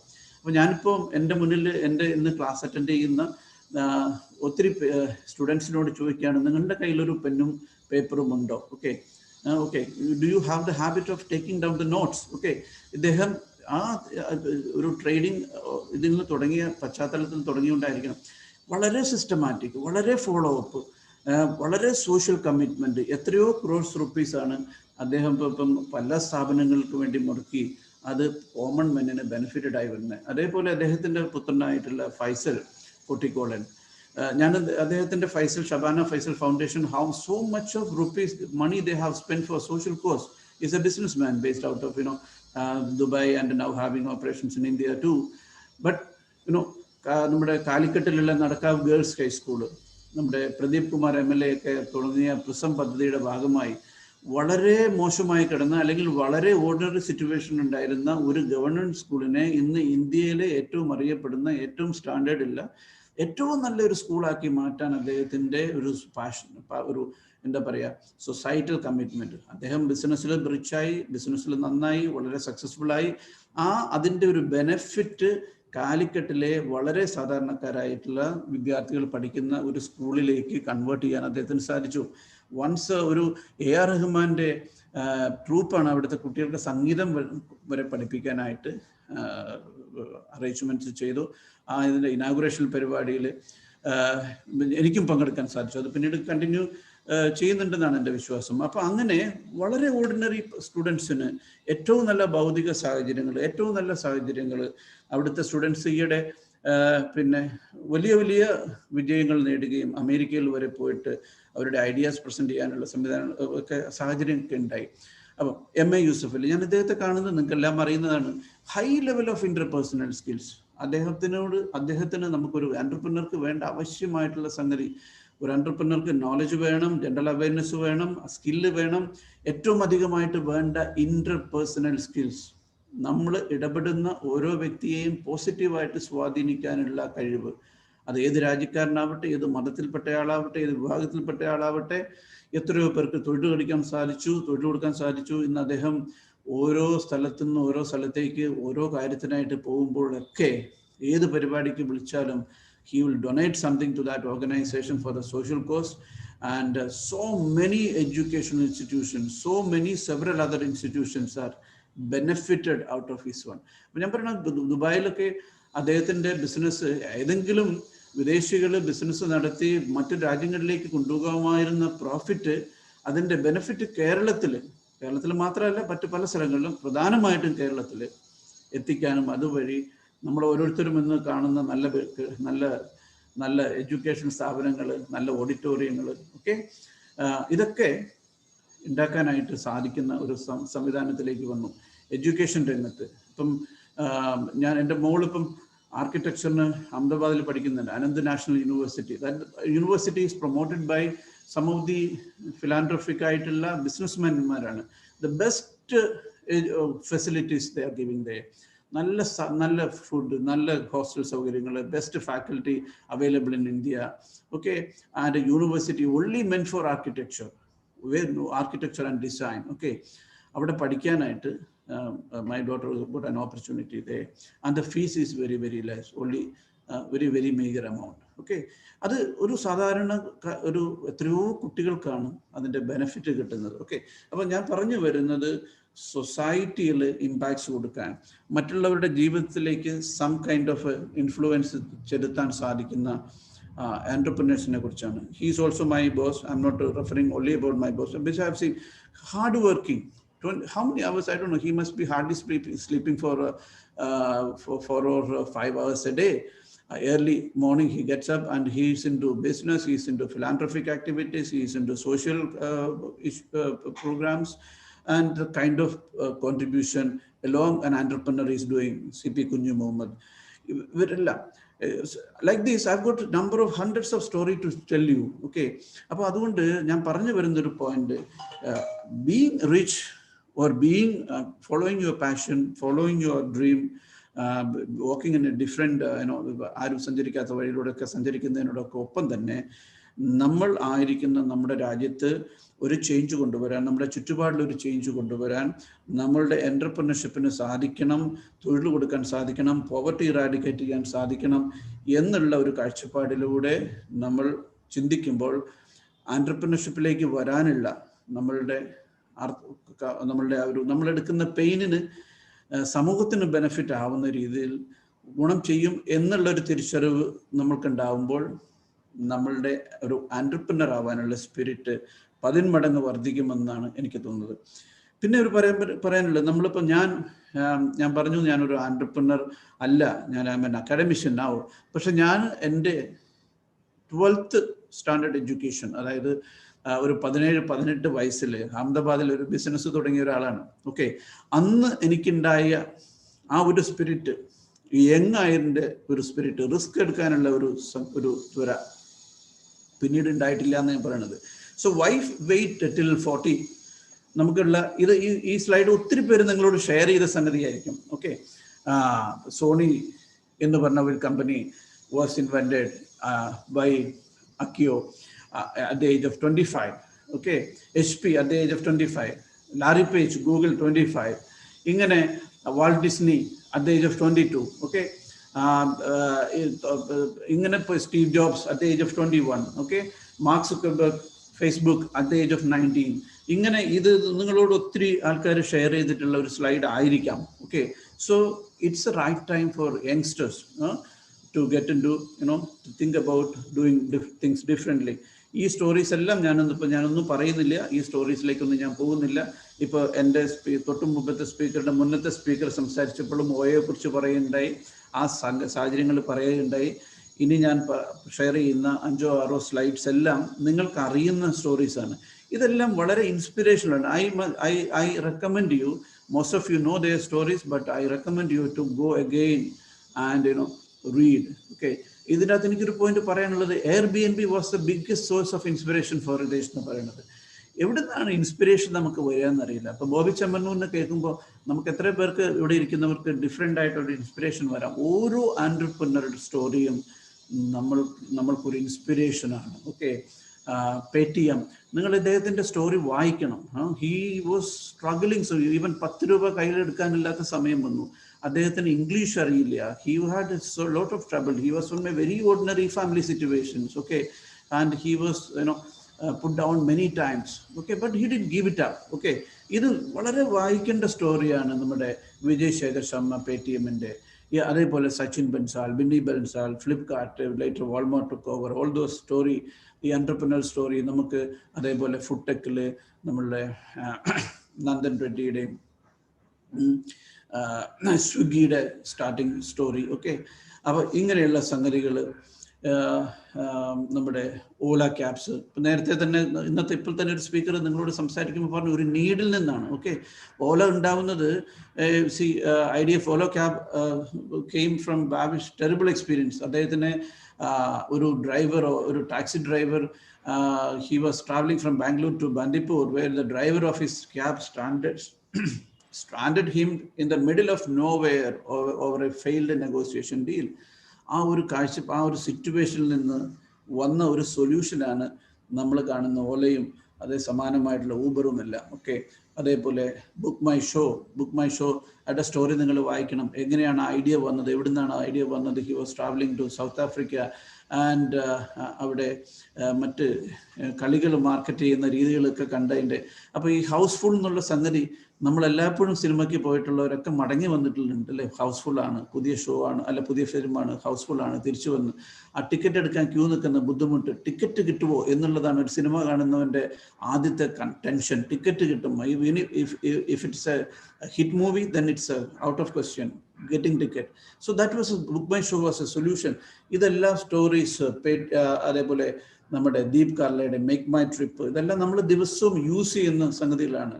നമ്മുടെ മലയാളിയായ ഹരിമേനോന്റെ സ്റ്റോറി, ഓക്കെ, ബൈജുവിന്റെ സ്റ്റോറി ഒക്കെ നിങ്ങളോടൊന്നും അതിനെക്കുറിച്ച് കൂടുതൽ എക്സ്പ്ലെയിൻ ചെയ്യേണ്ട കാര്യമില്ല. How big he is now and how he grew, where is he from, what was his background, what are the personality traits made him big, and how did he think differently.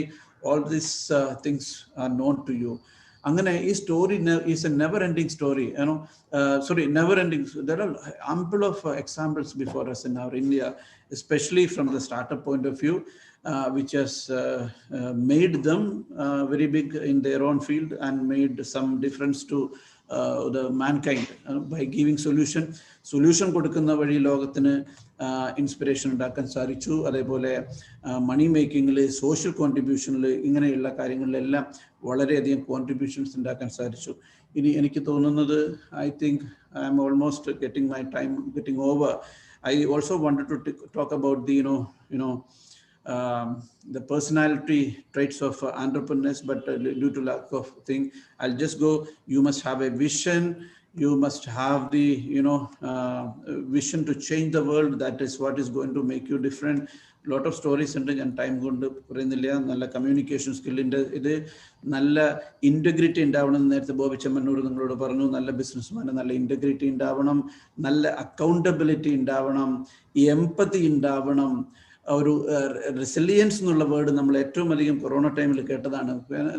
എന്താണ് the capacity to come back to normalcy quickly from adversities. ഇങ്ങനെയുള്ള സംഗതികൾ ഉണ്ടാവണം, positivity ഉണ്ടാവണം. എപ്പോഴും pessimistic ആയിട്ട് നമുക്ക് മലയാളികൾക്കൊക്കെ ഉള്ള ചെറിയ പ്രശ്നമാണ് എന്തിനേയും ക്രിറ്റിസിസം ചെയ്യുക, എന്തിനേയുമല്ല. എല്ലാത്തിലും പോസിറ്റിവിറ്റി കാണുന്ന attitude, initiative, out of the box thinking, listening skill, planning and execution, continuous learning, whatever that is happening around the world, the technical, social, cultural, political, any changes that is taking place around the world, all these things should be the spirit of an entrepreneur. Ability to take decision എടുക്കണമെങ്കിൽ you need to have research, you have to evaluate the alternatives, you have to read, you have to search, you have to ഒത്തിരി effort എടുത്തെങ്കിലേ നല്ലൊരു decision എടുക്കാൻ സാധിക്കുള്ളൂ. അപ്പോൾ ഒരു research oriented ആയിരിക്കണം, research mind ഉണ്ടാവണം, അപ്ഡേറ്റ് ചെയ്യുന്നതായിരിക്കണം. ഇവിടെ ഓരോ ദിവസവും പ്ലാനിങ്ങും കൺട്രോളിങ്ങും, ഓരോ ദിവസവും ചെയ്യേണ്ട കാര്യങ്ങൾ, തിങ്സ് ടു ഡു പ്ലാൻ ചെയ്യുന്നവരായിരിക്കണം, മാനേജ്മെൻറ്റ് പ്രിൻസിപ്പിൾസ് പ്രാക്ടീസ് ചെയ്യുന്ന ആളായിരിക്കണം. ഇങ്ങനെ പോയി കഴിഞ്ഞ് കഴിഞ്ഞാൽ ഞാൻ ഒത്തിരി കാര്യങ്ങൾ നിങ്ങളോട് പറയാനുണ്ട്, അപ്പോൾ അതിലേക്കൊന്നും ഞാൻ കടക്കുന്നില്ല. ഫൈനലി നിങ്ങളുടെ ടൈം മാനേജ്മെൻറ്റും കമ്മ്യൂണിക്കേഷനും അപ്ഡേഷനും ഒരു ബേണിംഗ് ഡിസയർ, ഒരു നമുക്കെല്ലാം പൊതുവെയുള്ള ഒരു സംഗതിയാണ് ഒരു മീഡിയോക്രസി. നമുക്കിങ്ങനെയൊക്കെ മതി. ചാൽസെ ആറ്റിറ്റ്യൂഡ്, ഗുജറാത്തിൽ ചാൽസെ എന്ന് പറയും, ഹിന്ദിയിൽ ചലേഗ എന്ന് പറയും. നമ്മൾ എന്ത് ചോദിച്ചാലും കുഴപ്പമില്ല എന്ന് പറയും. നമുക്കൊരു ബേണിംഗ് ഡിസയർ ഉണ്ടാവണം. I want to be an entrepreneur and I want to do something for this world. I have the responsibility in changing my country from a developing nation to a developed nation. I want to eradicate poverty and unemployment. I have the responsibility as a citizen. അങ്ങനെ ഒരു thinking നമ്മളിലേക്ക് വരുമ്പോൾ അതിൻ്റെ only solution എന്ന് പറഞ്ഞു കഴിഞ്ഞാൽ അത് entrepreneurship ആണ്. ഓക്കെ, അപ്പോൾ let passion for excellence B the Mantra of your life. ഈ അംബാനീസുമൊക്കെ ഇപ്പോഴും ഓഫീസിൽ പോകുന്നതും ഇപ്പോഴും 24 hours വർക്ക് ചെയ്യുന്നതും ഇപ്പോഴും ഹാർഡ് വർക്ക് ചെയ്യുന്നതും because they want to do better than what they do from the current level. നിങ്ങൾ ഇന്ന് ചെയ്യുന്ന നിങ്ങളായിരിക്കുന്ന അവസ്ഥയിൽ നിന്ന് ബെറ്റർ ആയിട്ട് കറണ്ട് ലെവലിൽ ചെയ്യണമെങ്കിൽ ഹാർഡ് വർക്കും ഡിറ്റർമിനേഷനും ഉണ്ടാവണം. ഇതേപോലെയുള്ള ആൾക്കാർ they want to do better than what they are doing now. That's why he's been remembered. So from a transformation that has to happen in you, transformation from a student to a great leader and to an entrepreneur, which requires passion plus dedication. Okay, so entrepreneurs of tomorrow are expected to be passionate. You, along as students, along with your knowledge, along with your general knowledge, plus passion, plus dedication, that can really bring great results. Okay, so my best wishes, and let me wish all success in your mission in transforming yourself as a visionary leader and an excellent professional and a world-class entrepreneur of tomorrow, making your life more meaningful to this world. Okay, എനിക്ക് അവസാനമായിട്ട് പറയാനുള്ളത് John സ്പെൻസറിന്റെ വാക്കിലാണ്. Not every student will become an entrepreneur. എന്നെ ശ്രവിക്കുന്ന, ഇവിടെ കൂടിയിരിക്കുന്ന, ഈ ഒരു പരിപാടിയിൽ പങ്കെടുക്കുന്ന എല്ലാവരും ഒരുപക്ഷെ entrepreneur ആവില്ലായിരിക്കാം. Not every student will become an entrepreneur, but they will someday need to think like one. അത്രമാത്രം പറയാനുള്ളൂ എനിക്ക്. നിങ്ങളിൽ ധാരാളം entrepreneurs ഉണ്ടാവട്ടെ. നിങ്ങളുടെ entrepreneurial initiative ഈ ലോകത്തെ നീഡിനെ സോൾവ് ചെയ്യുന്നതാവട്ടെ. അതുവഴി നിങ്ങൾ റിച്ച് ആവട്ടെ. അതുവഴി നിങ്ങളുടെ പാഷൻ ഫോളോ ചെയ്യാൻ നിങ്ങൾക്ക് സാധിക്കട്ടെ. ഡിഫറെൻ്റ് ആയിട്ട് തിങ്ക് ചെയ്യാൻ നിങ്ങൾക്ക് സാധിക്കട്ടെ. നിങ്ങളുടെ സക്സസ് നമ്മളുടെ സമൂഹത്തിൻ്റെ വളർച്ചയിലും തൊഴിൽ കൊടുക്കുന്നതിലും പോവർട്ടി ഇറാഡിക്കേറ്റ് ചെയ്യുന്നതിലും നമ്മുടെ രാജ്യമായ ഇന്ത്യയെ സൂപ്പർ പവറായ ഒരു രാജ്യമാക്കി മാറ്റുന്നതിലും നിങ്ങളുടെ എഫേർട്ട് അല്ലെങ്കിൽ നിങ്ങളുടെ എൻ്റർപ്രനറൽ ഇനിഷ്യേറ്റീവിന് സാധിക്കട്ടെ എന്ന് ഒരിക്കൽ കൂടി ആഗ്രഹിച്ചുകൊണ്ടും ആശംസിച്ചുകൊണ്ടും എന്നെ ഇത് പരിപാടിയിലേക്ക് ക്ഷണിച്ച ഇതിൻ്റെ സംഘാടകർക്ക് നന്ദി പറഞ്ഞുകൊണ്ട് ഒരിക്കൽ കൂടി എന്നെ ശ്രമിക്കുന്ന എല്ലാ വിദ്യാർത്ഥികളിലും നല്ലൊരു എൻ്റർപ്രനർ ഉണ്ടാവട്ടെ എന്നുള്ള ആത്മാർത്ഥമായ ആഗ്രഹത്തോടു കൂടി ഞാൻ എത്തുന്നു. Thank you so much. Thank U. Thank you so much, sir, for sharing your insights on the topic. വളരെയധികം ടോപ്പിക്സ് നമ്മൾ കുറഞ്ഞ സമയം കൊണ്ട് തന്നെ ഉള്ളിൽ ഒതുക്കി തീർത്തതായിരുന്നു.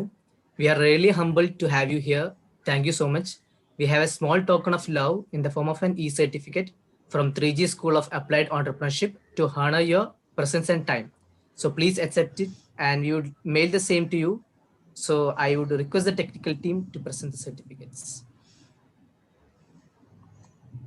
Thank you so much. Thank you. Thank you so much, sir. Yeah. So we have had an insightful and informative session. Participants, please make sure to fill the session feedback forms shared in our WhatsApp groups. And with this note, I would like to hand over to my co-MC Jofna to take forward with the next sessions. Over to you, Jofna. Thank you so much, Hadi, for inviting me.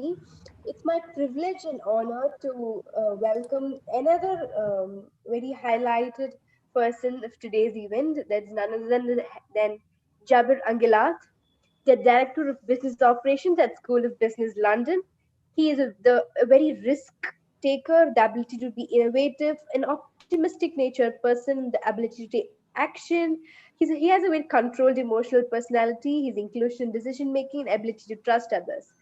So with this note, I welcome you, sir, and a kind note, we will be hearing a short buzzer prior to 5 minutes of the session ending time, and a long buzzer exactly at the time of the session time. Thank you, sir. I welcome you to Thank this you. virtual stage. Good afternoon, everyone.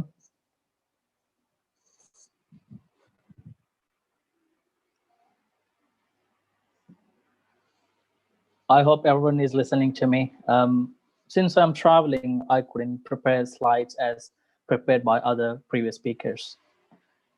I seek for forgiveness for that.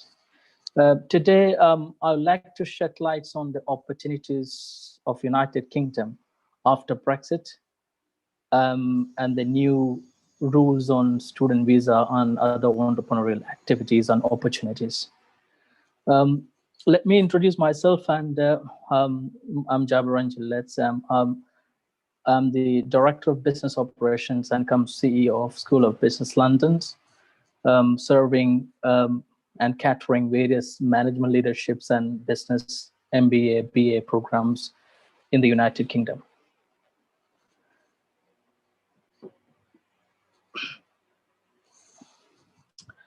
So, talking about the current opportunities of United Kingdoms after Brexit, which means that there are plenty of opportunities for the international immigrants, which means outside the European Union people.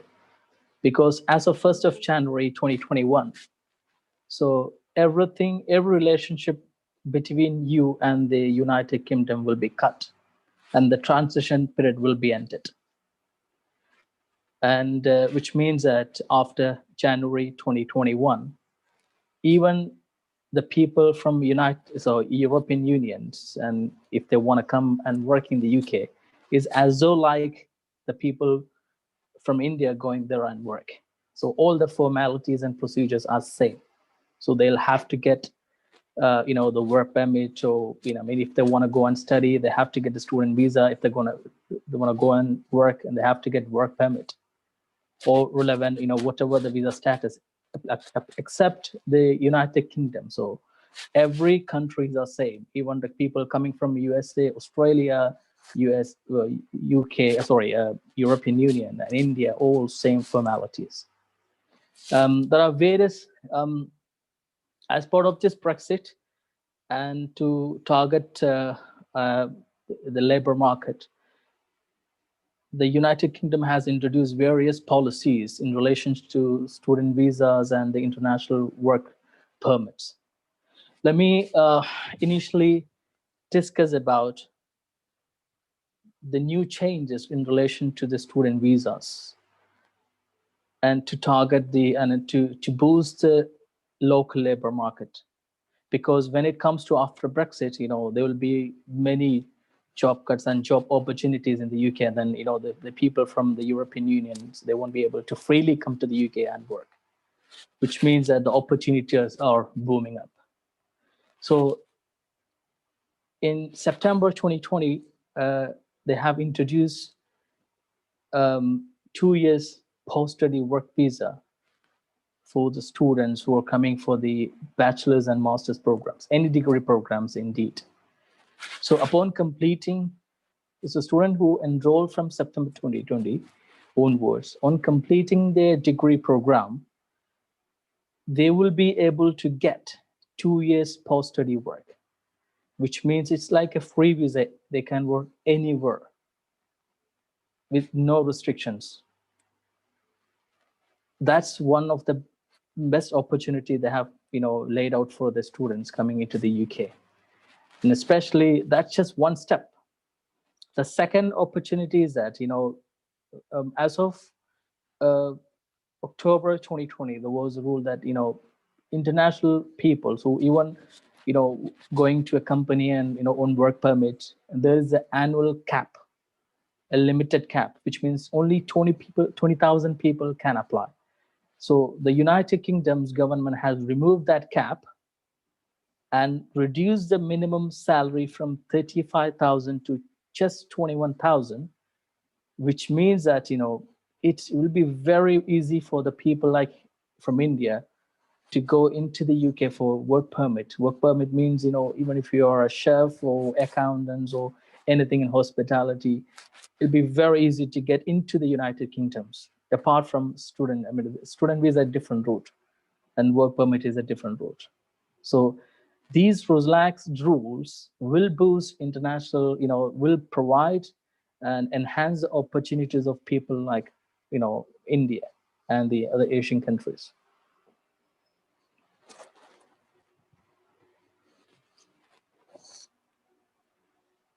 Just one second.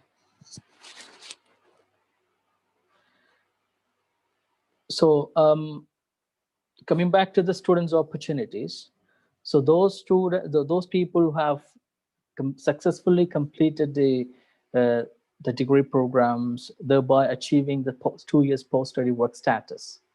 And you might be thinking, what would be after the post-study?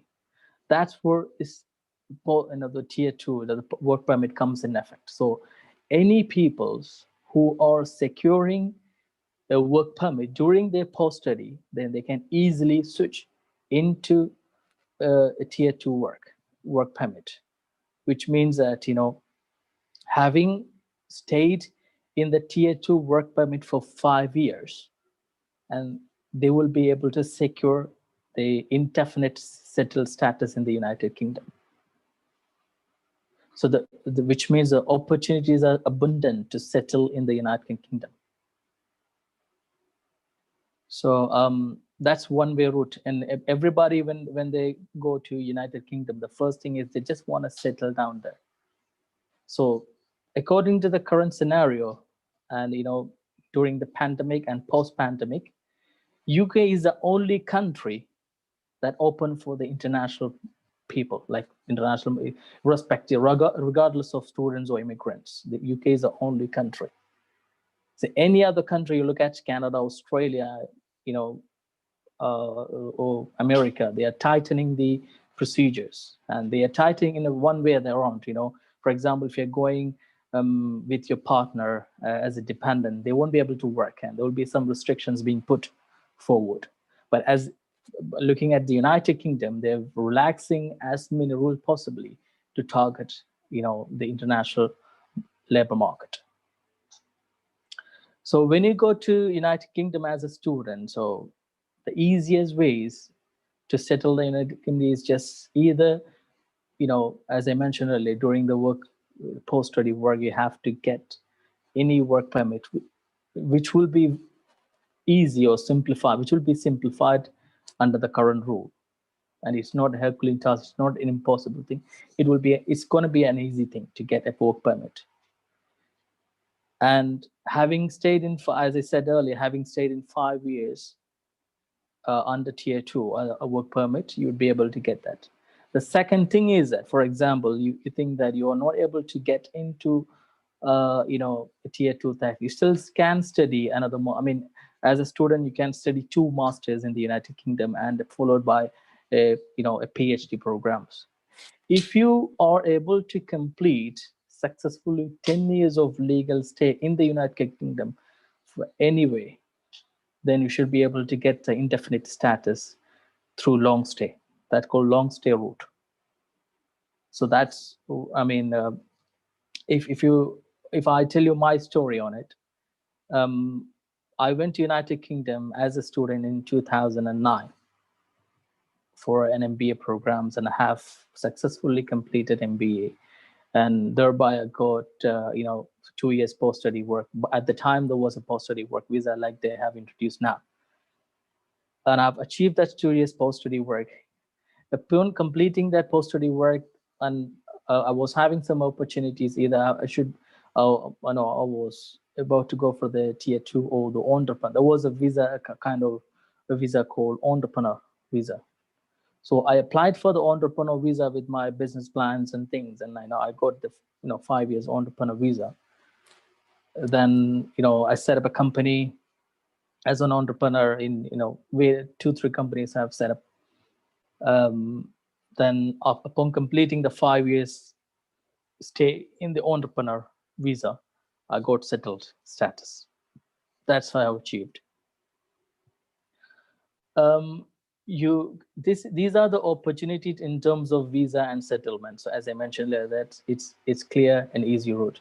So, and if you are going there, if you would like to go to United Kingdom as a student, and the thing is that, and if you're accompanying, if you're bringing your dependent or partner, then it means that they can work full time with no restrictions at all, even if you're on student visa. So which means a dependent can work. And according to the current thing, it's not very difficult to get a student visa. For example, if you have, when it comes to during the past, it was a difficult time, because you may have to get IELTS in 6.5 or 6. But under the current regime, so current the trends, the universities have been asked to relax the rules, and therefore if you have 70% marks in your +2 or higher secondary in English subject, then you're exempted for having an IELTS exam or equivalent. So they will consider your +2 English marks of 70% as an English criteria or requirement. So you don't have to take any further tests. That is over 70% of the universities are accepting your +2 English as a requirements met. And I mean, that was during the past, that was a Herculean requirement as far as the normal students are concerned. It's getting 6.5 IELTS. They may have to spend abundant time and a huge amount of time spend and practice it, and sometimes may not be able to get 6.5 or 6 or one band. If it comes down to 5, then you won't be able to get it. So minimum should be 5.5 in each component, and making the total of 6.5 overall. So under the these are the relaxed schemes, and it's easy to get in the United Kingdom. And in terms of opportunities, as I mentioned earlier, the opportunities will be significantly increased from January. That January is a transition period ended after Brexit. So which means that no EU people can apply or can freely come to the UK, because there is those in the United Kingdom, those people from your European Union are already in the United Kingdom until June 2021. They can still apply for the settlement, but no new people can enter freely into the United Kingdom and after 31st of January 2021. So the good time for people like us are beginning, and the opportunities are very, very abundant.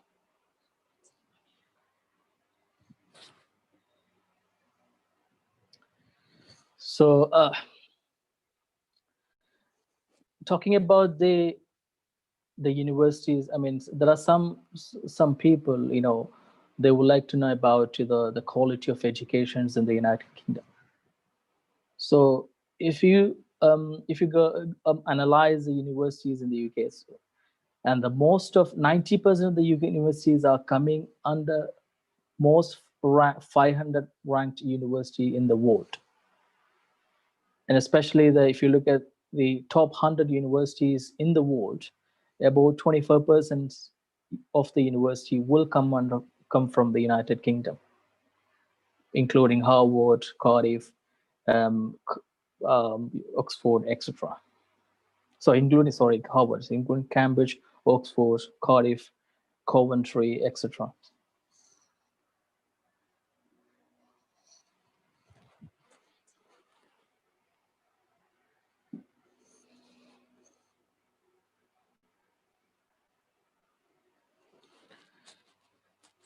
I'd like to give some suggestions on choosing universities in the United Kingdom, especially if you are planning to come to the UK for higher studies. If you have got experience, a skill kind of experience, like if you're from a nursing background, so in something specific, then you can look the university anywhere you don't have to be stick on to the cities like for London. So you would be able to get the jobs anywhere in the UK. But if you are not skilled like others, then I would strongly suggest, look out the universities somewhere nearby London. So it will be easy for you to get a job. If you, I've seen many students in the United Kingdom, they have been given wrong advice that, it's very easy. It's only 50 kilometers or 100 kilometers from London, and it's easy to travel a day. But that's not possible. For example, if you are traveling from London itself, it's about 400 square kilometers, radius. So it's not an easy thing to travel from another county, like a state, to London on a daily basis, because of the cost, not about the timing, but just about the cost. It's significantly expensive. You can't afford it.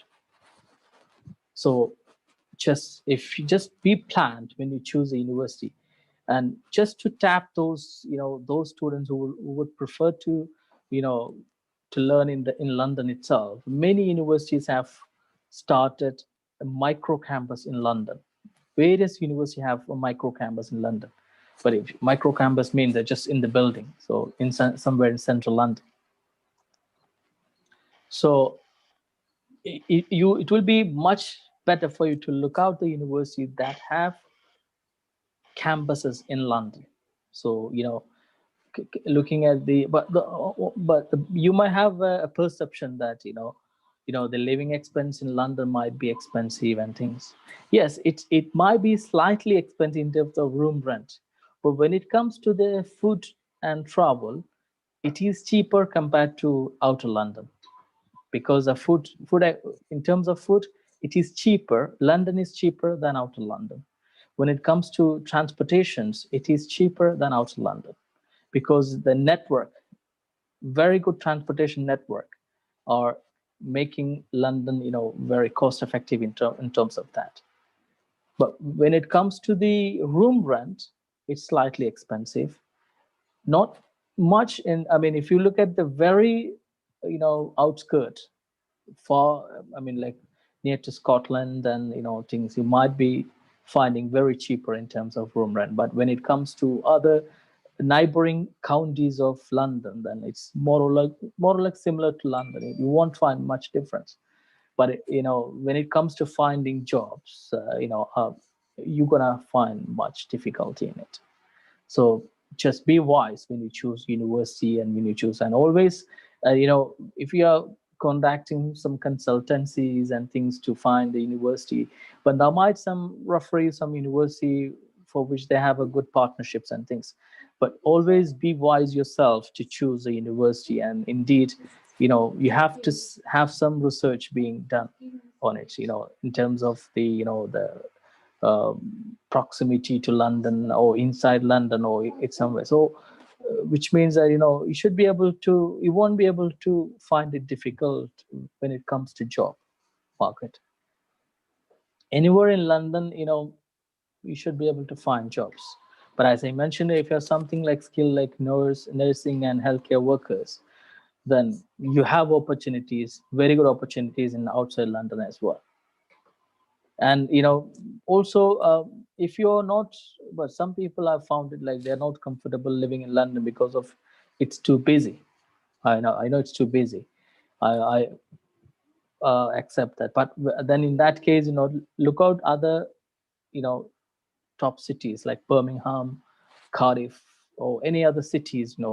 Even in those cities, you might be able to find a job as soon as you arrive in the UK. Or it's all about, you have to put your effort to find jobs. It's not, and there's one other thing I would strongly say, that I've seen many people that they might feel that when it comes to United Kingdom, and they may have worked in UAE or some other country, they may be having a white collar jobs. When it comes to United Kingdom, set a mindset to yourself that you won't be able to get a white collar jobs.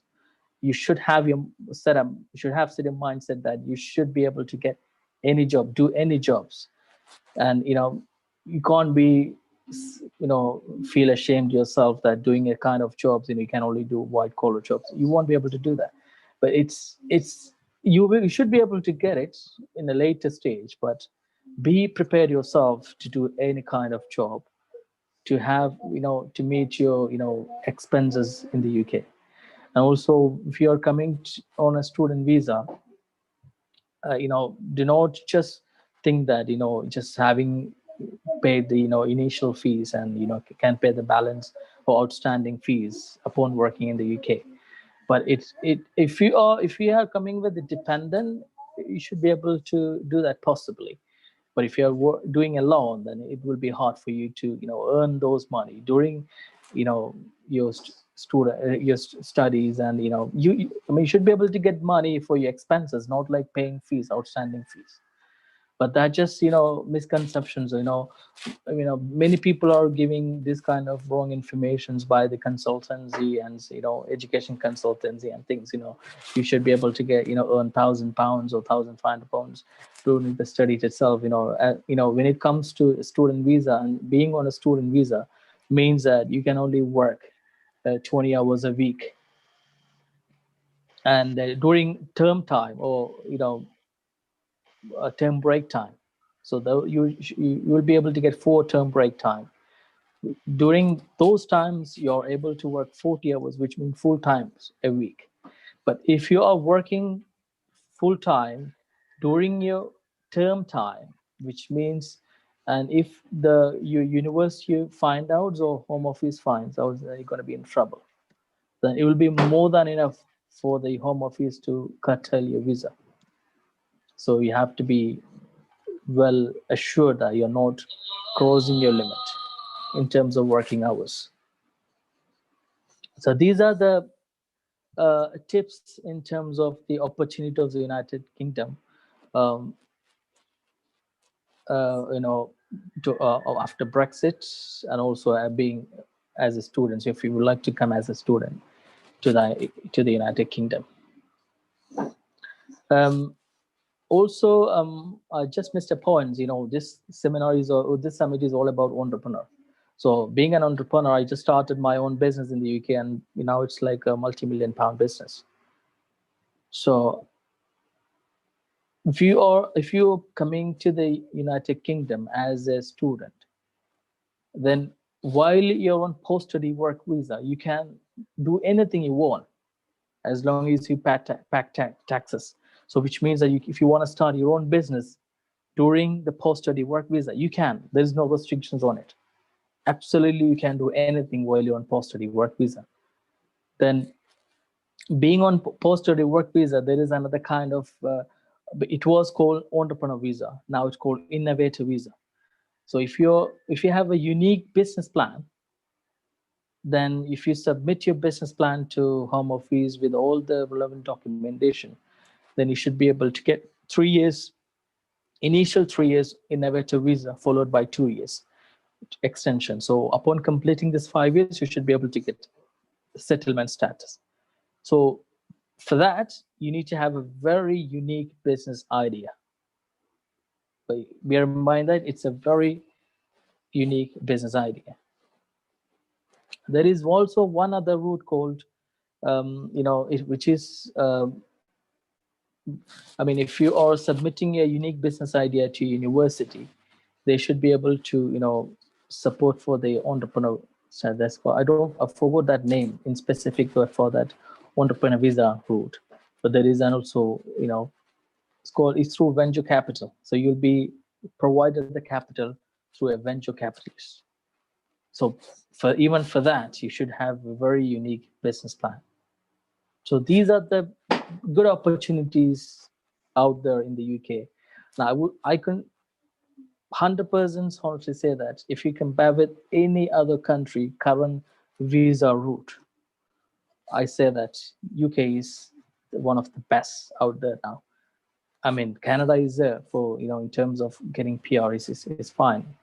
But if you would like to set up your business in the UK is the best country out there because it's a business hub.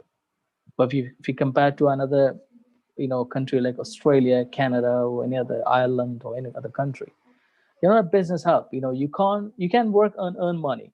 That's there.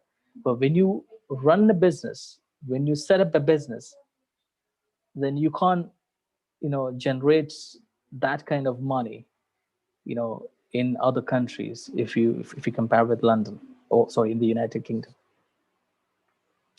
So that is the the tips I would like to shed lights on it, and these are the opportunities and the current trends that I've discussed it today.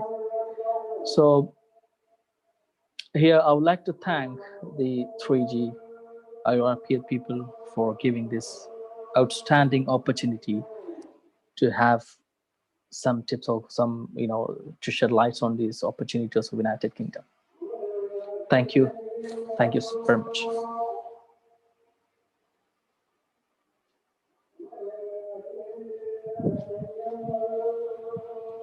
Thank you so much, sir, for this amazing session where we learned a lot, and such an amazing session. We are forever grateful for this. As a token of gratitude and love, we would like to present a virtual certificate. I request our technical team to do the same.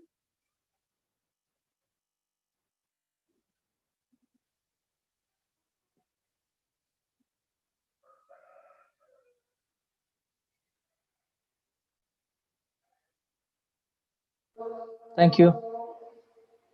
Thank you so much, sir. Thank you for, thank you. So all of the participants, I know all of you all are enjoying this meet. So kindly put in your feedback. Please do write down your feedback on the link that is sent by our technical team to the chat box.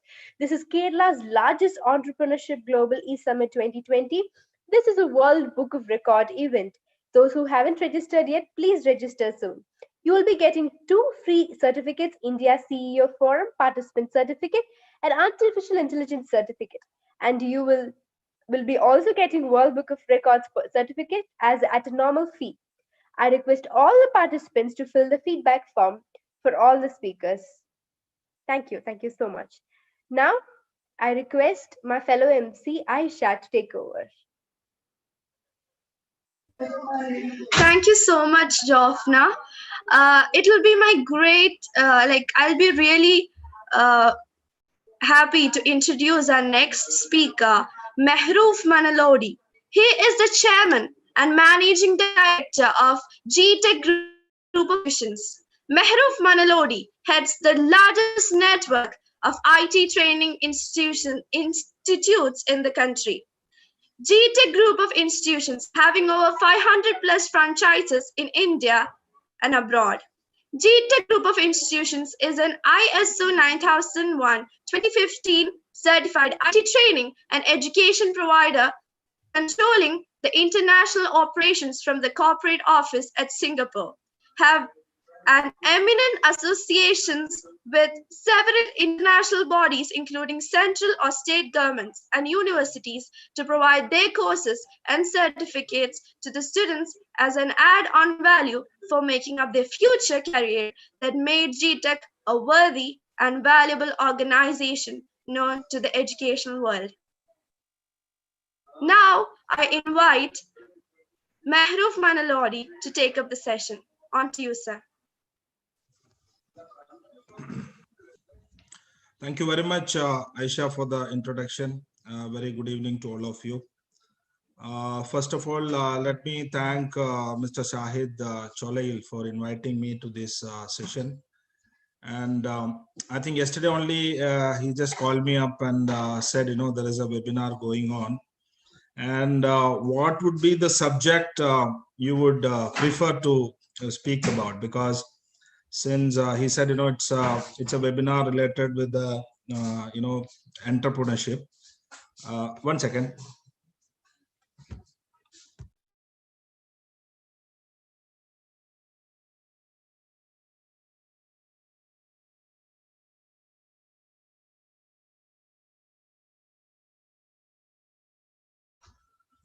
Yeah, sorry.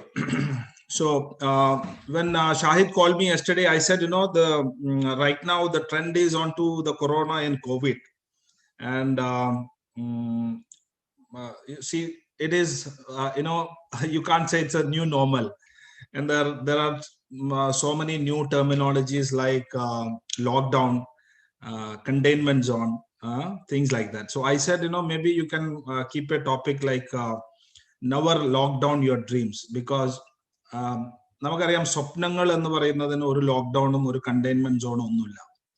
And especially I see, most of you are youngsters who are doing, different kind of courses. And I have seen an entrepreneur just now was talking about his business in the UK. So I thought, why not, talk about something, starting a new business. So being an entrepreneur, നമുക്കറിയാം entrepreneur എന്ന് പറയുമ്പോൾ നമ്മളൊരു സംരംഭകൻ എന്നാണ് മലയാളത്തിൽ പറയാം. സംരംഭകൻ എന്ന് പറയുന്ന സമയത്ത് അതിൻ്റെ ഒരു അർത്ഥമുണ്ട്.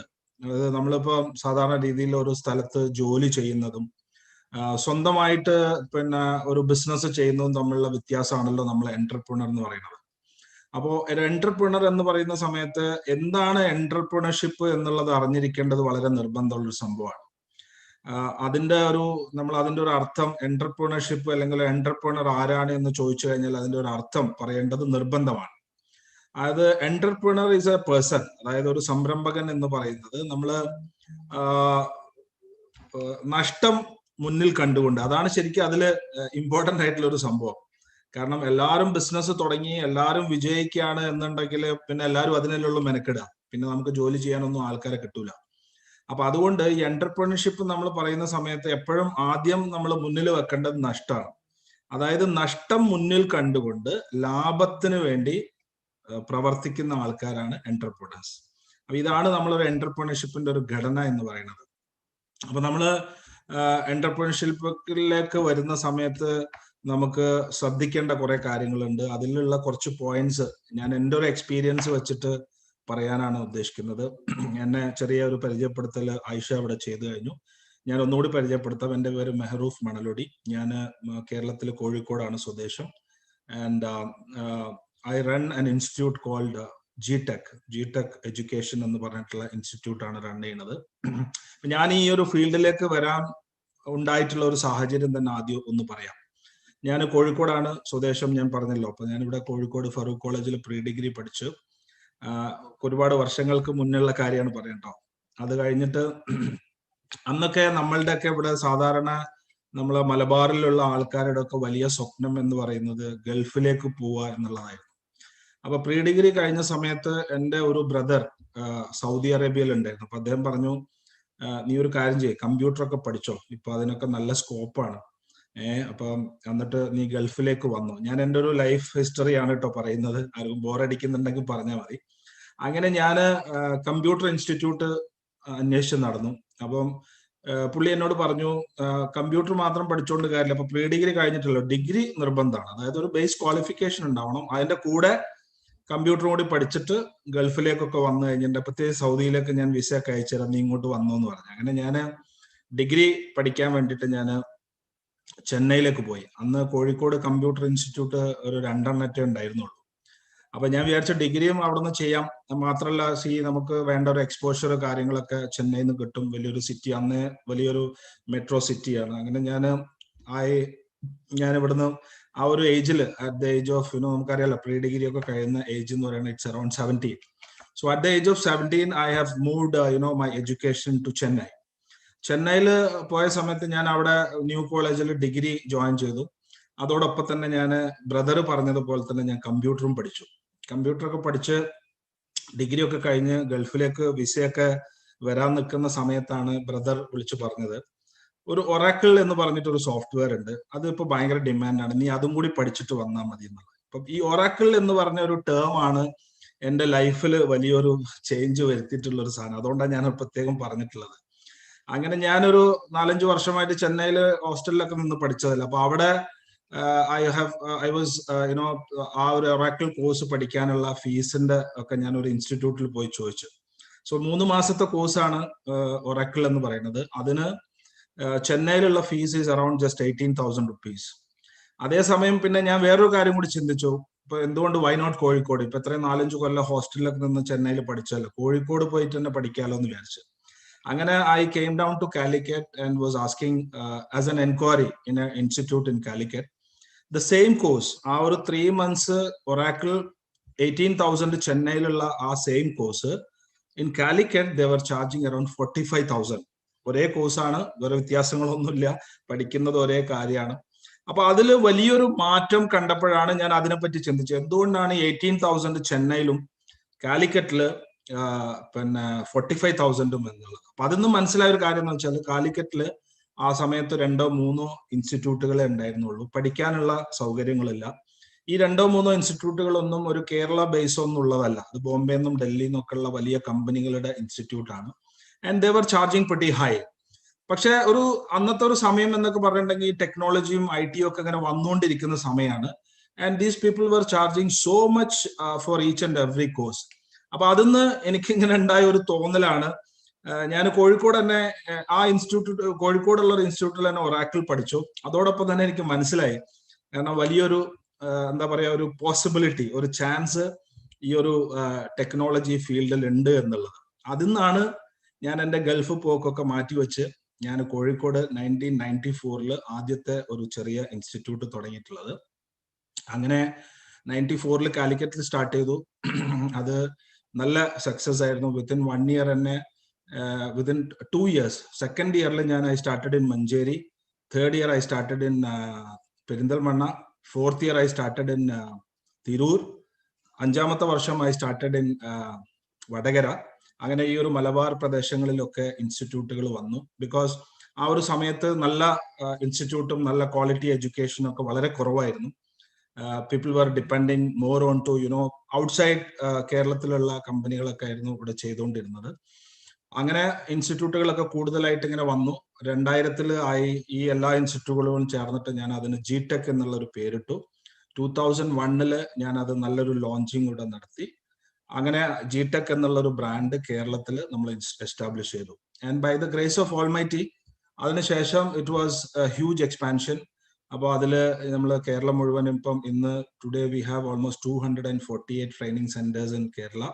അതിനുശേഷം കേരളത്തിന്റെ പുറത്തേക്ക് നമ്മൾ എല്ലാ സ്റ്റേറ്റുകളിലും, കർണാടക, തമിഴ്നാട്, ആന്ധ്ര, മഹാരാഷ്ട്ര, ഓരോ സ്റ്റേറ്റുകളിലും നമ്മൾ ട്രെയിനിങ് സെന്ററുകൾ തുടങ്ങി. 2008 I started in Singapore and I made നമ്മളൊരു കോർപ്പറേറ്റ് ഓഫീസ് അവിടെ വന്നു.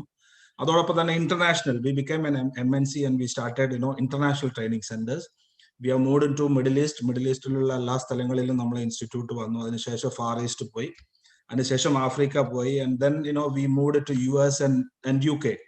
ഇന്ന് നമുക്ക് GTech UK ലിമിറ്റഡ് എന്ന് പറഞ്ഞിട്ടുള്ള നമ്മളുടെ തന്നെ ഓൺ കമ്പനി ഇൻസ്റ്റിറ്റ്യൂട്ട് ഒക്കെ UK-ലുണ്ട്, US-ലുണ്ട്. അപ്പൊ ഇങ്ങനെ ഓൾമോസ്റ്റ് 19 കൺട്രീസിലെത്തി. ഇതിലൊക്കെ ഉള്ള വലിയൊരു സന്തോഷം എന്താന്ന് വെച്ചിട്ടുണ്ടെങ്കിൽ നമുക്ക് ഏകദേശം ഒരു 18 ലക്ഷത്തോളം കുട്ടികളെ നമുക്ക് കേരളത്തിലും ഇന്ത്യയിലും ഇന്ത്യക്ക് പുറത്തൊക്കെയുള്ള ഇത്രയും രാജ്യങ്ങളിലായിട്ട് നമുക്ക് IT പഠിപ്പിക്കാൻ വേണ്ടി പറ്റി. അവരൊക്കെ ലോകത്തിലെ ഏറ്റവും വലിയ കമ്പനികളിൽ ഇൻക്ലൂഡിങ് മൈക്രോസോഫ്റ്റിലോ അല്ലെങ്കിൽ ഇൻഫോസിസിലോ ഒക്കെ ജോലി ചെയ്യുന്ന ഒരുപാട് സ്റ്റുഡൻസിന് നമുക്ക് ടെക്നോളജി പഠിപ്പിക്കാൻ വേണ്ടി പറ്റി എന്നുള്ളതാണ്. അപ്പൊ ഇവിടെ ഞാൻ being the youngsters, being who are willing to come down to business, പറയാനുള്ള കാര്യം എന്താണെന്ന് വെച്ച് കഴിഞ്ഞിട്ടുണ്ടെങ്കിൽ ഈ കൊറോണ അല്ലെങ്കിൽ കോവിഡ് ഇതൊക്കെ ഉണ്ട് എന്ന് വിചാരിച്ചിട്ട് നിങ്ങളുടെ കരിയറിനെയോ അല്ലെങ്കിൽ നിങ്ങളുടെ സ്വപ്നങ്ങളെയോ ഒന്നും ഒരു കാരണവശാലും ഒരു ലോക്ക്ഡൗൺ മോഡിലേക്ക് കൊണ്ടുപോകാൻ പാടില്ല. അതെപ്പോഴും നിങ്ങൾക്ക് വരുന്ന പോസിബിലിറ്റീസിനെ പറ്റി നിങ്ങൾ ചിന്തിച്ചുകൊണ്ടേയിരിക്കണം. അപ്പോൾ ഒരു 3-4 പോയിന്റുകൾ എനിക്ക് പറയാനുള്ളത് എന്താണെന്ന് വെച്ച് കഴിഞ്ഞിട്ടുണ്ടെങ്കിൽ, ഒന്ന്, നമ്മൾക്ക് ഞാൻ പറഞ്ഞില്ല, നമ്മൾ ഈ എന്റർപ്രണർഷിപ്പ് എന്ന് പറയുന്ന സമയത്ത് എപ്പോഴും എന്ത് നമ്മൾ ബിസിനസ് തുടങ്ങി കഴിഞ്ഞിട്ടുണ്ടെന്നുണ്ടെങ്കിലും നമുക്ക് ലാഭം മാത്രമേ വരുള്ളൂ എന്ന് വിചാരിച്ചൊന്നും തുടങ്ങരുത്. മനസ്സിലായോ? അത് പ്രത്യേകമായിട്ട് പറയാനുള്ള കാരണം, ഞാൻ ഈ ആദ്യത്തെ ഇൻസ്റ്റിറ്റ്യൂട്ട് തുടങ്ങി എനിക്കത് നല്ല രീതിയിൽ കൊണ്ടുപോകാൻ പറ്റിയിട്ടില്ല എന്നുണ്ടെങ്കിൽ എനിക്ക് ഇത്രയും സ്ഥാപനങ്ങളൊന്നും നമുക്ക് ഒരു കാരണവശാലും നമുക്ക് കൊണ്ടുവരാൻ വേണ്ടി പറ്റൂലായിരുന്നു. അപ്പൊ അത് നമ്മൾ എന്താണെന്നുണ്ടെങ്കിലും നമ്മൾ ചെറിയ രീതിയിലാണെങ്കിലും യു സ്റ്റാർട്ട് സംതിങ്. അത് ഇതിൽ ഏറ്റവും ഇമ്പോർട്ടന്റ് ആയിട്ടുള്ള ഒരു സംഭവമാണ്. അതായത്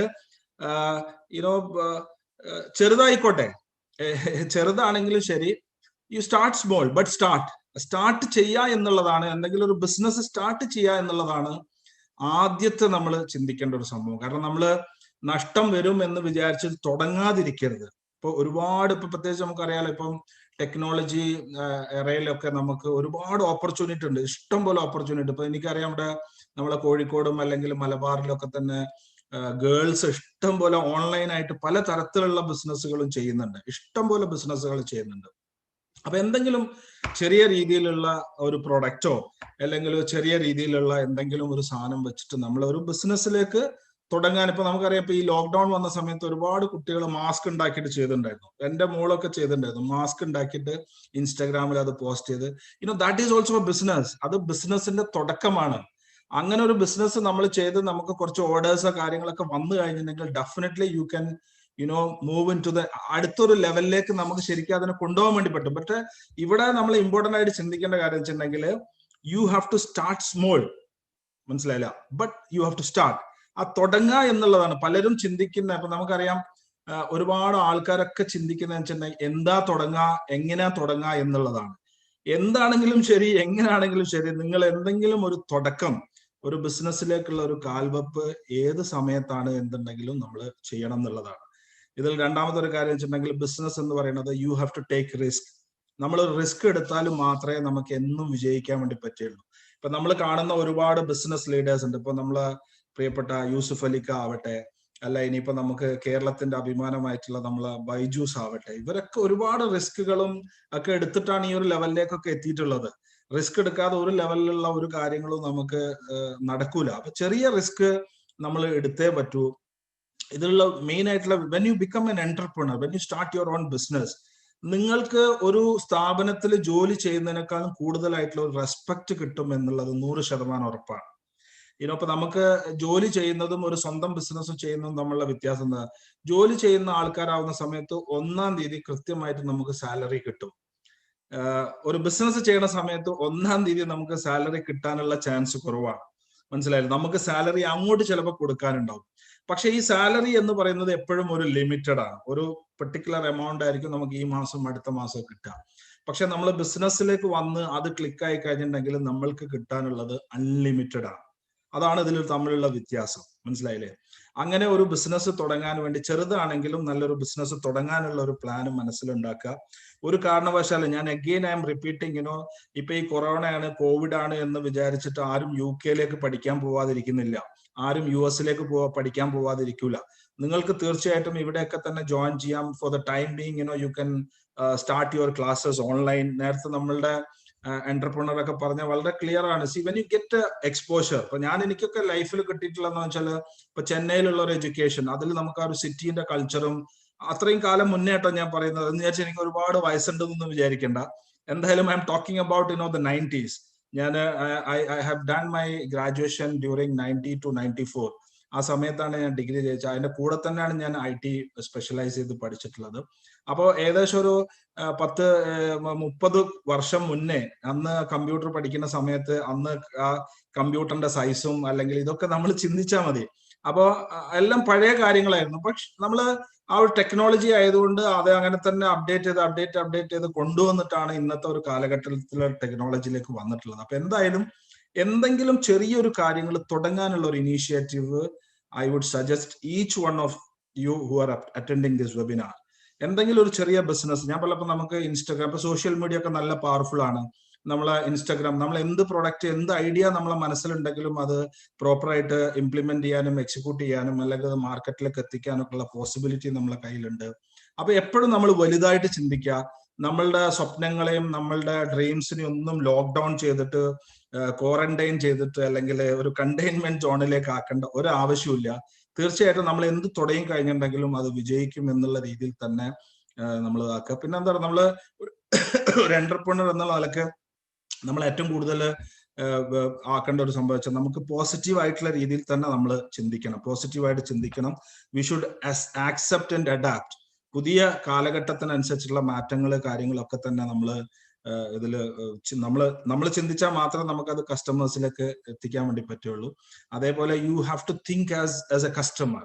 ഇപ്പൊ നമ്മൾ എന്ത് പ്രൊഡക്റ്റ് ആവട്ടെ, എന്ത് സർവീസ് ആവട്ടെ, നമ്മളൊരു കസ്റ്റമർ ആംഗിളിൽ നിന്ന് ചിന്തിക്കുന്ന സമയത്ത് മാത്രമേ നമുക്ക് നല്ല സർവീസ് നമുക്ക് കസ്റ്റമേഴ്സിന് കൊടുക്കാൻ വേണ്ടി പറ്റുള്ളൂ. അപ്പം മാത്രമേ നമുക്ക് ഡെവലപ്പ് ചെയ്യാനും പ്രോസ്പർ ചെയ്യാനൊക്കെ ഉള്ള ചാൻസ് ഉണ്ടാവുകയുള്ളൂ. എനിക്ക് തോന്നുന്നു, ഐ തിങ്ക് ഇനി സമയം ഉണ്ടെങ്കിലേ ഞാൻ സമയം എടുക്കുന്നേ ഉള്ളൂ. കാരണം basically I am a talkative. When I start ടോക്കിങ്ങിനും അതിങ്ങനെ പോയിക്കൊണ്ടേയിരിക്കും. സിൻസ് ഇറ്റ് ഈസ് ഒരു ടൈം ഫ്രെയിം ഒക്കെ വെച്ചിട്ടുള്ളത് കൊണ്ട് I don't know if the panellist can tell me whether I have more time or not. അതിനനുസരിച്ച് ഞാൻ ലിമിറ്റ് ചെയ്യാൻ പറ്റുന്നതാണ്. എന്തായാലും ഞാൻ പറഞ്ഞല്ലോ, ഒരു കാരണവശാലും don't lock down your dreams. You have to unlock, you have to go and blast. എന്താണെന്നുണ്ടെങ്കിൽ whatever is your ideas, whatever is your strategies, അത് നമ്മൾ മൈൻഡിൽ നിന്ന് അത് എടുത്ത് പ്രോപ്പറായിട്ട് എക്സിക്യൂട്ട് ചെയ്യാനും ഇംപ്ലിമെന്റ് ചെയ്യാനൊക്കെ ഉള്ള പരിപാടികൾ ചെയ്യണം. ഇപ്പോഴത്തെ കാലഘട്ടം ഡിജിറ്റൽ കാലഘട്ടമാണ്. ഡിജിറ്റലി അല്ലെ ടെക്നോളജി ഓറിയന്റഡ് ആയിട്ടുള്ള എന്ത് ബിസിനസ് ചെയ്ത് കഴിഞ്ഞിട്ടുണ്ടെങ്കിലും യു ക്യാൻ ഫ്ലൈ ഹൈ. ഏത് ലെവലിലേക്കും നമുക്ക് പോവാം. ചെറിയൊരു ഉദാഹരണം കൂടി പറഞ്ഞിട്ട് ഞാൻ നിർത്താം. നമുക്കറിയാം, especially I think most of you are from the Middle east. ഇപ്പൊ നമുക്ക് വളരെ കോമൺ ആയിട്ടുള്ള നമ്മളെ മലയാളികളുടെ ഒരു സ്വകാര്യ അഹങ്കാരമാണ് ശരിക്കും നമ്മളെ MA യൂസുഫ് അലി എന്ന് പറയുന്നത്. ഒരുപാട് വർഷങ്ങളോളം അദ്ദേഹം ഉണ്ടാക്കിയിട്ടുള്ള, നമ്മളൊക്കെ we are all proud of him. അപ്പൊ അത്രയും കഷ്ടപ്പെട്ട്, ഇതൊന്നും അത്ര എളുപ്പമൊന്നുമല്ല. അപ്പൊ ഓരോ രാജ്യങ്ങളിൽ പോയിട്ട് ഇത്രയും വലിയ സൂപ്പർ മാർക്കറ്റുകളൊക്കെ ഒരുപാട് പ്രശ്നങ്ങളും പ്രയാസങ്ങളും ഉണ്ട്. ഇപ്പൊ കോഴിക്കോട് തന്നെ ഒരു ലുലു വരുന്ന പറഞ്ഞിട്ട് ഏകദേശം 4 മാസങ്ങളായി. അല്ലെങ്കിൽ കൊച്ചിയിലുള്ള ലുലുവായിട്ട് ബന്ധപ്പെട്ടുള്ള പല വിഷയങ്ങളും വിവാദങ്ങളും ഒക്കെ തന്നെ ഉണ്ടാവും. അപ്പൊ ഇതിലൊക്കെ നമ്മൾ ചിന്തിക്കേണ്ട ഒരു വിഷയം എന്താ വെച്ചാൽ ഇതിനൊക്കെ നമ്മൾ നേരിടാൻ നമ്മൾ തയ്യാറാവണം. ഇപ്പൊ ടെക്നോളജിന്റെ കാര്യം ഞാൻ പറഞ്ഞിട്ടുണ്ടായിരുന്നു. ഇത്രയും വർഷങ്ങളായിട്ട് നമ്മളെ യൂസുഫ് അലിക്ക ഒരു പേരുണ്ടാക്കിയെടുത്തു. അതിന് ഒരുപാട് വർഷം, I think is there in the Middle East for almost last 30-35 years. പക്ഷെ നമുക്കറിയാം ഇപ്പൊ റീസെന്റ് ടെക്നോളജിയിൽ വന്നിട്ടുള്ള നമ്മളുടെ അഭിമാനമാണ് ഈ ബൈജു രവീന്ദ്രൻ എന്ന് പറയുന്നത്. അപ്പൊ അദ്ദേഹം വെറും 5-6 വർഷം കൊണ്ടാണ് ഇന്ന് ലോകം മുഴുവൻ നമ്മൾ ടെക്നോളജി ലെവലിലേക്കുള്ള ഒരു ബിസിനസ് ചെയ്യുന്ന സമയത്ത് ഇറ്റ് ഈസ് അൺലിമിറ്റഡ്. അതിന് ഒരു ലിമിറ്റും ഇല്ല. നിങ്ങൾക്ക് യു ക്യാൻ റീച്ച് എനിവെയർ. ഇന്ന് ലോകത്തിലെ ഏറ്റവും റിച്ചസ്റ്റ് ആൾക്കാരെ നിങ്ങൾ നോക്കിക്കഴിഞ്ഞിട്ടുണ്ടെങ്കിൽ most of them, almost 95% of them are from the technology industry. If you look at Amazon, if you look at Microsoft, if you look at Google, ഇതൊക്കെ technology driven ആയിട്ടുള്ള companies ആണ്. So all my best wishes to all the youngsters.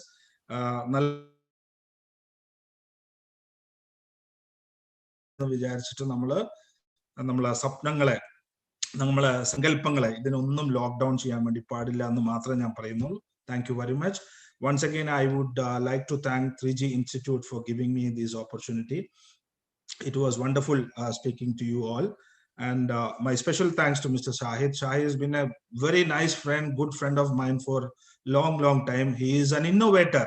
ഞാൻ എപ്പോഴും ഷാഹിദിനെ പറ്റി പറയുന്നതാണ്, മറ്റുള്ളവർ ചിന്തിക്കാത്ത കാര്യങ്ങൾ ചിന്തിക്കുന്ന ഒരാളാണ് ഷാഹിദ്. ഷാഹിദിന്റെ തോട്ട്സും ഷാഹിദിന്റെ വിഷനും ഒക്കെ തന്നെ ഇറ്റ്സ് ടോട്ടലി ഡിഫറെന്റ് ആണ്. അത് എനിക്ക് തോന്നുന്നു ഞാൻ കോഴിക്കോട് അല്ലെങ്കിൽ കേരളത്തില് കണ്ടതിൽ വളരെ ഒരു ഡിഫറെന്റ് ആയിട്ടുള്ള ഒരു സ്പീഷീസ് ആണ് നമ്മള് doctor Shahid Cholayil. Best wishes to him and thank you very much for എന്റെ ഈ ഒരു കത്തി കഴിഞ്ഞ 10 മിനിറ്റ് 15 മിനിറ്റ് കേട്ട എല്ലാവർക്കും thank you so much. Thank you so much, sir, for this inspiring session, for enlightening us with your experiences. Sir, we have an e-certificate for you from 3G School of Applied Entrepreneurship. Please accept it, sir. So now I kindly request the technical team to share the e-certificate. Thank you very much, Aisha. Thank you.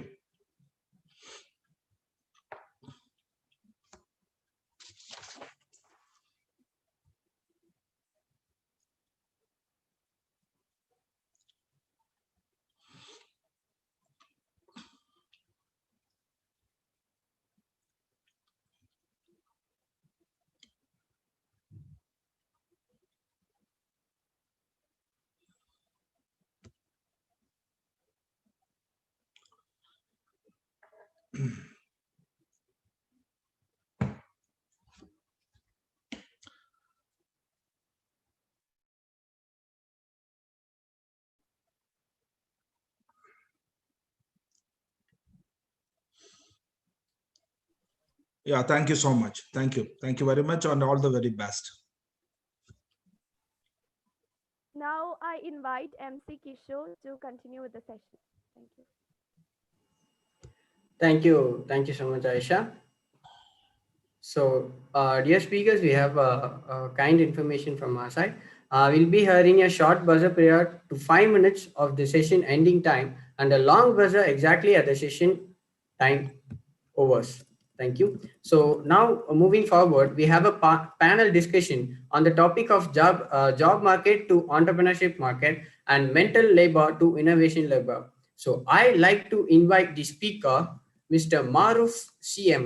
He is a postgraduate in computer application.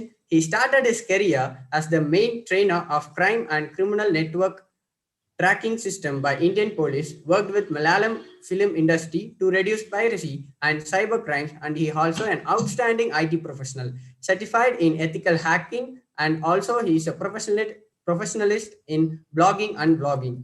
He has always been passionate about self-improvement. For as long as he can remember, he has been focused on achieving more in less time for an optimal operation of energy. It's not surprising then that he has long-standing interest in the subjects of biohacking, psychology, and neuroscience. Now, one of his mission is to transform people just like how he hacks the computer. He is already successful in helping thousands of people in transforming and is working with different programs and hacking the human bodies and brains in evolutionizing human performance. So ladies and gentlemen, let us welcome Maruf sir. So we welcome you, sir. So now I like to invite my co-MC, MC Charu, to invite the next speaker for this panel discussion. Thank you, MC Kishore. Welcome, sir. And yes, let's move on to invite our next panelist speaker, Mr. Sharafuddin TP. He is the founder and the chief evangelist of Sharaf Strategy Consultants. He is also a well-known writer, a technology columnist, a public speaker, an educationalist, a social entrepreneur, and a business consultant for past 25 years. Mr. TP Sharafuddin is a versatile thought leader who has made unique signatures in all his entrepreneurial interactions. Starting his professional journey as the director of IT at Team Thai in late 90s, He was one of the early adopters of technology-based business strategies. Owing to his vast cross-cultural experience and global business network, working in 15 countries around 12 industries, he founded the global community of Sharaf Strategy Consultants, which is a global community of strategy consultants and market punditry, collaborating and complementing each other for high-level business impacts. They helped companies of all sizes respond to industry transitions in order to stay competitive. So we welcome you for the panel section, sir.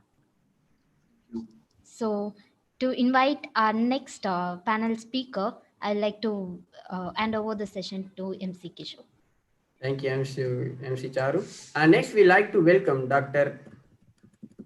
Najib Ahmed, CEO of Interdev BI, CEO of Time Events and Advertising, Quality Management of SPI Division of Telephony Telecommunication LLC, Atlas leading 180H contractor, medical practitioner, NLP CA certified.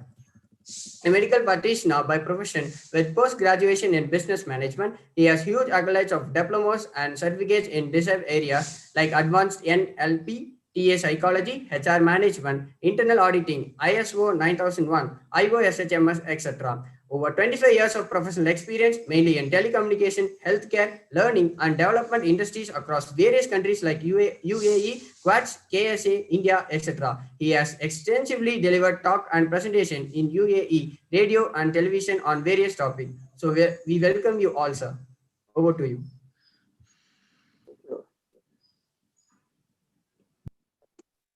Well, how are we going to go about? Just let us know how it goes. Like, who will start and how the discussion. Will you be asking questions, or can we? How it is going to go about? Or we will just have a brief talk, then we will have the discussion of. Yes, sir. Yes, sir. Yes, sir. You can go with your talks, and we'll be. What I think is we will start some small sessions. And we have Mr. Sharaf also, Mr. Maroof. So Mr. Maroof, I think, and Mr. Sharaf also is hearing me, understand. So we would like to invite Sharafuddin sir as the moderator for the session. Okay, thank you. Yes. Sharaf sir. Okay. 3Gയുടെ ഈ പ്രോഗ്രാമിൽ പങ്കെടുക്കുന്നതിൽ അതിയായ സന്തോഷമുണ്ട്. തീർച്ചയായും വളരെ emotional ആയിട്ടുള്ള ഒരു session കൂടിയാണ് എന്നെ സംബന്ധിച്ചിടത്തോളം ഈ 3Gയുടെ ഈ പ്രോഗ്രാം. കുറച്ചു കാലമാണെങ്കിലും ഞാൻ 3Gയുടെ കൂടെ സഞ്ചരിച്ച ഒരാൾ കൂടിയാണ്. ഇപ്പോൾ ഈ പ്രോഗ്രാം ഞാൻ പങ്കെടുക്കുന്നത് ദുബായിൽ നിന്നാണ്. കഴിഞ്ഞ ആഴ്ച ഏതാണ്ട് കുറച്ച് ദിവസങ്ങൾക്ക് മുമ്പാണ് ഡോക്ടർ ഷാഹിദ് ഇങ്ങനെ ഒരു പ്രോഗ്രാമിന് വേണ്ടി ക്ഷണിച്ചത്. അങ്ങനെ ക്ഷണിച്ചതിലും ഇതിൽ പങ്കെടുക്കാൻ കഴിഞ്ഞതിലും അതിയായ സന്തോഷമുണ്ട്. ഓൾ ടുഗദർ ഈ സെഷൻ ഏതാണ്ട് ഒരു 45 മിനിറ്റ്സ് ആണുള്ളത് എന്നാണ് ഇൻറ്റിമേറ്റ് ചെയ്തിരിക്കുന്നത്. 3 സ്പീക്കേഴ്സ് ഉണ്ട്. ഇതിൽ ഞാൻ സംസാരിക്കുന്നതിനേക്കാൾ ഉപരി എൻ്റെ കൂടെയുള്ള ഡോക്ടർ നജീബ് അഹമ്മദ്, അദ്ദേഹം ഒരു മെഡിക്കൽ പ്രാക്ടീഷണർ കൂടിയാണ്. അദ്ദേഹം ദീർഘകാലം ഒരു 10-12 വർഷത്തോളമായി ഒരു മെഡിക്കൽ ഡോക്ടർ എന്നുള്ള അർത്ഥത്തിൽ ഇവിടെ ദുബായിൽ പ്രാക്ടീസ് ചെയ്ത ഒരാളാണ്. അതുപോലെ ഒത്തിരി ബിസിനസ് സംരംഭങ്ങളിൽ വളരെ നേതൃപരമായ പങ്ക് വഹിച്ചിട്ടുള്ള ആളാണ്. പണ്ടേക്ക് വർഷങ്ങൾ മുമ്പ് തന്നെ ഒരു ട്രഡീഷണലി ഒരു എന്റർപ്രണർ ഫാമിലിയിൽ ജനിക്കുകയും വളരുകയും അതോട് ആ ഒരു പശ്ചാത്തലത്തിൽ വളരുകയും ചെയ്തത് കൊണ്ടായിരിക്കാം ഒരു മെഡിക്കൽ ഡോക്ടർ എന്നിടത്ത് നിന്ന് പ്രൊഫഷനെ തൽക്കാലം സൈഡിൽ മാറ്റിവെക്കുകയും മറ്റു എന്റർപ്രണർഷിപ്പ് എക്സ്പെരിമെന്റിലേക്ക് നീങ്ങുകയും ചെയ്ത അദ്ദേഹം തീർച്ചയായും ഇവിടെ ഇതിൽ പാർട്ടിസിപ്പന്റിനെ സംബന്ധിച്ചിടത്തോളം എന്റർപ്രണർഷിപ്പിനെ കുറിച്ചുള്ള ആലോചനയിൽ ഒത്തിരി കോൺട്രിബ്യൂഷൻ നൽകാൻ കഴിയുന്ന ഒരാളാണ്. തീർച്ചയായും അദ്ദേഹത്തിനെ ഞാൻ ഈ പ്രോഗ്രാമിലേക്ക് ക്ഷണിക്കുന്നു. എനിക്ക് തോന്നുന്ന ഫസ്റ്റ് ഡോക്ടർ നജീബിന്റെ ഒരു ഈ സബ്ജക്റ്റിനെ കുറിച്ചുള്ള, അതായത് എനിക്ക് ഇവിടെ നേരത്തെ ഇതിന്റെ സംഘാടകർ പറഞ്ഞിട്ടുള്ളത് പോലെ ജോബ് മാർക്കറ്റിൽ നിന്ന് ഒരു എന്റർപ്രണർഷിപ്പ് മാർക്കറ്റിലേക്കുള്ള ഒരു ഇവല്യൂഷൻ ഇപ്പോൾ സംഭവിച്ചുകൊണ്ടിരിക്കുന്നുണ്ട്. ദീർഘകാലങ്ങളോളമായി നമ്മൾ പിന്നെ ഒരു ഫിസിക്കൽ എംപ്ലോയ്മെന്റിലൂടെ ഏർണിംഗ് ചെയ്തെടുത്ത് നിന്ന് കുറെ വർഷങ്ങളോളമായി ആൾമോസ്റ്റ് നമ്മളെല്ലാം ഒരു മെന്റൽ ലേബറിലായിരുന്നു ഉണ്ടായിരുന്നത്. ആ മെന്റൽ ലേബറിൽ നിന്ന് നമ്മളൊരു ഇന്നോവേഷൻ ലേബറിലേക്ക് മാറുന്ന പശ്ചാത്തലം തീർച്ചയായും ഇന്നോവേഷൻ ലേബർ എന്ന് പറയുന്നത് ഈ മൈക്രോ എന്റർപ്രണർഷിപ്പ് എന്ന് പറയുന്ന ഒരു കോൺസെപ്റ്റ് ആണ്. ഓരോ ആളുകളെ സംബന്ധിച്ചിടത്തോളം അവർക്ക് വ്യക്തിപരമായി അവരുടെ കൈവശമുള്ള ഇന്നോവേഷൻ എന്താണോ ആ ഇന്നോവേഷനെ അവർലി കോസ്റ്റിൽ സെല്ല് ചെയ്യുക, അങ്ങനെ ഒരു പുതിയ മൈക്രോ എന്റർപ്രണർഷിപ്പ് കൾച്ചർ ബിൽഡ് ചെയ്യുക, അതിലേക്ക് മൂവ് ചെയ്യുന്ന സന്ദർഭമാണ്. ഈ സാഹചര്യത്തിൽ ഞാൻ ഡോക്ടർ നജീബിനെ ക്ഷണിക്കുന്നത് ഈ എന്റർപ്രണർഷിപ്പ് മാർക്കറ്റിന്റെ ഒരു പുതിയ ഒരു എവല്യൂഷൻ ഏതർത്ഥത്തിലാണ് അത് പിന്നെ യങ്സ്റ്റേഴ്സിനെ സംബന്ധിച്ചിടത്തോളം വിശേഷിച്ച് ഞാൻ പറയുന്നത് ഒരു ജനറേഷൻ മിലേനിയലിന് ശേഷം വരുന്ന ഒരു ജനറേഷൻ സി കാറ്റഗറിയെ സംബന്ധിച്ചിടത്തോളം ഏതാണ്ട് ഒരു 23-24 വയസ്സ് പ്രായമുള്ള യങ്സ്റ്റേഴ്സ് അവരായിരിക്കും ഒരു 25% ഏതാണ്ട് 2025 ആകുമ്പോഴേക്കും 75%ഓളം ഈ മില്ലേനിയൽസ് അല്ലെങ്കിൽ വൈ ജനറേഷനാണ് കൂടുതൽ ഈ വർക്ക് പ്ലേസിൽ ഉണ്ടാകാൻ പോകുന്നത്. അവിടെ നിന്ന് അതിന് ശേഷം അതുപോലെ തന്നെ ആ സമയം കൊണ്ട് ഇപ്പോൾ നിലവിലുള്ള വർക്ക് പ്ലേസിൽ വളരെ സജീവമായിട്ടുള്ള എക്സ് ജനറേഷൻ അവിടെ നിന്ന് താരതമ്യേന അങ്ങനെ ഒരു റിട്ടയർമെന്റിലേക്ക് പോവുകയും ചെയ്യുന്ന ഒരു പ്രവണതയുണ്ട്. ഇവിടേക്കാണ് 23-24 വയസ്സ് പ്രായത്തിലുള്ള ജൂനിയേഴ്സ് ഒരു പുതിയ കരിയർ ആസ്പിറേഷനോട് കൂടി വരുന്നത്. ഏജ് ഓൾഡ് ആയിട്ട് കടന്നു വന്നിരിക്കുന്ന എംപ്ലോയ്മെന്റ് മാർക്കറ്റിൽ നിന്ന് ഒരു എന്റർപ്രണർഷിപ്പ് മാർക്കറ്റിലേക്കുള്ള എവല്യൂഷൻ സംഭവിക്കുന്നുണ്ട്. ഈ ഒരു പശ്ചാത്തലത്തെ കുറിച്ചും അതിനാവശ്യമായിട്ടുള്ള ഒരു ട്രേറ്റ് കേപ്പബിലിറ്റി അതിനെക്കുറിച്ചൊക്കെ സംസാരിക്കാൻ ഒരു NLP പ്രാക്ടീഷണർ കൂടിയായ മൾട്ടിപ്പിൾ ഇന്റലിജൻസ് പോലുള്ള തിയറികളിൽ വളരെ എക്സ്പേർട്ട് ആയിട്ടുള്ള ഡോക്ടർ നജീബിനെ ഞാൻ സ്നേഹാദരപൂർവ്വം ക്ഷണിക്കുന്നു. Thank you so much, Sharaf sir. And it was a bit, elaborate and kind of edification. So generous he was with his words when he presented me. And thank you so much for Mr. Sahid Cholayil, and been with him a couple of times before on over the phone. So ഞാൻ ഇവിടെ ദുബായിൽ വന്നിട്ട് 17 വർഷത്തോളമായി. അതിനു മുമ്പ് ഒരു 5 വർഷം Saudi അറേബ്യയിലായിരുന്നു. So Sharaf sir പറഞ്ഞതുപോലെ തന്നെ ഒരു പ്രൊഫഷൻ ഒരു ഭാഗത്ത് നമ്മൾ എന്താണ് പ്രൊഫഷണൽ ക്വാളിഫിക്കേഷനും അതിൻ്റെ എൻഗേജ്മെന്റും ഉണ്ടായിരിക്കെ തന്നെ എന്റർപ്രണർഷിപ്പിലേക്ക് നമ്മൾ പിന്നെ എൻഗേജ് ചെയ്യുന്ന ഒരു പേഴ്സണൽ ഒരു എൻഡിവർ ഞാൻ എടുത്തത് കൊണ്ട് ഈ ഒരു ടോപ്പിക്കിൽ എനിക്ക് തോന്നുന്നത് പിന്നെ എൻ്റെ ഒരു ഉൾക്കാഴ്ച പറയുന്നതിനപ്പുറത്ത് ഈ നമ്മുടെ ഇപ്പോഴത്തെ ഒരു പുതിയ ജനറേഷന്റെ നിലവിലുള്ള ജനറേഷൻ കോഡിലെ പുതിയ ജനറേഷന്റെ ട്രെൻഡും ടെൻഡൻസീസും മനസ്സിലാക്കി അതിലേക്ക് പിന്നെ മൾട്ടിപ്പിൾ ഇന്റലിജൻസ് പോലുള്ള കാഴ്ചപ്പാടുകളെ സന്നിവേശിച്ചുകൊണ്ട് ഞാനൊരു ചെറിയൊരു സ്റ്റോറി ഞാൻ അതിൽ ഇംഗ്ലീഷിൽ ആ സ്റ്റോറി പറയാം. From there I will start and connect my idea about the topic. So let me just switch to the story. And in a city somewhere in north, there lived a scholar. He was a master of all the 7 science and 14 philosophies. So let us see how this science and philosophy is going to help us in the upcoming the period of VUCA. Okay, and the storm when it comes. Once he was crossing a river in a boat, and the driver, as in most of the stories will be a poor and unintelligent or illiterate man. Of course, here it was the same. And on their way across, this scholar, out of his intention to show off his power of knowledge and wisdom, he started to ask various questions to the boat driver. Mister, have you studied biology? No, replied the boat driver. Oh man, 10% of your life is gone. Okay, do you know the zoology, entomology, and cosmology? No, sir, I'm a poor boat driver. I haven't had any opportunity to study all those things. oh, silly, 50% of your life is gone then. Okay, enjoying the ignorance and the helplessness of the driver, the scholar started to ask more and more ultra scientific questions to this poor guy. After some times, from nowhere, a huge storm appeared and the boat began to shake violently. Realizing that the imminent danger and the boat is going to sink, the driver asked the scholar, Professor, did you know the swimology? Do you know how to swim?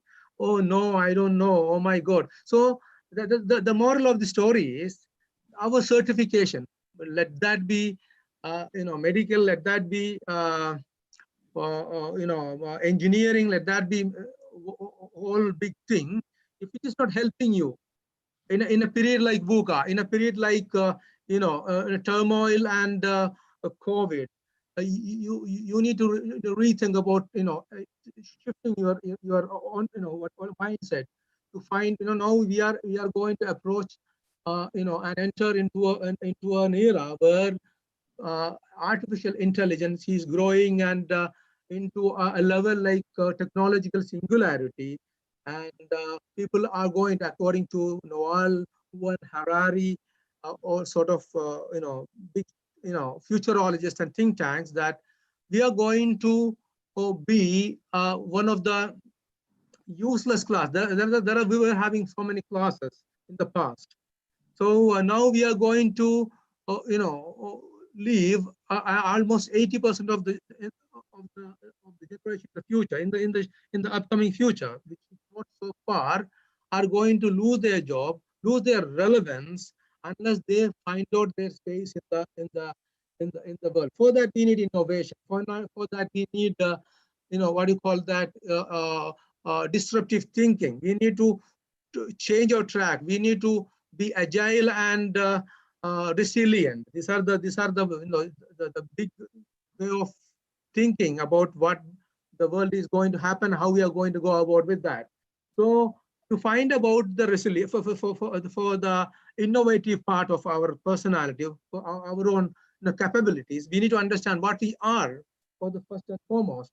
So we cannot compete in a kind of intelligence level to the artificial intelligence after some time. We cannot compete with big frame computers, or we cannot compete with deep thinking of the machines in the future. So only way, as Mr.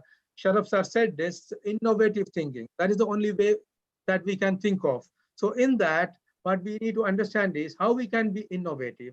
So for that, we need to find what we are. Okay, and from the linear general intelligence world, thankfully we are going to a world of multiple intelligence, where the education, where the market, entrepreneurs are going to address and understand the multiple intelligence as the mode of communication, mode of education, mode of understanding the future. So, and to a mode of addressing the challenge of the future. So in multiple intelligence, unlike the general intelligence in the past, we understand every individual has their own innate potentiality and the power. Okay, so Mr. Howard Gardner, the Professor Howard Gardner, one of the Harvard scientists who has thankfully formulated this particular science or discipline of psychology, where it refers that learning and acquiring of information through have a specific way for each individual. So there will be this multiple intelligence refers to learn or acquire information, respond to the stimuli and his behavior in the social context and in social environment or with the society. So we need to understand the wit or intelligence part. Okay, and then we need to understand the grit, what we need to do for that. And we need to understand the skill which are needed. So from the wit or the intelligence side, we need to follow the passion or the grit or the endeavor we need to do for that. And we need to find or achieve the level of skills we need to achieve. So level of skill in the future, in the upcoming VUCA period, will be like, for each individual, should be something he's unique in. He's so passionate in. He's so value added. So then only he can value add. Then only he can make himself relevant to the volatile, like the boat, like as in the story of boat driver and the scholar. When the storm comes in, our papers or something generic, something mediocrity will not help you. You need to be unique. You need to be passionate. You need to be something, creative and critical. So this, according to MI theory, they believe that everyone in the world are born with multiple intelligence in varying degree. We don't have, we are not a single uniform straight person. We have so many faculties around us, all of us. But some of us will be having something which are very strong, and others will be having something else which is very strong in them, and you will be having 1 or 2, 3 things which is much dominant than all the other 7, 8 things. So we need to understand the constellation of our dominant traits and intelligence, so that we can bring this dominant 2, 3 intelligence together to improve our, to connect our passion with, and to engage our skills and improve our skills with. So with that, you will be achieving a unique mastery in the skill, so that we can put value added into that. Let me just give you 2, 3 examples of those multiple intelligence. Okay, like there are visual spatial intelligence, linguistic and verbal intelligence, interpersonal, intrapersonal, logical and mathematic, musical and bodily kinesthetic. So we have great people, we have great masters in the field of business, in the field of so like let me take an example of Apple's founder, Steve Jobs. He was a great person in numerical and logical intelligence. He was so gifted, so powerful, but he was something else too with that. Actually, he was really good in artistry. He was really good in spatial intelligence. So he was a great graphic artist. He has studied graphic art in university as an option. So the result was he was innovative. He has produced a remarkable product in the market, which was much ahead than all the other products in personal computing, called Apple personal computer. So the synthesis of these 2 great powerful intelligence together. This is the power of intelligence. When you synthesis together, when you bring those intelligence together, the innovation you are achieving, the level of mastery you are achieving will be something else. Unlike our stereotypic linear education system, where only calculating the logical and mathematical, intelligence, and valuing everybody in the same scale, or the scale which is one scale fitting for all, is outdated. Those people who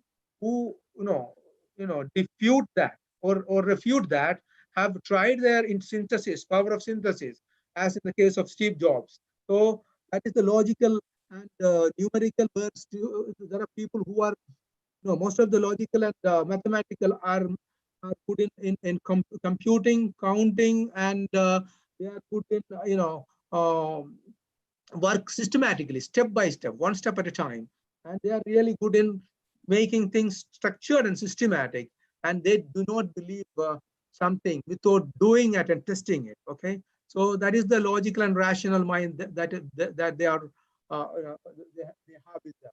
So some of them actually are really good in existential intelligence also, like Stephen Hawking, Albert Einstein, and many other great philosophers are and scientists, for example, especially scientists who are in the natural science like physics and high energy physics.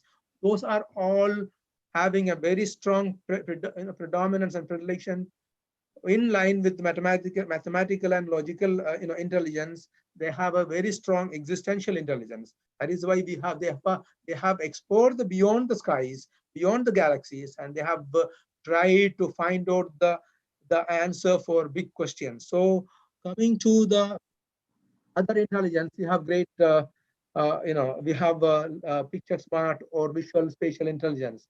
So if you are really good, for example, let me come back to the same example of Steve Jobs. He was really good in picture spatial or visual spatial intelligence, or he was really good in pictures part. So in the upcoming years, we are actually, unfortunately, we are from India. For most of us who are listeners here, we have an education system where we have even today we are addressing, we are attending our our disciples, our learners, our people. We are creating our curriculum basically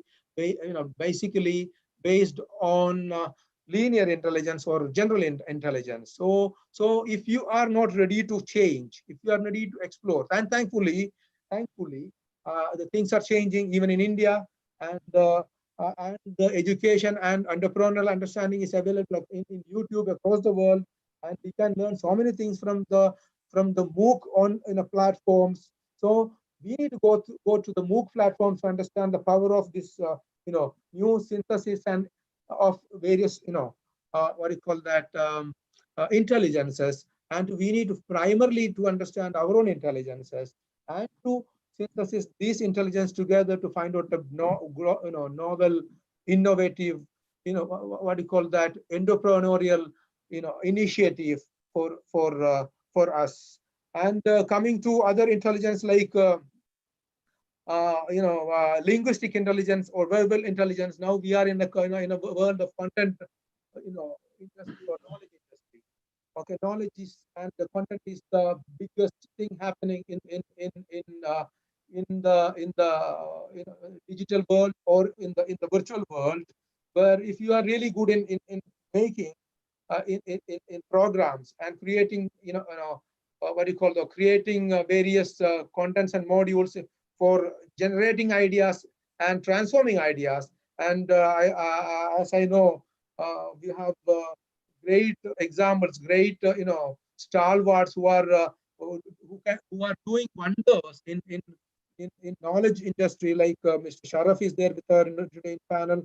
I have seen very rare people like him who was who can generate ideas and informations theoretically and practically.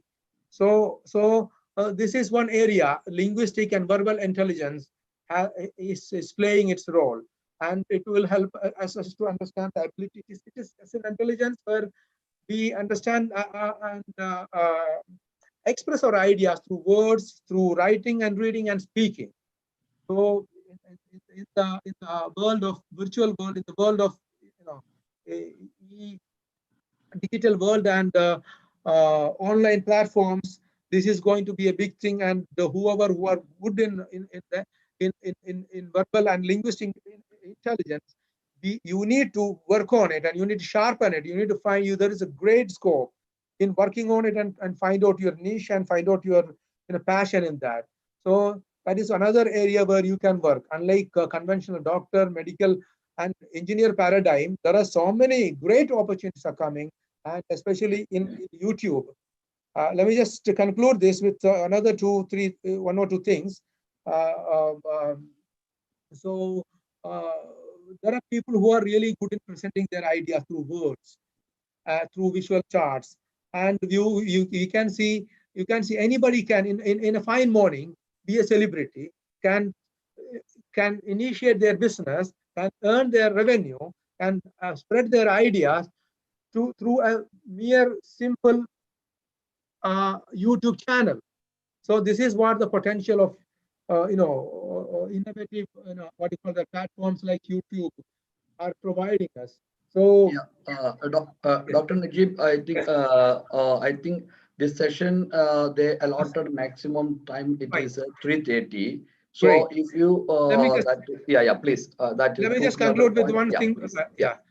Thank you for reminding me, Sharaf sir. Sure, I respect the timing. So so these are the few things like other intelligence. If at all we are not understanding the bit part of us, and if at all we are not ready to connect that bit with the passion or the grit part of it, you will not be achieving your skilling or what you call that, the fitting part. That if at all you are not fit enough to survive the storm which is upcoming, Okay, whatever knowledge you have, whatever skills you have, whatever certification you have, will be. So connect all these three things: wit, and grit and the fit. Connecting these things, you will be the best entrepreneur. There are so many opportunities coming up, and thank you so much, Sharaf sir. Thank you so much, Shahid. Over to the next speaker. Thank you so much. Okay. ഞാനതിൽ പിന്നെ doctor Najeeb point out ചെയ്ത വളരെ important ആയിട്ടുള്ള point, market viability, market size എന്നതിന് capital എന്നതിനേക്കാൾ important ആയി ഒരു entrepreneur ആയിട്ട് വരുന്ന ആൾ അദ്ദേഹത്തിന്റെ ഇന്റലിജന്റ് കേപ്പബിലിറ്റി അത് ട്രേസ് ഔട്ട് ചെയ്യാൻ അയാൾക്ക് കഴിയുകയും അതിന്റെ ബേസിൽ ഒരു പുതിയ ബിസിനസ്, ഒരു ഇന്നോവേറ്റീവ് ബിസിനസ്സിനെ ഫോർമുലേറ്റ് ചെയ്യാൻ കഴിയുകയും ചെയ്യുകയാണെങ്കിൽ തീർച്ചയായും അതിന് നാച്ചുറലി മാർക്കറ്റ് വയബിലിറ്റി, ഫീസിബിലിറ്റി, മാർക്കറ്റിനെ ഗ്യാദർ ചെയ്യാൻ കഴിയും എന്ന ഒരു പോയിന്റ് ആണ്, ഒരു ഇൻഫറൻസ് ആയി ഡോക്ടർ നജീബിന്റെ ടോക്കിൽ നിന്ന് മനസ്സിലായിട്ടുള്ളത്. Capital, market viability, market size ഇതെല്ലാം വളരെ സെക്കൻഡറി ആയിട്ടുള്ള ഒരു കാര്യമാണ്. ബേസിക്കലി ഒരു എന്റർപ്രണർ, വിശേഷിച്ചും ഒരു യങ്സ്റ്റേഴ്സ് എന്റർപ്രണർഷിപ്പിലേക്ക് വരുമ്പോൾ അയാളുടെ ഇന്റലിജൻസിനെ മാപ്പ് ചെയ്യാനും ട്രേസ് ഔട്ട് ചെയ്യാനും അതിനെ ബേസ് ചെയ്ത ഒരു ബിസിനസ്സിനെ ഫോർമുലേറ്റ് ചെയ്യുകയാണെങ്കിൽ വേൾഡിലെ സക്സസ്ഫുൾ ബിസിനസ് ലീഡേഴ്സിന്റെ വീണ്ടും കണ്ടിന്യൂസ് ആയിട്ടുള്ള സ്റ്റോറീസ് നമുക്ക് ക്രിയേറ്റ് ചെയ്യാൻ കഴിയും എന്ന ഒരു ഇൻട്രസ്റ്റിംഗ് ആയിട്ടുള്ള ഒരു തോട്ടാണ് ഡോക്ടർ നജീബോട് പങ്കുവച്ചിട്ടുള്ളത്. Really appreciable. It will be very much helpful for the youngsters to think and to trace out their capability and intelligence, and out of that they can innovate to a new idea. With that idea they can sell, they can transform they can sell in the market. So really an interesting thought.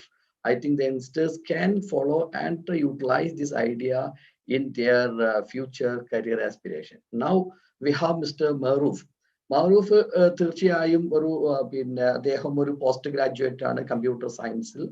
ദീർഘകാലമായി hacking അദ്ദേഹത്തിന്റെ ഒരു passionate ആയിട്ടുള്ള ഒരു പാർട്ടാണ്. ഞാനതില് എനിക്ക് തോന്നുന്നു doctor Najeeb പറഞ്ഞതിന്റെ ഒരു കോൺസിക്വന്റ് ആയിട്ടുള്ള ഒരു പാർട്ടാണ് മിക്കവാറും മറൂഫിന് സംസാരിക്കാൻ കഴിയും. എനിക്ക് മറൂഫിനെ വ്യക്തിപരമായിട്ട് അറിയുന്ന ആളാണ്. അദ്ദേഹം ഒരു വളരെ റെപ്യൂട്ടഡ് ആയിട്ടുള്ള വേൾഡിലെ ഒരു നമ്പർ 1 കാറ്റഗറിയിൽ പെടുന്ന ഒരു റീറ്റെയിൽ ഇൻഡസ്ട്രിയിലെ ഒരു സ്ട്രോങ് ടെക്നിക്കൽ എഞ്ചിനീയർ ആയ അടുത്തുനിന്ന് ഒരു ഘട്ടത്തിൽ അദ്ദേഹം ജോബ് റിസൈൻ ചെയ്ത് ഒരു എന്റർപ്രണർഷിപ്പിലേക്ക് ട്രാൻസ്ഫോം ആയിരിക്കുന്ന ഒരു പശ്ചാത്തലം കൂടിയാണ്. ആ സന്ദർഭത്തിലാണ് ഇവിടെ മറൂഫ് ഇന്ന് നമ്മളോട് സംസാരിക്കുന്നത്. തീർച്ചയായും ഒരു എംപ്ലോയ്മെന്റിൽ നിന്ന് ഒരു എന്റർപ്രണർഷിപ്പിലേക്കുള്ള ഒരു ട്രാൻസ്ഫോർമേഷൻ ടൈമിലുള്ള ഒരു ടോക്ക് എന്നുള്ള അർത്ഥത്തിൽ എന്തായാലും അത് യങ്സ്റ്റേഴ്സിനെ സംബന്ധിച്ചിടത്തോളം ഇൻസ്പയറിംഗ് ആയിരിക്കും. എനിക്കറിയാം മറൂഫ് എങ്ങനെയാണോ നമുക്ക് കമ്പ്യൂട്ടറിനെ ഹാക്ക് ചെയ്യാൻ പറ്റുന്നത് എന്നതുപോലെ ബയോ ഹാക്കിംഗ് സാധ്യമാണ് എന്ന് വിശ്വസിക്കുകയും അതിനെ പ്രൊമോട്ട് ചെയ്യുകയും അതിന്റെ അടിസ്ഥാനത്തിൽ ഒട്ടേറെ ബിസിനസ് എന്റർപ്രണേഴ്സിനെ അവരുടെ എന്റർപ്രണർഷിപ്പിനെ കൂടുതൽ ഷാർപ്പൻ ചെയ്ത് is mentoring, coaching them to formulate their own new business ideas and convert into a new company and start the entrepreneurship. He himself is the ideal model of talking about the transforming employment into entrepreneurship. So I'm so happy to welcome Maruf here to share his idea. It will be very much helpful for the so-called established entrepreneurship. The same time, the new entrant, the youngsters who are thinking to come into the entrepreneurship field. So, Maruf, that is mic to you. Thank you so much, TP sir, and thank you so much, Doctor, for a wonderful introduction. Doctor finish ചെയ്തത് അദ്ദേഹം 2 കാര്യങ്ങൾ പറഞ്ഞിട്ടാണ്, ഒന്ന് ഗ്രിറ്റും ഒന്ന് ഫിറ്റും. So ഞാൻ സംസാരിക്കാൻ ഉദ്ദേശിക്കുന്ന ഒരു സബ്ജക്ട് അതുമായിട്ട് ബന്ധപ്പെട്ടതാണ്. ഞാൻ സംസാരിക്കാൻ ഉദ്ദേശിക്കുന്നത് പാഷനാണ്.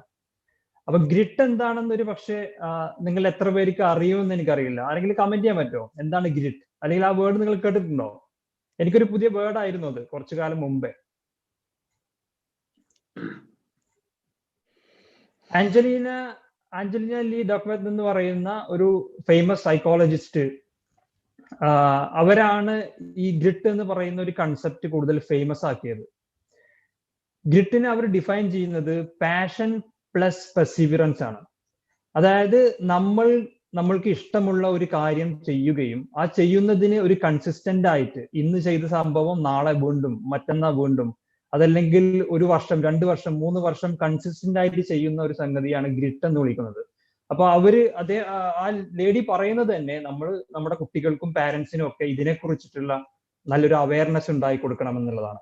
കാരണം നമ്മൾ നോർമലി ഒരു വിദ്യാർത്ഥിയുടെ അല്ലെങ്കിൽ ഒരു എന്റർപ്രണറുടെ ആരെയാണെങ്കിലും നോർമലി എഡ്യൂക്കേഷൻ ലെവലിൽ നമ്മൾ മെഷർ ചെയ്യുന്നത് അവരുടെ IQ ആണ്. അപ്പോ IQ ഉപയോഗിച്ചാൽ മാത്രം നമുക്ക് ചിലപ്പോ എന്റർപ്രണർഷിപ്പിലോ അതല്ലെങ്കിൽ നമ്മുടെ ലൈഫിലോ സക്സസ് ഉണ്ടാവില്ല എന്നാണ് അവരുടെ റിസർച്ച് പറയുന്നത്. അപ്പൊ പാഷൻ ഫോളോ ചെയ്യുക എന്നുള്ളത് വളരെ ഇമ്പോർട്ടന്റ് ആയിട്ടുള്ള ഒരു സംഗതിയാണ്. കാരണം ഗാലപ്പ് സ്റ്റഡി പോലുള്ള സ്റ്റഡികൾ പറയുന്നത് 70% മേലെയുള്ള എംപ്ലോയീസ് അല്ലെങ്കിൽ എന്റർപ്രണേഴ്സ് അവരെല്ലാം അൺഹാപ്പി ആണെന്നാണ്. അപ്പോൾ നമ്മുടെ ലൈഫിൽ നമ്മൾ ഏറ്റവും കൂടുതൽ സ്പെൻഡ് ചെയ്യുന്നത് നമ്മുടെ ജോലിയിലോ അതല്ലെങ്കിൽ നമ്മുടെ ബിസിനസ്സിലോ ഒക്കെ ആയിരിക്കാം. ആ സ്പെൻഡ് ചെയ്യുന്ന സമയം നമ്മൾ അൺഹാപ്പി ആയിരിക്കുവാണെങ്കിൽ ഒരു പക്ഷെ നമുക്ക് പല അസുഖങ്ങൾ വരാം, നമുക്ക് നമ്മുടെ ലൈഫ് സ്പാന് തന്നെ കുറയാൻ സാധ്യതയുണ്ട്. അങ്ങനെയുള്ള പല അസുഖങ്ങളും അൺഹാപ്പിനെസ്സും നമ്മൾക്ക് ചലഞ്ചുകൾ ഏറ്റെടുക്കാൻ പറ്റാത്ത പല സിറ്റുവേഷനുകളൊക്കെ വരും. അപ്പോൾ നിങ്ങൾ ഓരോരുത്തരും നിങ്ങൾ പഠിക്കുകയാണെങ്കിലും നിങ്ങളൊരു കാര്യം ചെയ്യുകയാണെങ്കിലും നിങ്ങളോട് തന്നെ ചോദിക്കുക, are you really passionate about it? നിങ്ങൾക്ക് ശരിക്ക് അതിലൊരു ഫയർ ഉണ്ടോ അത് ചെയ്യുമ്പോൾ? നിങ്ങളത് ചെയ്യുന്ന സമയത്ത്, നിങ്ങളത് പഠിക്കുന്ന സമയത്ത്, നിങ്ങൾ അതിനെക്കുറിച്ച് കൂടുതൽ ആലോചിക്കുന്ന സമയത്ത് നിങ്ങൾക്കൊരു ആഹാ മൊമെന്റ് കിട്ടാറുണ്ടോ? ഇല്ലെങ്കിൽ എന്തിലൊക്കെയാണ് നിങ്ങൾക്ക് ആ ആഹാ മൊമെന്റ് കിട്ടുക എന്നുള്ളത് നമ്മൾ ഫൈൻഡ് ഔട്ട് ചെയ്യേണ്ടതാണ്. കാരണം ആ പാഷൻ ആയിരിക്കും നമ്മുടെ സമൂഹത്തിലെ പല പ്രശ്നങ്ങളെയും സോൾവ് ചെയ്യാൻ സാധിക്കുക. അപ്പോ നിങ്ങൾക്കൊരു പാഷൻ, ആസ് എ എന്റർപ്രണർ ആഗ്രഹിക്കുന്ന ഒരാൾക്ക് ഡെഫിനറ്റ്ലി ഒരു പാഷൻ ഉണ്ടായിരിക്കണം. ആ പാഷൻ എന്ന് പറയുന്ന സംഗതി സൊസൈറ്റിയിലുള്ള ഒരു പ്രോബ്ലത്തെ സോൾവ് ചെയ്യാൻ പറ്റുമോ എന്നുള്ളത് നോക്കണം. നിങ്ങളുടെ പാഷൻ ഉപയോഗിച്ചായിരിക്കണം ഒരു പക്ഷേ സൊസൈറ്റിയിലെ ഒരു പ്രോബ്ലം സോൾവ് ചെയ്യാം. അപ്പോ നിങ്ങൾ എത്രത്തോളം നിങ്ങളുടെ ജോലിയിൽ അതല്ലെങ്കിൽ നിങ്ങൾക്ക് ഇൻട്രസ്റ്റ് ഉള്ള ഫീൽഡിൽ ഏരിയയിൽ നിങ്ങൾ പാഷനേറ്റ് ആയിരിക്കുന്നതിനനുസരിച്ച് നിങ്ങൾ അതിൽ കൂടുതൽ എഫേർട്ട് ഇടുന്നതിനനുസരിച്ച് നിങ്ങളുടെ ഗ്രിറ്റ് ലെവൽ എന്ത് ചെയ്യും? ഇൻക്രീസ് ചെയ്യും. അങ്ങനെ ആവുന്ന സമയത്ത് നിങ്ങളുടെ ലൈഫിൽ ചലഞ്ചുകൾ വരുന്ന സമയത്ത് നിങ്ങൾക്ക് അത് ഈസി ആയിട്ട് ഹാൻഡിൽ ചെയ്യാൻ പറ്റും. കാരണം you love what you do. So passion എന്ന് പറയുന്നത് സിമ്പിളായി പറഞ്ഞു കഴിഞ്ഞാൽ combination of what you love to do and what you good at ആണ്. ഇപ്പൊ എന്റെ ഒരു എക്സാമ്പിൾ പറഞ്ഞു കഴിഞ്ഞാൽ നോർമലി ഞാൻ സ്റ്റുഡൻസിനോട് കമ്മ്യൂണിക്കേറ്റ് ചെയ്യുമ്പോൾ പറയുന്ന ഒരു എക്സാമ്പിൾ ആണത്. അവരോട് ഞാൻ ചോദിക്കും, നിങ്ങൾക്ക് ഏറ്റവും ഇഷ്ടമുള്ള സംഗതി എന്താണ്? അപ്പൊ അവരിൽ പല ആളുകൾക്കും അവർക്ക് എന്താണോ ഇഷ്ടമുള്ളതെന്ന് പോലും അറിയില്ല. അതൊരു വലിയ ചലഞ്ചാണ്. അങ്ങനെ അവരോട് സംസാരിച്ച് അവരിങ്ങനെ പറയാൻ തുടങ്ങും, ഓക്കെ എനിക്ക് പാട്ട് പാടാൻ ഇഷ്ടമാണ്, അല്ലെങ്കിൽ എനിക്ക് ചിത്രം വരയ്ക്കാൻ ഇഷ്ടമാണ്, അതല്ലെങ്കിൽ എനിക്ക് ഭക്ഷണം കഴിക്കാൻ ഇഷ്ടമാണ്, എനിക്ക് വീഡിയോ ഗെയിമുകളിൽ ടൈം സ്പെൻഡ് ചെയ്യാൻ ഇഷ്ടമാണ്, എനിക്ക് മൂവീസ് കാണാൻ ഇഷ്ടമാണ്. അപ്പൊ അങ്ങനെ പറഞ്ഞ് അവർ ഒരുപാട് ലിസ്റ്റ് ഉണ്ടാക്കും. അതോടൊപ്പം തന്നെ നിങ്ങൾ എന്തിലാണ് ഗുഡറ്റായിട്ടുള്ളത്, നിങ്ങൾക്ക് നല്ല സ്കില്ലുള്ളത് എന്നുള്ളത് അവരോട് ചോദിക്കുന്ന സമയത്തും അവർക്ക് ഇതേപോലെ ചില മൈൻഡ് ബ്ലോക്കുകൾ ഉണ്ടാവാറുണ്ട്. കാരണം അവർ ഇതുവരെ ഇങ്ങനെ ഒരു ചോദ്യം അവരോട് ചോദിച്ചിട്ടില്ല. അപ്പൊ പാഷൻ എന്ന് പറയുന്നത് നിങ്ങൾക്ക് ഇഷ്ടമുള്ളതും നിങ്ങളുടെ സ്കില്ലുപാടെ കമ്പൈൻ ചെയ്യുന്ന, അതല്ലെങ്കിൽ ആ മീറ്റിംഗ് പോയിന്റിനെയാണ് ഒരുപക്ഷെ നമുക്ക് പാഷൻ എന്ന് വിളിക്കാം. ഒരാൾക്ക് ഒന്നിലധികം പാഷനുകൾ ഉണ്ടായേക്കാം. ആ പാഷനുകളെ നിങ്ങൾ മാപ്പ് ചെയ്ത് ഒരു പോയിന്റിൽ കേന്ദ്രീകരിക്കുന്ന സമയത്ത് ഒരു പക്ഷേ അത് സമൂഹത്തിലെ പല പ്രശ്നങ്ങളെയും സോൾവ് ചെയ്യാൻ സാധിക്കും.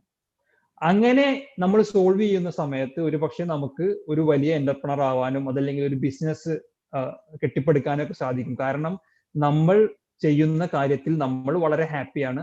നമ്മൾ ഹാപ്പി ആവുന്നത് കൊണ്ട് തന്നെ നമ്മുടെ കസ്റ്റമേഴ്സിന്റെ ഒരു പ്രശ്നത്തെ നമ്മൾ സോൾവ് ചെയ്യുകയും ചെയ്യുന്നത് കൊണ്ട് തന്നെ നമ്മളുടെ കസ്റ്റമേഴ്സും നമ്മൾ ഹാപ്പി ആയിരിക്കും. ഇത് രണ്ടും വരുന്ന സമയത്ത് ബൈ ഡിഫോൾട്ട് ആയിട്ട് അതിന്റെ ബൈ പ്രൊഡക്റ്റ് ആയിട്ട് പ്രപഞ്ചം നമുക്ക് വേണ്ടിയിട്ട് അതിന്റെ വെൽത്ത് എന്ന് പറയുന്ന അല്ലെങ്കിൽ അബണ്ടൻസ് എന്ന് പറയുന്ന ആ സംഗതി നമ്മളോട് എത്തിച്ചു തരും. സോ നിങ്ങൾ എല്ലാവരും നിങ്ങളുടെ പാഷൻ കണ്ടെത്തുക. ആ പാഷൻ കണ്ടെത്തിയതിന്റെ അടിസ്ഥാനത്തിൽ നിങ്ങൾ അതിനെ പെർസിവിയറൻസ് ആയിട്ട് കീപ്പ് ചെയ്ത് ഡെയിലി ആക്ഷനുകൾ പ്ലാൻ ചെയ്യുകയും കൺസിസ്റ്റന്റ് ആയിട്ട് 10,000 hours എന്നൊക്കെ പറയുന്നത് പോലെ നമ്മൾ കൺസിസ്റ്റന്റ് ആയിട്ട് ഒരു കാര്യം, ഒരു സ്കില്ല് പ്രാക്ടീസ് ചെയ്യുകയും ആ പ്രാക്ടീസ് ചെയ്യുന്നതിന്റെ അടിസ്ഥാനത്തിൽ നിങ്ങളുടെ ഗ്രിറ്റ് ലെവൽ കൂടുകയും നിങ്ങളുടെ ലൈഫിൽ ഒരുപാട് സക്സസ് ഉണ്ടാവുകയും ചെയ്യും. ഈ ആഞ്ചലീന ലീ ഡക്വർത്തിന്റെ റിസർച്ചിൽ പറയുന്നത് തന്നെ അവർ നടത്തിയ റിസർച്ചിൽ ഏറ്റവും കൂടുതൽ സക്സസ് ആയ ആളുകളുടെ വൺ ഓഫ് ദ റീസൺ അത് IQ അല്ലായിരുന്നു, അത് അവരുടെ ഫിറ്റ്നസ് അല്ലായിരുന്നു, അത് അവരുടെ ബ്യൂട്ടി അല്ലായിരുന്നു, അത് അവരുടെ ഗ്രിറ്റ് ആയിരുന്നു. സോ ഗ്രിറ്റ് എന്ന് പറയുന്ന സബ്ജക്റ്റിൽ നിങ്ങൾ ഒന്നുകൂടി കൂടുതൽ റിസർച്ച് നടത്തുകയും പാഷനും പെർസിവറൻസും തമ്മിൽ കോമ്പിനേഷൻ ഉണ്ടാക്കുകയും അതുപയോഗിച്ച് സമൂഹത്തിലെ ഒരു പ്രോബ്ലം സോൾവ് ചെയ്യുകയും അങ്ങനെ ചെയ്യുന്ന സമയത്ത് ഈവൻ ഫെയിലിയർ വന്നാലും അതൊരു ഫെയിലിയർ ആയി ആവില്ല, അത് ഒരു ലേണിംഗ് ആയിരിക്കും, അതൊരു പുതിയ സ്റ്റെപ്പിംഗ് സ്റ്റോൺ ആയിരിക്കും നിങ്ങളുടെ ലൈഫിൽ. സോ അതാണ് എനിക്ക് പറയാനുള്ളത്. ഇനി എന്തെങ്കിലും ചോദ്യങ്ങളൊക്കെ ഉണ്ടെങ്കിൽ ചോദിക്കാം. Thank you so much. ഒരു പുസ്തകമുണ്ട് ഇതേ പേരിൽ, ഗ്രിറ്റ് എന്ന് പറഞ്ഞിട്ട്, ആഞ്ചലീന ലിഡക്വത്തിന്റെ. കഴിയുന്നവരൊക്കെ അത് വായിക്കുക, പവർഫുൾ പുസ്തകമാണ്. Thank you so much. Over to TP sir. Maruf, വളരെ ഇൻട്രസ്റ്റിംഗ് ആയിട്ടുള്ള, വളരെ interesting. I think actually it is a compliment to what Dr. Najib presented here. He told you try to trace out your intelligence, and after that you try to formulate your business idea. That is the message that Dr. Najib presented here. Now, Maruf in another language with another what we call this Angelina's with more empirical validated theory. Again, Maruf presented the same idea in another model. So I'm just trying to amalgamate the both idea actually by mentioning that Wilfred Pareto. It may be actually that is almost an 100-year-old theory, that is Pareto theory, Pareto principle. So what Wilfred Pareto identified an interesting concept during his research when he was there in Italy. He told that almost all the 80% the 80% the 20% of the Italian wealthy people, they are possessing the 80% of the Italian land. That is what he identified. The same idea he experimented in different other segments. Now what I'm thinking, what I'm trying to bring this same idea here. So you just trace out your passion, and you just trace out your intelligence, and where you find out the 20%, that 80-20 theory, that is where you find out your core strength is the 20. Out of that, you try to design a new entrepreneurship thought, a business thought. So, and focus into that one, spend time, as Maruf told that one, you just try to spend almost 10,000 hours to harness it, to sharpen it. Then definitely there is no other way, that is only that the success, no what we call no failure time. And during our time, especially around that is 25, 30, 40, 50 years back, there was it was a time of experiments. That is the reason our generation is called, it is X generation, because there was no goal, there was no target, everything experimenting, that was experimenting. Now in the time of these millennials and in the time of the Z generation, don't want to depend on this what we call X or infinite thought or ideas. Instead, there are a lot of ideas, principle, theories, science, management method. Out of that one, try to understand, trace out the 20% of the capability, and out of that one, definitely you can design a business. Now, let me to conclude with one word. See, definitely 3G, that I know that one, Dr. Sahid, I love him, because actually he is one of the person I have seen in my life have a tremendous and exhaustive energy, regardless the daytime and the night time. And he is harnessing his thought, he is harnessing his idea, spending time, huge money, and whatever he acquired, and his study, learning also. He himself is reading, the same time interacting with other big scientists and many other people. So he is focusing more into that is spending and gathering all the resources to sharpen his ideas, and formulating one of the largest initiative. My all the best wishes, and this is one kind of a program which he took the initiation, and moreover that it is in the right time, especially in this part of the world, especially in GCC. All the migrant Malayali, Gulf Malayali diaspora, they are thinking back for the reverse migration, going back to India. By that time, as Shahid always mentioned that one, your motherland is welcoming you, that is Kerala or India. So by that time, the motherland can invite with a new, by instilling or imparting or exchanging new idea. You come to Kerala, let us start a new entrepreneurship. Then we make the Kerala and India one of the largest, richest country, land of entrepreneurship. For that, the 3Gs initiative, it is a remarkable milestone, an historical one. All my congratulations, the best wishes, and especially for Dr. Najib. He is basically from Kasargod, but staying in Dubai. And Maru from Palakkad is staying in Dubai. So from that is two places, and they met here in Dubai. Dubai is always selling a dream. It is a land of dreams. And thank you very much for all, Mr. Kishore and Charu and all other organizations. And I know that to the inspiring, the youngest CEO behind all those is Irfana. She's just like my daughter. All the congratulations and the best wishes for this initiative. Thank you very much for giving the valuable time. Thank you so much, sir. It was very informative. Yes, yes, sir, please. Yeah, thank you so much, Mr. Tipu sir. So happy that it was a wonderful session altogether, and he has beautifully summated the ideas and concepts into a beautiful bouquet. So that is his magic. So happy that he was. I didn't know that he is in the panel today. Yesterday only I come to know that he is also there in the panel. So thank you so much. So happy that he was there in the thing. And Maruf did a wonderful job. Wonderful, Maruf. Thank you so much. And thank you, Dr. Sahid. Thank you. Thank you all the coordinators and MCs, and all the very best for the initiative. Thank you, sir. Thank you so much. And it was really a wonderful session. And in token of love, we have e-certificate for you, sir. Please do accept it. I request my technical team to produce the e-certificates. Thank you. Okay, thank you very much. Thank you. Yes, sir. Okay. Thank you very much. Okay, sir. Thank you so much for your valuable time to spending us with you, sir. It is lovely session, and thank you so much. So this is Kerala's largest entrepreneurship global e-summit 2020. This is World Book Record of event. Those who haven't registered yet, please register it soon. You will be getting 2 free certificates, India CEO Form Participant Certificate and Artificial Intelligence Certificate, and you will be getting World Book of Record Participant Certificates at a nominal fee. So next, moving forward, I like to invite my co-MC, MC Charu, to take it forward.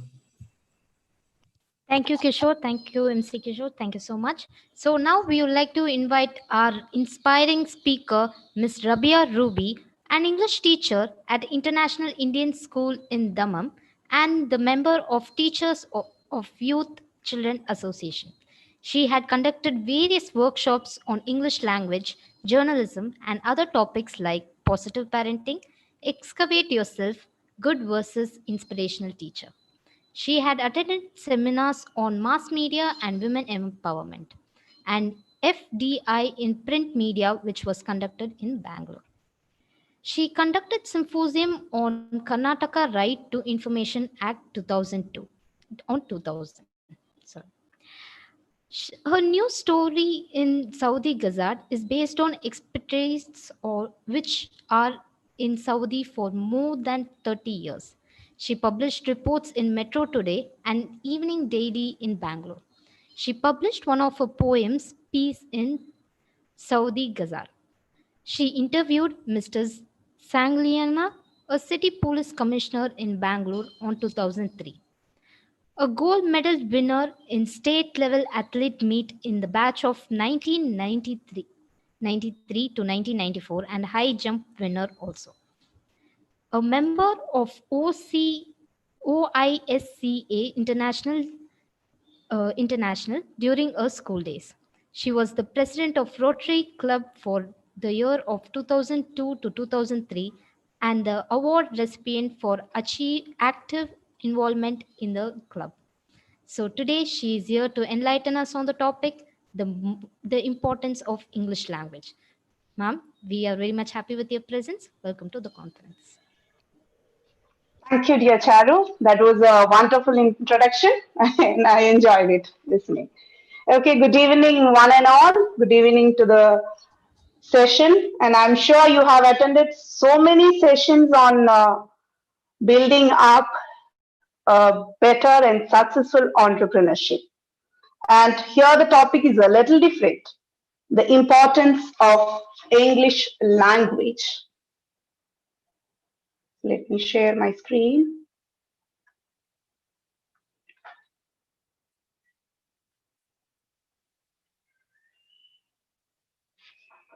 I hope it's visible, Yes, Ms. Charu. yes, ma'am. Yes, Yeah, ma'am. yeah. Okay, thank you. So our topic now is the importance of English language. Before we begin, I would like the participants to just think of something. What is the thought that is coming to your mind now? Just keep it in your mind. Don't put it in the chat box or anywhere. Okay, just keep it in your mind. So now English language, what is its importance? Especially in today's world, in the modern world. Yes, English is the most popular language. There is no doubt to that.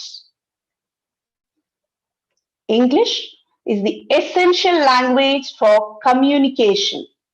We know we all want to become successful entrepreneurs. So what will be the medium of communication in your business dealings and all? Of course, it would be English. English is the associate official language. English is the language of science and technology. English offers us treasures of knowledge in all subjects. It's not for the sake of learning English alone that we need to know the language English, but it is interrelated. It is a global language. So if you have a good language, then you will be able to communicate well. The communication skill will improve, and ultimately your self-confidence will also improve. That means better language is equal to, remember it, better language is equal to better communication, and better communication is equal to your confidence level. Francis Bacon said, write down the thoughts of the moment that come unsought for our commonly, okay, I'm sorry about that, it moved. I would like you all to put in the chat box your thoughts. Okay, you have to write it in a sentence. I think I'll have to open my chat box. Yes. Can I have somebody please put in the chat box in a sentence what is in your mind now?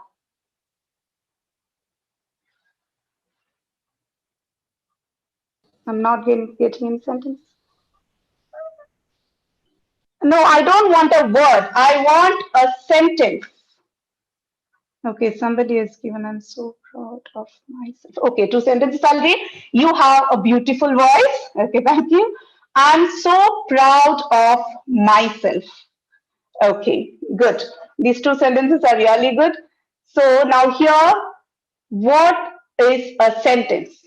A sentence has 2 parts. Effective communication is the key to success. Very good. Okay, that was also nice. Okay. Okay, so the sentence has 2 parts and it is subject and predicate.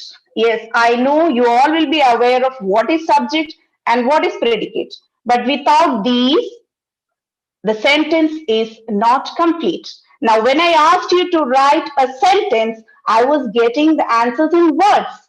This is the problem with especially South Indians. Whenever somebody asks you a question, you are giving it in a word. That is not a complete sentence. A sentence should have a subject and a predicate. Subject is the person who is doing the action, and predicate is the action done by the subject. I'm sure you will be aware of it, but whenever somebody asks you something, always remember that you have to give the answer in a sentence. And usage of yeah, and it's not the proper way of answering. Okay. Now we move on to the structure of English language.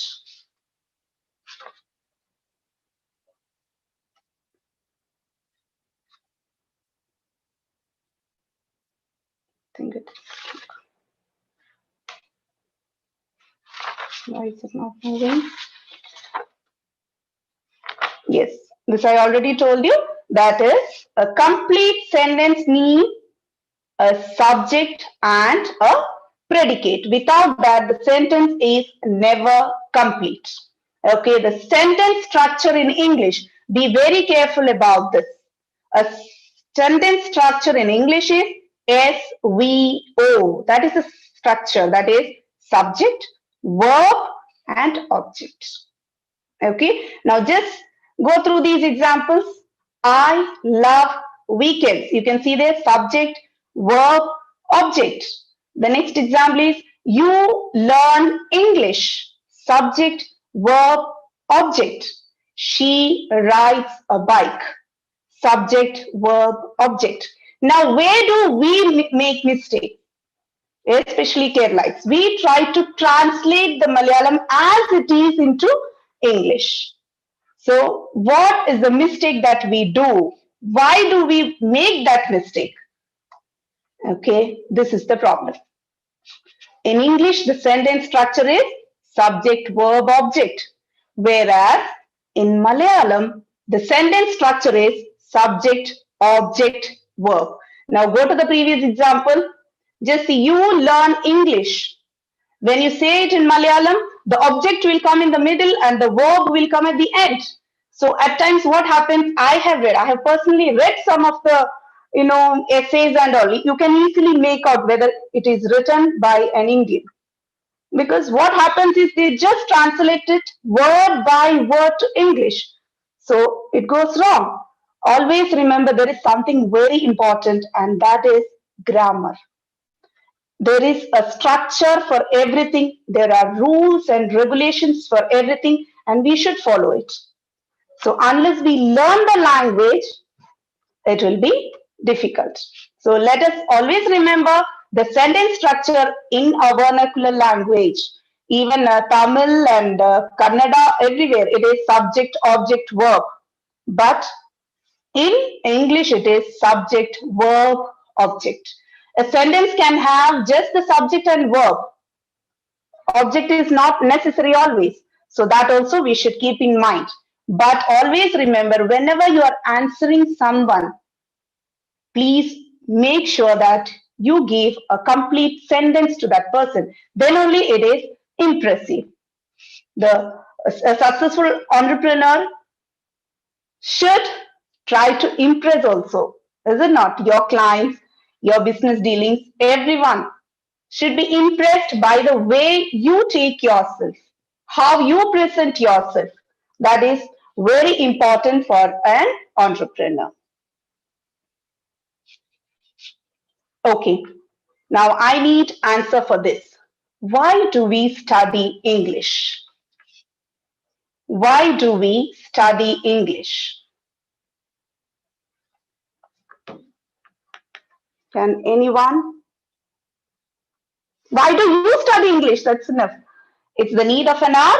Okay. Converse, very good. Learn a language to communicate. Yes, English is a common language to improve communications. International language, it is okay to communicate. Okay, mostly I've got the answer that you need to communicate. You are communicating with your own language also, your vernacular language, your mother tongue. But English is a global language for everything, whether it is for your higher studies, you want to start a business, you want to write a contract, you need this language, English language. I think more chats is universal language. Yes, that is what I said. It is global language. So mostly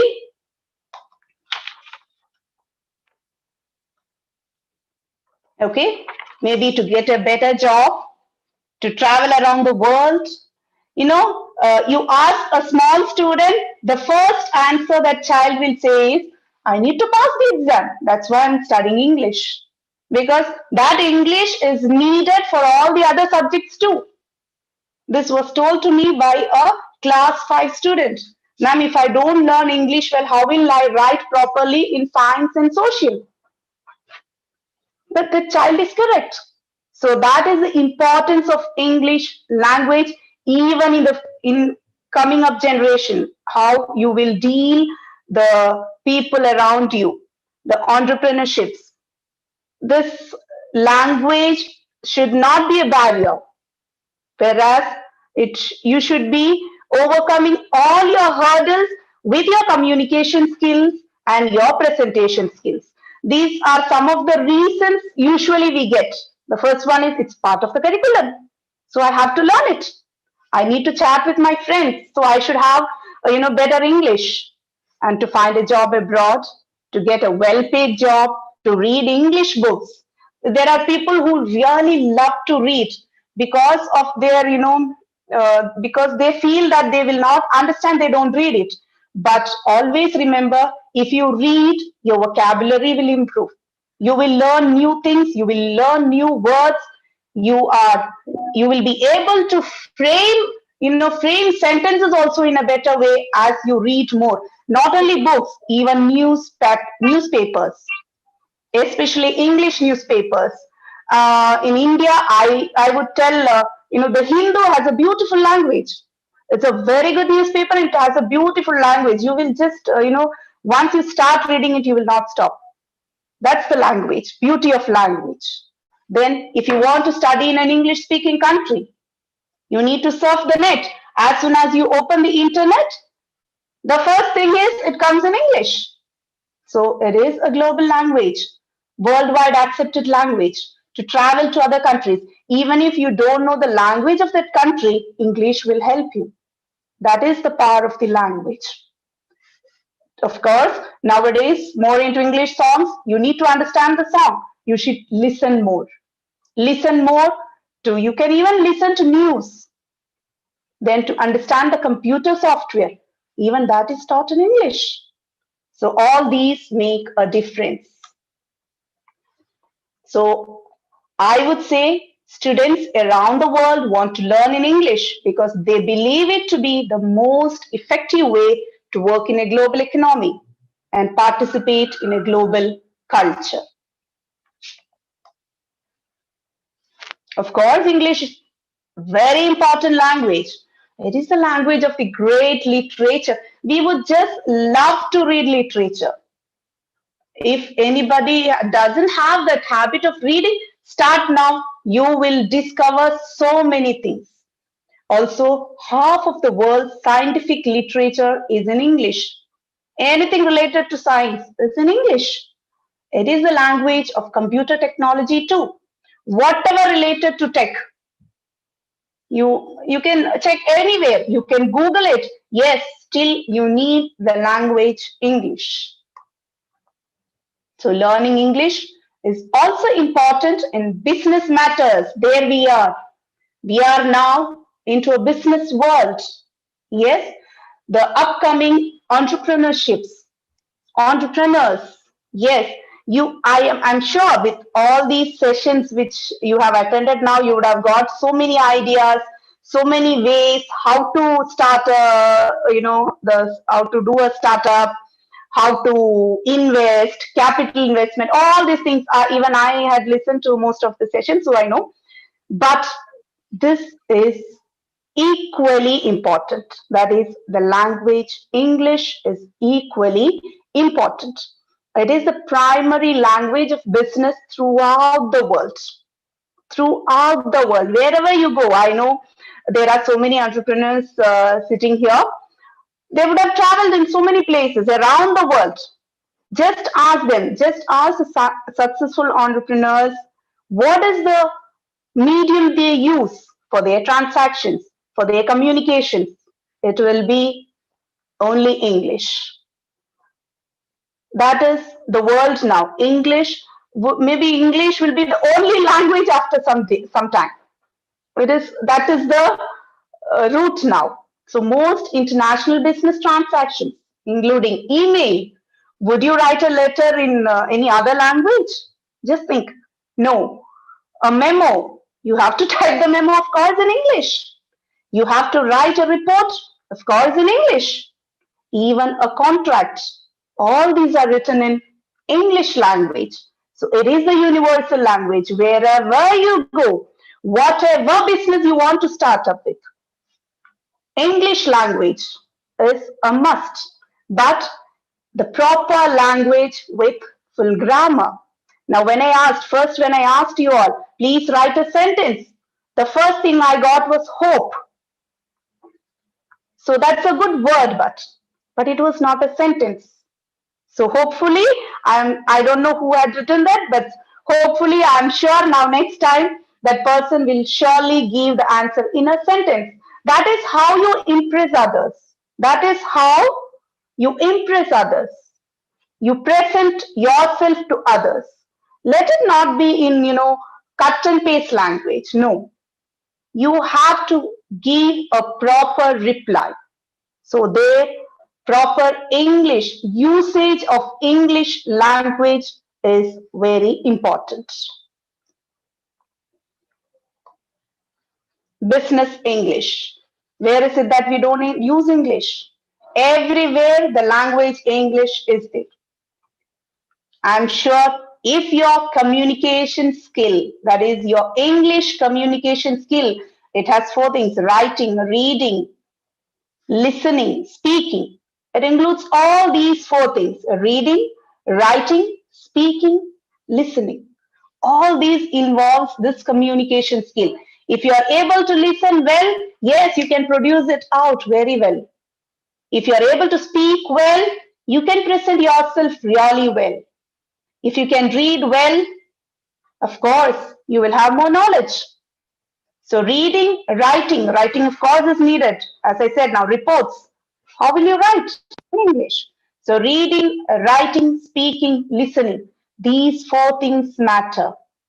And all these 4 things, if you learn English language, if you improve on your English language, you will be successful, that is for sure.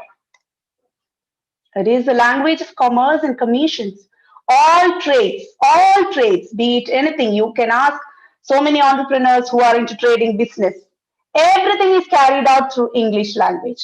The trade contracts, their agreements, their legal documents, their reports of communication, everything. Now just imagine you are in a meeting. What is the first thing? You have to prepare the minutes of the meeting. How do you do it? Do you write it in your Malayalam language or any other language? No. We point it out with English language only. Okay, we can point it out, but later on we have to make it into a proper sentence. So everything is recorded in only one language, and that is English. That is the importance of English. And for India, it is an associate official language of the country. I know I can see that my chat thing is blinking, but all the chats, I think we will go through it later. Let us finish first the talk. Okay. So, as we said, English is a universal language. It is this language, English language, that links the whole world together. If, for example, just imagine you have a meeting with a Saudi partner. He is a Saudi, his language is Arabic. You are an Indian, maybe your language is Malayalam or Hindi. But how do you communicate? Do you communicate in Hindi or Malayalam or Arabic? No, you use the English language. So the link between two countries, the link between different nations, it is all through this language, and that is English. You can see, whichever nation you go, you are very much comfortable with this language. If you know English, yes, you can go to any country. You can survive in any country. It is the language. English is the language of communication between people with different culture. Whatever culture it is, whatever their language it is, people communicate around the world in one and only one language, and that is English. Now, let me sum up a few reasons of the importance of learning English. I think I've covered it up, but still I would like to sum it up. I know we are running, time is also, it matters. Let us sum up. Point number 1. English is a global language. It is used worldwide. Is it not? There is no place where we don't use this language. It is the most commonly spoken language around the world. And researchers say that out of 5 people, at least one will, if 5 people are standing, there will be at least one who can speak or at least understand English. That is the power of English. Point number 2, studying English can help you get a job. Yes, people get impressed by the way you present yourself. So there again, it is the language of science, aviation, computer, diplomacy, and even tourism. And knowing English increases your chances of getting a good job in a multinational company within your home country, or of finding work abroad. So first thing it is not that first thing itself you will think of becoming an entrepreneur. First thing after you complete your studies is your job. Yes, if you have a good communication skill, that too in English, yes, you have the way. And that is how you begin. Try to improve your language, then you're well begun. And if you're well begun, you're half done. Your language matters. Point number 3, learning English can help you meet new people. If you have that, I won't be able to talk to this person. How will I carry myself with him? Will I be able to talk to him properly? Will my English be proper? Will my grammar be correct? You have all these confusions. But if you learn the grammar properly, you will not have any confusions in going and speaking up with anyone. That is the power of English language. It is the official language of 53 countries and is used as a lingua franca. This we all know. Whatever business deals also, we use only English, and by people from all around the world. This means whether you're working in Beijing or traveling in Brazil, studying English can help you have a conversation with anybody around the world. Point number 4, many scientific papers are written in English. It's not just business dealings alone. Even you go to science, technology, whatever it is written in English. More scientific papers are written in English and compared to the native languages of the researcher. Researcher all are not English speaking people. They have their own language, their own mother tongue, but they don't write in that language. They write it in English. So having a knowledge of English is incredibly important to those working even in scientific fields. Point number 5, it is a language of media industry. I have just written the example of Hollywood. What is it? It's a global media now. Hollywood is a global media with an enormous amount of films, TV shows, popular songs. Is it not? So what happens if you learn the language? No need of relying on the subtitles. Even books, songs, films, everything covers. Point number 6. It is the language of the internet, which I already told you.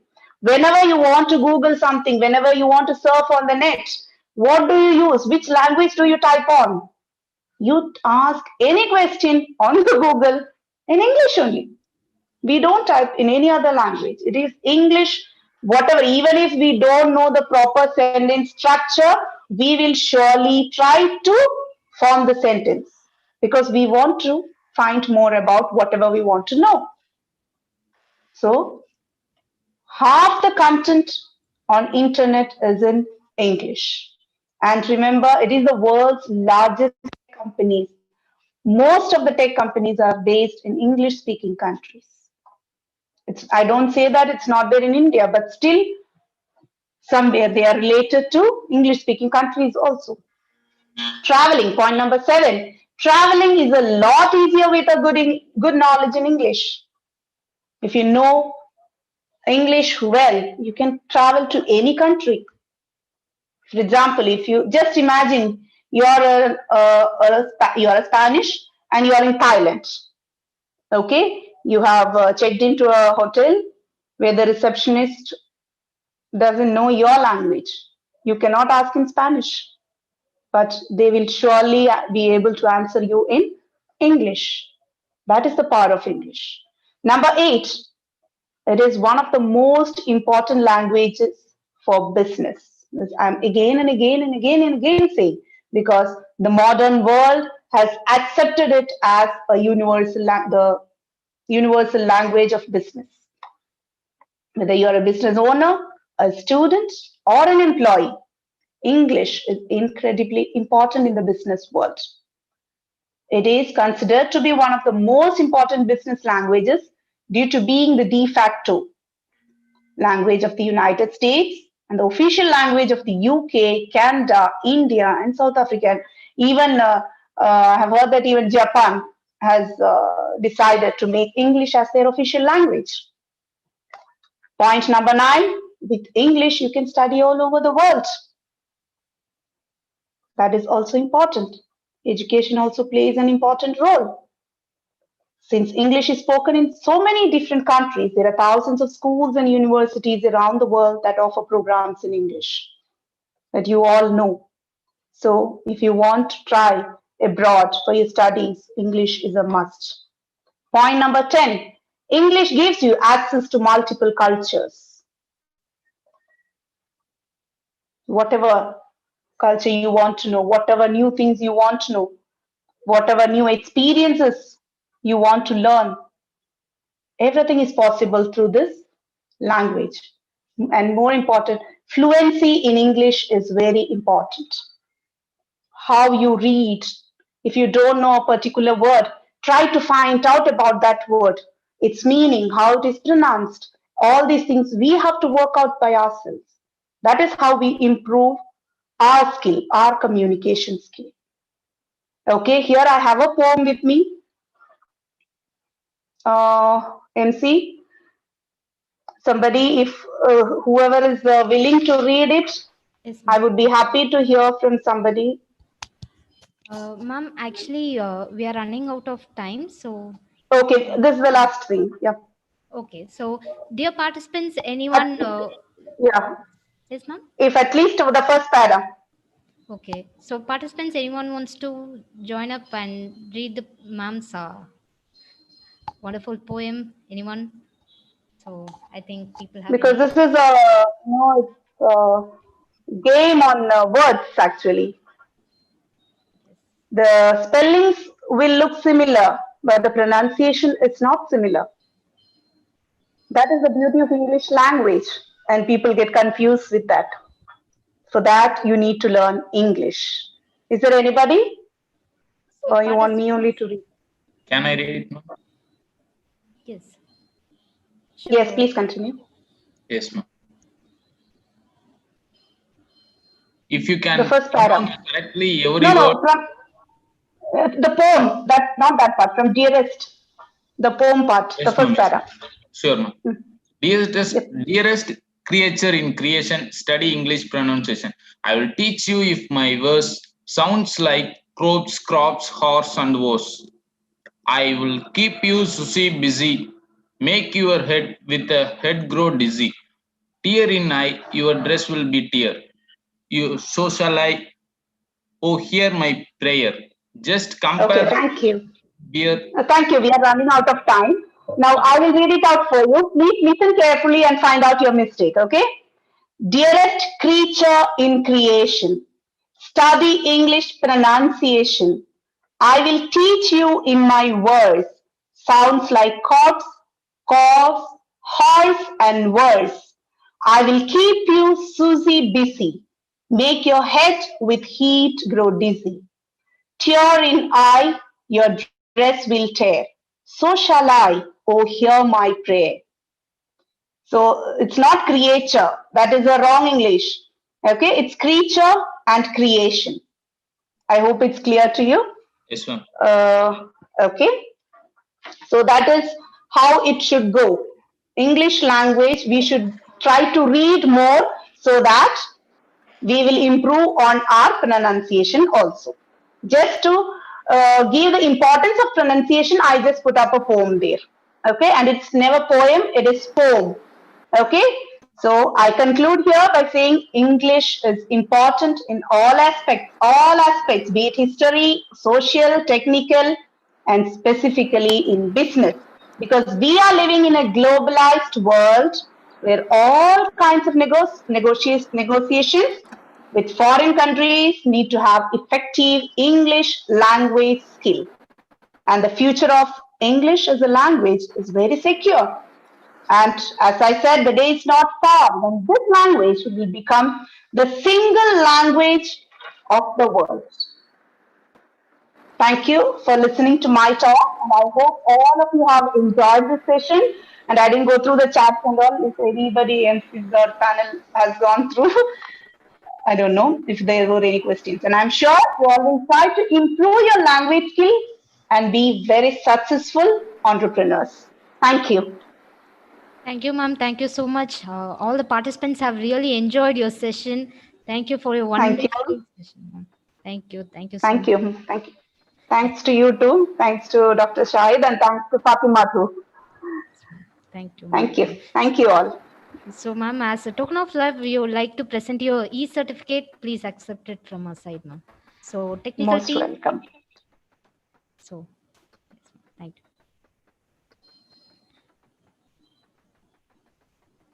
Thank you. Thank you very much. Thank you, ma'am. Thank you so much. Thank you for spending your valuable time with us. Yeah, most welcome. So yes, dear audience, this is the Kerala's largest entrepreneurship global e-summit 2020. This is a World Book of Record event. Those who haven't registered yet, please register soon, and you will be getting 2 free certificates. One is going to be India's CEO Forum participant certificate, and the other one is the Artificial Intelligence certificate. And you will be getting a World Book of Records participation certificate at a nominal fee. So, and I also request all the participants to fill the feedback form for all the speakers. So, thank you. I would like to hand over the session to the next MC Mark. Thank you, Charu. A warm good evening to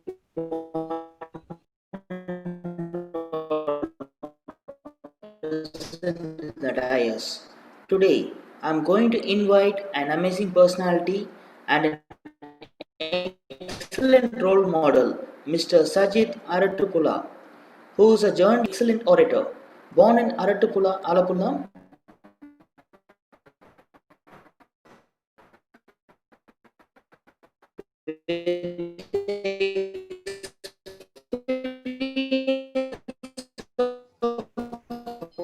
working in different newspapers within Kerala, Daily Gulf newspaper, Madhyamam, IS please, OTMC Srivashni. Thank you, Mark. Good evening. It's my privilege to welcome our next chief guest for this panel discussion, Mr. Cholayil.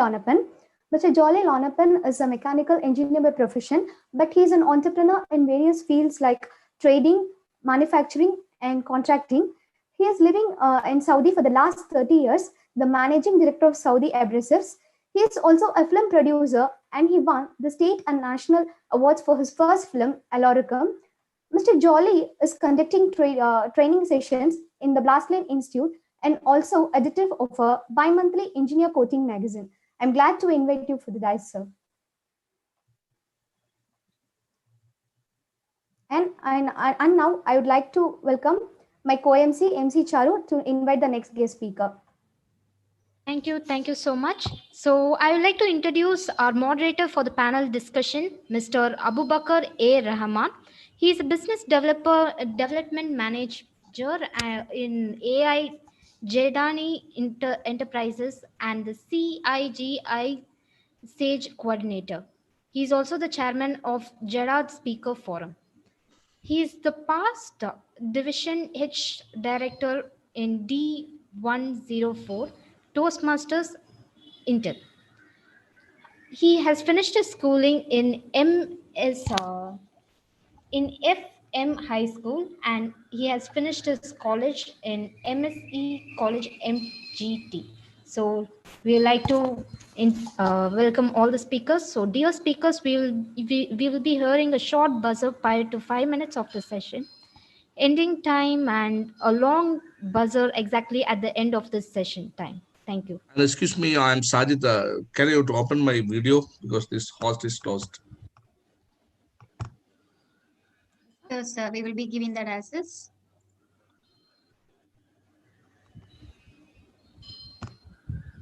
Yeah, it's okay.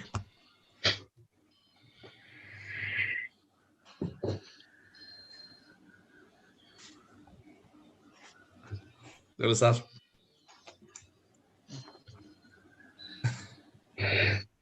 Welcome.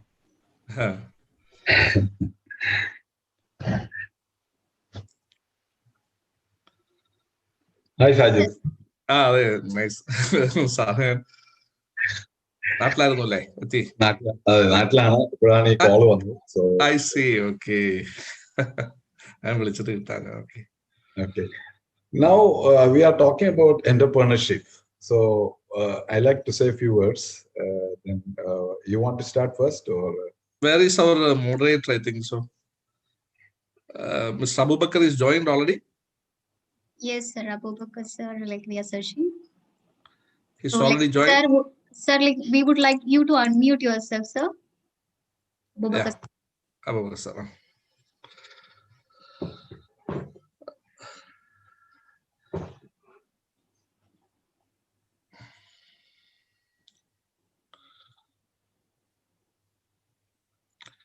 Abubakar, sir, if you are listening, like you would have got option for unmuting yourself and starting your video. Abubakar. So I think our moderator is facing some technical issue. I would like you to carry forward the session, sir. Thank you. Joel sir. Yes. സ്വാഭാവികമായും ഇതിനകത്തുള്ളത് മുഴുവൻ പുതിയ പ്രതീക്ഷയുള്ള യൂത്താണ്. എനിക്ക് തോന്നുന്നു അവരോടൊക്കെ കൂടുതൽ സംസാരിക്കാൻ പറ്റുന്ന ഒരാൾ എന്നുള്ള രീതിയിൽ താങ്കൾ തന്നെയാണ്. അപ്പോ ഞാൻ മനസ്സിലാക്കുന്നത്, ഞാനിത് ഇന്ന് അല്പസമയം കൊണ്ട്, കാരണം 2 മണി എന്ന് പറഞ്ഞിരുന്നു, ഞാൻ 1 മണിക്കൂർ ഇതിനുള്ളിൽ നടന്ന ഡിസ്കഷൻസിനെ വാച്ച് ചെയ്യായിരുന്നു. സ്വാഭാവികമായും വളരെ ഇൻസ്പയറിംഗ് ആയിട്ടുള്ള ഒരുപാട് സ്പീച്ച് കണ്ടു ഞാൻ. അപ്പൊ ഞാൻ മനസ്സിലാക്കിയത്, ഞാനൊരു ബിസിനസ്സുകാരനല്ല, അല്ലെങ്കിൽ എന്താ പറയാ കോർപ്പറേറ്റുമായി ചേർന്ന് നിൽക്കുന്ന ഒരാളല്ല. ഞാനൊരു മീഡിയ പ്രവർത്തകൻ എന്നുള്ള രീതിയിൽ തികച്ചും വ്യത്യസ്തമായൊരു കാര്യങ്ങളാണ് എനിക്ക് ഇവരോട് പറയാനുള്ളത്. ശരിക്കും മനുഷ്യരോട് ചേർന്ന് നിൽക്കുന്ന കുറെ കാര്യങ്ങൾ. അപ്പോ ഞാൻ അങ്ങനെ ഒരു ഇൻട്രൊഡക്ഷൻ കൊടുത്തു കഴിഞ്ഞതിന് ശേഷം, കാരണം അത് സ്വാഭാവികമായും കേരളത്തിന്റെ പുതിയ സാധ്യതകളെ കുറിച്ചും ഗൾഫിന്റെ സാധ്യതകളെ കുറിച്ചും ഒക്കെ കൃത്യമായി പറയാൻ പറ്റുന്ന ഒരാൾ താങ്കൾ തന്നെയാണ്. എന്നെ അത്ഭുതപ്പെടുത്തുന്നത് ഈ ഒരു കാലത്തെ കുറിച്ചുള്ള ചില കാഴ്ചപ്പാടുകളാണ്. കഴിഞ്ഞ ജനുവരിയിൽ, എനിക്കിപ്പോഴും ഓർമ്മയുണ്ട്, ജനുവരി 1 ഒരു പുതിയ വർഷം തുടങ്ങുമ്പോൾ പതിവ് പോലെ അന്ന് ഡയറിയിൽ ഞാനിങ്ങനെ എഴുതിയിട്ടിരുന്നു, ഡിസംബറിന്റെ മഞ്ഞുകണങ്ങൾക്കൊപ്പം ഒരു വർഷം കൂടി കൊഴിഞ്ഞു വീഴുന്നു. പുതിയ പ്രതീക്ഷകളാണ് നമുക്ക് ഈ വർഷം മുന്നോട്ട് വെക്കുന്നത്. അപ്പൊ ഞാൻ കഴിഞ്ഞ ഒരു വർഷത്തെ എൻ്റെ പോരായ്മകളെ കുറിച്ചും എനിക്ക് നഷ്ടപ്പെട്ടു പോയതിനെ കുറിച്ചും എൻ്റെ നേട്ടങ്ങളെ കുറിച്ചും ഒക്കെ സ്വാഭാവികമായും ഒരു വിശകലനം നടത്തി. ഞാനീ പറയുന്നത് ഞാൻ മാത്രമല്ല, ഒരു പക്ഷേ ഇത് കേട്ടുകൊണ്ടിരിക്കുന്ന പലരും ചെയ്തിട്ടുള്ള ഒരു കാര്യമായിരിക്കാം. ഒരുപാട് പ്രതീക്ഷകൾ 2020 നമ്മൾ മാറ്റിവെച്ചു. പക്ഷെ അപ്രതീക്ഷിതമായിട്ടാണ് നമ്മുടെ പ്രതീക്ഷകളെ മുഴുവൻ ഈ കാലം കവർന്നു കളഞ്ഞത്. എനിക്ക് ഓർക്കുന്നു, ഞാനിതാണ്ട് ഫെബ്രുവരി അവസാന വാരത്തിൽ വുഹാനിൽ കുടുങ്ങിപ്പോയ മലയാളികളായിട്ടുള്ള കുറെ മെഡിക്കൽ വിദ്യാർത്ഥികളെ കുറിച്ച് ചില രക്ഷിതാക്കൾ എൻ്റെ ഓഫീസിൽ വന്ന് പരാതി പറഞ്ഞു. അവരെ തിരികെ നാട്ടിലേക്ക് കൊണ്ടുവരാൻ പറ്റുന്നില്ല. സ്വാഭാവികമായും എന്നെ സംബന്ധിച്ചിടത്തോളം ഒരു മാധ്യമ പ്രവർത്തനം എന്ന രീതിയിൽ ഞാൻ ആലോചിച്ചത്, എന്നെ സംബന്ധിച്ചിടത്തോളം വളരെ എക്സ്ക്ലൂസീവ് ആയിട്ടുള്ള ഒരു വാർത്ത എന്നുള്ളതായിരുന്നു അതിനോടുള്ള എന്റെ സമീപനം. സ്വാഭാവികമായും ഞാൻ വാർത്ത ചെയ്യുകയും അന്ന് ചില കേന്ദ്ര മന്ത്രിമാരുമായിട്ടൊക്കെ ഇടപെടുകയും എന്തായാലും ആ ഇടപെടൽ പിന്നീട് ആ കുട്ടികളെ നാട്ടിലെത്തിക്കുന്നതിന് കാരണമൊക്കെയായി. പക്ഷെ അന്നൊന്നും നമ്മൾ ആരും കരുതിയില്ല ഈ കൊറോണ എന്ന് പറയുന്ന ഒരു കുഞ്ഞു വൈറസ്, ഒരുപക്ഷെ ഈ ലോകം മുഴുവൻ വൈറസുകളെയും തൂക്കി നോക്കിയാലും 1 ഗ്രാമിന് താഴെ മാത്രം ഒരുപക്ഷെ ഭാരമുണ്ടാവുന്ന ഈ ഒരു ചെറിയ സാധനം ഈ ലോകത്തെ മുഴുവൻ ഇങ്ങനെയൊക്കെ കീഴടക്കുമെന്ന് ഒരുപക്ഷെ നമ്മൾ ആരും ആലോചിച്ചില്ല. പക്ഷെ എനിക്ക് തോന്നുന്നു ഈ ലോകത്തിലേക്ക് ഈ കേട്ടുകൊണ്ടിരിക്കുന്നവരോടൊക്കെ എനിക്ക് പറയാനുള്ളത്, മനുഷ്യൻ അതിന്റെ എല്ലാ അതിരുകളും വിട്ട് സഞ്ചരിക്കുമ്പോൾ പലപ്പോഴും അവനെ ചില ഓർമ്മപ്പെടുത്തലുകൾക്കായിട്ട് ഒരുപക്ഷെ ദൈവമുണ്ടെന്ന് വിശ്വസിക്കുന്നവർക്ക് പറയുക, ആ ദൈവം ചില ഓർമ്മപ്പെടുത്തലുകൾ മനുഷ്യന് തരുന്ന ഒരു കാലം കൂടിയാണ് ഇതെന്ന് എനിക്ക് തോന്നുന്നു. അതായിരുന്നു ഇത്. ശരിക്കും നമ്മൾ കൂട്ടിൽ അടച്ചിട്ട മൃഗങ്ങളൊക്കെ നമ്മൾ കണ്ടതാണത്. വളരെ സുഖമായിട്ട് യാതൊരുവിധ ശല്യവുമില്ലാതെ ആരെയും ഭയക്കാതെ അവരൊക്കെ വളരെ സ്വതന്ത്രമായി വിഹരിക്കുകയും അതേസമയം സർവ്വസ്വാതന്ത്ര്യമുണ്ടെന്ന് നമ്മൾ കരുതിയിരുന്ന നമ്മളൊക്കെ സ്വയം കൂട്ടിലാവുകയും ചെയ്തത് നമ്മൾ കണ്ടതാണ്, അല്ലേ? നമുക്ക് എല്ലാവിധ സൗകര്യങ്ങളും ഉണ്ടാകുമ്പോഴും അതൊന്നും ഉപയോഗിക്കാൻ പറ്റാതെ ആരെയൊക്കെയോ പേടിച്ച് നമുക്ക് മുറികളിലേക്ക് ഒതുങ്ങേണ്ടി വരും. ഈ കാലം പക്ഷെ നമ്മളെ പഠിപ്പിച്ച, ഞാൻ മനസ്സിലാക്കുന്നത്, പക്ഷെ എല്ലാ നഷ്ടങ്ങൾക്കും അപ്പുറത്ത് ചില പ്രതീക്ഷകളുണ്ട് എന്നുള്ളതാണ് ഈ കാലം നമ്മെ പഠിപ്പിച്ചൊരു കാര്യം. ഞാൻ പറയുന്ന ഒരു പ്രധാന വിഷയം, ടാഗോറിന്റെ മനോഹരമായ ഒരു വാക്യമുണ്ട്. അതിങ്ങനെയാണ്: സൂര്യൻ അസ്തമിച്ചതോർത്ത് കരയുന്നവർക്ക് നക്ഷത്രങ്ങളുടെ ഭംഗി കാണാനാവില്ല എന്ന് പറയാറുണ്ട്. ഞാൻ പറയുന്നത്, നമ്മുടെ മുമ്പിൽ വരുന്ന പ്രതിസന്ധികളെ നമ്മൾ ആ പ്രതിസന്ധികളാക്കി മാത്രം കണ്ടുകൊണ്ട് നിന്നാൽ ഒരുപക്ഷെ നമ്മുടെ മുമ്പിൽ വരുന്ന പ്രതീക്ഷകളെ നമുക്ക് കാണാനാവും. സ്വാഭാവികമായും ഗൾഫിൽ നിന്നുകൊണ്ട് ഇവിടെ നമ്മൾ കണ്ട ഒരു പ്രധാനപ്പെട്ട സംഗതിയായിരുന്നു ഒരു വലിയ തിരിച്ചുപോക്ക്, പ്രവാസികളുടെ നാട്ടിലേക്കുള്ള ഒരു വലിയ തിരിച്ചുപോക്ക്. ഈ തിരിച്ചുപോക്കുകളുടെ മുമ്പിൽ നമ്മുടെ മുമ്പിൽ ഒരുപാട് പ്രതിസന്ധികൾ ഉണ്ടായിരുന്നു. ഒരുപക്ഷെ ജോളി സാറിനൊക്കെ ഓർമ്മയാണ്, ഒരുപാട് പേര് എങ്ങനെയാണ് ഇനി എനിക്ക് ജീവിക്കാൻ പറ്റുക എന്നറിയാതെ കരഞ്ഞിരിക്കുന്ന ഒരുപാട് മനുഷ്യർ ഞാൻ കണ്ടു, അല്ലേ? പക്ഷെ നാം ഇപ്പോൾ കണ്ടുകൊണ്ടിരിക്കുന്നത് അവരൊക്കെ പുതിയ പുതിയ അതിജീവനത്തിന്റെ മാർഗങ്ങൾ ഇങ്ങനെ കണ്ടുകൊണ്ടേയിരിക്കും. ഓരോ ദിവസവും അവർ സ്വയം അതിജീവനത്തിന്റെ മാർഗങ്ങൾ സൃഷ്ടിച്ചുകൊണ്ടേയിരിക്കുന്നു എന്നുള്ളതാണ്. എന്റെ മുമ്പിൽ ഞാൻ എഴുതിയ പുസ്തകത്തിൽ എന്റെ മനോഹരമായ ഒരു അനുഭവം ഞാൻ ഒരിക്കൽ ഒരു 10 വർഷങ്ങൾക്ക് മുമ്പാണ് ദമാമിലെ ജയിലിൽ ഒരു 35 വയസ്സുള്ള ഒരു സ്ത്രീയും 4 മക്കളും ജയിലിൽ കിടക്കുന്നു എന്ന് പറയുന്ന ഒരു അറിയിപ്പ് വന്നു. അങ്ങനെ ഞാൻ അവിടെ പോയി ജയിലധികൃതരുടെ അനുവാദത്തോടെ ഇവരെ കാണാൻ വേണ്ടി ചെല്ലുമ്പോൾ 2 വയസ്സുള്ള ഒരു കുഞ്ഞു മുതൽ 12 വയസ്സ് വരെയുള്ള 4 മക്കളുമായിട്ടൊരു 35 വയസ്സുകാരിയായ യാസ്ര എന്ന് പറയുന്ന ഒരു കർണാടക സ്വദേശി ആ ജയിലിലുണ്ടായിരുന്നു. സംഭവിച്ചത് എന്താണെന്ന് വെച്ചാൽ അവരുടെ ഭർത്താവുമായിട്ട് സൗദി അറേബ്യയിൽ ജീവിക്കുകയായിരുന്നു. ആ ജീവിച്ചതിന് ശേഷം ഒരു ആക്സിഡന്റിൽ ഭർത്താവ് മരിച്ചതോടുകൂടി ഇവർക്ക് തിരിച്ച് നാട്ടിലേക്ക് മടങ്ങാൻ പറ്റാതെയായി. ഭർത്താവിന്റെ ബിസിനസ്സുകളിൽ അവരുടെ സഹോദരങ്ങൾ പിടിച്ചെടുത്തു. അങ്ങനെ അവർ ഒറ്റുകൊടുത്തിട്ട് ഇവിടെ ഭർത്താവില്ലാത്തതുകൊണ്ട്, സ്പോൺസർഷിപ്പ് ഇല്ലാത്തത് കൊണ്ട് ഇവിടുത്തെ അധികൃതർ അവരുടെ ജയിലിലാക്കാൻ ചെയ്തു. ഏതായാലും നമ്മൾ ഇടപെട്ടിട്ട് ഏതാണ്ട് 10-15 ദിവസങ്ങൾ കൊണ്ട് അവർ നാട്ടിലേക്ക് കയറ്റിവിടുമ്പോൾ അവരുടെ 1-2 കുഞ്ഞുങ്ങളെ പഠിപ്പിക്കാനുള്ള ചില സഹായങ്ങളെ കൊടുത്തു. പക്ഷെ എന്നെ വിസ്മയിപ്പിച്ചത്, ഒരു 10-12 വർഷങ്ങൾക്ക് ശേഷം ഒരു ദിവസം വൈകുന്നേരം ഞാൻ ഓഫീസിൽ ഇരിക്കുമ്പോൾ, ഞാനിപ്പോ ഈ സാധാരണ രീതി സംസാരിക്കുന്നത് എന്താ അറിയോ, കുറച്ച് മുമ്പ് പറഞ്ഞ വിഷയങ്ങളൊക്കെ അത്രയും ഗൗരവമുള്ള സാധനങ്ങളാണ് ഇതിനകത്ത് കേട്ടുകൊണ്ടിരിക്കുന്നവരുടെ തലയിലുള്ളതെന്ന് എനിക്കറിയാം. അതുകൊണ്ട് കുറച്ച് ലാഘവബുദ്ധിയോടുകൂടി സംസാരിക്കുന്നു എന്നുള്ളതാണ്. അപ്പോ എന്റെ മുറിയിലേക്ക് എനിക്ക് ഒരു കോള് വന്നു. ആ കോൾ ഇതായിരുന്നു: സാർ, താങ്കളെ ഒന്ന് കാണാൻ പറ്റുമോ എന്നായിരുന്നു. ഒരു ഇംഗ്ലീഷിലാണ് ചോദ്യം. ഞാൻ പറഞ്ഞു, സ്വാഭാവികമായിട്ട് വരൂ, കാണാം. ആരാണ് നിങ്ങളെന്ന് ചോദിച്ചപ്പോൾ പറഞ്ഞു, ഞാൻ നേരിട്ട് വന്നിട്ട് പറയാമെന്ന് പറഞ്ഞു. ഏതാണ്ട് ഞാൻ വാർത്തയൊക്കെ ചെയ്ത് ഓഫീസിലിരിക്കുന്ന സമയത്ത് ഒരു 24 വയസ്സുള്ള ഒരു പയ്യൻ, വളരെ ചുള്ളനായിട്ടുള്ള ഒരു പയ്യൻ എന്റെ ഓഫീസിലേക്ക് കയറും. അവന്റെ കയ്യിൽ കുറെ ചുരുട്ടി പിടിച്ച പഴയ പേപ്പർ കഷ്ണങ്ങൾ ഉണ്ടായിരുന്നു. ആ പേപ്പറുകൾ അവൻ എനിക്ക് നേരെ നീട്ടി. അപ്പോഴും ഞാൻ അത്ഭുതത്തെ കണ്ടത്, 12 വർഷങ്ങൾക്ക് മുമ്പ് ഇതുപോലെ യാസ്രയും മക്കളും ജയിലിൽ കിടക്കുന്ന വാർത്തകൾ റിപ്പോർട്ട് ചെയ്തതിന്റെ പേപ്പർ കട്ടിങ്ങളായിരുന്നു. എന്നിട്ട് അവൻ പറഞ്ഞു, സാർ, അന്ന് എൻ്റെ ഉമ്മയുടെ അടുത്ത് നിന്ന് കരഞ്ഞിരുന്ന എനിക്ക് താങ്കളെ നേരെ ഓർമ്മയുണ്ട്. അന്നത്തെ ആ 12 വയസ്സുള്ള റഫാൻ എന്ന് പറയുന്ന കുഞ്ഞായിരുന്നു മെക്കാനിക്കൽ എഞ്ചിനീയറിംഗ് കഴിഞ്ഞ് വീണ്ടും സൗദിയിലേക്ക് ആ സമയത്ത് വന്നത്. എന്നെ അത്ഭുതപ്പെടുത്തിയത് ജീവിതത്തിൽ എല്ലാം നഷ്ടപ്പെട്ട് ഇനി ഒന്നും ബാക്കിയില്ല എന്ന് പറഞ്ഞു നിന്ന ഒരു കുടുംബത്തിന്റെ അവിടെ നിന്ന് വല്ലാത്ത അതിജീവനത്തിന്റെ ഒരു പുതിയ പ്രതീക്ഷയിലേക്ക് കടന്നു വന്ന ആ ചെറുപ്പക്കാരന്റെ മുമ്പിൽ ഞാൻ വിസ്മയത്തോടെ നിന്നു. ഞാൻ അവരോട് ചോദിച്ചു, കഴിഞ്ഞ 12 വർഷം എങ്ങനെയായിരുന്നു നിങ്ങളുടെ ജീവിതം എന്ന് ചോദിച്ചു. അവൻ പറഞ്ഞൊരു സംഗതി ഉണ്ടല്ലേ, ഞങ്ങൾ ഇവിടുന്ന് പോകാതിരുന്നത് തന്നെ ഇനി എങ്ങനെ ജീവിക്കുമെന്ന് പറയുന്ന വല്ലാത്തൊരു ആശങ്കയായിരുന്നു. പക്ഷേ അവിടേക്ക് പോകുമ്പോ, ബന്ധുജനങ്ങളുടെ അടുത്തേക്ക് പോകുമ്പോ ഞങ്ങളുടെ മുമ്പിൽ ഒന്നും ഉണ്ടായിരുന്നില്ല. ആരൊക്കെയോ വെച്ചു നീട്ടിയ ചെറിയ ചില സഹായങ്ങൾ മാത്രമായിരുന്നു. പക്ഷേ വളരെ പതുക്കെ ഞങ്ങളുടെ ജീവിതം പതുക്കെ തുടരുകയായിരുന്നു. അവിടെ ഞങ്ങൾക്കുണ്ടായിരുന്ന അടിസ്ഥാനം ഞങ്ങൾ തമ്മിലുള്ള അഗാധമായ ബന്ധമായിരുന്നു. എൻ്റെ അമ്മയെ ഒരിക്കൽ പോലും എന്തെങ്കിലും പറഞ്ഞ് എൻ്റെ സഹോദരങ്ങളിൽ പോലും അലോസരപ്പെടുത്താതിരിക്കാൻ മൂത്ത കുട്ടിയായി ഞാൻ വല്ലാണ്ട് ശ്രമിക്കുമായിരുന്നു എന്ന് പറഞ്ഞു. എന്നിട്ട് അവർ പറഞ്ഞു, എൻ്റെ അമ്മ ഒരു ചെറിയ തയ്യൽ യൂണിറ്റ് തുടങ്ങി. വീട്ടിൽ ആരോ ഒരാൾ വാങ്ങിച്ചു കൊടുത്ത ഒരു ചെറിയ തയ്യൽ മെഷീൻ കൊണ്ട് അവർ ചെറുതായിട്ട് തുന്നാൻ ആരംഭിച്ചു. ഇപ്പോൾ അവൻ പറഞ്ഞു 72 ആളുകൾ ജോലി ചെയ്യുന്ന ഒരു റെഡിമെയ്ഡ് യൂണിറ്റിന്റെ ഓണറാണ് എൻ്റെ അമ്മ എന്നവൻ പറഞ്ഞപ്പോ ഞാൻ അത്ഭുതപ്പെട്ടു. ഈ ജീവിതം ഇങ്ങനെ വെക്കുന്ന, നമ്മുടെ മുമ്പിൽ കാഴ്ചവെക്കുന്ന ഒരുപാട് അത്ഭുതങ്ങളുണ്ട് ഈ രീതിയിൽ. എനിക്ക് കഴിഞ്ഞ ദിവസം ഈ ഇലക്ഷനുമായി ബന്ധപ്പെട്ട് ഫേസ്ബുക്കിൽ കണ്ട ഒരു വാക്ക് ഓർമ്മയുണ്ട്. അതിങ്ങനെയാണ്, നിങ്ങൾ രാത്രി എന്ന് എഴുതിക്കോളൂ, പക്ഷേ നിലാവെന്ന് ഞങ്ങൾ അതിനെ തിരുത്തും എന്ന് പറഞ്ഞതുപോലെ എല്ലാ പ്രതീക്ഷകളുടെയും ഉള്ളിലേക്ക് നമ്മളൊന്ന് കാത്തുവെക്കുമ്പോഴാണ് നമുക്ക് പലർക്കും വിജയം ഉണ്ടാകാൻ സാധിക്കുക. ഞാൻ ഇപ്പോ നമ്മുടെ കൂടെ സംസാരിക്കാനുള്ള ലോനപ്പൻ സാറും എന്നെ അത്ഭുതപ്പെടുത്താറുണ്ട്. അദ്ദേഹം കഴിഞ്ഞ 30 വർഷമായി നമ്മളുടെ means moderator Abubakar sir join ചെയ്തിട്ടുണ്ട്. സാറിനെ ഇൻവൈറ്റ് ചെയ്തിട്ടുണ്ട്. No problem. അബൂബക്കർ സാർ, ഞങ്ങൾ നിങ്ങളെ കിട്ടാത്തത് കൊണ്ട് തുടങ്ങിയതാണേ.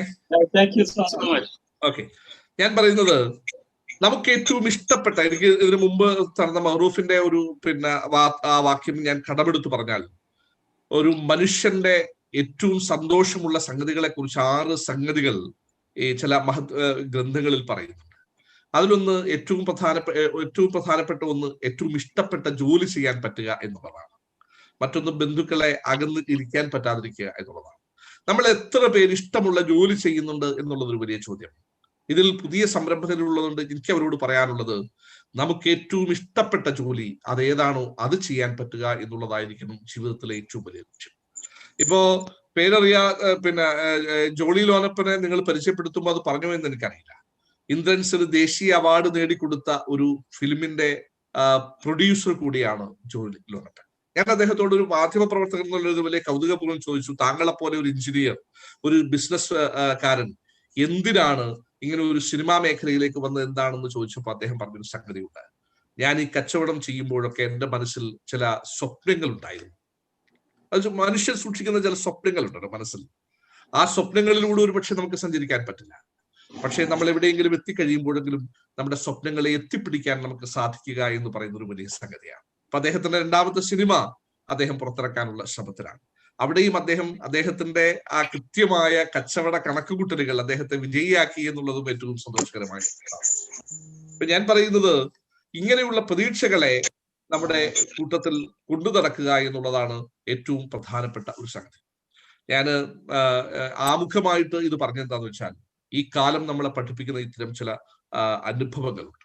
ഇപ്പൊ ഞാൻ കുറെ ഏറെ നാള് പ്രവാസിയായിരുന്ന ഒരാളാണ്. ഈ കൊറോണ കാലത്ത് തുടങ്ങുമ്പോ ഇതൊന്നും നമ്മളെ ബാധിക്കില്ല എന്നുള്ളതായിരുന്നു എന്റെയും ഒക്കെ ആദ്യത്തെ ധാരണ. അതിന്റെ ഭാഗമായിട്ട് ഈ കൊറോണ രോഗികൾക്ക് ഭക്ഷണം എത്തിച്ചു കൊടുക്കാനും മരുന്ന് എത്തിച്ചു കൊടുക്കാനും ഒക്കെ ആയിട്ട് ഞാനും ഇങ്ങനെ വല്ലാണ്ട് ഓടി നടന്നു.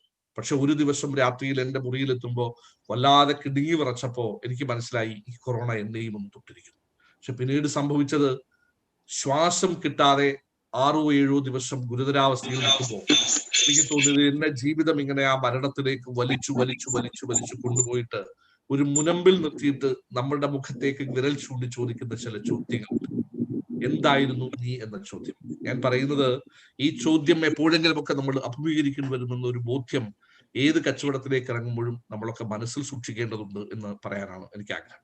ഞാൻ പറയുന്നത് കച്ചവടത്തിന്റെ ടെക്നിക്കുകളെ കുറിച്ചല്ല, അതിന്റെ മാനുഷികമായ ചില വശങ്ങളെ കുറിച്ചാണ്. നമ്മൾ എന്താണ് എന്ന് കൃത്യമായ ബോധ്യത്തിൽ നിന്നുകൊണ്ട് വേണം നമ്മുടെ ഓരോ പ്രവർത്തനവും തുടരാൻ. നിങ്ങളുടെ ചുണ്ടുകളിൽ നിങ്ങൾക്കൊരു പുഞ്ചിരി സൂക്ഷിക്കാൻ സാധിക്കുമെങ്കിൽ നിങ്ങൾക്ക് അവനോട് സുഖമാണോ എന്ന് ചോദിക്കുമ്പോൾ അവൻ സുഖമായിരിക്കട്ടെ എന്ന് മനസ്സുകൊണ്ട് നിങ്ങൾക്ക് തീരുമാനിക്കാൻ സാധിക്കുമെങ്കിൽ, അവന് നിങ്ങൾ ആലിംഗനം ചെയ്യുമ്പോൾ അത് ഹൃദ്യമായിരിക്കുവാൻ നിങ്ങൾ ഉള്ളിൽ കരുതുന്നുവെങ്കിൽ, തീർച്ചയായും നിങ്ങളുടെ എല്ലാ സംരംഭങ്ങൾക്കും ഒരു നന്മ പൊതിഞ്ഞു നിൽക്കുക തന്നെ ചെയ്യും. കാരണം അപരന്റെ വേദനകളെ കേൾക്കുവാൻ പഠിക്കുന്ന, അല്ലെങ്കിൽ അവനെ കാണുന്ന കണ്ണുകളുള്ള, കേൾക്കാൻ സാധിക്കുന്ന കാതുകളുള്ള മനുഷ്യന്റെ മുമ്പിൽ ഒരുപക്ഷെ നമ്മൾ പണ്ടൊക്കെ പറയാറില്ലേ, അതിന്റെ സാങ്കേതിക പദങ്ങളെ കുറിച്ചല്ല ഞാൻ പറഞ്ഞു, നാം പാതി ദൈവം പാതി എന്ന് പറയാറില്ലേ, ആ പാതി ദൈവം നമുക്ക് തരിക തന്നെ ചെയ്യും. എന്തായാലും അതിനേക്കാൾ കൂടുതൽ പ്രതീക്ഷയോടെ ഞാൻ കാത്തിരിക്കുന്നത് ശ്രീ ജോയിൽ ഓണപ്പന്റെ സംഭാഷണം കേൾക്കുവാൻ വേണ്ടി. സ്വാഭാവികമായും ഞാൻ അദ്ദേഹത്തിലേക്ക് Thank you so much. Thanks, sir. My apologies once again for being late. Lonapan sir, now, വളരെ ഹൃദ്യമായ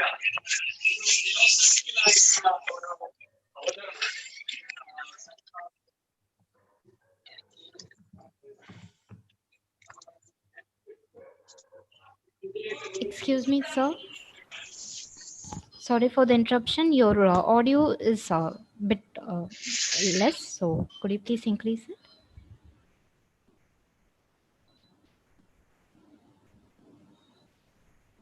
Shavuga is smooth, that one. Yeah. Yes. Is it okay now? Yes, sir. Thank you, sir. Okay. വളരെ ഹൃദ്യമായിരുന്നു. ഇനി നമുക്ക് നമ്മുടെ ബഹുമാന്യനായ ലോനപ്പൻ സാറിനെ അദ്ദേഹത്തിൻ്റെ ഈ വിഷയകമായുള്ള ചിന്തകൾ പങ്കുവെക്കാൻ ക്ഷണിക്കാം. വളരെ പ്രഗത്ഭനായ, ധാരാളം അനുഭവ സമ്പത്തുള്ള ഒരു വെഴ്സറ്റൈൽ ജീനിയസ് ആണ് അദ്ദേഹം. നേരത്തെ സാഹിദ് സാറും നമ്മുടെ എംസിക്ക് പരിചയപ്പെടുത്തിയ പോലെ തന്നെ. Lonappan sir, please take. എല്ലാവർക്കും നമസ്കാരം. ആദ്യം തന്നെ ഈ 3G ഈ ഇൻസ്റ്റിറ്റ്യൂട്ടിന് പ്രത്യേക നന്ദി എന്നെ ഇൻവൈറ്റ് ചെയ്തതിൽ. എനിക്ക് ഇന്ന് സംസാരിക്കാനുള്ളത് എന്റർപ്രണർഷിപ്പിന്റെ ആവശ്യകതകളെ പറ്റിയാണ്. അതാണ് എന്നോട് സംസാരിക്കാൻ ആവശ്യപ്പെട്ടിരിക്കുന്നത്. മഹാത്മാഗാന്ധി പറഞ്ഞു, എൻ്റെ ജീവിതമാണ് എൻ്റെ മെസ്സേജ്. അത് തന്നെയാണ് എനിക്കും പറയാനുള്ളത്. എല്ലാ എന്റർപ്രണേഴ്സിനും പറയാനുള്ളത് അത് തന്നെയാണ്. എൻ്റെ ജീവിതമാണ് എൻ്റെ മെസ്സേജ്. ഒരു നല്ല എന്റർപ്രണർ ആവാ എന്നുള്ളത് ഒറ്റ ദിവസം കൊണ്ട് വിചാരിച്ചാൽ നടക്കുന്ന ഒരു കാര്യമില്ല. അത് വളരെ കാലം കൊണ്ട് ഡെവലപ്പ് ചെയ്ത് കൊണ്ടുവരേണ്ട ഒരു സംഗതിയാണ്. എന്റർപ്രണർഷിപ്പിനെ പറ്റി പറയുമ്പോൾ there are good entrepreneurship as well as bad entrepreneurship. The bad, I'm not going in detail, but the good one, there are social, there are political, there are economic entrepreneurship. In this, concentrating on the economical side, where we make money and fame, and അതിനെ ഞാൻ കൂട്ടിക്കൊണ്ടുപോകുന്നത് ഒരു കഥയിലേക്കാണ്. അത് വേദപുസ്തകത്തിലെ ഒരു കഥയാണ്. Moses ആണ് അതിലെ hero. Moses വളരെ കംഫർട്ട് സോണിൽ ഇരിക്കുകയായിരുന്നു. Moses was the minister in Egypt and he was seeing the hardship of the prisoners, and he quit that job and taken them out and traveling to the promised land. It takes 40 years to reach the promised land. And entrepreneurship is also same like this. You are all heading to the promised land. That is what is called entrepreneurship. In entrepreneurship, വേറെ തരത്തിൽ പറഞ്ഞാൽ കുരുടന്മാര് ആനയെ കാണാൻ പോയി. ഈ കുരുടന്മാർക്ക് കണ്ണ് കണ്ടുകൂടാ, അറിയാലോ. ചിലര് കാലുമെ തൊട്ടിട്ട് പറഞ്ഞു ഇത് ഒരല് പോലെ ഇരിക്കുകയാണ്. ചിലര് ചെവിയെ തൊട്ടിട്ട് മുറം പോലെ ഇരിക്കുക. ചിലര് തുമ്പിക്കൈ കണ്ടിട്ട് അത് ഒലക്ക പോലെ ഇരിക്കുക. അങ്ങനെ പല വിധത്തിൽ ഡിഫൈൻ ചെയ്തു. ഓരോ എന്റർപ്രണേഴ്സും അതുപോലെയാണ്. അവരുടെ ജീവിതം ഓരോ തരത്തിലാണ്. എല്ലാ എന്റർപ്രണേഴ്സും ബാക്ക് ബെഞ്ചിൽ ഇരുന്ന് അല്ലെങ്കിൽ ഡ്രോപ്പ് ഔട്ട് ആയവരാണ് കൂടുതൽ. സ്കൂളിലും കോളേജിലും ഫസ്റ്റ് ബെഞ്ചിൽ ഇരുന്ന് റാങ്ക് കിട്ടിയവരൊന്നും ഇതുവരെ എന്റർപ്രണേഴ്സ് ആയിട്ട് കണ്ടിട്ടില്ല. Entrepreneurship is a very tough job. One need to leave the comfort zone and follow his dream. APJ Abdul Kalam എപ്പോൾ സ്കൂളുകളിൽ ചെന്നാലും കുട്ടികളോട് പറയുന്ന ഒരു advice, dream dream dream high, nothing else, you dream. See, God has given us 5 senses: to hear, to see, to smell, to taste, to feel. These 5 senses. The input into our brain is through these 5 senses.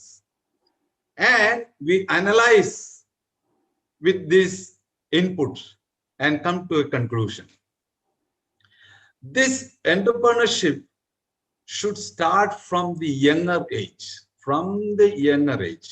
It is not that one day morning you get up and okay, I'm going to be an entrepreneur. That is possible sometimes. That is by accident. Somebody lost a job, then he get into entrepreneurship. Or somebody had a tough time with the boss, he quit the job and he struggled and he is compelled. But naturally, if anyone want to come to an entrepreneurship, he has to start from the younger age. He need to have dreams. To have dreams, you need to see. You have to see things. For example, for my younger age, I used to watch all the magazines I get. I still remember when I was seeing the Reader's Digest in those days. Those were one English magazine. I used to see the country of America, the country of Australia, country of Canada. So my dreams start coming. I started dreaming. I want to see one day. I want to go there. How to wait? So I started developing this dream to realize, to manifest my dream. Then I started thinking how to make money, then I changed my plans. Then I went to mechanical engineer. Then I went to the business, entrepreneurship, etc., etc. Now, in my vast experience of 40 years after my engineering, I entered into entrepreneurship and become an entrepreneur at the age of 35. And I think that is the best age. But many people say at the age of 25, you can be an entrepreneur, 19, you can. But these are all only very rare cases. You know, 90% of the entrepreneurs fail in their dream. They are not able to reach the promised land. Only few selected, few are reaching. But few of the requirements of entrepreneurship is, number one, first of all, he should have a dream. Second, he should have determination. He should have courage. Courage means it is not the absence of fear. It is not the absence of fear. It is the presence to face the fear. You need to face. There will be a lot of challenges. All these you need to overcome to reach the promised land. How Moses, Moses taking the whole battalion of people and crossing the Red Sea and going to the promised land. He has no food, there is no storage, there is nothing of that sort. But he reached the promised land. That is one. That is where the promised land is where we are heading. That can be, the promised land can be defined by yourself. You should have your own goals. The goals are the promised land. Where you want to reach, that is the promised land. If you take many of the entrepreneurs, for example, Steve Jobs, he has said, when you leave this planet, you need to give a dent in this planet, in the sense that you have to leave a legacy. Everyone is called for a purpose. We have to find the purpose. We all are given different talents. There are a lot of opportunities in this world. When I went first time after my engineering, when I went to Bombay, they said, Bombay ka hawa mein paisa hai, but you need the eyes to see. Bombay ka hawa mein. Now there is no need of going to Bombay. You can sit in anywhere in the world. Everywhere there is money, everywhere there is law. Now this is the era of abundance. Everybody is in abundance. Nobody is able to realize how lucky, how lucky we are. Everyone has a mobile phone. Everyone has a roof. No one is starving. All those things. Yet everybody is upset. Everyone is want to suicide. Want to leave everyone is in trouble. But if you put the right ingredients, success is sure. One of the ingredients important for entrepreneurship is nothing but humility. One need to be humble. You need to be humble to ground zero to be successful. You need to be humble. This is the most important. First, you need to have dream, determination, and courage. Then humility. Humility is also part. Fourth or fifth is the teamwork. You alone cannot do. You need to have a team. For example, when Moses went, he had a team like Joshua and all others with him. So to take the orders, the assistants are needed. Their support is always needed. Mr. Narayan Murthy started with 5 people. Even Facebook and Google and whoever it is, all started as a team. You need to have a teamwork. Idea will come from one mind, but the business will success with the teamwork. I'm not going in detail. There are a lot of things to talk, but it is already 6 o'clock. The viewers are only, the participants are only very few. My advice to young entrepreneurs, you have to start dreaming. Start dreaming. This is the most important thing to become an entrepreneur. First, and use the 5 senses. You use 5 senses and look around what is going on. There is no need of copying or become a copycat. There is no need, because everybody has given talents. God has given everybody. We are not finding our talents, what is hidden within me. You find that and explore and conquer your dream, your vision, your passion. And with this talk, I conclude. It's already 15 minutes. Thank you very much. Thank you so much, Lonapan sir, for your enlightening speech.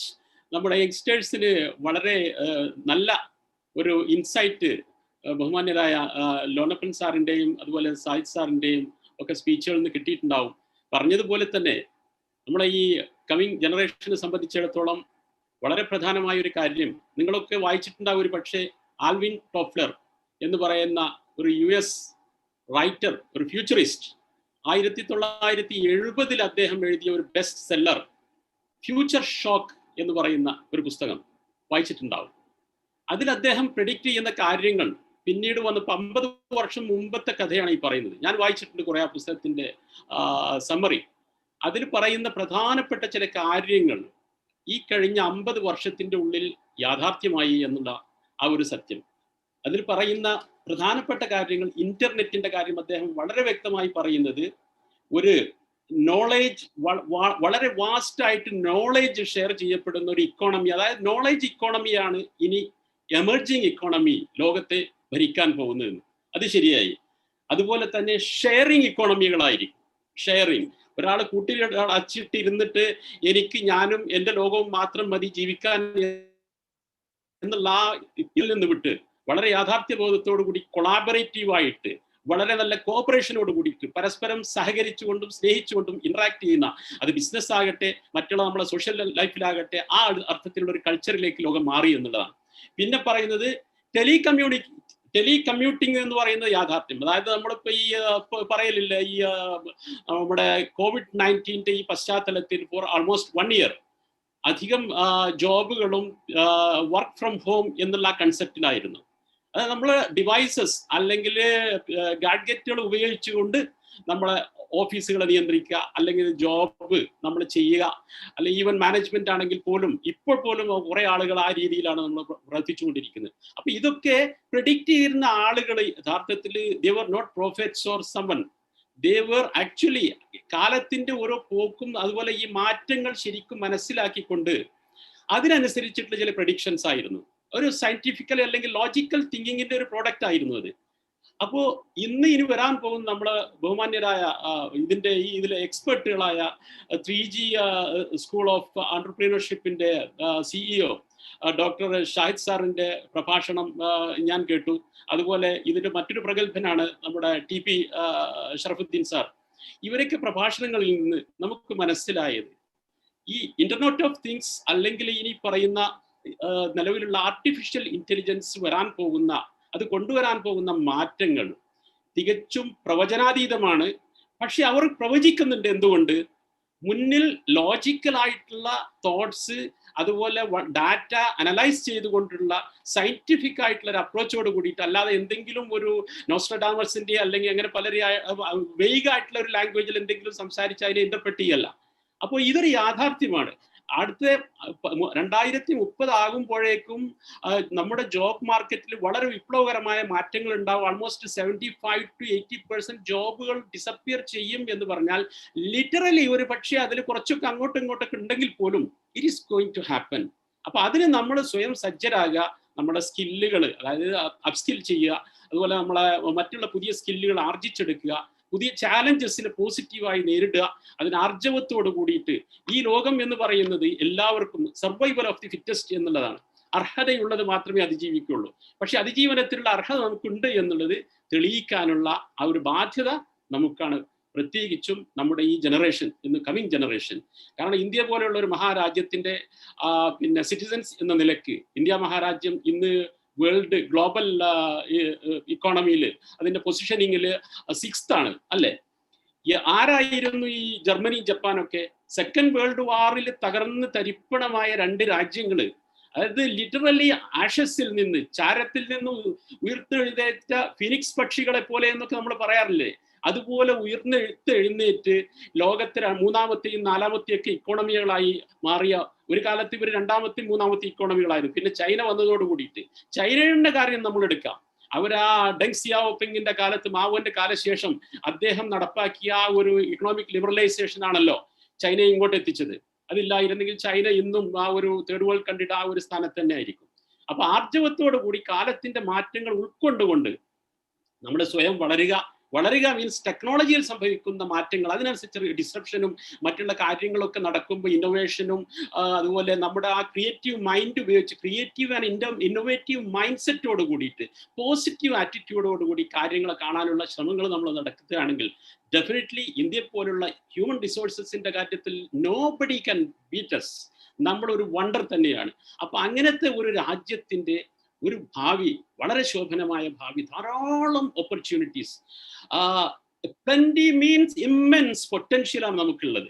ആ ഒരു potential ദൈവം നമുക്ക് നൽകിയത്, അല്ലെങ്കിൽ നാം മനസ്സിലാക്കുന്ന 100 billion brain സെല്ലുകളാണ് ഒരാൾക്ക്.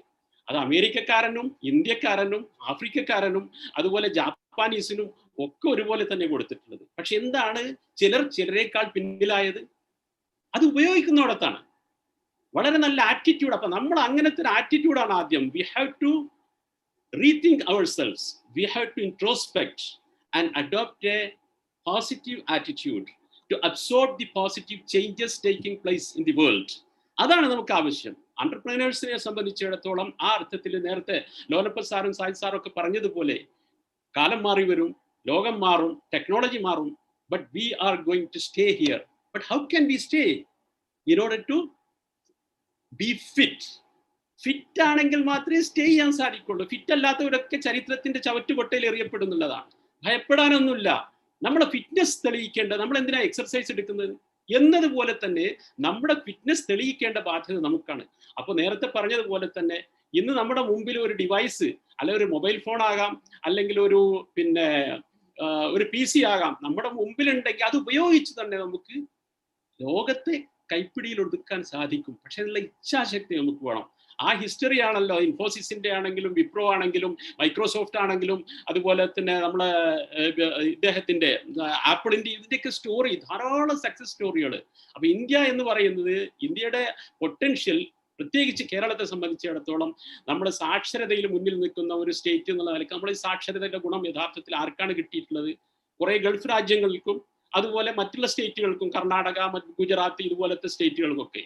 ഒന്ന് ആലോചിച്ച് നോക്കണം നിങ്ങൾ. ഗുജറാത്ത് എന്ന് പറഞ്ഞാൽ ഈ പിന്നെ നമ്മുടെ ജപ്പാന്റെ ഒക്കെ കാര്യം പറഞ്ഞതുപോലെ തന്നെ അവർക്കൊന്നും ഈ നാച്ചുറൽ റിസോഴ്സസിന്റെ കാര്യത്തിൽ തന്നെ, അല്ലെ ഈവൻ കുടിവെള്ളം പോലും വളരെ പ്രശ്നമാണ്. അങ്ങനത്തെ സ്റ്റേറ്റുകളാകട്ടെ അല്ലെങ്കിൽ രാജ്യങ്ങളൊക്കെ അവർക്ക് ഈ ഒരു ഇൻഡസ്ട്രിയൽ ഹബ്ബുകളായി മാറി, അല്ലെങ്കിൽ എന്റർപ്രണർഷിപ്പിലും മറ്റുള്ള ഇതിലൊക്കെ വലിയ ഉന്നതിയിൽ അവരെത്താൻ പ്രധാനപ്പെട്ട ഒരു കാരണം എന്ന് പറയുന്ന ആറ്റിറ്റ്യൂഡിന്റെ ഒരു ഇതാണ്. ഒരു എന്റർപ്രീനോറിയൽ കൾച്ചർ നമ്മൾ ഡെവലപ്പ് ചെയ്ത് കൊടുക്കുന്നത്. ഇന്ന് നമ്മുടെ സ്റ്റേറ്റ് ഗവൺമെന്റ് ആരാണെങ്കിലും ശരി, അത് ഏത് ഗവൺമെന്റ് വന്നാലും ശരി, കേരളത്തിൽ ആ ഒരു തിരിച്ചറിവ് ഉണ്ടായി വരുന്നുണ്ട് എന്നുള്ളത് വളരെയധികം പോസിറ്റീവായിട്ടുള്ള ഒരു മാറ്റമാണ്. അതുകൊണ്ട് ഭയപ്പെടേണ്ടതില്ല. കേരളത്തിലേക്ക്, ഇന്ത്യയിൽ എവിടെയും വിശിഷ്യ നമ്മുടെ സ്റ്റേറ്റിലേക്ക് തിരിച്ചു പോകുന്ന ആളുകൾ കുറേ സ്കില്ലുകൾ, ആ സ്കില്ലുകൾ ആർജിച്ചെടുത്ത സ്കില്ലുകളും എക്സ്പീരിയൻസും, അതുപോലെ ഇതുപോലെ ഈ നമ്മുടെ മുമ്പിലിരിക്കുന്ന പ്രഗത്ഭന്മാരെ പോലെയുള്ള, അല്ലെങ്കിൽ ഈ മെഗാ കോൺഫറൻസിൽ ഇതില് വെബിനാറിൽ അറ്റൻഡ് ചെയ്യുന്ന പ്രഗത്ഭരുടെയൊക്കെ ഗൈഡൻസും ഒക്കെ നമ്മൾ ഉൾക്കൊള്ളിച്ച്, അല്ലെങ്കിൽ അതിലൊക്കെ സ്വാംശീകരിച്ചുകൊണ്ട്, അതൊക്കെ അബ്സോർബ് ചെയ്തുകൊണ്ട് ഐഡിയാസ് നമുക്ക് ഇഷ്ടം പോലെ കിട്ടും. ആ ഐഡിയാസ്, ജനറേറ്റ് ചെയ്യപ്പെടുന്ന ഐഡിയാസ് എങ്ങനെ പ്രാക്ടിക്കലി ഇംപ്ലിമെന്റ് ചെയ്യാൻ സാധിക്കണം, അത് എങ്ങനെ സാധിക്കും എന്നുള്ളതിനെ കുറിച്ച് നമുക്ക് ഗൈഡൻസ് തരാൻ പറ്റുന്ന പ്രഗത്ഭര് നമ്മുടെ കൂട്ടത്തിലുണ്ട്. അതുപോലെ തന്നെ അതിലുള്ള ഇൻസ്റ്റിറ്റ്യൂഷൻസ് ഉണ്ട്. 3G ഒക്കെ ചെയ്യുന്ന സേവനങ്ങൾ ഈ സന്ദർഭത്തിൽ ഞാൻ ഓർമ്മിക്കുകയാണ്. Congratulations for doing a wonderful job doctor Shahid sir and the team. പ്രത്യേകം അഭിനന്ദനം അർഹിക്കുന്നു. അപ്പോ പറയാനുള്ളത്, സോറി സർ. അല്ല, ഞാൻ ഈ സംഭവവുമായി ബന്ധപ്പെട്ട് ഇപ്പോഴത്തെ ഒരു പാൻഡമിക് സിറ്റുവേഷനിൽ സൗദി അറേബ്യ ചെയ്ത ഒരു വിപ്ലവത്തെ കുറിച്ച് പറയുന്നുണ്ട്. കാരണം എനിക്ക് തോന്നുന്നു അതൊരു വലിയ പാഠമായിരിക്കും, പ്രത്യേകിച്ച് സംരംഭകർക്ക്. കാരണം ഈ കോവിഡ് തുടങ്ങിയ സമയത്താണ് നമ്മൾ സാനിറ്റൈസറിനെ കുറിച്ചും മാസ്കിനെ കുറിച്ചും ഒക്കെ കൂടുതൽ അവെയർ ആവുന്നത്. ഇവിടുത്തെ മാർക്കറ്റിൽ നിന്ന് പെട്ടെന്ന് ഇതില്ലാതായി. എത്രത്തോളം എന്ന് പറഞ്ഞാൽ കേവലം 5 റിയാലിന് 50 മാസ്ക് വിറ്റിരുന്ന സാധനം 250 റിയാലിന് ഒരു പാക്കറ്റ് 50 പീസ് വാങ്ങുന്ന ഇടത്തേക്ക് പെട്ടെന്ന് കാര്യങ്ങൾ പോയി. പുറത്തു നിന്നാണ് ഈ സാധനങ്ങൾ മുഴുവൻ വന്നത്. സൗദി ഗവൺമെന്റ് ആ വിഷയത്തിൽ സ്വീകരിച്ച ഒരു വലിയ മാതൃകയാണ്. അവരിത് ട്രേഡ് ചെയ്തിരുന്ന മുഴുവൻ കമ്പനികളെയും വിളിച്ചുകൂട്ടി. എന്നിട്ട് അവരോട് പറഞ്ഞു, എന്തുകൊണ്ട് നിങ്ങളുടെ ട്രേഡിംഗ് മാർക്കറ്റ് അതിന്റെ ഹ്യൂജ് ഇതിന്റെ സാധ്യതകളെ കുറിച്ച് നിൽക്കാം, എന്തുകൊണ്ട് നിങ്ങൾക്ക് പ്രൊഡക്ഷൻ ചെയ്തുകൂടാം? വലിയ അത്ഭുതം സംഭവിച്ചത് എന്താണെന്ന് വെച്ചാൽ കേവലം 2 മാസം കൊണ്ട് ഇതുമായി ബന്ധപ്പെട്ട നിരവധി ഫാക്ടറികളാണ് സൗദി അറേബ്യയുടെ ഇൻഡസ്ട്രിയൽ മേഖലയിൽ വന്നത്. അതായത് ട്രേഡിംഗ് ചെയ്തിരുന്നവരെല്ലാം പ്രൊഡക്ഷൻ ചെയ്യുന്ന തലത്തിലേക്ക് പെട്ടെന്ന് കാര്യങ്ങൾ മാറി. അവർക്ക് അതായത് കേവലം 2 മാസം കൊണ്ട് പഴയ വിലയിലേക്ക് ഈ സാധനങ്ങൾ എത്തിക്കാനും അതിന്റെ അവൈലബിലിറ്റി ഉണ്ടാക്കാനും ആർക്ക് പറ്റി. ഇപ്പോ സൗദി അറേബ്യ ചെയ്തുകൊണ്ടിരിക്കുന്ന ഒരു പ്രധാന പോയിന്റ് ഇതാണ്. അതായത് ട്രേഡേഴ്സിനെ അവർ പ്രോത്സാഹിപ്പിക്കുന്നില്ല, പകരം ആ സാധനങ്ങളെ എന്തുകൊണ്ട് നിങ്ങൾക്ക് ഇവർ പ്രൊഡ്യൂസ് ചെയ്തുകൂടാ എന്ന് ചോദിക്കുന്ന ഒരു തലത്തിലേക്ക് പോകാം. ഞാൻ പറയുന്നത് ഇതൊരു വലിയ മാതൃക കൂടിയാണ് നമ്മളെയൊക്കെ സംബന്ധിച്ചിടത്തോളം. കാരണം ഒരു പാൻഡമിക് സംഗതികളെയും നമ്മൾ എങ്ങനെ പോസിറ്റീവായിട്ട് ഉപയോഗിക്കുന്നു എന്നുള്ള ഒരു മാതൃക കൂടിയാണ്. അപ്പൊ trading a crisis into an opportunity എന്ന് നമ്മൾ സാധാരണ പറയുന്നത്, ഒരു പ്രതിസന്ധിയെ എങ്ങനെ ഒരു അവസരമാക്കി മാറ്റാം. അതാണ് യഥാർത്ഥത്തിൽ നേരത്തെ പറഞ്ഞ വളർച്ച പ്രാപിച്ച ഈ രാജ്യങ്ങളൊക്കെ ചെയ്ത് അവരുടെ ഹിസ്റ്ററി പരിശോധിച്ച് നോക്കിയാൽ സാധിക്കും. അപ്പൊ ചാലഞ്ചസ് എപ്പോഴും ലോകത്ത് സംഭവിച്ചുകൊണ്ടിരിക്കും. If it doesn't challenge you, it doesn't change you. അതാണ് പറഞ്ഞത്. ഈ ബിസിനസ്സുകൾ ഉണ്ടാവുന്നത് ഇപ്പൊ നേരത്തെ പറഞ്ഞതുപോലെ ഒരു സംഘം കൂടുമ്പോഴാണ്. എനിക്കറിയാവുന്ന ഒരു എറണാകുളം കേന്ദ്രീകരിച്ച് മെക്കാനിക്കൽ എഞ്ചിനീയറിംഗ് കഴിഞ്ഞ കുറെ ചെറുപ്പക്കാരെ കുറിച്ച് അറിയാം. അപ്പൊ അവര് ഒരു സംരംഭം തുടങ്ങിയ സംഗതി മറ്റൊന്നുമല്ല, ഫുഡ് സർവ് ചെയ്യുക. അതായത് എന്താ പറയാ, ഓൺലൈൻ ഈ സംഗതികൾ ഇതെടുത്തിട്ട് സർവ് ചെയ്യുക. ആദ്യം സത്യത്തിൽ ഈ സംഗതികൾ, കാരണം ഇവര് NRI സ്റ്റുഡൻസ് ആയതുകൊണ്ട് സ്വാഭാവികമായി ഇവിടെ വെച്ചിട്ടാണ് എനിക്ക് അവരെ പരിചയം. അവരിങ്ങനെ ഒരു ആശയം പറഞ്ഞപ്പോൾ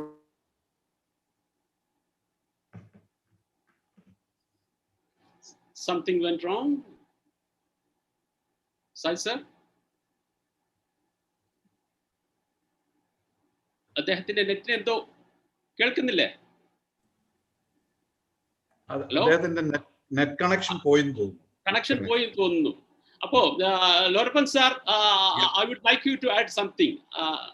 He will rejoin. Yeah, I like to add few things. You see, in United States, 1 person in every 10 people is an entrepreneur. 1 in every 10. And that one entrepreneur needs 14 people. He employs 14 people. That is the reason America has always vacancies. Whereas in India, 1 in every 100 is an entrepreneur.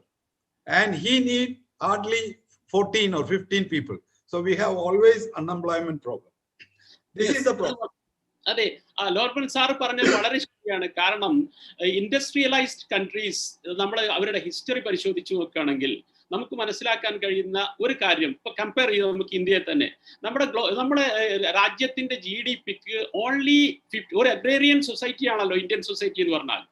ഈ agrarian ഒരു കാർഷിക വിഭവങ്ങളെ ആശ്രയിച്ചു കൊണ്ടിരിക്കുന്ന ഒരു രാജ്യത്തിന്റെ GDPക്ക് only 15% മാത്രമേ നമ്മൾ കോൺട്രിബ്യൂട്ട് ചെയ്യുന്നുള്ളൂ. അതേ അവസരത്തിൽ സർവീസ് സെക്ടറിൽ നിന്നും മറ്റ് ഇൻഡസ്ട്രിയൽ സെക്ടറിൽ നിന്നാണ് 55% വരുന്നത്. അപ്പൊ പറഞ്ഞുകൊണ്ടിരുന്നത് അതുവേണ്ടി മറ്റുള്ള രാജ്യങ്ങളൊക്കെ അവരെ അഗ്രികൾച്ചർ പോലും ഒരു ഇൻഡസ്ട്രി ആക്കി വളർത്തി, മെക്കനൈസേഷനും മറ്റുള്ള പിന്നെ ആധുനിക സങ്കേതങ്ങളും പിന്നെ സാങ്കേതിക വിദ്യയൊക്കെ ഉപയോഗിച്ചുകൊണ്ട്. അപ്പൊ അതുപോലെയുള്ള മാറ്റങ്ങൾ നമ്മുടെ രാജ്യത്ത് വന്നാൽ അത്ഭുതം സംഭവിക്കും. ഇപ്പൊ നമ്മള് സ്വയം പര്യാപ്തി നേടി ഭക്ഷ്യത്തിന്റെ കാര്യത്തിൽ എന്നൊക്കെ പറയുന്നുണ്ടെങ്കിൽ പോലും കർഷകരെ സംബന്ധിച്ചിടത്തോളം, ഒരു ശരാശരി കർഷകരെ സംബന്ധിച്ചിടത്തോളം വളരെ ദുഃഖകരമായിട്ടുള്ള അവസ്ഥ എന്നുള്ള യാഥാർത്ഥ്യം ആർക്കും നിഷേധിക്കാൻ സാധിക്കില്ല.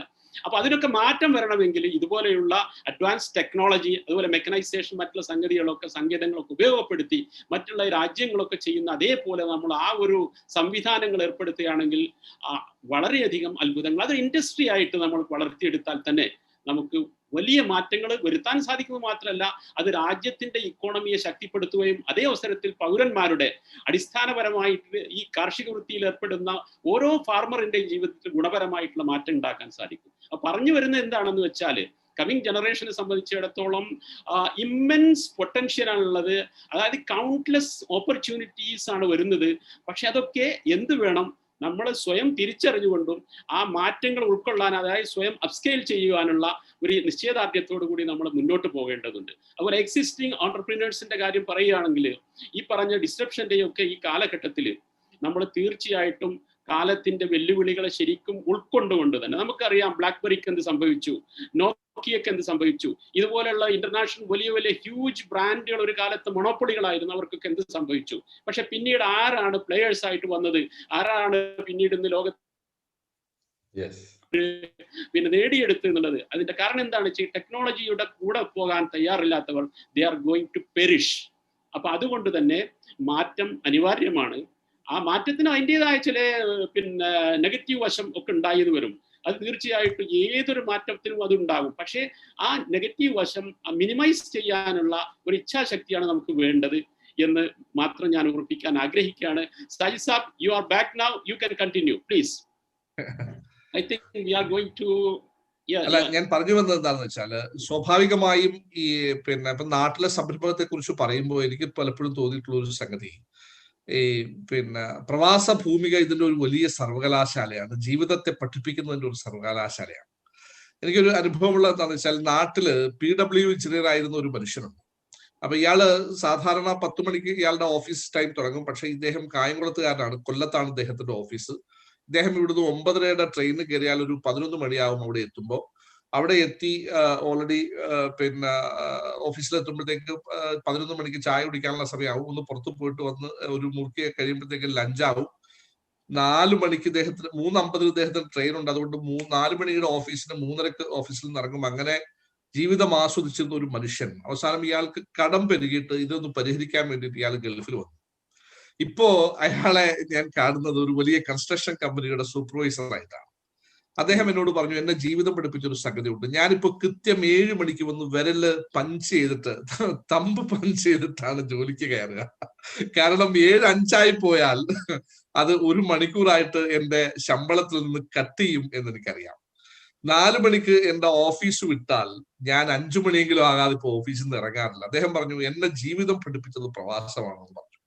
ഇവിടെ നമ്മൾ കാണാറുണ്ട് പലപ്പോഴും, ഇവിടുത്തെയൊക്കെ പല ഫ്ലാറ്റുകളിലും വീട്ടമ്മമാരും ആൾക്കാരും ഒക്കെ ഇത്തിരി ഫ്ലാറ്റിന്റെ ഈ ജനലിന്റെ അവിടെയൊക്കെ ചെറിയ പിന്നെ കീസ് കൊണ്ടുവന്ന് വെച്ചിട്ട് അതിനകത്തൊക്കെ തക്കാളി തൈ നട്ടും പിന്നെ എന്താ പറയാ മുളക് തൈ നട്ടും ഒക്കെ ഇങ്ങനെ കൃഷിയെ വല്ലാണ്ട് പ്രോത്സാഹിപ്പിക്കുന്നതാണ്. നമുക്ക് ഒരുപക്ഷെ ഏക്കർ കണക്കിന് കൃഷിഭൂമി ഉണ്ടായിരുന്നിട്ടും നാട്ടിൽ മണ്ണ് കിളച്ചിട്ട് ഒരു ചെറിയ തൈ പോലും നട്ടുപിടിപ്പിക്കാൻ പറ്റാത്ത മാനസികാവസ്ഥയുള്ളവരാണ് സൗദി അറേബ്യയിൽ വന്നിട്ട് ടെറസിലൊക്കെ കൃഷി ചെയ്യാൻ ശീലിക്കുന്നത്. അപ്പൊ ഞാൻ പറയുന്നത് എന്താ വെച്ചാൽ, ഇവിടുന്ന് ഒരു വലിയ മടങ്ങി വരവ് നാട്ടിലേക്ക് ഉണ്ടാകുമ്പോൾ എനിക്ക് തോന്നുന്നു ഒരു പുതിയ സംസ്കാരം കൂടി രൂപപ്പെടുകയാണ്. ഞാൻ പറയുന്നത് പുതിയ സംരംഭകരെ സംബന്ധിച്ചിടത്തോളം ഈ അനുഭവങ്ങളെ ശരിക്കും പഠിക്കാനുള്ള ഒരു സാധനം കൂടിയാണ്. കാരണം പുതിയ സംരംഭങ്ങളെ കുറിച്ച് പഠിക്കുക. വളരെ മനോഹരമായ ഒരു കഥയുണ്ടല്ലോ. കാരണം പിന്നെ ഇംഗ്ലണ്ടിലെ ഒരു കത്തീഡ്രലില് പിന്നെ ഈ കപ്പ്യാരായിട്ട് ജോലി ചെയ്തിരുന്ന ഒരു മനുഷ്യനുണ്ടായി. അദ്ദേഹത്തിന് ഇംഗ്ലീഷ് നന്നായി സംസാരിക്കാൻ അറിയാം, പക്ഷെ എഴുതാൻ അറിയില്ല. അങ്ങനെ അവിടെ കപ്പ്യാരായിട്ട് പിന്നെ അവസാനം നന്നായിട്ട് എഴുതാനും വായിക്കാനും അറിയാവുന്ന ഒരു കപ്പ്യാര് വന്നപ്പോഴത്തേക്ക് ഇദ്ദേഹത്തിന് ജോലി പോയി. അങ്ങനെ ഇദ്ദേഹം ജോലി പോയി കഴിയുമ്പോഴത്തേക്ക് എല്ലാ ദിവസവും പള്ളി മേടയിൽ വരും. എന്നിട്ട് അവിടെ ചെറിയ ചെറിയ ഈ പുല്ലുകളൊക്കെ പറിച്ചുള്ള ചെറിയ സേവനങ്ങളൊക്കെ ചെയ്തിരിക്കും. ഒരു ദിവസം നല്ല തണുപ്പുള്ള ഒരു ഡിസംബറിൽ അദ്ദേഹത്തിന് തോന്നി ഒരു ചായ കുടിച്ചാലോ ഒരു സിഗരറ്റ് വലിച്ചാലോ. നോക്കും പരിസരത്തിനും കടയില്ല. അപ്പൊ പള്ളിയിൽ നിന്ന് പിരിഞ്ഞു പോയപ്പോൾ കിട്ടിയ 2000 പൗണ്ട് കൊണ്ട് ഇദ്ദേഹം ഒരു കൊച്ചു കട തുടങ്ങി. എന്നിട്ട് അതിന് ഫോർ യു എന്ന് പേരും കൊടുത്തു. ഏതാണ്ട് മാസങ്ങൾ കൊണ്ട് ഈ കട ഇങ്ങനെ 1, 2, 3, 4 ഒക്കെ ആയിട്ട് വളരാൻ തുടങ്ങി. അപ്പൊ സ്വാഭാവികമായിട്ടും അവിടുത്തെ നഗരസഭാധികൾ ഈ പുതിയ സംരംഭകന്റെ ഈ വളർച്ച കണ്ടിട്ട് ഇദ്ദേഹത്തിന് സമ്മാനം കൊടുക്കാൻ വേണ്ടി 6000 പൗണ്ട് ഇദ്ദേഹത്തിന് സമ്മാനമായിട്ട് കൊടുക്കാം. എന്നിട്ട് അവർ പറഞ്ഞു ഇത് റിസീവ് ചെയ്തു എന്ന് എഴുതി ഒപ്പിട്ട് തരാൻ പറഞ്ഞു. അപ്പൊ ഈ മനുഷ്യൻ പറഞ്ഞു എനിക്ക് ഒപ്പിടാൻ അറിയില്ല, ഞാൻ വേണമെങ്കിൽ വിരലിൽ മഷി പതിപ്പിച്ചിട്ട് അതിനകത്ത് പതിച്ചു തരാമെന്ന് പറഞ്ഞു. അപ്പോഴത്തേക്ക് ബാങ്ക് മാനേജർ പറഞ്ഞു എഴുതാനും വായിക്കാനും അറിയാത്തൊരു മനുഷ്യനാണോ ഇത്രയും വലിയ സംരംഭകനായത്? അപ്പൊ താങ്കൾ എഴുതാൻ അറിയുമായിരുന്നുവെങ്കിൽ താങ്കൾ എവിടെ എത്തിയേനെ എന്ന് പറഞ്ഞു.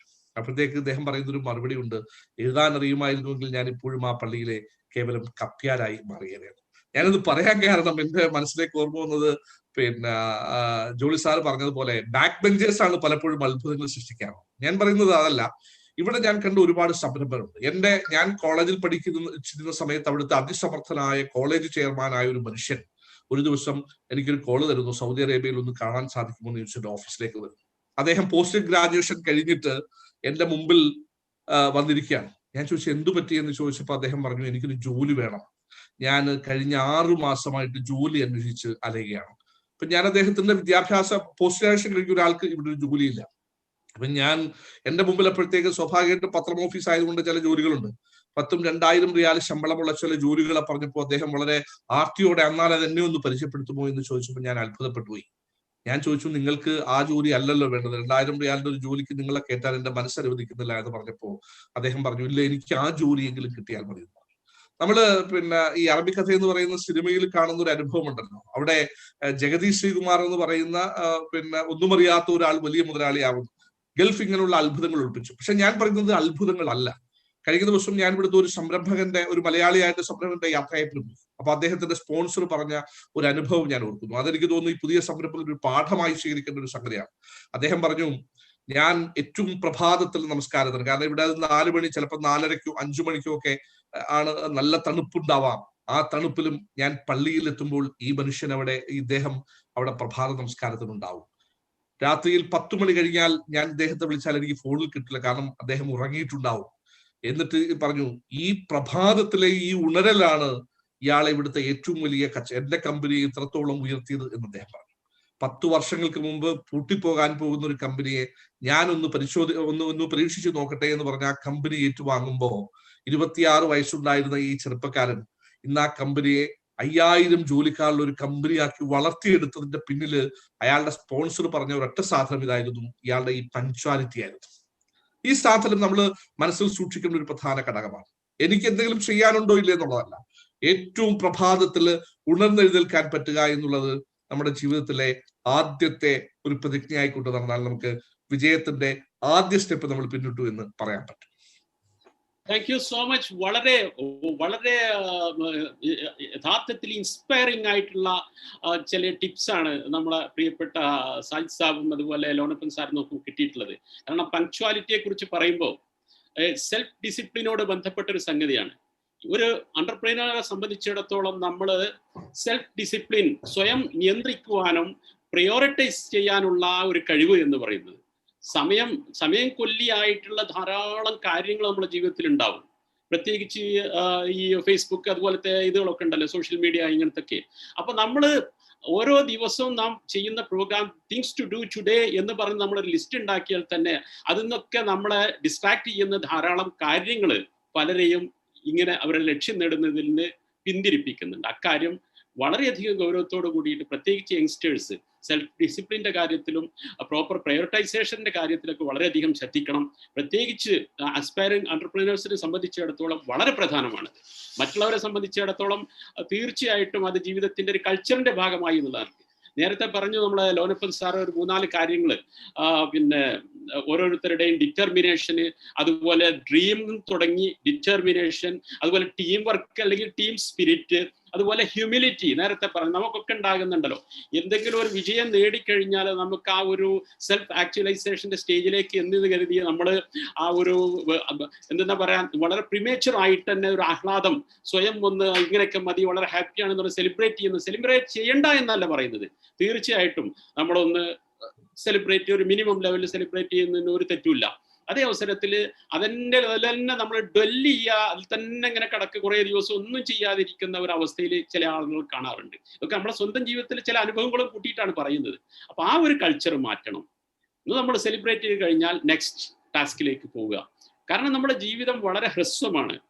നമ്മുടെ ജീവിതം ഇന്നത്തെ പ്രത്യേകിച്ചും നമുക്കറിയാമല്ലോ, ഈ കോവിഡ് കാലഘട്ടത്തിലൊക്കെ അപ്രതീക്ഷിതമായിട്ട് വളരെ യങ്സ്റ്റേഴ്സ് ആയിട്ടുള്ള കുറേ ആളുകൾ മരണം ആരെയും ഏത് സമയത്തും പിന്തുടരുന്നുണ്ട് എന്നുള്ള യാഥാർത്ഥ്യം നമ്മൾ ഒരിക്കലും വിസ്മരിക്കാവതല്ല. പക്ഷെ അതേ അവസരത്തിൽ ജീവിതം എന്ന് പറയുന്ന മഹത്തായ ഈ ഒരു ഗിഫ്റ്റ് ഉണ്ടല്ലോ, നമുക്ക് നൽകപ്പെട്ട ഈ ഒരു മഹത്തായ ഒരു അനുഗ്രഹം, അത് നമ്മുടെ ഈ സമയം ഉപയോഗപ്പെടുത്തുന്നതിലും അതുപോലെ തന്നെ നമ്മുടെ ഹെൽത്ത്, ഫിറ്റ്നസ്, ബാക്കിയുള്ള കാര്യങ്ങൾ, ജീവിതത്തിലെ ഇതുപോലത്തെ ടാസ്കുകൾ അല്ലെങ്കിൽ ഡ്രീമുകൾ റിയലൈസ് ചെയ്യേണ്ട കാര്യത്തിലും നമ്മൾ ശരിക്കും വളരെ സൂക്ഷ്മതയോട് കൂടിയിട്ട് അതിനെ സമീപിക്കേണ്ടതുണ്ട്. അങ്ങനത്തെ ഒരു കൾച്ചർ, ഒരു പേഴ്സണൽ കൾച്ചർ ഡെവലപ്പ് ചെയ്താൽ പിന്നെ ഒരു ഫാമിലി കൾച്ചറായി മാറി, പിന്നെ ഒരു സോഷ്യൽ കൾച്ചറായി മാറി. നമുക്കറിയാം ഈ ഉന്നതിയിലെത്തിയ രാജ്യങ്ങളൊക്കെ, നേരത്തെ ജാപ്പാനീസിന്റെ ജർമ്മൻസിന്റെ കാര്യം, നമ്മളൊക്കെ ജർമ്മൻസിന്റെ കൂടെ ജോലി എടുത്തപ്പോൾ സത്യം പറഞ്ഞാൽ ഞാൻ കരുതി ഇവരെ കൂടെയൊക്കെ എങ്ങനെ നമുക്ക് ജോലി എടുക്കാം. എനിക്ക് ഒരു 6 മാസം ഞാൻ ജോലി എടുത്തപ്പോൾ തന്നെ, അതായത് അവരെ ഒരു സെൽഫ് ഡിസിപ്ലിനും അവരെ ഒരു കാര്യം കമ്മിറ്റ് ചെയ്ത് കഴിഞ്ഞാൽ അത് പൂർത്തിയാക്കാനുള്ള ഒരു ഇച്ഛാശക്തിയും അത് ശരിക്കും അത്ഭുതപ്പെടുത്തുന്ന കാര്യം തന്നെയാണ്.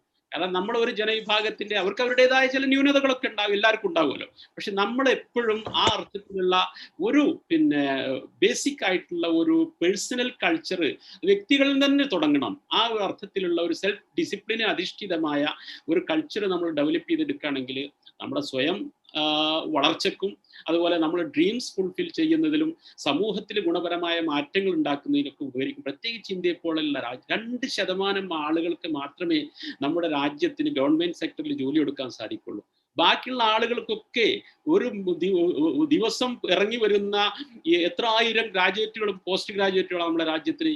എല്ലാ ആളുകളെയും 140 കോടി ആളുകൾ, 1.4 ബില്യൺ ആളുകളെ ഫീഡ് ചെയ്യേണ്ട ഒരു രാജ്യമാണല്ലോ. അപ്പൊ ആ രാജ്യത്തിലെ പ്രത്യേകിച്ച് കമ്മിങ് ജനറേഷന്റെ പൊട്ടൻഷ്യൽ ശരിക്കും ഉപയോഗപ്പെടുത്തുകയാണെങ്കിൽ തീർച്ചയായിട്ടും നമ്മുടെ രാജ്യം ഇക്കോണമിയുടെ കാര്യത്തിൽ 2ാം സ്ഥാനത്തെങ്കിലും എത്തുന്ന ഒരവസ്ഥയിലേക്ക്. ചൈന 1ാം സ്ഥാനത്ത്, അമേരിക്കയുടെയൊക്കെ നിലവിലുള്ള അവസ്ഥ എന്താണ്? അവരുടെ അവരുടെ വളരെ പുരാതനമായിട്ട് ഒരു ഇൻഡസ്ട്രിയൽ റവല്യൂഷന് ശേഷം 2 നൂറ്റാണ്ടുകൾക്കുള്ളിൽ അവർ പടുത്തുയർത്തിയ അവരുടെ ആ ഇക്കണോമിക് ആയിട്ടുള്ള ആ ബേസിനെ ആശ്രയിച്ചിട്ടുള്ള ഒരു ഇക്കോണമി. പക്ഷേ അവരെ സംബന്ധിച്ചിടത്തോളം ഈ ഹ്യൂമൻ റിസോഴ്സസ് അതുപോലത്തെ കാര്യങ്ങൾ നമുക്ക് ഫേവറബിൾ ആയിട്ടുള്ള ഈ ഫാക്ടേഴ്സ് ഒന്നും ഇല്ല, ഡിമിനിഷ് ചെയ്തുകൊണ്ടിരിക്കുക. ധാരാളം പെൻഷനേഴ്സ്, അതുപോലെ മറ്റ് പല യൂറോപ്യൻ രാജ്യങ്ങളെയും അവസ്ഥ ഇത് തന്നെ. ഈ പെൻഷനേഴ്സിനെയൊക്കെ ഫീഡ് ചെയ്യുക എന്ന് പറയുന്ന അവരെ സംബന്ധിച്ചിടത്തോളം വലിയ ചാലഞ്ചാണ്. നമ്മെ സംബന്ധിച്ചിടത്തോളം അങ്ങനെയല്ല. അങ്ങനെ ഒരു വിഭാഗം ആളുകൾ ഉണ്ടെങ്കിൽ പോലും യങ്സ്റ്റേഴ്സിന്റെ എണ്ണമാണ് കൂടി വരുന്നത്. അപ്പൊ അവർക്ക് നല്ല പ്രോപ്പർ എഡ്യൂക്കേഷൻ, ഈ കാലത്തിന്റെ മാറ്റത്തിനനുസരിച്ചിട്ടുള്ള ആ സ്കില്ലുകളൊക്കെ ഡെവലപ്പ് ചെയ്തെടുത്തിട്ട് അത് രാജ്യത്തിന്റെ പുരോഗതിക്ക് വേണ്ടി നമ്മൾ ഉപയോഗപ്പെടുത്തുകയാണെങ്കിൽ തീർച്ചയായിട്ടും അത്ഭുതങ്ങൾ സംഭവിക്കും. വളരെ മനോഹരമായ ഒരവസ്ഥയിലേക്ക് നമ്മുടെ രാജ്യമെത്തും. നാം ഓരോരുത്തർക്കും നമുക്ക് ആ ഒരു സാറ്റിസ്ഫാക്ഷൻ്റെ ആ ഒരു ഉന്നതമായ ഒരു അവസ്ഥയിലേക്ക് എൻ്റെ ജീവിതം സാക്ഷാത്കരിക്കപ്പെട്ടിരിക്കുന്നു, അല്ലെങ്കിൽ ഞാൻ ജീവിച്ചതിന് എനിക്ക് ചാരിതാർത്ഥ്യമുണ്ട്, അല്ലെങ്കിൽ സമൂഹത്തിൽ എന്നെ കൊണ്ട് കഴിയുന്ന വിധത്തിൽ കോൺട്രിബ്യൂട്ട് ചെയ്യാൻ സാധിച്ചിട്ടുണ്ട് എന്ന ഒരു നല്ല ഒരു മനോഭാവത്തോടു കൂടിയിട്ട് ഒരു നല്ല പൈതൃകം അല്ലെങ്കിൽ ലെഗസി ക്രിയേറ്റ് ചെയ്തുകൊണ്ട് അത് ഇവിടെ ഉപേക്ഷിച്ച് നമുക്ക് പോകാൻ സാധിക്കും. അപ്പൊ അങ്ങനത്തെ ഒരു മെസ്സേജ് മാത്രമാണ് ഈ വിനീതിന് ഇവിടെ നൽകാനുള്ളത്. നമ്മുടെ പ്രിയപ്പെട്ട ലോനപ്പൻ സാറും അതുപോലെ സാഹിദ് സാറും ഇനി എന്തെങ്കിലുമൊക്കെ നമ്മളെ സമയപരിമിതി എത്രയാണെന്ന് അറിയില്ല. I think we are going to more or less ഒരു 5-10 മിനിറ്റ് ഒക്കെ ഉണ്ടാകാൻ സാധ്യതയുള്ളൂ. അപ്പൊ എന്തെങ്കിലും ആഡ് ചെയ്യാനുണ്ടെങ്കിൽ please do it. Thank you. ഞാൻ ഒന്ന് രണ്ട് കാര്യങ്ങളും കൂടി പറയാം. ഈ അടുത്ത് നമ്മുടെ വീടിനടുത്ത് സംഭവിച്ച ഒരു എന്റർപ്രണറുടെ ഒരു കഥയാണ്. ഒരു ഒരു ഒരു എഞ്ചിനീയറിംഗ് ഗ്രാജുവേറ്റ് പയ്യൻ MBA പഠിക്കുന്നു. പുള്ളിയുടെ ഫാദറിന് കരിയുടെ ബിസിനസ് ആയിരുന്നു. കരി വിൽക്കില്ല, കരി എവിടെന്നോ കൊണ്ടുവരുന്നു വിൽക്കുന്നു. ഈ മകൻ പഠിത്തം കഴിഞ്ഞ് അവന് ജോലി കിട്ടുന്നില്ല. അവൻ MBA പാസ്സായിട്ടുണ്ട്. അത് കഴിഞ്ഞ് അവൻ രാവിലെ ആലോചിച്ച് ഇരിക്കുമ്പോൾ അവന്റെ മൂക്കിന് താഴെ കരി ഇരിക്കുന്നു. ഇവൻ എന്ത് ചെയ്തു എന്ന് വെച്ചാൽ ഈ കരിയെ അവൻ ബ്രാൻഡ് ചെയ്തു. And he marketed. Now all India he is selling charcoal, and the volume business became crores. Can you believe it? Very simple thing. His father started. He thought, this charcoal is a nuisance product, and what is he was feeling humiliated by selling the charcoal, but he took it, nicely packed it, and nicely branded it, advertised. Now, if you go to big supermarkets, you can see their charcoal, for barbecue and or those kind of things. Very simple thing, but it became crores. You see, if he get a job, he will get what? But he became a businessman. Likewise, you can take, now you see the story of Virgin Atlantic, our aeroplane story. That Branson went to Africa.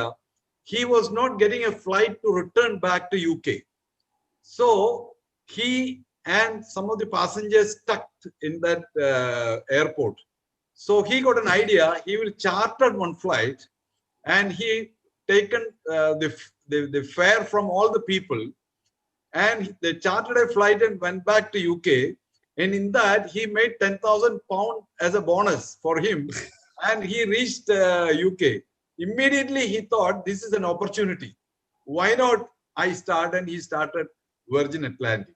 If you study the stories of various people, the successful people, you will get a lot of inspiration. Now, another example, there is a book called Rich Dad, Poor Dad. I don't know anyone's read it. It is such a beautiful book. And there is a series of books written by Robert. I read all the books. It is such an inspiring. I would say, if any entrepreneur or anybody is aspired to become an entrepreneur, they must read books of the entrepreneurs like Steve Jobs, Rich Dad, Robert, and people like that. Microsoft, a lot of inspiration. Reading must be a part of life. Another thing I want to tell, all the entrepreneurs, what I have seen, they're all early risers. The early to bed and early to rise. What Sahid Sab just now said about the story of the 26 years old boy. Yeah. You see, what is biologically what happens is we need to sleep 8 hours. The first 3 hours is for digestion of the food we ate. Then the next 3 hours, our body do the housekeeping, do all things in order. The last 2 hours kept for dreaming. The dreams comes in the last 2 hours. That is the time. Sometimes you wake up, then you start analyzing. The best time to dream and also to analyze, to plan everything is the last 2 hours of the sleep. But most often people sleep that time. But that is the time you need to wake up, close your eyes, and talk to yourself, your own, and your subconscious mind will wake up and start advising. Our best companion is our own subconscious mind. It will tell you what to be done, what not to be done. An entrepreneur must rise early from bed and sit solitude or meditate what he is going to plan. Then you will get a lot of ideas. These are some of the tips I just want to share with you. Thank you. Sorry, sir, please carry on. അല്ലല്ല, ഞാൻ പറയായിരുന്നു, അത് വളരെ രസകരമായിട്ട് ഞാൻ കേട്ടിരിക്കുകയായിരുന്നു. കാരണം നമ്മളുടെ സ്വപ്നങ്ങൾ പലപ്പോഴും നമ്മളുടെ ചുറ്റുമല്ല ഉണ്ടാകുക. അതാണ് നമുക്ക് പറ്റുന്ന ഏറ്റവും വലിയ കുഴപ്പമെന്ന് എനിക്ക് തോന്നിയിട്ടുണ്ട്. ഇപ്പോ സാറ് പറഞ്ഞ മൂക്കിന് മുമ്പിലിരുന്ന ഒരു കരിയിൽ നിന്ന് ജീവിതത്തിന്റെ വലിയ സ്വപ്നങ്ങളിലേക്ക് നടന്നു കയറിയ ഒരു ചെറുപ്പക്കാരനെ പോലെ എനിക്ക് പലപ്പോഴും തോന്നിയിട്ടുള്ള സാധനമാണ്. ഞാൻ ആറാട്ടുപുഴ എന്ന് പറയുന്ന ഒരു ഗ്രാമത്തിൽ നിന്ന് വരുന്ന ഒരാളാണ്. ഞങ്ങളുടെ ഏറ്റവും വലിയ കൗതുകം എന്താണെന്ന് വെച്ചാൽ, അന്ന് ആകാശവാണിയിൽ ഈ ഈ വാണിജ്യ വില നിലവാരം പറയുമ്പോൾ കയറിന്റെ കാര്യം പറയുമ്പോൾ ഞങ്ങളുടെ നാട്ടിന്റെ പേര് പറയും. ആലപ്പുഴ ആറാട്ടുപുഴ കയറിന് ഇത്ര രൂപ. അപ്പൊ ഞങ്ങൾക്ക് വലിയ കൗതുകമായിരുന്നു, ഞങ്ങളുടെ ഈ ഗ്രാമത്തിന്റെ പേര് എന്താണ് ഇത്ര വലിയ സംഭവം. അവസാനം ഞങ്ങളുടെ നാട്ടിലേക്ക് കരിമണൽ ഖനനം ചെയ്യാൻ വേണ്ടി വിദേശ കമ്പനികൾ വരുമ്പോഴാണ് ഞങ്ങൾ ഇത് അറിയുന്നത്. എന്താ സംഭവിച്ചതെന്ന് വെച്ചാൽ, ഞങ്ങൾ ഈ കയറ് പിരിക്കുന്ന, എന്റെ ചെറുപ്പകാലത്തിൽ ഓർമ്മയുണ്ട്, കയറിങ്ങനെ പിരിക്കുന്ന സമയത്ത് ഈ കയറിന് ഭാരം കൂടാൻ വേണ്ടി, അതായത് തൂക്കം കൂടുതൽ കാണിച്ചാലേ പൈസ കൂടുതൽ കിട്ടും. അപ്പം അതിനകത്തേക്ക് വാരിയിടുന്ന ഒരു സാധനമായിരുന്നു കരിമണൽ. കരിമണലിന് ഒരു വലിയ പ്രത്യേകതയുണ്ട്, അതിങ്ങനെ പറ്റിപ്പിടിച്ചിരിക്കും. അതിനകത്താണ് സിലിക്ക എന്ന് പറയുന്ന ലോകത്തിലെ ഏറ്റവും വില കൂടിയ ഒരു ധാതു ഉണ്ടെന്നൊന്നും ഞങ്ങൾക്ക് അറിയില്ല. ഇതിങ്ങനെ തിളങ്ങിയിരിക്കും നല്ല മനോഹരമായി. ഈ പിന്നെ കയറ് ജർമ്മനിയിലെ മാർക്കറ്റിൽ ചെന്നപ്പോൾ അവിടുന്ന് കുടഞ്ഞിട്ടപ്പോൾ അതിനകത്ത് ഇങ്ങനെ തിളങ്ങുന്ന എന്തോ ഒരു സാധനം. അപ്പോൾ സായിപ്പാണ് ഇത് അന്വേഷിക്കുന്നത്, ഇത് എവിടുന്ന് വന്നു. അപ്പോഴാണ് അറിയുന്നത് ഇന്ത്യയിൽ നിന്ന് വന്നതാണ്. ഇന്ത്യയിൽ എവിടുന്ന് വന്നു? കേരളത്തിൽ എവിടെയാണ്? അങ്ങനെയാണ് കിഴക്കന്റെ വരി ആലപ്പുഴയിൽ ഇയാൾ തേടി എത്തുമ്പോഴാണ് കേരളത്തിലെ തീരത്ത് ഇത്രയും വിലപിടിപ്പുള്ള ഈ സാധനമുണ്ട് എന്നറിയും. ഞാൻ പറയുന്നത് എന്താണെന്ന് വെച്ചാൽ, സ്വർണം കൊണ്ട് വേലി കെട്ടി അവിടുത്തെ ഒരു ജനങ്ങൾ പട്ടിണിയോട് അന്ന് പടവെട്ടുകയായിരുന്നു. ശരിക്കും ഞങ്ങൾക്ക് അറിയില്ലായിരുന്നു. പക്ഷേ ഞങ്ങൾക്ക് അവിടെ ഉണ്ടായിരുന്ന ഏറ്റവും വലിയൊരു പ്രത്യേകത മനോഹരമായ ഗ്രാമാന്തരീക്ഷം, തോടുകൾ ഉണ്ടായിരുന്നു, കായലുകൾ ഉണ്ടായിരുന്നു. പക്ഷെ ഇതിനെയൊക്കെ എങ്ങനെ ഉപയോഗപ്പെടുത്താമെന്നൊരു തലമുറയ്ക്ക് അറിയില്ലായിരുന്നു. അതാണ് ഏറ്റവും വലിയ അത്ഭുതം.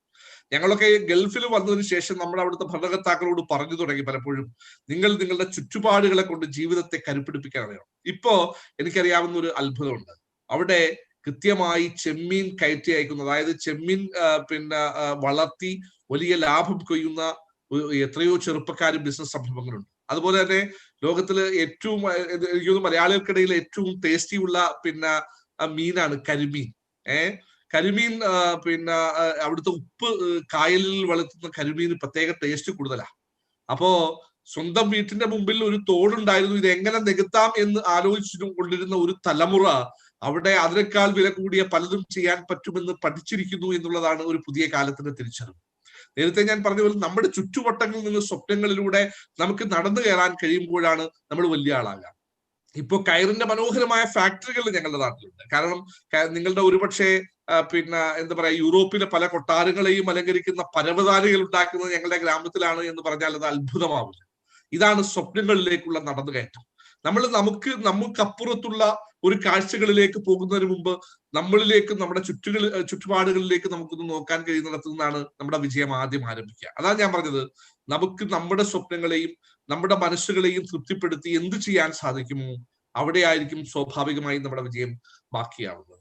ആ വിജയങ്ങളിലേക്ക് അന്വേഷിക്കാനുള്ള ഒരു ബോധം. ഇപ്പൊ സാറ് ഈ ഉറക്കത്തെ വളരെ കൃത്യമായി ഡിവൈഡ് ചെയ്ത് പറഞ്ഞപ്പോൾ ഞാനത് ആലോചിക്കായിരുന്നു. ആ സ്വപ്നങ്ങളുണ്ടല്ലോ, നാം അനുഭവിക്കുന്ന വായുവിൽ നിന്ന്, നാം അനുഭവിക്കുന്ന ഗന്ധത്തിൽ നിന്ന്, നമ്മുടെ ചുറ്റുപാടുകളിൽ നിന്ന് നമുക്ക് എന്ത് സ്വപ്നങ്ങൾ കണ്ടെത്താൻ പറ്റുന്നു എന്നുള്ളിടത്തായിരിക്കും ഒരുപക്ഷെ വലിയ വിജയങ്ങളുടെ കഥകൾ മറഞ്ഞിരിക്കുന്നത് എന്നാണ് എനിക്ക് തോന്നുന്നത്. അതുകൊണ്ട് ഈ പുതിയ സംരംഭങ്ങളോട് ഇങ്ങനെയുള്ള സ്വപ്നങ്ങൾ കാണാൻ പഠിക്കണം എന്ന് തന്നെയാണ് എനിക്കും പറയാനുള്ളത്. ഏതായാലും നമ്മുടെ വെറ്ററൻസ് പറഞ്ഞ ജോളി സാറും സായിദ് സാറും പറഞ്ഞ ഈ കാര്യങ്ങൾ തീർച്ചയായിട്ടും നമ്മുടെ ഈ യങ്സ്റ്റേഴ്സ് പ്രത്യേകിച്ചും, അല്ലെങ്കിൽ അസ്പയറിംഗ് ഓൺടർപ്രനേഴ്സും എക്സിസ്റ്റിംഗ് ഓൺടർപ്രനേഴ്സും ഒക്കെ ഉൾക്കൊള്ളാവുന്ന പാഠങ്ങൾ ധാരാളമുണ്ട്. ഇതുപോലെ 1000 കഥകൾ നമുക്കൊക്കെ പറയാനുണ്ടാവും. ഇനി വരുന്ന ദിവസങ്ങളിലും 2 ദിവസം കൂടി ധാരാളം നല്ല വെറ്ററൻസ്, നല്ല സ്പീക്കേഴ്സ്, പല മേഖലകളിലുള്ള സ്പീക്കേഴ്സ് ഈ ഗ്ലോബൽ സമ്മിറ്റിനെ അല്ലെങ്കിൽ ഈ വെബിനാറിനെ ധന്യമാക്കാൻ ഇരിക്കുകയാണ്. നമ്മളൊക്കെ അതിൽ രജിസ്റ്റർ ചെയ്യാൻ, അതിൻ്റെ ഭാഗമാക്കാൻ നമുക്ക് കിട്ടിയ അവസരം എന്ന് പറയുന്നത് it's A great blessing. And again I salute the architects or the front runners of this great organization, 3G School of Entrepreneurship Development, Sajid sir, Dr. Sahid sir and his team. ഇവിടെ നേരത്തെ നമുക്ക് അവസാനിപ്പിക്കാൻ ഉള്ള സമയമായി തോന്നുന്നുണ്ട്. നേരത്തെ ജോളി സാറും Zayed സാറും ഒക്കെ പറഞ്ഞതുപോലെ തന്നെ പുസ്തകങ്ങൾ വായിക്കുക എന്ന് പറയുന്നത് ഒരാളെ സംബന്ധിച്ചിടത്തോളം, പ്രത്യേകിച്ച് ഓൺടർപ്രനേഴ്സിനെ സംബന്ധിച്ചിടത്തോളം അത് ഒരു കൾച്ചറിന്റെ, പേഴ്സണൽ കൾച്ചറിന്റെ ഭാഗമാകണം എന്ന് പറയുന്നതിൽ യാതൊരു വിധത്തിലുള്ള അഭിപ്രായ ഭിന്നതക്കും അവകാശമില്ല. കാരണം നമുക്കറിയാം, നിങ്ങൾ കേട്ടിട്ടുണ്ടാവും, നമ്മൾ ആ റോബിൻ ശർമ്മയുടെ ഒരു 5 AM ക്ലബ്ബ്, ഒരു പുസ്തകം തന്നെ ഈ നേരത്തെ എണീക്കാന്ന് ഒറ്റ സെന്റൻസ് പറയുന്ന സംഗതി അദ്ദേഹം എത്ര കട്ടിയുള്ള ഒരു വലിയ പുസ്തകം എഴുതിയിട്ടുണ്ട്. അതൊരു ബെസ്റ്റ് സെല്ലറാണ്. അതുപോലെ പോസിറ്റീവ് തിങ്കിങ് എന്ന് പറയുന്നത് ഒറ്റ സെന്റൻസിൽ നമുക്ക് എന്താണെന്ന് പറഞ്ഞു കൊടുക്കാൻ സാധിക്കുന്ന കാര്യം 100,000 പുസ്തകങ്ങൾ, സെൽഫ് ഡെവലപ്മെന്റിന്റെ ഏറ്റവും കൂടുതൽ പുസ്തകങ്ങൾ വിറ്റഴിക്കപ്പെട്ട ഒരു തീം എന്ന് പറയുന്നത് പോസിറ്റീവ് തിങ്കിങ് ആണ്.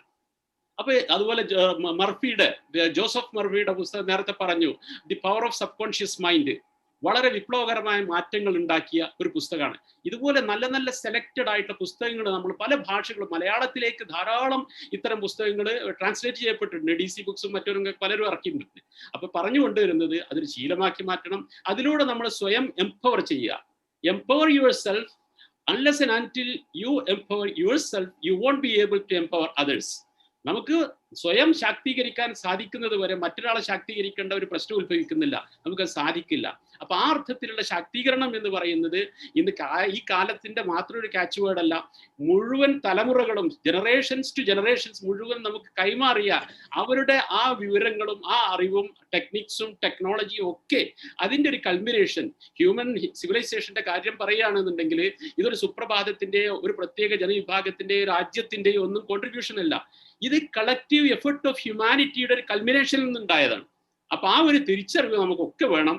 എല്ലാവരെയും പരസ്പരം റെസ്പെക്ട് ചെയ്യുവാനും എല്ലാവരുടെ കോൺട്രിബ്യൂഷൻസും മാനിക്കുവാനും അതേ അവസരത്തിൽ തന്നെ സ്വയം വളരാനും മറ്റുള്ളവരെ വളർത്തുവാനുള്ള ഇച്ഛാശക്തി, അതിനുള്ള ഒരു പോസിറ്റീവ് എനർജി പ്രസരിപ്പിക്കാനുള്ള ഒരു അവസരമായി നമ്മൾ ഇതിനെ ഉപയോഗപ്പെടുത്തുക.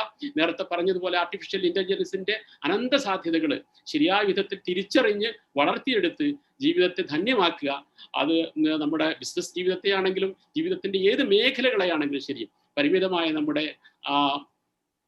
അവസരം, ഈ ജീവിക്കാൻ തന്ന ഈ അവസരം ഏറ്റവും നല്ല ഒരു സാക്ഷാത്കൃതമായ ജീവിതം, ഒരു സെൽഫ് ആക്ച്വലൈസ്ഡ് ആയിട്ടുള്ള ഒരു ലൈഫ് നമുക്ക് എല്ലാവർക്കും ലഭിക്കട്ടെ എന്ന് പ്രാർത്ഥിക്കുന്നു. എല്ലാവർക്കും ആശംസ നേരുന്നു. ഈ മഹത്തായ അവസരം നൽകിയതിന് ഡോക്ടർ ഷാഹിദ് സാറിനും 3G സ്കൂൾ ഓഫ് എന്റർപ്രീനർഷിപ്പിനും ഇതിന്റെ എൻറ്റയർ ടീമിനും ഹൃദയത്തിന്റെ അഗാധതയിൽ നിന്നുള്ള ആ ഒരു നന്ദിയും കടപ്പാടും ഞങ്ങൾ അറിയിക്കുകയാണ്. We will definitely be part and parcel of this great team, and thank you so much, and thank you all. Over to you, sir.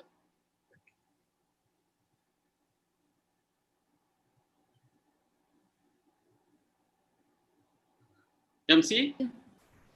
Thank you, sir. Thank you so much. Thank you, gentlemen, for sharing your wonderful experiences and knowledge with us.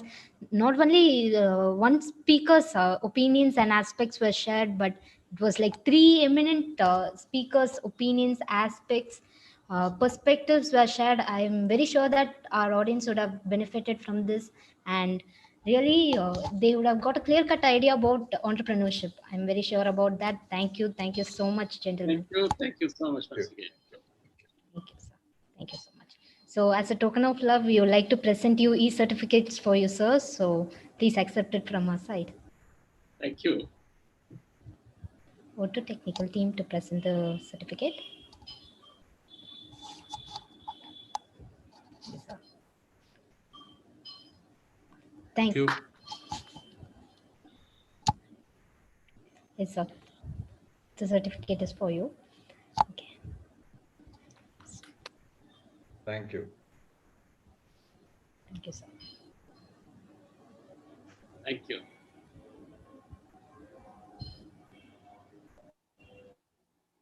Thank you. Okay. So thank you. Thank you so much, dear gentlemen. Thank you. Thank you, gentlemen. Thank you so much. Thank you for spending your valuable time with us. Thank you, Charu. Thank you all. Bye-bye. Bye-bye. Take care, Lanapan sir, Sahid sir, all the best. Thank you. Okay. Thank you. And there's 3G team and the audience. Bye-bye. Okay, Charu. Thank you. Thank you very much. Nice. Okay, Lanapan sir. Thank you. Okay, bye. Thank you so much. So yes, this is the Kerala's largest entrepreneurship global e-summit 2020. This is the World Book of Record event, and those who haven't registered yet, please register soon. Hope we see you in 3G family, and you will be getting 2 free certificates. That is going to be India CEO Forum Participant Certificate and AI Intelligence Certificate. I mean, Artificial Intelligence Certificate. And you will also be getting a World Book of Records Participation Certificate at the nominal fee. So I would like to request, I request all the participants to fill the feedback form for all the speakers. So with this note, I would like to invite our Mr. Nazim Fala, who is the director of Kerala Career Development and Legal Strategy Advisor for 3G International 3G IRPS, which is located in IIT Madras Research Park. Over to you, sir. Thank you all team. Anyway, it is time to wind up. നമുക്ക് ഇന്നത്തെ session wind up ചെയ്യേണ്ട സമയമാണ്. ഏതായാലും from the beginning രാവിലെ മുതൽ വളരെ നന്നായിട്ട് നമ്മൾ ഡിഫറെൻ്റ് ആയിട്ടുള്ള സ്പീക്കേഴ്സിന്റെ വാല്യുബിൾ ആയിട്ടുള്ള സ്പീക്ക് അല്ലെങ്കിൽ അവരുടെ എന്താ പറയാ ഒരു ക്രീം ആയിട്ടുള്ള കുറെ പോയിന്റുകൾ നമ്മൾ കേട്ടുകൊണ്ടിരിക്കുകയാണ്. ഒരു പരിധി വരെ ഇപ്പോഴ് കുറച്ച് ആളുകൾ കുറഞ്ഞിട്ടുണ്ട്. എന്നാലും ഒരു പരിധി വരെ നമുക്ക് ഈ ഇന്നത്തെ ദിവസത്തിൽ ഇതുമായി ബന്ധപ്പെട്ട് നമ്മുടെ ഈ ഇവന്റുമായിട്ട് ബന്ധപ്പെട്ട് ലൈവായിട്ടുണ്ടായ ആളുകൾക്ക് എന്തായിട്ടും അതിന്റെ ബെനിഫിറ്റ് ഇൻസൈറ്റ്സ് ഉണ്ടാവുമെന്ന് തന്നെയാണ് പ്രതീക്ഷിക്കുന്നത്. കാരണം രാവിലെ മുതൽ സംസാരിച്ച ഓരോ സ്പീക്കേഴ്സും ഒന്നിനൊന്ന് മെച്ചം എന്ന് പറയുന്നത് പോലെ ഡിഫറെന്റ് ആയിട്ടുള്ള സ്പീക്കേഴ്സ് ആണ്. ഓരോരുത്തരും വ്യത്യസ്തമായിട്ടുള്ള ആളുകളാണ്. അവരുടെ എക്സ്പീരിയൻസും അവരുടെ പ്രത്യേകിച്ചുള്ള ഇൻസൈറ്റ്സ് ഒക്കെ നമുക്ക് വളരെ യൂസ്ഫുൾ ആവും. പ്രത്യേകിച്ച് ബഡ്ഡിംഗ് ഓൺടർപ്രണേഴ്സിനൊക്കെ ഒരുപാട് യൂസ് ആവുന്ന കാര്യങ്ങളാണ് പറഞ്ഞിട്ടുള്ളത്. അതുകൊണ്ട് തന്നെ ഇതിന്റെ പിറകിൽ ഇതിൽ പ്രത്യേകിച്ച് പറയാനുള്ളത് എൻ്റെ ടീം അല്ലെങ്കിൽ 3G ആയി ബന്ധപ്പെട്ടുള്ള ടീമിലുള്ള ഇതിന്റെ ബാക്ക് എൻഡിൽ വർക്ക് ചെയ്യുന്ന ആളുകളാണ്. നമ്മൾ ഒരു ഓൺലൈൻ പ്ലാറ്റ്ഫോമിൽ ഒരു വെർച്വൽ ആയിട്ടാണ് എല്ലാവരെയും ഒരുമിച്ച് കൂടുന്നത്. എന്നിരുന്നാലും നമുക്കൊക്കെ പലപ്പോഴും ഇപ്പോഴും ലാസ്റ്റ് കഴിഞ്ഞ സെഷനിലൊക്കെ നമുക്ക് പലപ്പോഴും അവര് പരസ്പരം അടുത്തിരുന്ന് അല്ലെങ്കിൽ നമ്മളോട് സംസാരിക്കുന്ന അല്ലെങ്കിൽ പാനലിസ്റ്റ് പരസ്പരം ആ ഒരു ഇന്ററാക്ഷനും അവർ സംസാരിക്കുന്ന രീതിയും പലരും സംസാരിക്കുന്ന രീതിയൊക്കെ നമ്മളൊരു പ്രോഗ്രാമിൽ അവർ അടുത്തിരുന്ന് സംസാരിക്കുന്ന പോലെയാണ്. അത് ഇത്രമാത്രം ഈ ഒരു പ്രോഗ്രാം ഇത്രമാത്രം ഭംഗിയുള്ളതാക്കി തീർത്തത് പ്രത്യേകിച്ചും ഇവിടെ വന്നിട്ടുള്ള സ്പീക്കേഴ്സും അതോടൊപ്പം അതിനേക്കാളും ഇതിന്റെ പിറകില് നമ്മൾ ഏതൊരു ഇവന്റിന്റെയും പിറകിൽ ഒരുപാട് ആളുകൾ അല്ലെങ്കിൽ നല്ലൊരു ടീം ഉണ്ടാവും. ആ ടീമാണ് പ്രത്യേകിച്ച് നമ്മൾ ഓരോരുത്തരെയും പേരെടുത്ത് പറയുകയാണെങ്കിൽ ഒരുപാട് ആളുകളുണ്ട്. MC ടീം, നമ്മുടെ ഇവന്റ് അക്കാഡമി ടീം, അതുപോലെ തന്നെ നമ്മുടെ ചെയർപേഴ്സൺ ജുൽനാറ, നാജിയ, സച്ചിൻ, ഫാത്തിമ, ബത്തേച്ച്, അങ്ങനെ ഒരുപാട് ആളുകളുടെ എഫേർട്ടാണ് നമുക്ക് നമ്മളിപ്പോ നടന്നുകൊണ്ടിരിക്കുന്നത്. അപ്പോ ഏതായാലും ഇവരെല്ലാവരും നമ്മൾ ഒരു ടീമായിട്ടാണ്. നിങ്ങൾക്ക് ഇതിന്റെ ഇടയിൽ അല്ലെങ്കിൽ ഈ പ്രോഗ്രാമിന്റെ ഭാഗമായിട്ട് ഉള്ള ആളുകൾക്കും പ്രത്യേകിച്ച് സ്റ്റുഡൻസിനും അവരെ പോലെ അവരുടെ ടീമിൽ ഒരുമിച്ച് ഇൻവോൾവ് ആവാൻ പറ്റുന്നതാണ്. അതിന് ഒരു പരിധിവരെ മറ്റുള്ള ഡീറ്റെയിൽസും കാര്യങ്ങളൊക്കെ ഷെയർ ചെയ്യുന്നുണ്ട്. നിങ്ങൾക്ക് അതുമായി ബന്ധപ്പെട്ട വളണ്ടിയേഴ്സ് ഗ്രൂപ്പിലും ലീഡേഴ്സ് ഗ്രൂപ്പിലൊക്കെ ആഡ് ചെയ്യാനുള്ള അല്ലെങ്കിൽ ഇതിന്റെ ഭാഗമാവാനുള്ള ഒരു ഓപ്പണിങ്സ് ഉണ്ട് നമ്മുടെ സ്കിൽ ഷാർപ്പൺ ചെയ്യാൻ വേണ്ടിയിട്ട്. അത് താല്പര്യമുള്ള ആളുകളൊക്കെ അത് യൂട്ടിലൈസ് ചെയ്യാം, ഈ ഒരു ടീമിന്റെ ഭാഗമാവാം. അപ്പോൾ ഏതായാലും ഇന്നത്തെ ഈ സെഷൻ നമ്മൾ വൈൻഡ് അപ്പ് ചെയ്യണം. അപ്പൊ ഇവിടെ ഇതുവരെ പ്രസന്റ് ആയിട്ടുള്ള എല്ലാ എമിനന്റ് പേഴ്സണാലിറ്റീസിനും അതുപോലെ പ്രത്യേകിച്ച് പാർട്ടിസിപ്പൻസ് ഒരു തരത്തിലും നമ്മളൊരു ടൈം പോലും ഒരു ബ്രേക്ക് കൊടുക്കാതെ കണ്ടിന്യൂസ് ആയിട്ട് പല ആക്ടിവിറ്റീസ് സ്പീക്കേഴ്സുമായിട്ട് മുമ്പോട്ട് പോവുകയാണ്. അപ്പോൾ ഇതുവരെ ഇതിൽ പാർട്ടിസിപ്പേറ്റ് ചെയ്ത പാർട്ടിസിപ്പൻസിന് ഹൃദയത്തിന്റെ ഭാഷയിൽ നന്ദി അറിയിക്കുകയാണ്. അതുപോലെ തന്നെ നാളെയും നമ്മൾ ഡിഫറെന്റ് ആയിട്ടുള്ള സ്പീക്കേഴ്സ് ഉണ്ടാവും. പ്രത്യേകിച്ച് ഒരു കൺട്രി ബേസ് ചെയ്തിട്ട് ഓരോ കൺട്രികളിൽ എങ്ങനെയാണോ അവിടുത്തെ കാര്യങ്ങളും അവിടുത്തെ ഡീറ്റെയിൽസും അങ്ങനെയുള്ള കാര്യങ്ങളൊക്കെയാണ് നാളത്തെ സെഷനുമായിട്ട് ബന്ധപ്പെട്ടിട്ട് പറയാനുള്ളത്. ഓരോരുത്തരും സംസാരിക്കുന്നത് വ്യത്യസ്തമായിട്ടുള്ള ടോപ്പിക്കുകളായിരിക്കും. അവര് കൺട്രിയും അതുമായി ബന്ധപ്പെട്ട് അവിടെയുള്ള ബിസിനസ് സ്ട്രാറ്റജീസും കരിയറും അങ്ങനെയുള്ള ഒരുപാട് കാര്യങ്ങൾ. അപ്പോൾ ഇന്ന് വന്നിട്ടുള്ള അല്ലെങ്കിൽ ഇന്ന് പ്രസന്റ് ആയിട്ടുള്ള എല്ലാവരും നാളെയും ഉണ്ടാവണം എന്ന് പറഞ്ഞുകൊണ്ട് ഒഫീഷ്യലായി വൈൻഡ് അപ്പ് ചെയ്യാൻ അല്ലെങ്കിൽ ഈ പ്രോഗ്രാമിൽ വന്നിട്ടുള്ള അല്ലെങ്കിൽ പാർട്ടിസിപ്പേറ്റ് ചെയ്ത എല്ലാവർക്കും നന്ദി പറഞ്ഞുകൊണ്ട് ഒഫീഷ്യലായി വൈൻഡ് അപ്പ് ചെയ്യുന്നതിന് എം സി ടീമിനെ ക്ഷണിക്കുന്നു. Over to MC Anjali. Thank you, sir. Thank you. Yeah, thank you, sir. Thank you so much for coming in and sharing all your thoughts. So, like participants, നിങ്ങൾ enjoy ചെയ്തോ ഇന്നത്തെ session? Was it informative? നിങ്ങൾ എന്തെങ്കിലും പുതുതായിട്ട് പഠിച്ചോ? Was it informative? Just comment on the chat box. What do you feel by day one session? Okay, Srejis is replying. Okay, I am getting so many reply. Akshay, Nikhil, thank you so much for replying. So, what you learned today and what, like, which section you like the most? Please comment on the chat box. Okay, superb. Sharat Raj is telling it's superb. Akshay is telling it's very informative. Thank you so much for commenting. So, നമുക്കൊരു energetic participation ഉണ്ടായിരുന്നു നിങ്ങളുടെ അടുത്ത് നിന്നെല്ലാം. So we are so glad. എന്ത് നമ്മൾ ചോദിച്ചു കഴിഞ്ഞാൽ നിങ്ങൾ റിപ്ലൈ ചെയ്യുന്നുണ്ട്. S is replying. Okay, it's great. And Muhammad Saheen is replying very interesting and informative. Thank you so much. Thank you so much for sharing your feedbacks. Arvind is saying, okay, were the time. Okay, so like ഇത് നാളെയും ഉണ്ട്. അതേപോലെ തന്നെ നമുക്ക് 19th and 20th December 19th and 20th ഉണ്ടാകും.